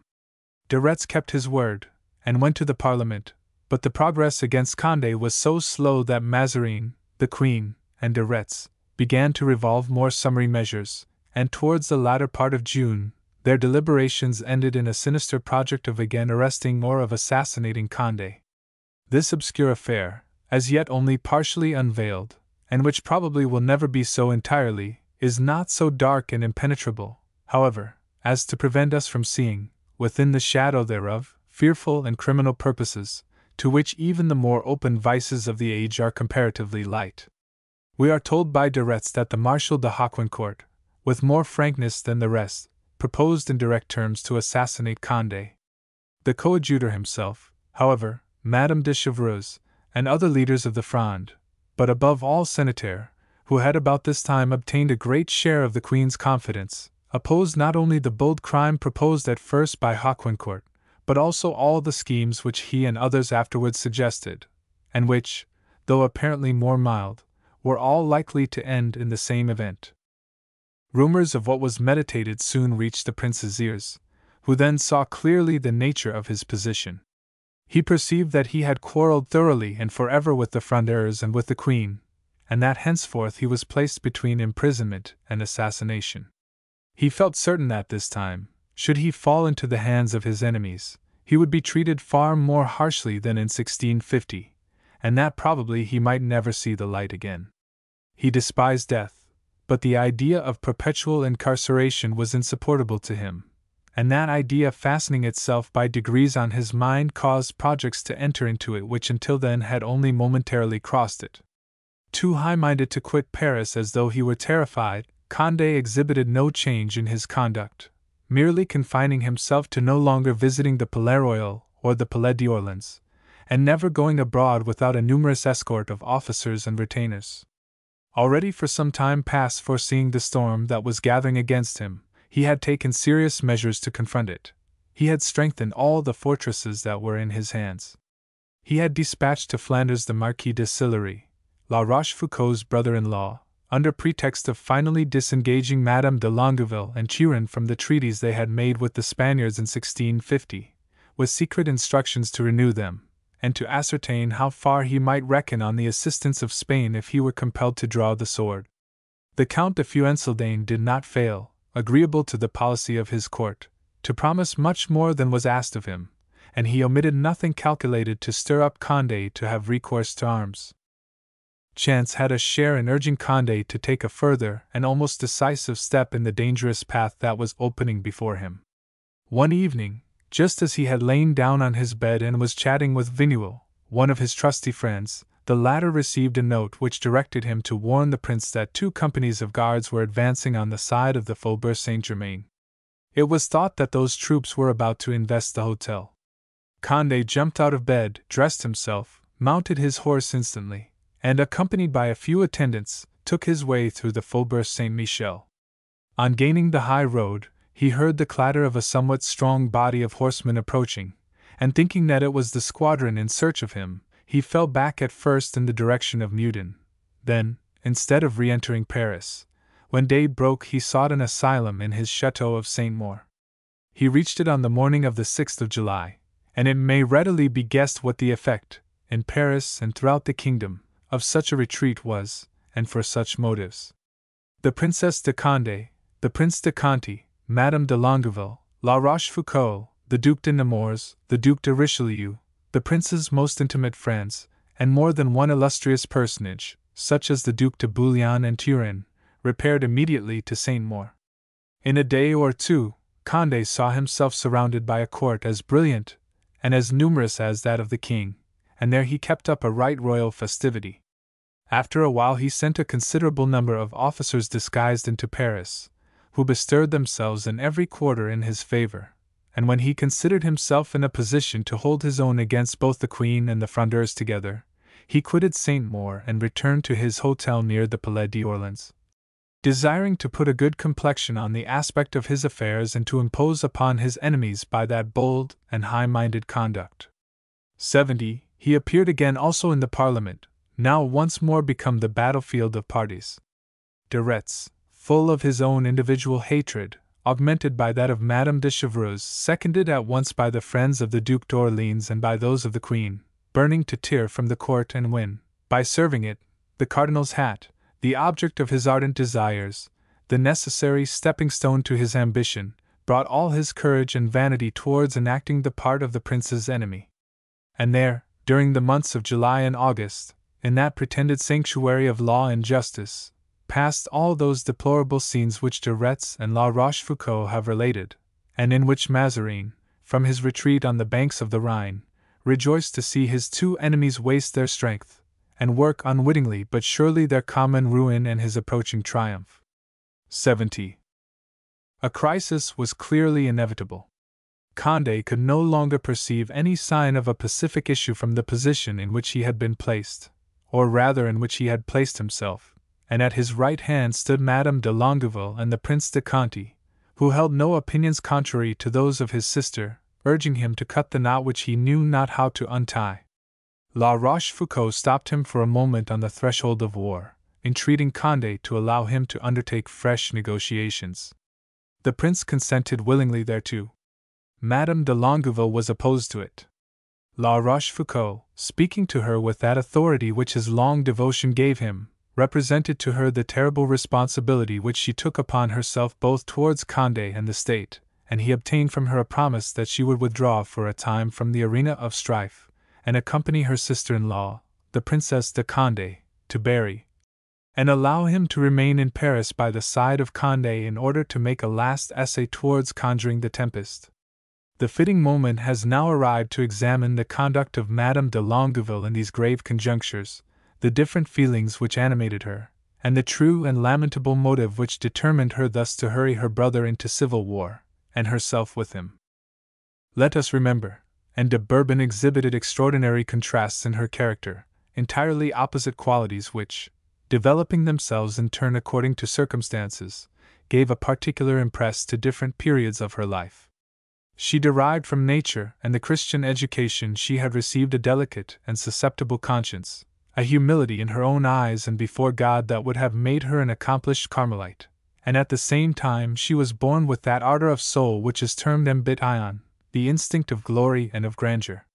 This instinct, which was also that of her house and her age, soon obtained the mastery on emerging from her pious adolescence, and when she despaired of overcoming her father's resistance to the serious desire she had manifested of burying herself, at 15, in the convent of the Rue St. Jacques, with her already formidable beauty and the nascent desire to shine and to please.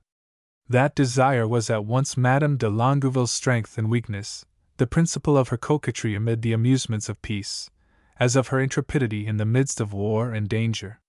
Once condemned to live in the world, she transferred the dreams of glory which she dared not realize for herself, to gild her brother's wreath of laurel, that Louis de Bourbon, almost of the same age as herself, the cherished companion of her infancy, so witty, so generous, so bold, that he was at once a friend and a master, and the idol of her heart, before another object had usurped the place or after he had abandoned it.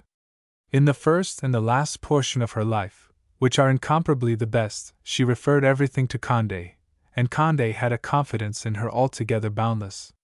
The suspicious and penetrating Mazarin had very early formed that opinion of her, and in the carnets, to which he has confided his very inmost feelings, he depicts her with the pen of an enemy, but of an enemy who knew her well.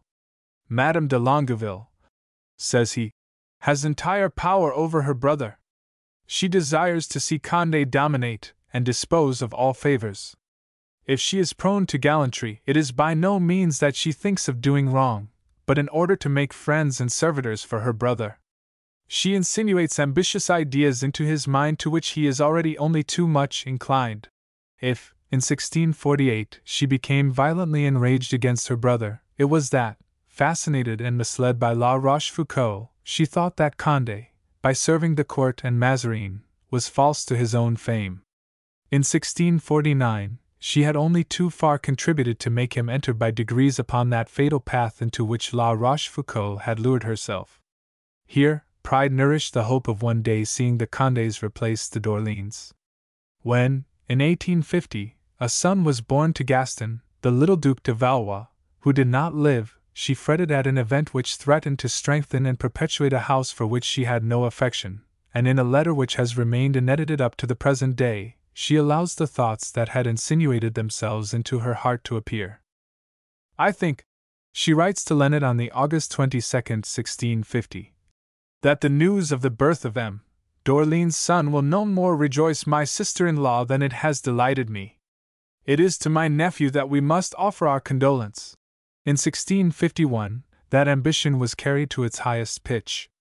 Madame de Longueville experienced the natural intoxication that the power and prosperity of her house was calculated to give her, and when we think of what perils she had just surmounted, by what homage she was surrounded on all sides, that she was then 32, that she was in all the splendor of her beauty, and also under all the strength of her passions, we might well be disposed to pardon her that fugitive intoxication, if it had not likewise drawn down disastrous consequences upon herself, upon Condé, and upon her country. And here again occurs the question we have just raised. Was it Madame de Longueville who caused the rupture of the projected marriage between the Prince de Conti and Mademoiselle de Chevreuse? If hers was the chief fault, we look upon it with regret, that in the eye of posterity she should bear the blame of such a fault. If she only yielded to the advice of La Rochefoucauld, we have the more excuse for her, and assert that the fault comes home to him. As we have seen, that affair is still involved in much obscurity, and since de Retz himself hesitates, we ought to feel well justified to hesitate in our turn.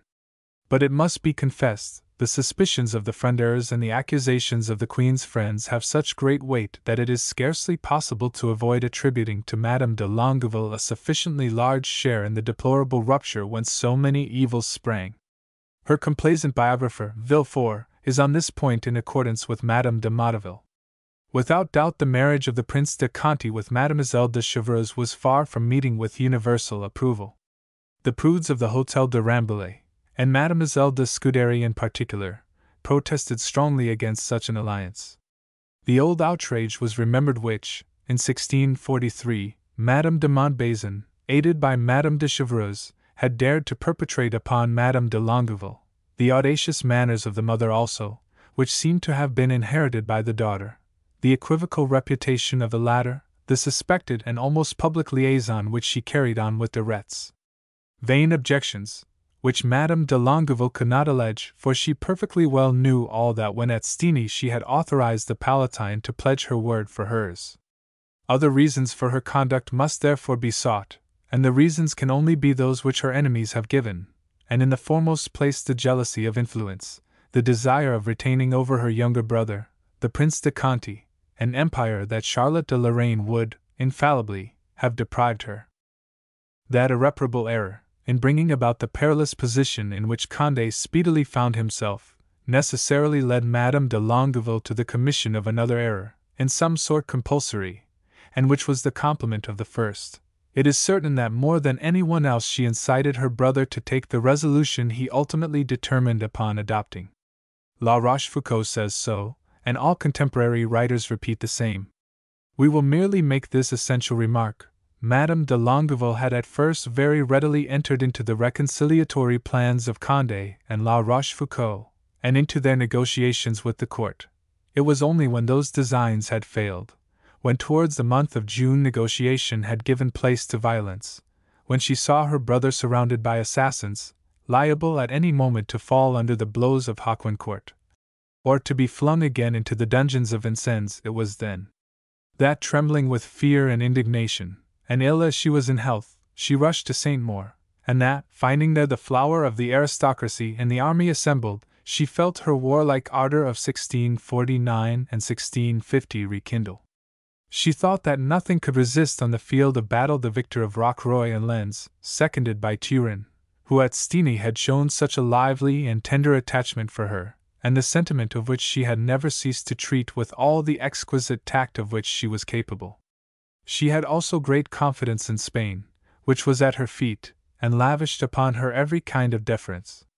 She urged, therefore, Condé to fling further perfidious and useless negotiations to the winds, and to appeal to the fortune of arms.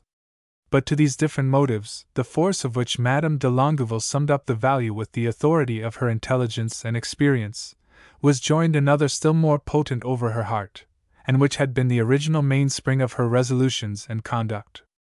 La Rochefoucauld alone has no right to impute it to her as a crime.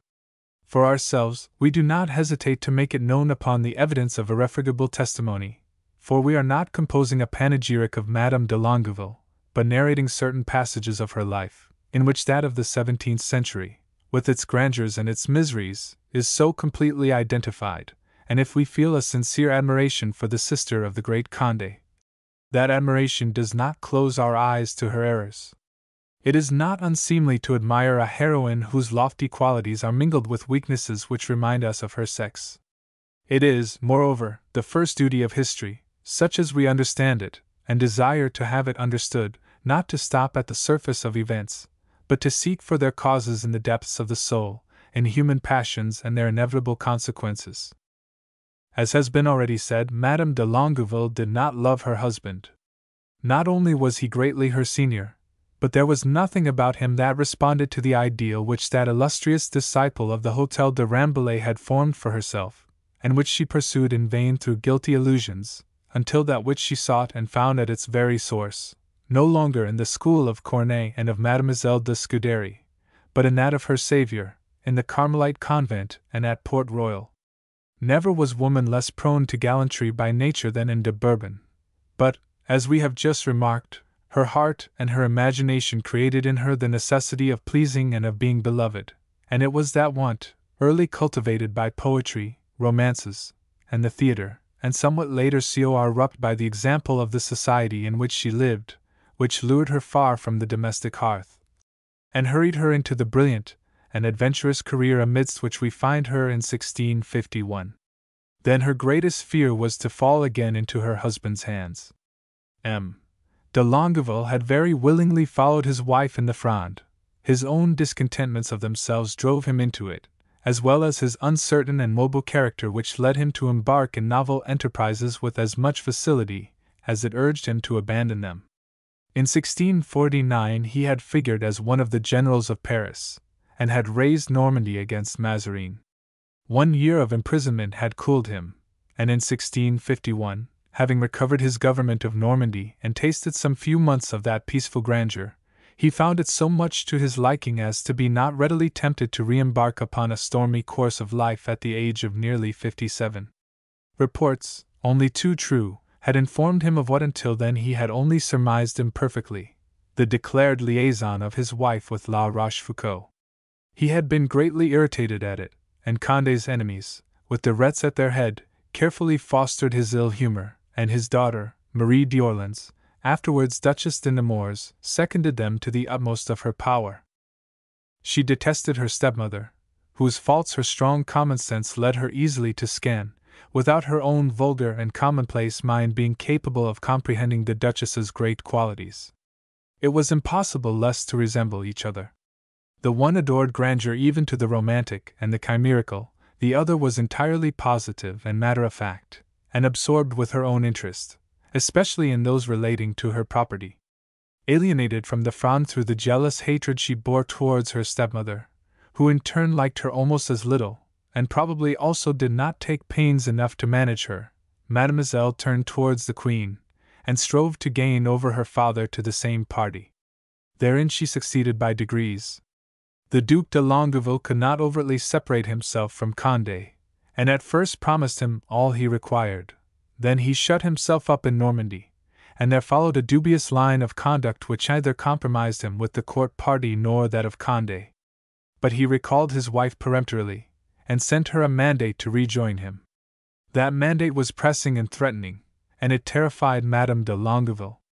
She knew that her husband had been informed of everything, and that he was wholly given up to the influence of his daughter. She feared ill treatment. She felt certain at least that once in Normandy she would no more quit it, and that her time would be passed between an aged, irritated husband and an overruling stepdaughter, who would apply themselves in concert to retain her in the solitude of a province, and perhaps to make her expiate in confinement her bygone triumphs. The idea of the sorrowful life which awaited her in Normandy produced very nearly the same effect upon her as the thought of a second imprisonment upon the mind of Condé. She sought for a means of avoiding that which was to her the worst of all evils. There was an assured though dangerous one, war, which would prevent her from repairing to Normandy, under the pretext more or less specious that she could not abandon her brother. Such was the design she formed within herself and very soon resolved upon adopting, and the fresh negotiations which La Rochefoucauld proposed thwarted her doubly. Should those negotiations prove successful, they would deprive her of the only pretext she had for not rejoining her husband in Normandy, and she thought it strange that it was La Rochefoucauld who would expose her to that peril. From that moment doubtless angry explanations took place between them.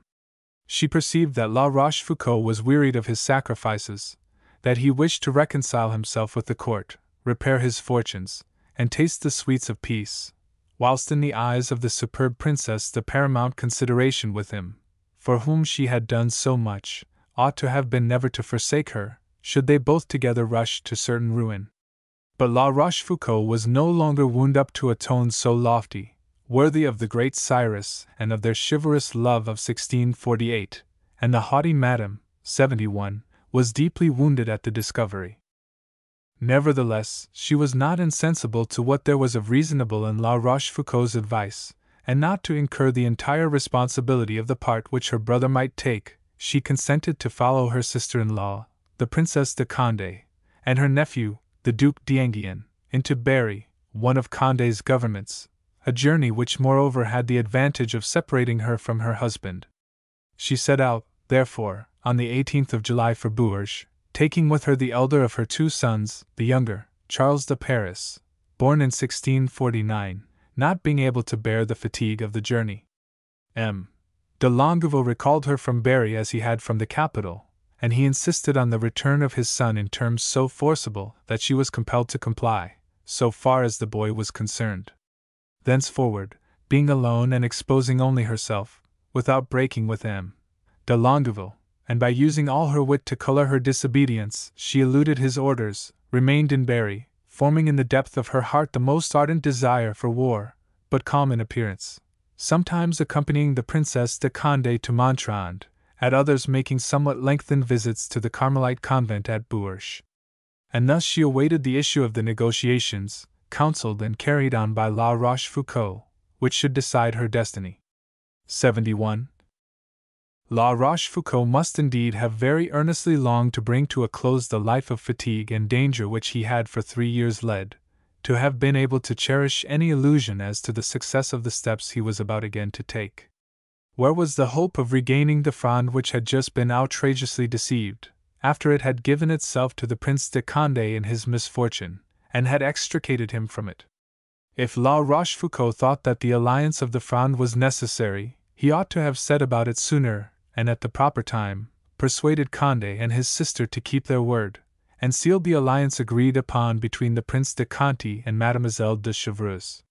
He had not done so, and now that he had allowed a treacherous war to spring up between Condé and the Fronde, by what charm did he think he could suspend it?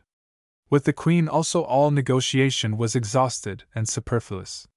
An understanding should have been come to with her when she was so disposed, when Condé was all-powerful, when he could either have more readily abased or exalted the crown, tam dicut cum sceptre d'Albas. But at the end of August, Condé, embroiled with the court and with the Fronde, had nothing left save his sword. That was sufficient, doubtless, to make everybody tremble, but was it enough to inspire confidence in anyone? La Rochefoucauld obtained, therefore, on all sides to his advances only very vague responses.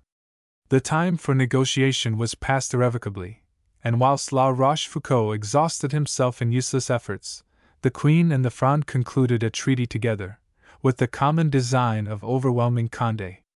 This treaty was the work of Mazarin, the masterpiece of his political skill.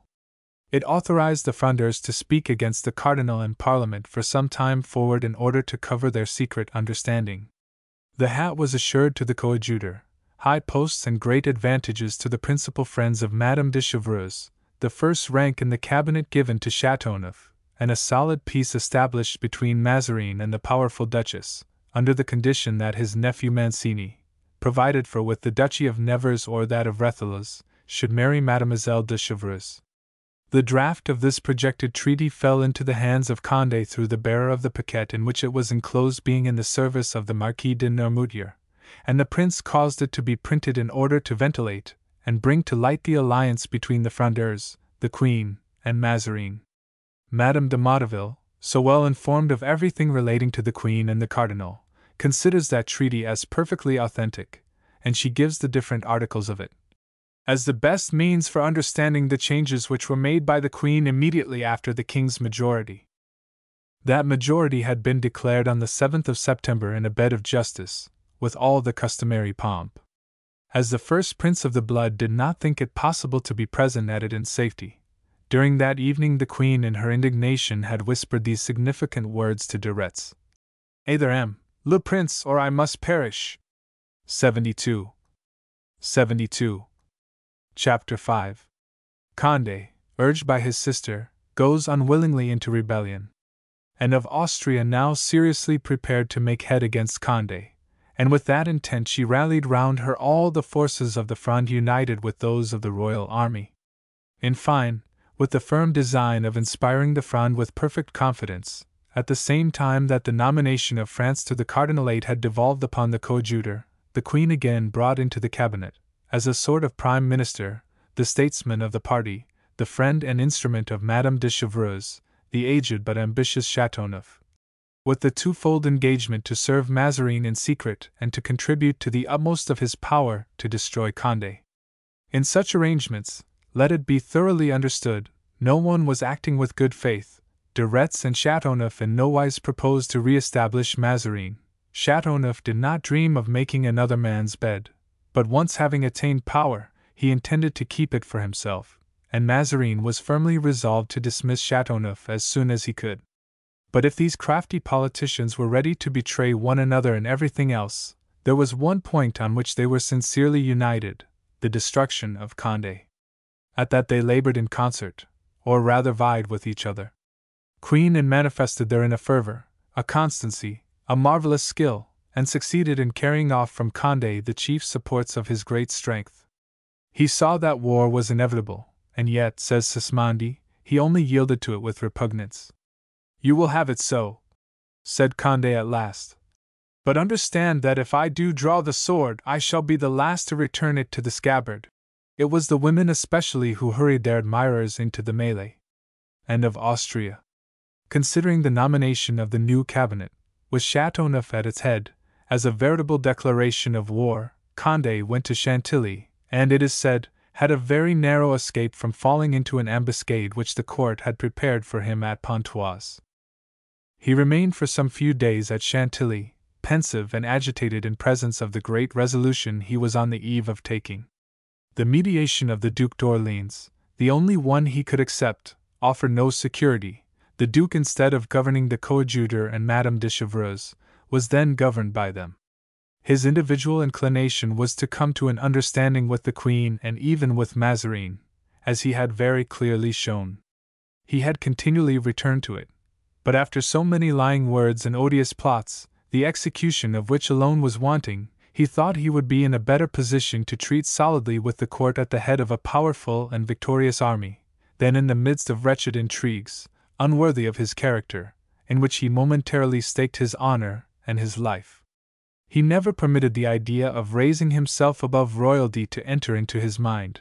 He merely thought that to obtain better conditions from it was necessary to render himself imposing to it, and to make himself feared. That is what was then passing in his mind. Civil war inspired him with horror, and we may learn from La Rochefoucauld, 73, who was then in his most intimate confidence, that he long weighed the consequences of so grave a determination. Let us be chary, therefore, of accusing Condé of levity. Let us recognize that insensibly his position had become such that he could neither remain in it nor quit it, in one way or another, save with equal danger. 73. Among the different motives which rendered Condé averse to civil war, the passion that he had just begun to feel for the Duchesse de Chatillon must not be forgotten. We shall return a little further on to this episode in Condé's life. It is sufficient to remark here that it was grievous to him to quit the lovely Duchess, who then was residing very close to Chantilly, in the charming chateau of Merlin or Mello, near Pontoise, the enjoyment of which had been granted to her for life by the old Princess de Condé, Charlotte Marguerite de Montmorency, who expired in her arms at Chatillon-sur-Loing, in December, 1650, a gracious grant, which the prince, her son, had hastened to ratify with a somewhat interested generosity. Madame de Chatillon had her reasons of more than one kind for being opposed to the war, and in the intimate counsels of the prince she urged him to an understanding with the court. In that she made common cause with La Rochefoucauld, and was in open quarrel with Madame de Longueville. Sensible of Condé's passion without sharing it, she managed that lofty lover with infinite tact, at the same time that she was deeply enamored of the young, handsome, and brave Duke Charles Amadeus of Savoy, Nemours, 74, who from his youth and adventurous instincts would have longed for war, and whom she alone, seconded by La Rochefoucauld, retained in the party of peace. 74. Everything, however, tended to precipitate Condé towards the fatal resolution. Prudence did not permit him to remain any longer at Chantilly, 75, and it behoved him to place himself beyond the risk of a coup de main by withdrawing to his government of Berry, whither he had already sent his son, his wife, and his sister. It was, it is true, the road to Guyenne, but he might stop there. All the population was devoted to him, and the Tower of Bourges and the strong fortalice of Montrond offered him a safe asylum. 75. Condé, even after reaching Berry, still hesitated, not wishing to take any step before again conferring with his sister, who was then at Montrond with the princess. There he held a final council, a supreme deliberation, at which Madame de Longueville, Conti, and La Rochefoucauld were present.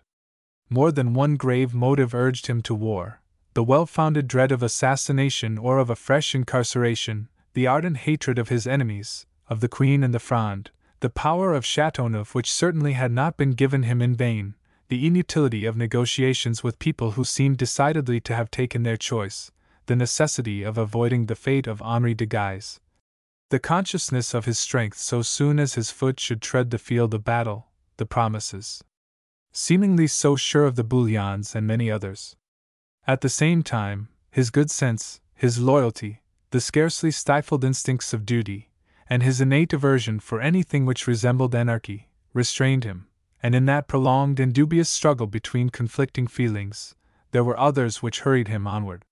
Madame de Longueville, the Prince de Conti, La Rochefoucauld also urged him to declare himself against the court, and Madame de Longueville with more vivacity than anyone else. 76. Condé still resisted, explaining to them all the strength of royalty, the ascendancy of the king's name, the weakness and treachery of factions, the bad faith of Spain. Then, concluding by yielding, he addressed them in these memorable words: "You commit me to a strange line of action, of which you will tire sooner than I, and in which you will abandon me." He spoke truly as regarded Conti, and perhaps also La Rochefoucauld, but it remains to be seen whether Madame de Longueville, after having helped to drive her heroic brother into civil war, did not follow him with an inviolable constancy, whether she did not share, even to extremity, the dangers and adversities of the prince, and whether, during his long exile, she reappeared for a single moment at court or in those salons of the Louvre and the Palais Royal, which had witnessed her early successes, and in which her wit and beauty still promised her fresh triumphs. 76. Chapter 6. Madame de Longueville coquettes with the Duc de Nemours. His determination to unsheath the sword once taken, Condé put his plans into execution without throwing one glance behind him.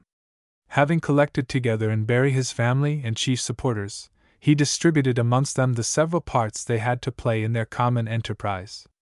After this, accompanied by La Rochefoucauld, he went to take possession of his new government of Guienne, and there raised the standard of insurrection, leaving in Berry his wife and son, his sister, the Prince de Conti, the Duc de Nemours, with the President Viole and others whom he nominated to important functions.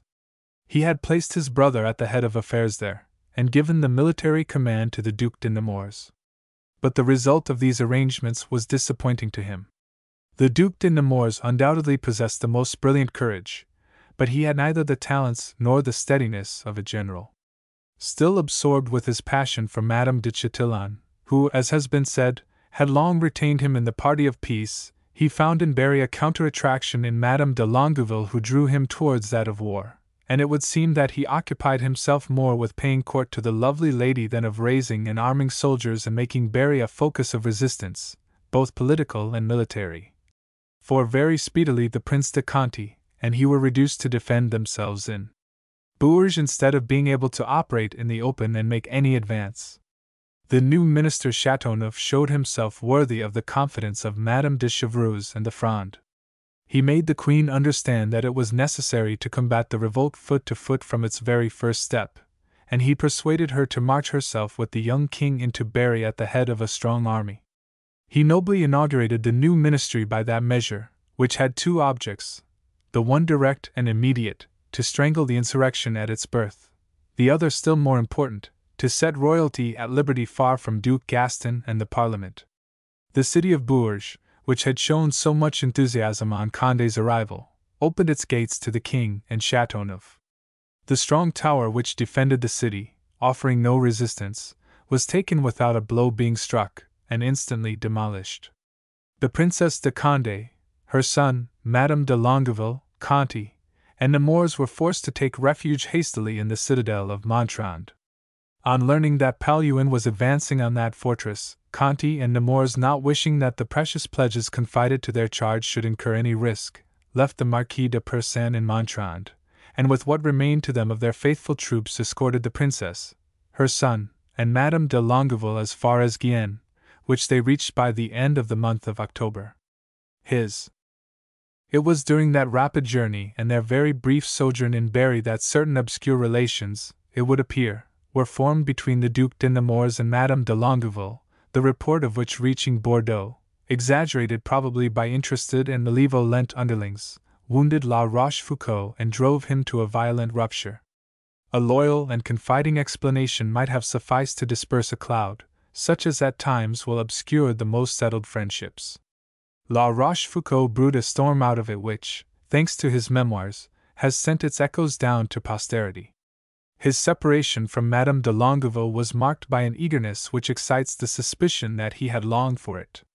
77. He ought at least to have stopped there, but hurried away by an implacable resentment, he accused her, or caused her to be accused by Condé, of having wished to betray his interests to serve those of the Duc de Nemours, giving her even to understand that, if a like prepossession took her for another, she was capable of going to the same extremities if that person desired it.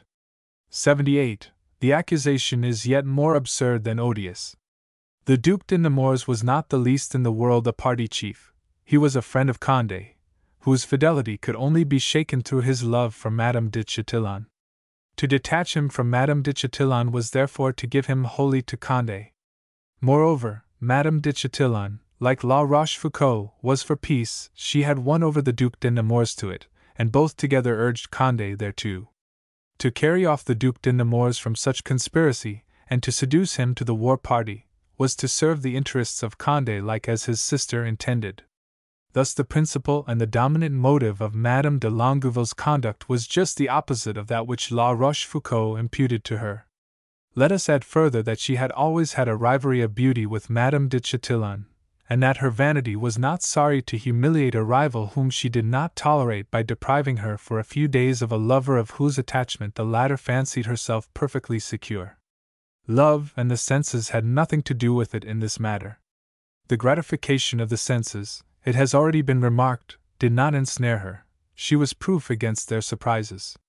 Previously the Duc de Nemours had addressed his ardent homage to her, but all the attractions of his handsome person and his lofty bearing had made no impression upon her, and she only bestowed a thought on the amiable Duke when she had some interest to forward by reviving such conquest.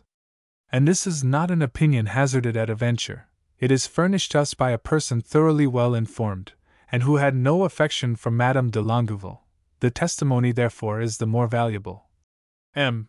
de Nemours, 79, previously had not much pleased her, and notwithstanding the attachment he appeared to entertain for her, as well as all the good qualities and grand airs of which he could boast, she had found nothing charming about him save the pleasure he showed himself desirous of giving her by abandoning Madame de Chatillon for herself, and that which she had of depriving a woman whom she did not like of a friend of so much consequence. Now how far had this liaison of a few days gone? Bussy is the only contemporary who offers any reply to this question in the cynical light of his Histoire amoureuse de Gaules. But who would accept that satire literally? It proves only one thing, the unfortunate notoriety which the imprudence of Madame de Longueville derived from the memoirs of La Rochefoucauld published in 1662. Before those memoirs saw the light, not a word is anywhere to be found on a point as obscure as it is delicate. After, Bussy was delighted to repeat La Rochefoucauld, and Madame de Longueville has thus fallen into the scandalous chronicle. 77. 78. 79. Let us abstain from defending her, although even we should be convinced that she knew where to stop in that dangerous game of coquetry. She is not the less culpable in our eyes both towards La Rochefoucauld and herself, and we do not hesitate to say that she went so far as to deserve the calumny. Doubtless she was justly hurt by the incertitude of La Rochefoucauld, who, after having plunged her into civil war in 1648 with no other motive than that of his own interest, would have made her abandon it in 1651 through the same motive still, which at one moment impelled her towards the Fronde, at another brought her back to the court, at the will of his fickle hopes, and linked her with Madame de Chatillon for the purpose of engaging Condé in negotiations the success of which involved their separation and procured her a prison in Normandy. Yes, she had grave cause of complaint against La Rochefoucauld. She might have quitted him, it is true, but not for another. She had only one means of covering, of almost condoning the single error of her life, which was to maintain faithful to it, or to renounce it for virtue and heaven. And it is just that which Madame de Longueville appears to have done, if that sad and rapid episode had remained unknown. But there is no favorable shade for those personages who appear in the glaring front of the stage of this world. Their slightest actions do not escape the formidable light of history. The weakness of a moment is recorded as an irredeemable error against them. That of Madame de Longueville, fugitive as it may have been, dubious even as it was, sufficed to tarnish a fidelity until then victorious over so many trials. It needed to be atoned for by the sincere conversion which was speedily about to follow it, and by 25 years of the severest penitence. And still further it forces us to place Anne de Bourbon, in the record of great sentiments and exalted loves, above Heloise and Mademoiselle de la Vallière. At any rate the assurance is consoling that this error, which we have attempted neither to conceal nor extenuate, is the single one perceptible in the private life of Madame de Longueville. But let us turn aside from these wretched instances of feminine fragility in one of the loftiest minds, in order to follow Condé and the march of events in Guienne. We will first, however, by a brief retrospect, endeavor to render the shifting phases of the two Fronde wars more capable of being easily followed. Dating from the arrest of Broussel, nothing could exceed the rapidity of events. The wheel of fortune had turned with such terrific mobility for those of her favorites, who sought to attach themselves to it. The revolt had, in fact, broken out on the 26th of August 1648, In January 1649, the court withdrew to Saint-Germain, at the risk of never re-entering Paris. In April, the sword of Condé imposed the Treaty of Saint-Germain, and the king returned in October. Mazarin shortly afterwards believed himself strong enough to arrest, in January 1650, Condé, Conti, and Longueville. A year after that bold coup d'état he was himself obliged to flee, February 1651, from his enemies, and quit France. At the end of 8 months, Mazarin returned with an army to the aid of royalty, but it required 2 years of negotiations, intrigues, and patient waiting. It needed the errors which the indecision of the Duc d'Orléans brought about, the rash violence of Condé, urged onwards by his sister. It required, indeed, the entire ruin of France ere the cardinal could, after having led the young king by the hand to the very gates of his capital, resume that place in the Louvre which he had sagaciously abandoned. It is difficult to narrate occurrences in their proper order during this period: intrigues, broken promises, pledges given to 2 different parties at the same time, such were the smallest misdeeds of all these princes and prelates. As one step further in wrongdoing, they entered into negotiations with the foreigner, and invited armies across the frontier which devastated the provinces. And through what motives? Gondi wished to avenge his former mistress, whom Conti had rejected, and whom an agent of Condé, Maillard the shoemaker, had publicly insulted. Condé's pretensions were nothing less than dragging at his heels a squad of governors of towns and provinces who, at his summons, would be ever ready to raise the standard of revolt and to impose the will of their leader upon the head of the state, whether minister, queen, or king. Orleans would not yield one jot to his young cousin of the blood royal, Condé. Madame de Longueville feared the severity of an outraged husband. The civil war, enforcing her to flee from one end of France to the other, or abroad, could alone delay her return to Normandy, her re-establishment beneath the conjugal roof, towards which she had conceived such an aversion. Condé accused Gondi in the Parliament chamber of being author of a factum condemning severely the prince's conduct.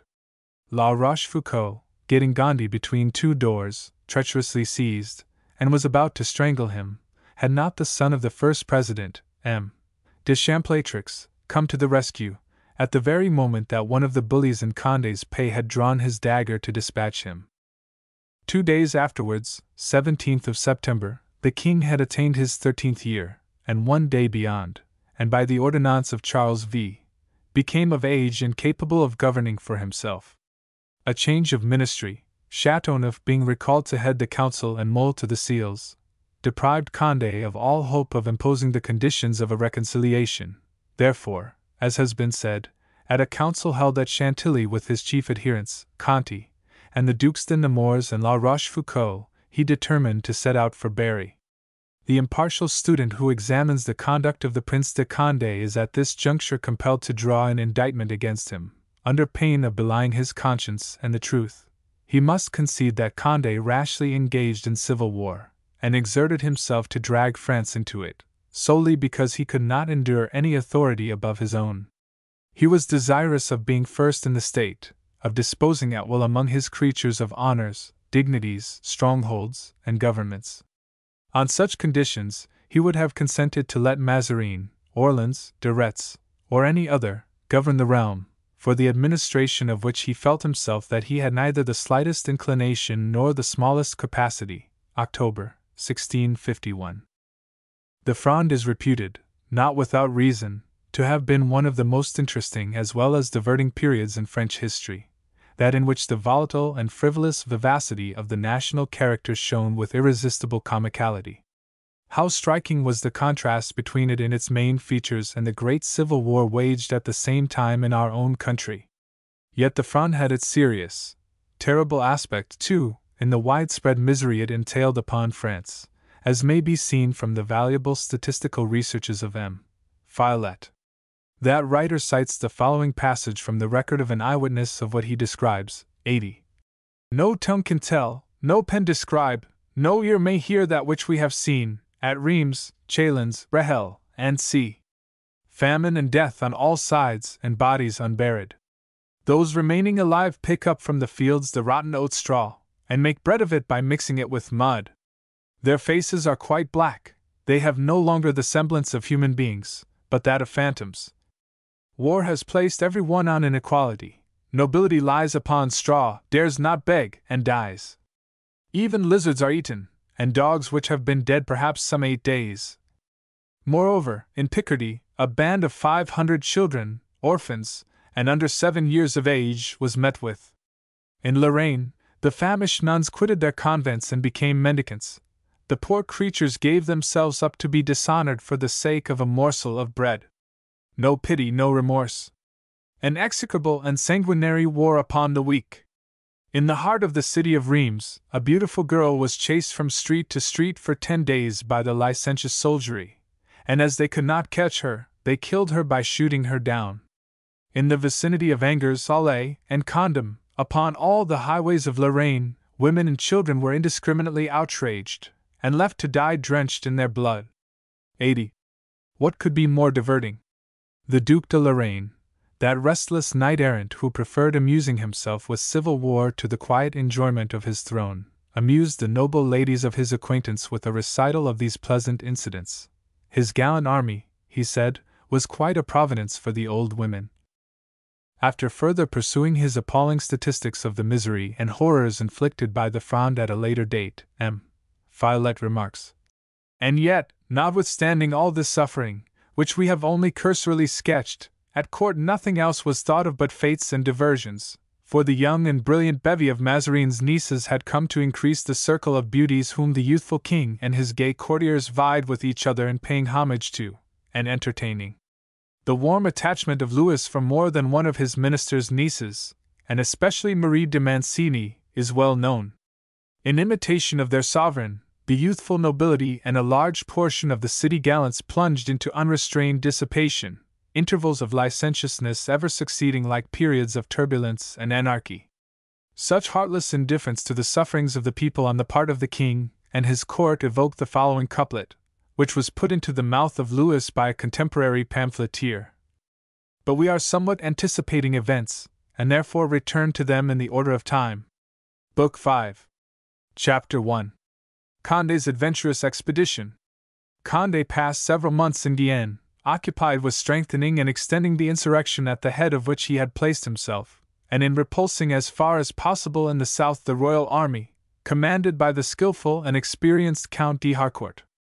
Amidst very varied successes, he learned from different quarters the bad turn which the Fronde's affairs was taking in the heart of the kingdom, the intrigues of De Retz who held the key of Paris, and the deplorable state of the army on the banks of the Loire. Condé. On receiving these tidings at Bordeaux in the month of March, 1652, Condé saw clearly the double danger which menaced him, and immediately faced it in his wonted manner. Instead of awaiting events which were on the eve of taking place at a distance, he determined on anticipating them, and formed an extraordinary resolution, of a character very much resembling his great military maneuvers, which at first sight appears extravagant, but which the gravest reason justifies, and the temerity of which even is only another form of high prudence. He formed the design of slipping out of Bordeaux, traversing the lines of Count d'Harcourt, to get over in the best way he might the 150 leagues which separated him from the Loire and Paris, to appear there suddenly, and to place himself at the head of his affairs. He left behind him in Guienne a force sufficiently imposing to allow of it there awaiting in security the successful results he was about to seek. In possessing himself of Agen, Bergerac, Périgueux, Cognac, and even for a moment of Saints, and by pushing his conquests into Haute-Guienne, on the side of Mont-de-Marsan, Dax, and Pau, he had made Bordeaux the capital of a small but rich and populous kingdom, surrounded on all sides by a belt of strongholds, communicating with the sea by the Gironde, and admirably placed for attack or defense. This kingdom, backed as it was by Spain, was capable of receiving continuous succor from Santander and St. Sebastian, and a Spanish fleet could approach by the Tour de Corduan, bringing subsidies and troops, whilst Count de Dagnan's fleet, sailing from the islands of Rye and Aleron to join it, might easily surround and even beat the royal fleet, then forming at Brouage under the Duc de Vendôme. In 1650, during the imprisonment of the princes, Bordeaux had defended itself for more than 6 months against a considerable army with the young king at its head, and which was directed by Mazarin in person. Condé and all his family were adored there, by reason of the hatred felt for his predecessor, the imperious Duke d'Epernon. The Bordeaux Parliament was also equally involved in the Fronde as was that of Paris, with which it had allied itself by a solemn declaration. Under the Parliament was a brave and ardent people, which furnished a numerous militia. Condé had named the Prince de Conti his lieutenant general, a prince of the blood giving luster to authority, dominating all rivalries, an appointment calculated to render obedience more easy. He was aware of Conti's levity, but he knew also that he was wanting neither in intelligence nor courage. He believed in the ascendancy which Madame de Longueville had always exercised over her brother, and he hoped she would guide him still. He had confidence in that high-souled sister whom formerly he had so warmly loved, and although intrigues and a sinister influence, to which we shall shortly further allude, had diminished the high admiration he had had for her, and to which he later returned, he reckoned upon her intelligence, upon her pride, upon that lofty courage of which she had given so many proofs at Stenay. At his sister's side he left his wife Claire Clemence de Mailbreeze, who had behaved so admirably in the First Guienne War. He left her enceinte with their second child, and with her he gave to Bordeaux and placed as it were in pledge in its hands, to hold the place of himself, the Duc d'Enghien, the hope and stay of his house, the peculiar object of his tenderness. So that there, he left behind him a government, he thought, which would look well alike in the eyes of France and of Europe. In reality, to what did Condé aspire? To constitute himself the head of the nobility against the court? The nobles thought it harsh to be so treated. To commence another Fronde? To do that, it was necessary to have the parliaments under his thumb, and he had already been compelled to threaten the deputies of that of Aix with the bastinado. Did he look forward to an independent principality, as he later on desired to obtain from the Spaniards? Or rather did he think of snatching from the Duc d'Orléans the lieutenant generalship? It is difficult to divine what may have passed through his capricious brain. He was constant in nothing. It was seen later still that he would very willingly have changed his religion, offering himself on the one side to Cromwell, and to become a Protestant in order to have an English army, on the other to the Pope, if he would help to get him elected King of Poland. The income of the Condés in 1609 amounted to 10,000 livres, and in 1649, besides the Montmorency estates, they held an enormous portion of France. First, by the great Condé, they had Burgundy, Berry, the marshes of Lorraine, a dominant fortress in the Bourbonnais that held in check 4 provinces. Secondly, by Conti, Champagne. Thirdly, by Longueville, their sister's husband, Normandy. Fourthly, the Admiralty, and Saumur, the chief fortress of Anjou, were in the hands of the brother of Condé's wife. They fell in through his death, and were sold again by them as though they were a family birthright. Later still, they negotiated for the possession of Guienne and Provence. Amidst the cares of administration and of war, Condé carried on an assiduous correspondence with Juvigny, then fallen into disgrace, who kept him well informed of the state of affairs at court and in Paris. They had assumed quite a new face during the last few months. Mazarin in his exile had not learned without inquietude the ever-increasing success of Châteauneuf. He saw him active and determined, accepted as a chief by all colleagues, skillfully seconded by the Keeper of the Seals, Mole, and by Marshal de Villeroy, the king's governor, an ambiguous personage, very ambitious at bottom, and jealous of the cardinal's favor with the queen. Châteauneuf, it is true, had only entered the cabinet under the agreement of shortly recalling Mazarin, but he incessantly asked for fresh delay. He tried to make the queen comprehend the danger of a precipitate return, the Fronde ready to arouse itself anew, the Duc d'Orléans and the coadjutor resuming their ancient opposition, and royalty finding itself once more without any solid support. And of Austria gradually acquiescing in these wise counsels, Mazarin, who at first had with difficulty restrained the impatient disposition of the queen, finding her grown less eager, became alarmed. He saw that he was lost should he allow such a rival to establish himself.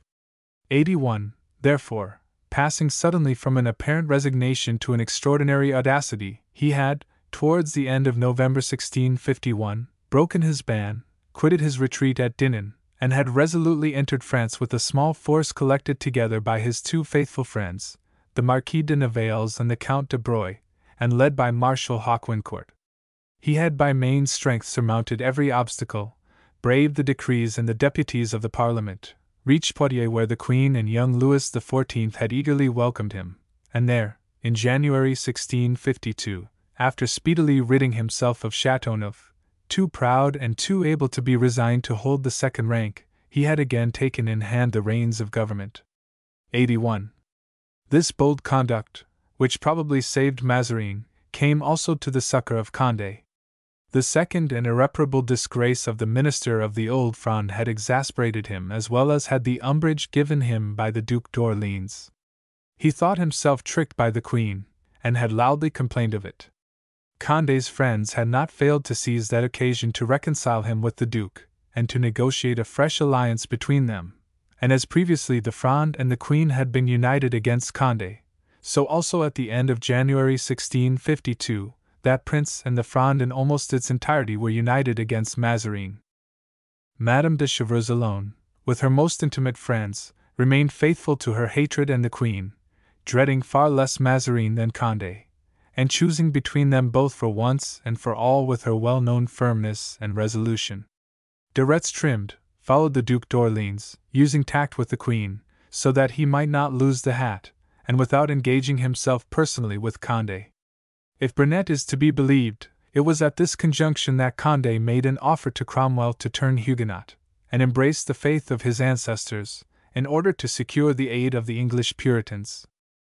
However that might be, it was not illusory to think that with such a government and the continual assistance of Spain, Bordeaux might hold out for at least a year, and give Condé time to strike some decisive blows. The resolution that he took was therefore as rational as it was great. It would have been a sovereign imprudence to remain in Guienne merely to engage Harcourt in a series of trifling skirmishes, and after much time and trouble take a few little paltry towns, when in the heart of the kingdom a treason or a defeat might irreparably involve the loss of everything, and condemn Bordeaux to share the common fate, after a more or less prolonged existence.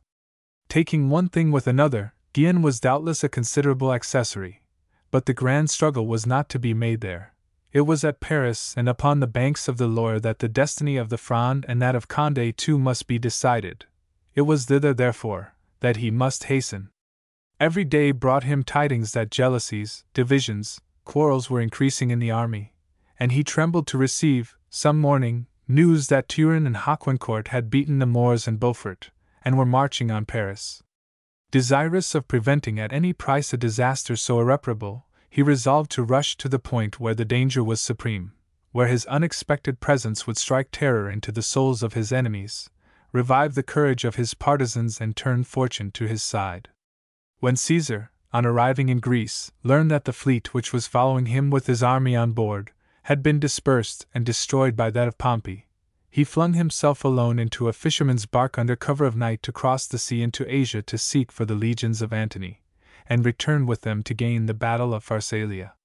When Napoleon learned in Egypt the state of France, from the shameful doings of the Directory, the agitation of parties, and that already more than one general was meditating another 18th of Brumaire, he did not hesitate, and however rash it might appear to attempt to pass through the English fleet in a small craft, at the risk of being taken, or sent to the bottom, he dared every peril, and by dint of address and audacity succeeded in gaining the shores of France. Condé did the same, and at the end of March 1652, he undertook to make his way from the banks of the Gironde to the banks of the Loire, without other escort than that of a small number of intrepid friends, and sustained solely by the vivid consciousness of the necessity of that bold step, his familiarity with, and secret liking for danger, his incomparable presence of mind and his customary gaiety. On Palm Sunday, 1652, Condé set forth upon his adventurous expedition. He was accompanied by 6 persons, La Rochefoucauld and his youthful son, the Prince de Marsillac, the Count de Guétot, the Count de Chavignac, a valet named Rochefort, and the indefatigable Gourville, under whose directions all the arrangements of the journey seemed to have been contrived. The whole party were disguised as common troopers, and each took a false name, even amongst themselves. For some time they followed the Bordeaux road, and using many precautions proceeded until they reached Cahusac, where they encountered some troops belonging to La Rochefoucauld, but being anxious almost as much to avoid their own partisans as the enemy, Condé and his companions hid themselves in a barn, while Gourville went out to forage. He succeeded in procuring some scanty fare, and they rode until some hours had passed after nightfall, when they reached a little wayside inn, where Condé volunteered to cook an omelette for the whole party. The hand, however, which could wield a truncheon with such effect, proved somewhat too violent for the frying pan, and in the attempt to turn the omelette, he threw the whole hissing mass into the fire. The little band, having reached a certain spot, quitted the main road, and began to traverse the enemy's lines. For 8 days they encountered many perilous incidents and underwent incredible fatigue, riding throughout the same horses, never stopping more than 2 hours to eat or sleep, avoiding towns and crossing rivers as they best could, threading at first the gorges of the Auvergne Mountains, then descending by the Bec d'Allier, and making their way to the Loire. The memoirs of La Rochefoucauld and Gourville must be consulted for the details of that extraordinary journey, and all the dangers it presented. No less than 10 times did they escape being taken and slain. Their wearied horses at last could carry them no longer. La Rochefoucauld was tormented by the gout, and his son was so worn out with fatigue that he fell asleep as he went. Condé, whose iron frame resisted to the last, was alone indefatigable, sleeping and working at will, and always cheerful and good-humored. Upon approaching Jean, at which place the court then was, Condé had twice very nearly fallen into the hands of parties sent out to take him alive or dead. Having escaped almost by a miracle, on the last occasion, soon after reaching Chatillon, he gained information that the army of Beaufort and Nemours lay at about 8 leagues from that place, and hastened with all speed to join it. At length, to his great joy, he saw the advance guard before him, and several of the troopers came galloping up with a loud "Que vive!" Some of them, however, almost instantly recognized Condé, and shouts of joy and surprise soon made known through the whole army what had occurred. He found the forces of the Fronde as divided as were its chiefs. He took the command of it immediately, thus doing away with the principal cause of the jealousy existing between Nemours and Beaufort. He reviewed and reunited it, gave it 1 day's rest, seized, without striking a blow, on Montargis and Château-Renard, and threw himself with the utmost rapidity on the royal army. It was scattered in quarters distant from each other for the convenience of foraging, and on account of the little dread with which Beaufort and Nemours had inspired it. Marshal de Haucoincourt was encamped at Blenneau, and Turenne a little farther off, at Briare. The 2 marshals were to unite their forces on the morrow. Condé did not give them time for that. That same evening, and during the nights of the 6th and 7th of April 1652, he fell upon the headquarters of Haucoincourt, overwhelmed them, and succeeded in routing the rest, thanks to one of those charges in flank which he in person ever led so energetically. Haucoincourt, after fighting like a gallant soldier, was forced to fall back for some leagues in the direction of Auxerre, having lost all his baggage and 3,000 horse. No sooner did Turenne hear of the fact, than he sprang into the saddle, and marched with some infantry both to the assistance of his brother officer and to the defense of the king, who, resting secure at Jean, might have fallen into the hands of the rebels. As he advanced through the darkness of the night, the marshal saw the quarters of Haucoincourt in one blaze of fire, and exclaiming, with the appreciation which genius has of genius, "The Prince de Condé is arrived!" he hurried on with the utmost speed. Having neither cavalry nor artillery, and having sent word to Haucoincourt to rally to him as soon as possible, he marched on in good order throughout that long and dark night to join the bulk of his troops which Nivelles and Palluin were bringing up. For an instant he halted in a plain where there stood a rather dense wood on his left, with a marsh on his right. Those around Condé thought it an advantageous post. Condé judged very differently. "If M. de Turenne makes a stand there," said he, "I shall soon cut him to pieces, but he will take good care not to do so." 82. He had not left off speaking when he saw that Turenne was already retiring, too skillful to await Condé in the plain and expose himself to the prince's formidable maneuvers. A little further off, he found a position much more favorable. There he firmly posted his force, determined to give battle. In vain did his officers urge him not to hazard an action, not to risk the last army which remained to the monarchy, and to confine himself to covering Jean whilst awaiting the coming of Haucoincourt. "No," replied he. We must conquer or perish here. 82. Turenne, it is true, was very inferior in cavalry to Condé, but he had a powerful and well-served artillery. Having encouraged his troops to do their duty, he posted himself upon an eminence which he covered with infantry and artillery, drew up his cavalry below in a plain too narrow to permit of Condé deploying his own, and which could only be reached by traversing a thick wood and a causeway intersected by ditches and boggy ground. From such strong position, Condé could, in his turn, recognize his illustrious disciple. No great maneuvers were then practicable, and as time did not permit of an attempt to turn Turenne, it was necessary to crush him out of hand, if that were possible, before he could effect a junction with Hawkwind. The defile was the key of the position, and both sides fought therein with equal fierceness. Turenne defended himself sword in hand, and upon the 6 squadrons which Condé hurled against him he opened a battery, as they passed, with terrible execution, showing a courage equal to that of his heroic adversary.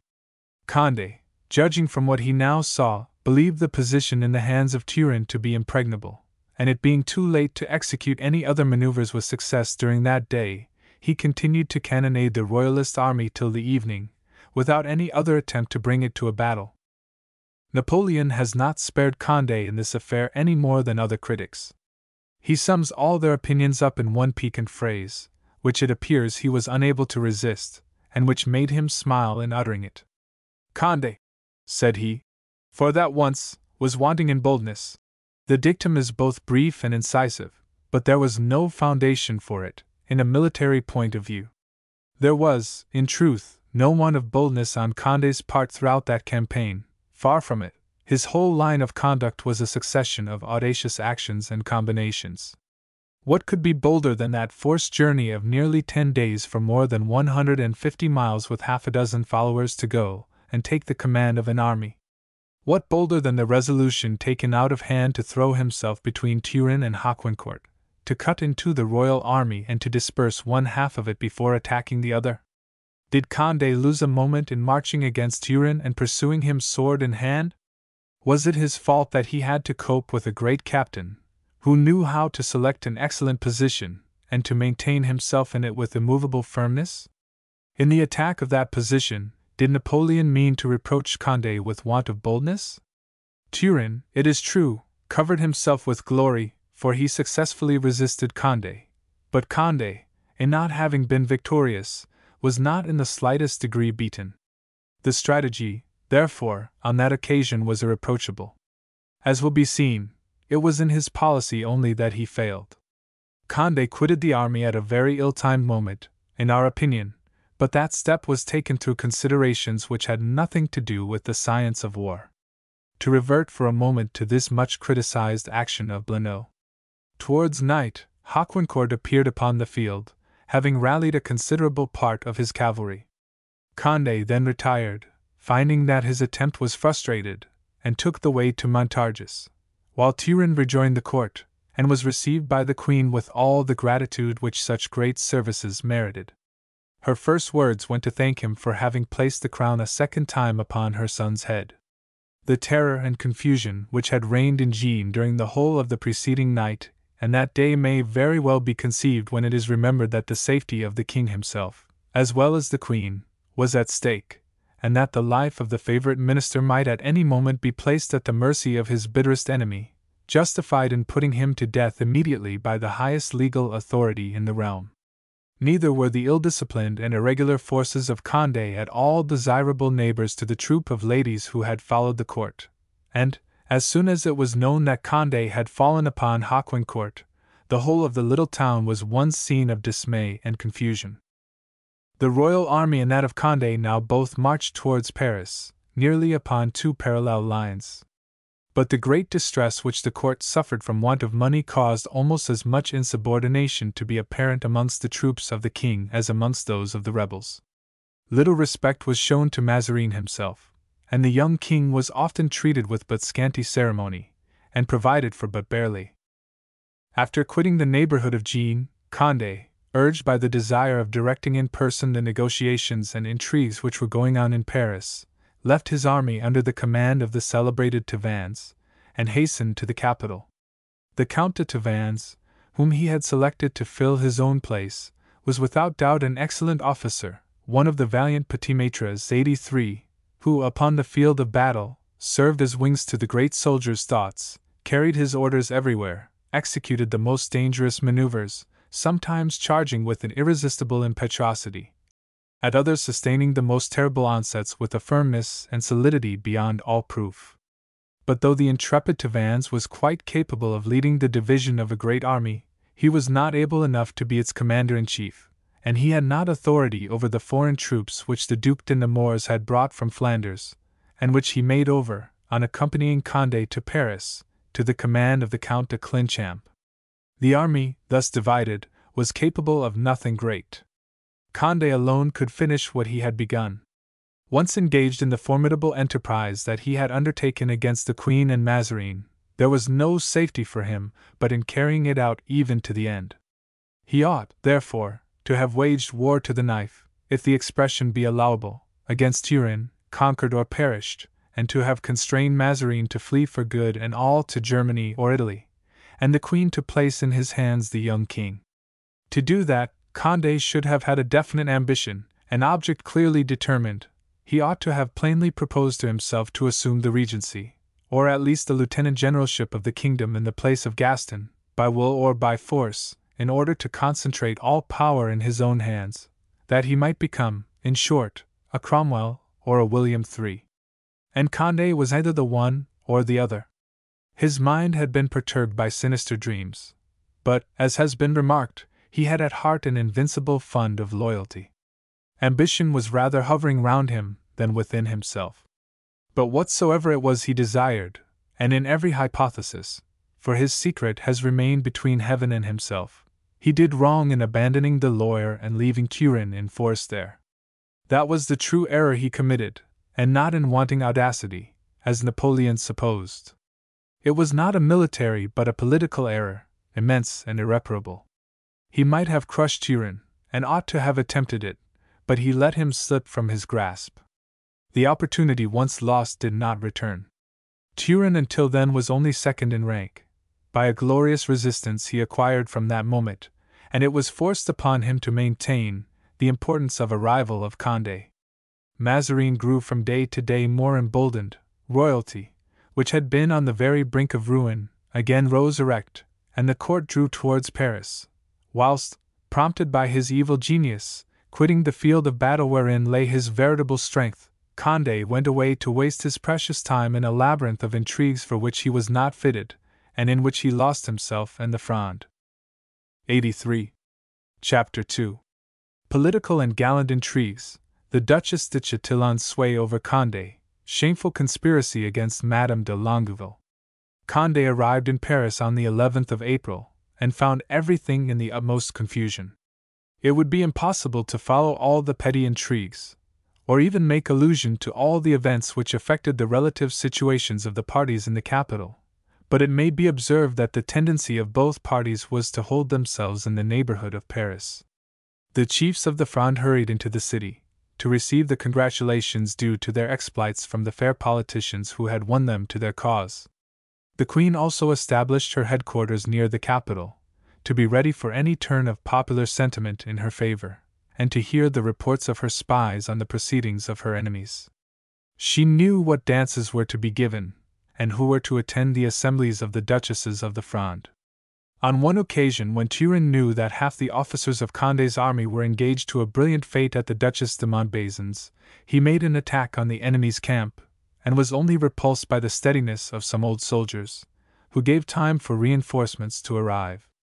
But the crisis was at hand, for each party began to be suspicious of the other gaining over its supporters, Mazarin lavishing promises of place and money, and the Duchess de Chatillon, invested with full powers by Condé, appearing in the opposite camp as the most irresistible ambassadress that ever was seen.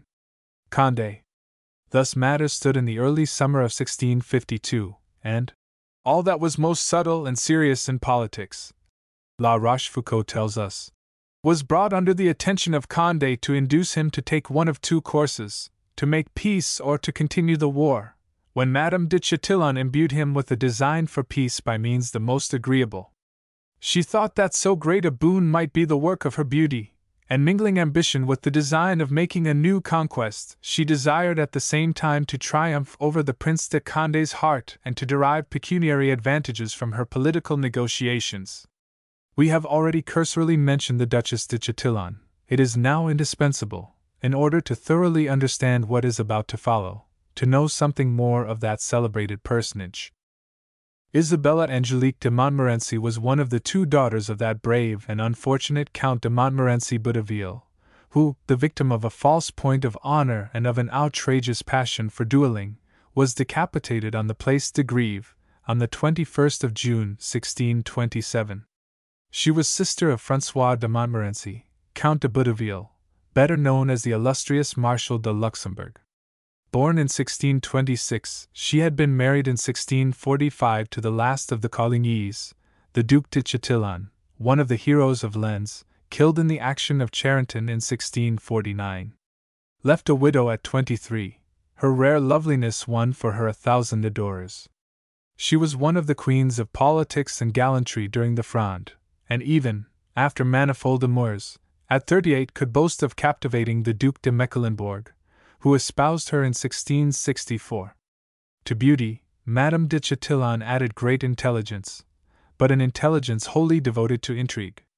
She was vain and ambitious, and at the same time profoundly selfish, moderately scrupulous, and somewhat of the school of Madame de Montbazon. While both were young, she had smitten Condé, but he had thought no more of her after becoming absorbed with his love for Mademoiselle de Vigian. After that elevated passion, so sorrowfully terminated, 84, and after the fugitive emotion with which the lovely and virtuous Mademoiselle de Tussy could still inspire him, Condé stifled his chevaleresque instincts and bade adieu to the haute gallantry of his youth and of the Hôtel de Rambouillet. A few insignificant and commonplace attachments, of which no record has survived, alone excepted, Madame de Chatillon only is known to have captivated his heart for the last time, and that liaison exercised upon Condé and his affairs, at the epoch at which we have arrived, an influence sufficiently great for history to occupy itself therewith. If it would not be content with retracing consequences and as it were the outline of events which pass across the stage of the world without being understood, without penetrating to the true causes which are to be discovered in the characters and passions of mankind. And of all passions, there is none at once more energetic and wide-grasping than love. It occupies an immense place in human life, and in the loftiest as well as the lowliest conditions. In our own times, we have seen it make and mar kings. In an earlier epoch, by detaining Antony too long in Cleopatra's arms at Alexandria, the formidable tempest gathered above his head which nearly overwhelmed him at Munda. It played a great part in the war which Henry IV was about to undertake, when a sudden death arrested him. One can scarcely resist a smile on seeing historians for the most part taking no account of it, as a thing too frivolous, and consigning it altogether to private life, as though that which agitates the soul so powerfully were not the principle of that which blazes forth exteriorly. No, the empire of beauty knows no limitation, and in no instance did it show itself more potent than over those great hearts of which Alexander the Great, Caesar, Charlemagne, and Henry IV of France were the owners. We may well place Condé amongst such illustrious company. 84. One graceful memento of Madame de Chatillon's power over Condé has descended to our own day. At Chatillon-sur-Loing, in what remains of the ancient chateau of the Colignys, which Isabelle de Montmorency derived from her husband and left to her brother, in that salon of the noble heir of the Luxembourgs, as precious for history as for art, wherein may be seen collected together, by the side of the sword of the constable and the likeness of Luxembourg on horseback, with his proud and piercing glance, as well as the full-length portrait of Charlotte Marguerite de Montmorency, Princess de Condé. In Widow's Weeds, there is also a large and magnificent picture, representing a young woman of ravishing beauty, with perfectly regular features, with the loveliest bright chestnut hair, grey eyes of the softest expression, a swan-like neck, of a slight and graceful figure, painted with a natural grandeur, and embellished with all the attractions of youth, enhanced by an exquisite air of coquetry. She is seated in an easy attitude. One of her hands, carelessly extended, holds a bouquet of flowers. The other rests upon the mane of a lion, whose head is drawn full face, and whose flaming eyes are unmistakably the terrible eyes of Condé when seen with his sword drawn. Here we behold the beautiful Duchess de Chatillon at 25 or 26, and very nearly such as she has taken care to describe herself in the diverse portraits of Mademoiselle de Montpensier. The head stands out wonderfully. It would be impossible to instance a more charming countenance, but it is somewhat deficient in character and grandeur, and quite different from that of Madame de Longueville. The latter's face was not so regularly symmetrical, but it wore a far loftier expression, and an air of supreme distinction characterized her entire person. Madame de Chatillon and Madame de Longueville had been brought up together, and very much attached during the whole of their early youth. By degrees there sprung up a rivalry of beauty between them, and they quarreled thoroughly when Madame de Longueville perceived after the death of Chatillon that the young and beautiful widow, at the same time that she was welcoming very decidedly the homage of the Duc de Nemours, had also evident designs upon Condé. Madame de Longueville had her own reasons for not being then very severe upon others, but she knew the self-seeking heart of the fair Duchess, and she was alarmed for her brother's sake. She feared lest Madame de Chatillon, having great need of court favor, might retain Condé in the engagements which he had with Mazarin, while she herself was forced to drag him into the Fronde. The quarrel was renewed in 1651, as we have seen, and it was in full force in 1652. Madame de Chatillon and Madame de Longueville were then disputing for Condé's heart. The one drew him towards the court, fully hoping that the court would not be ungrateful to her. The other urged him more and more upon the path of war. We have related how Madame de Longueville, well knowing the strength of Condé's friendship for the Duc de Nemours, who was in the chains of the Duchess, very inopportunely mingled politics and coquetry in Berry, and tried the power of her charms upon Nemours, in order to carry him off from Madame de Chatillon and from the party of peace. No one ever knew how far Madame de Longueville committed herself on that occasion, but, as we have remarked, the slightest appearance was enough for La Rochefoucauld. As he had only sought his own advantage in the Fronde, not finding it therein, he began to grow tired, and asked for nothing better than to put an end to the wandering and adventurous life he had been for some years leading by a favorable reconciliation. Madame de Longueville's conduct in cutting him to the quick in what remained of his tender feelings for her, and especially in the most sensitive portion of his heart, its vanity and self-love, gave him an opportunity or a pretext, which he seized upon with eagerness, to break off a liaison become contrary to his interests.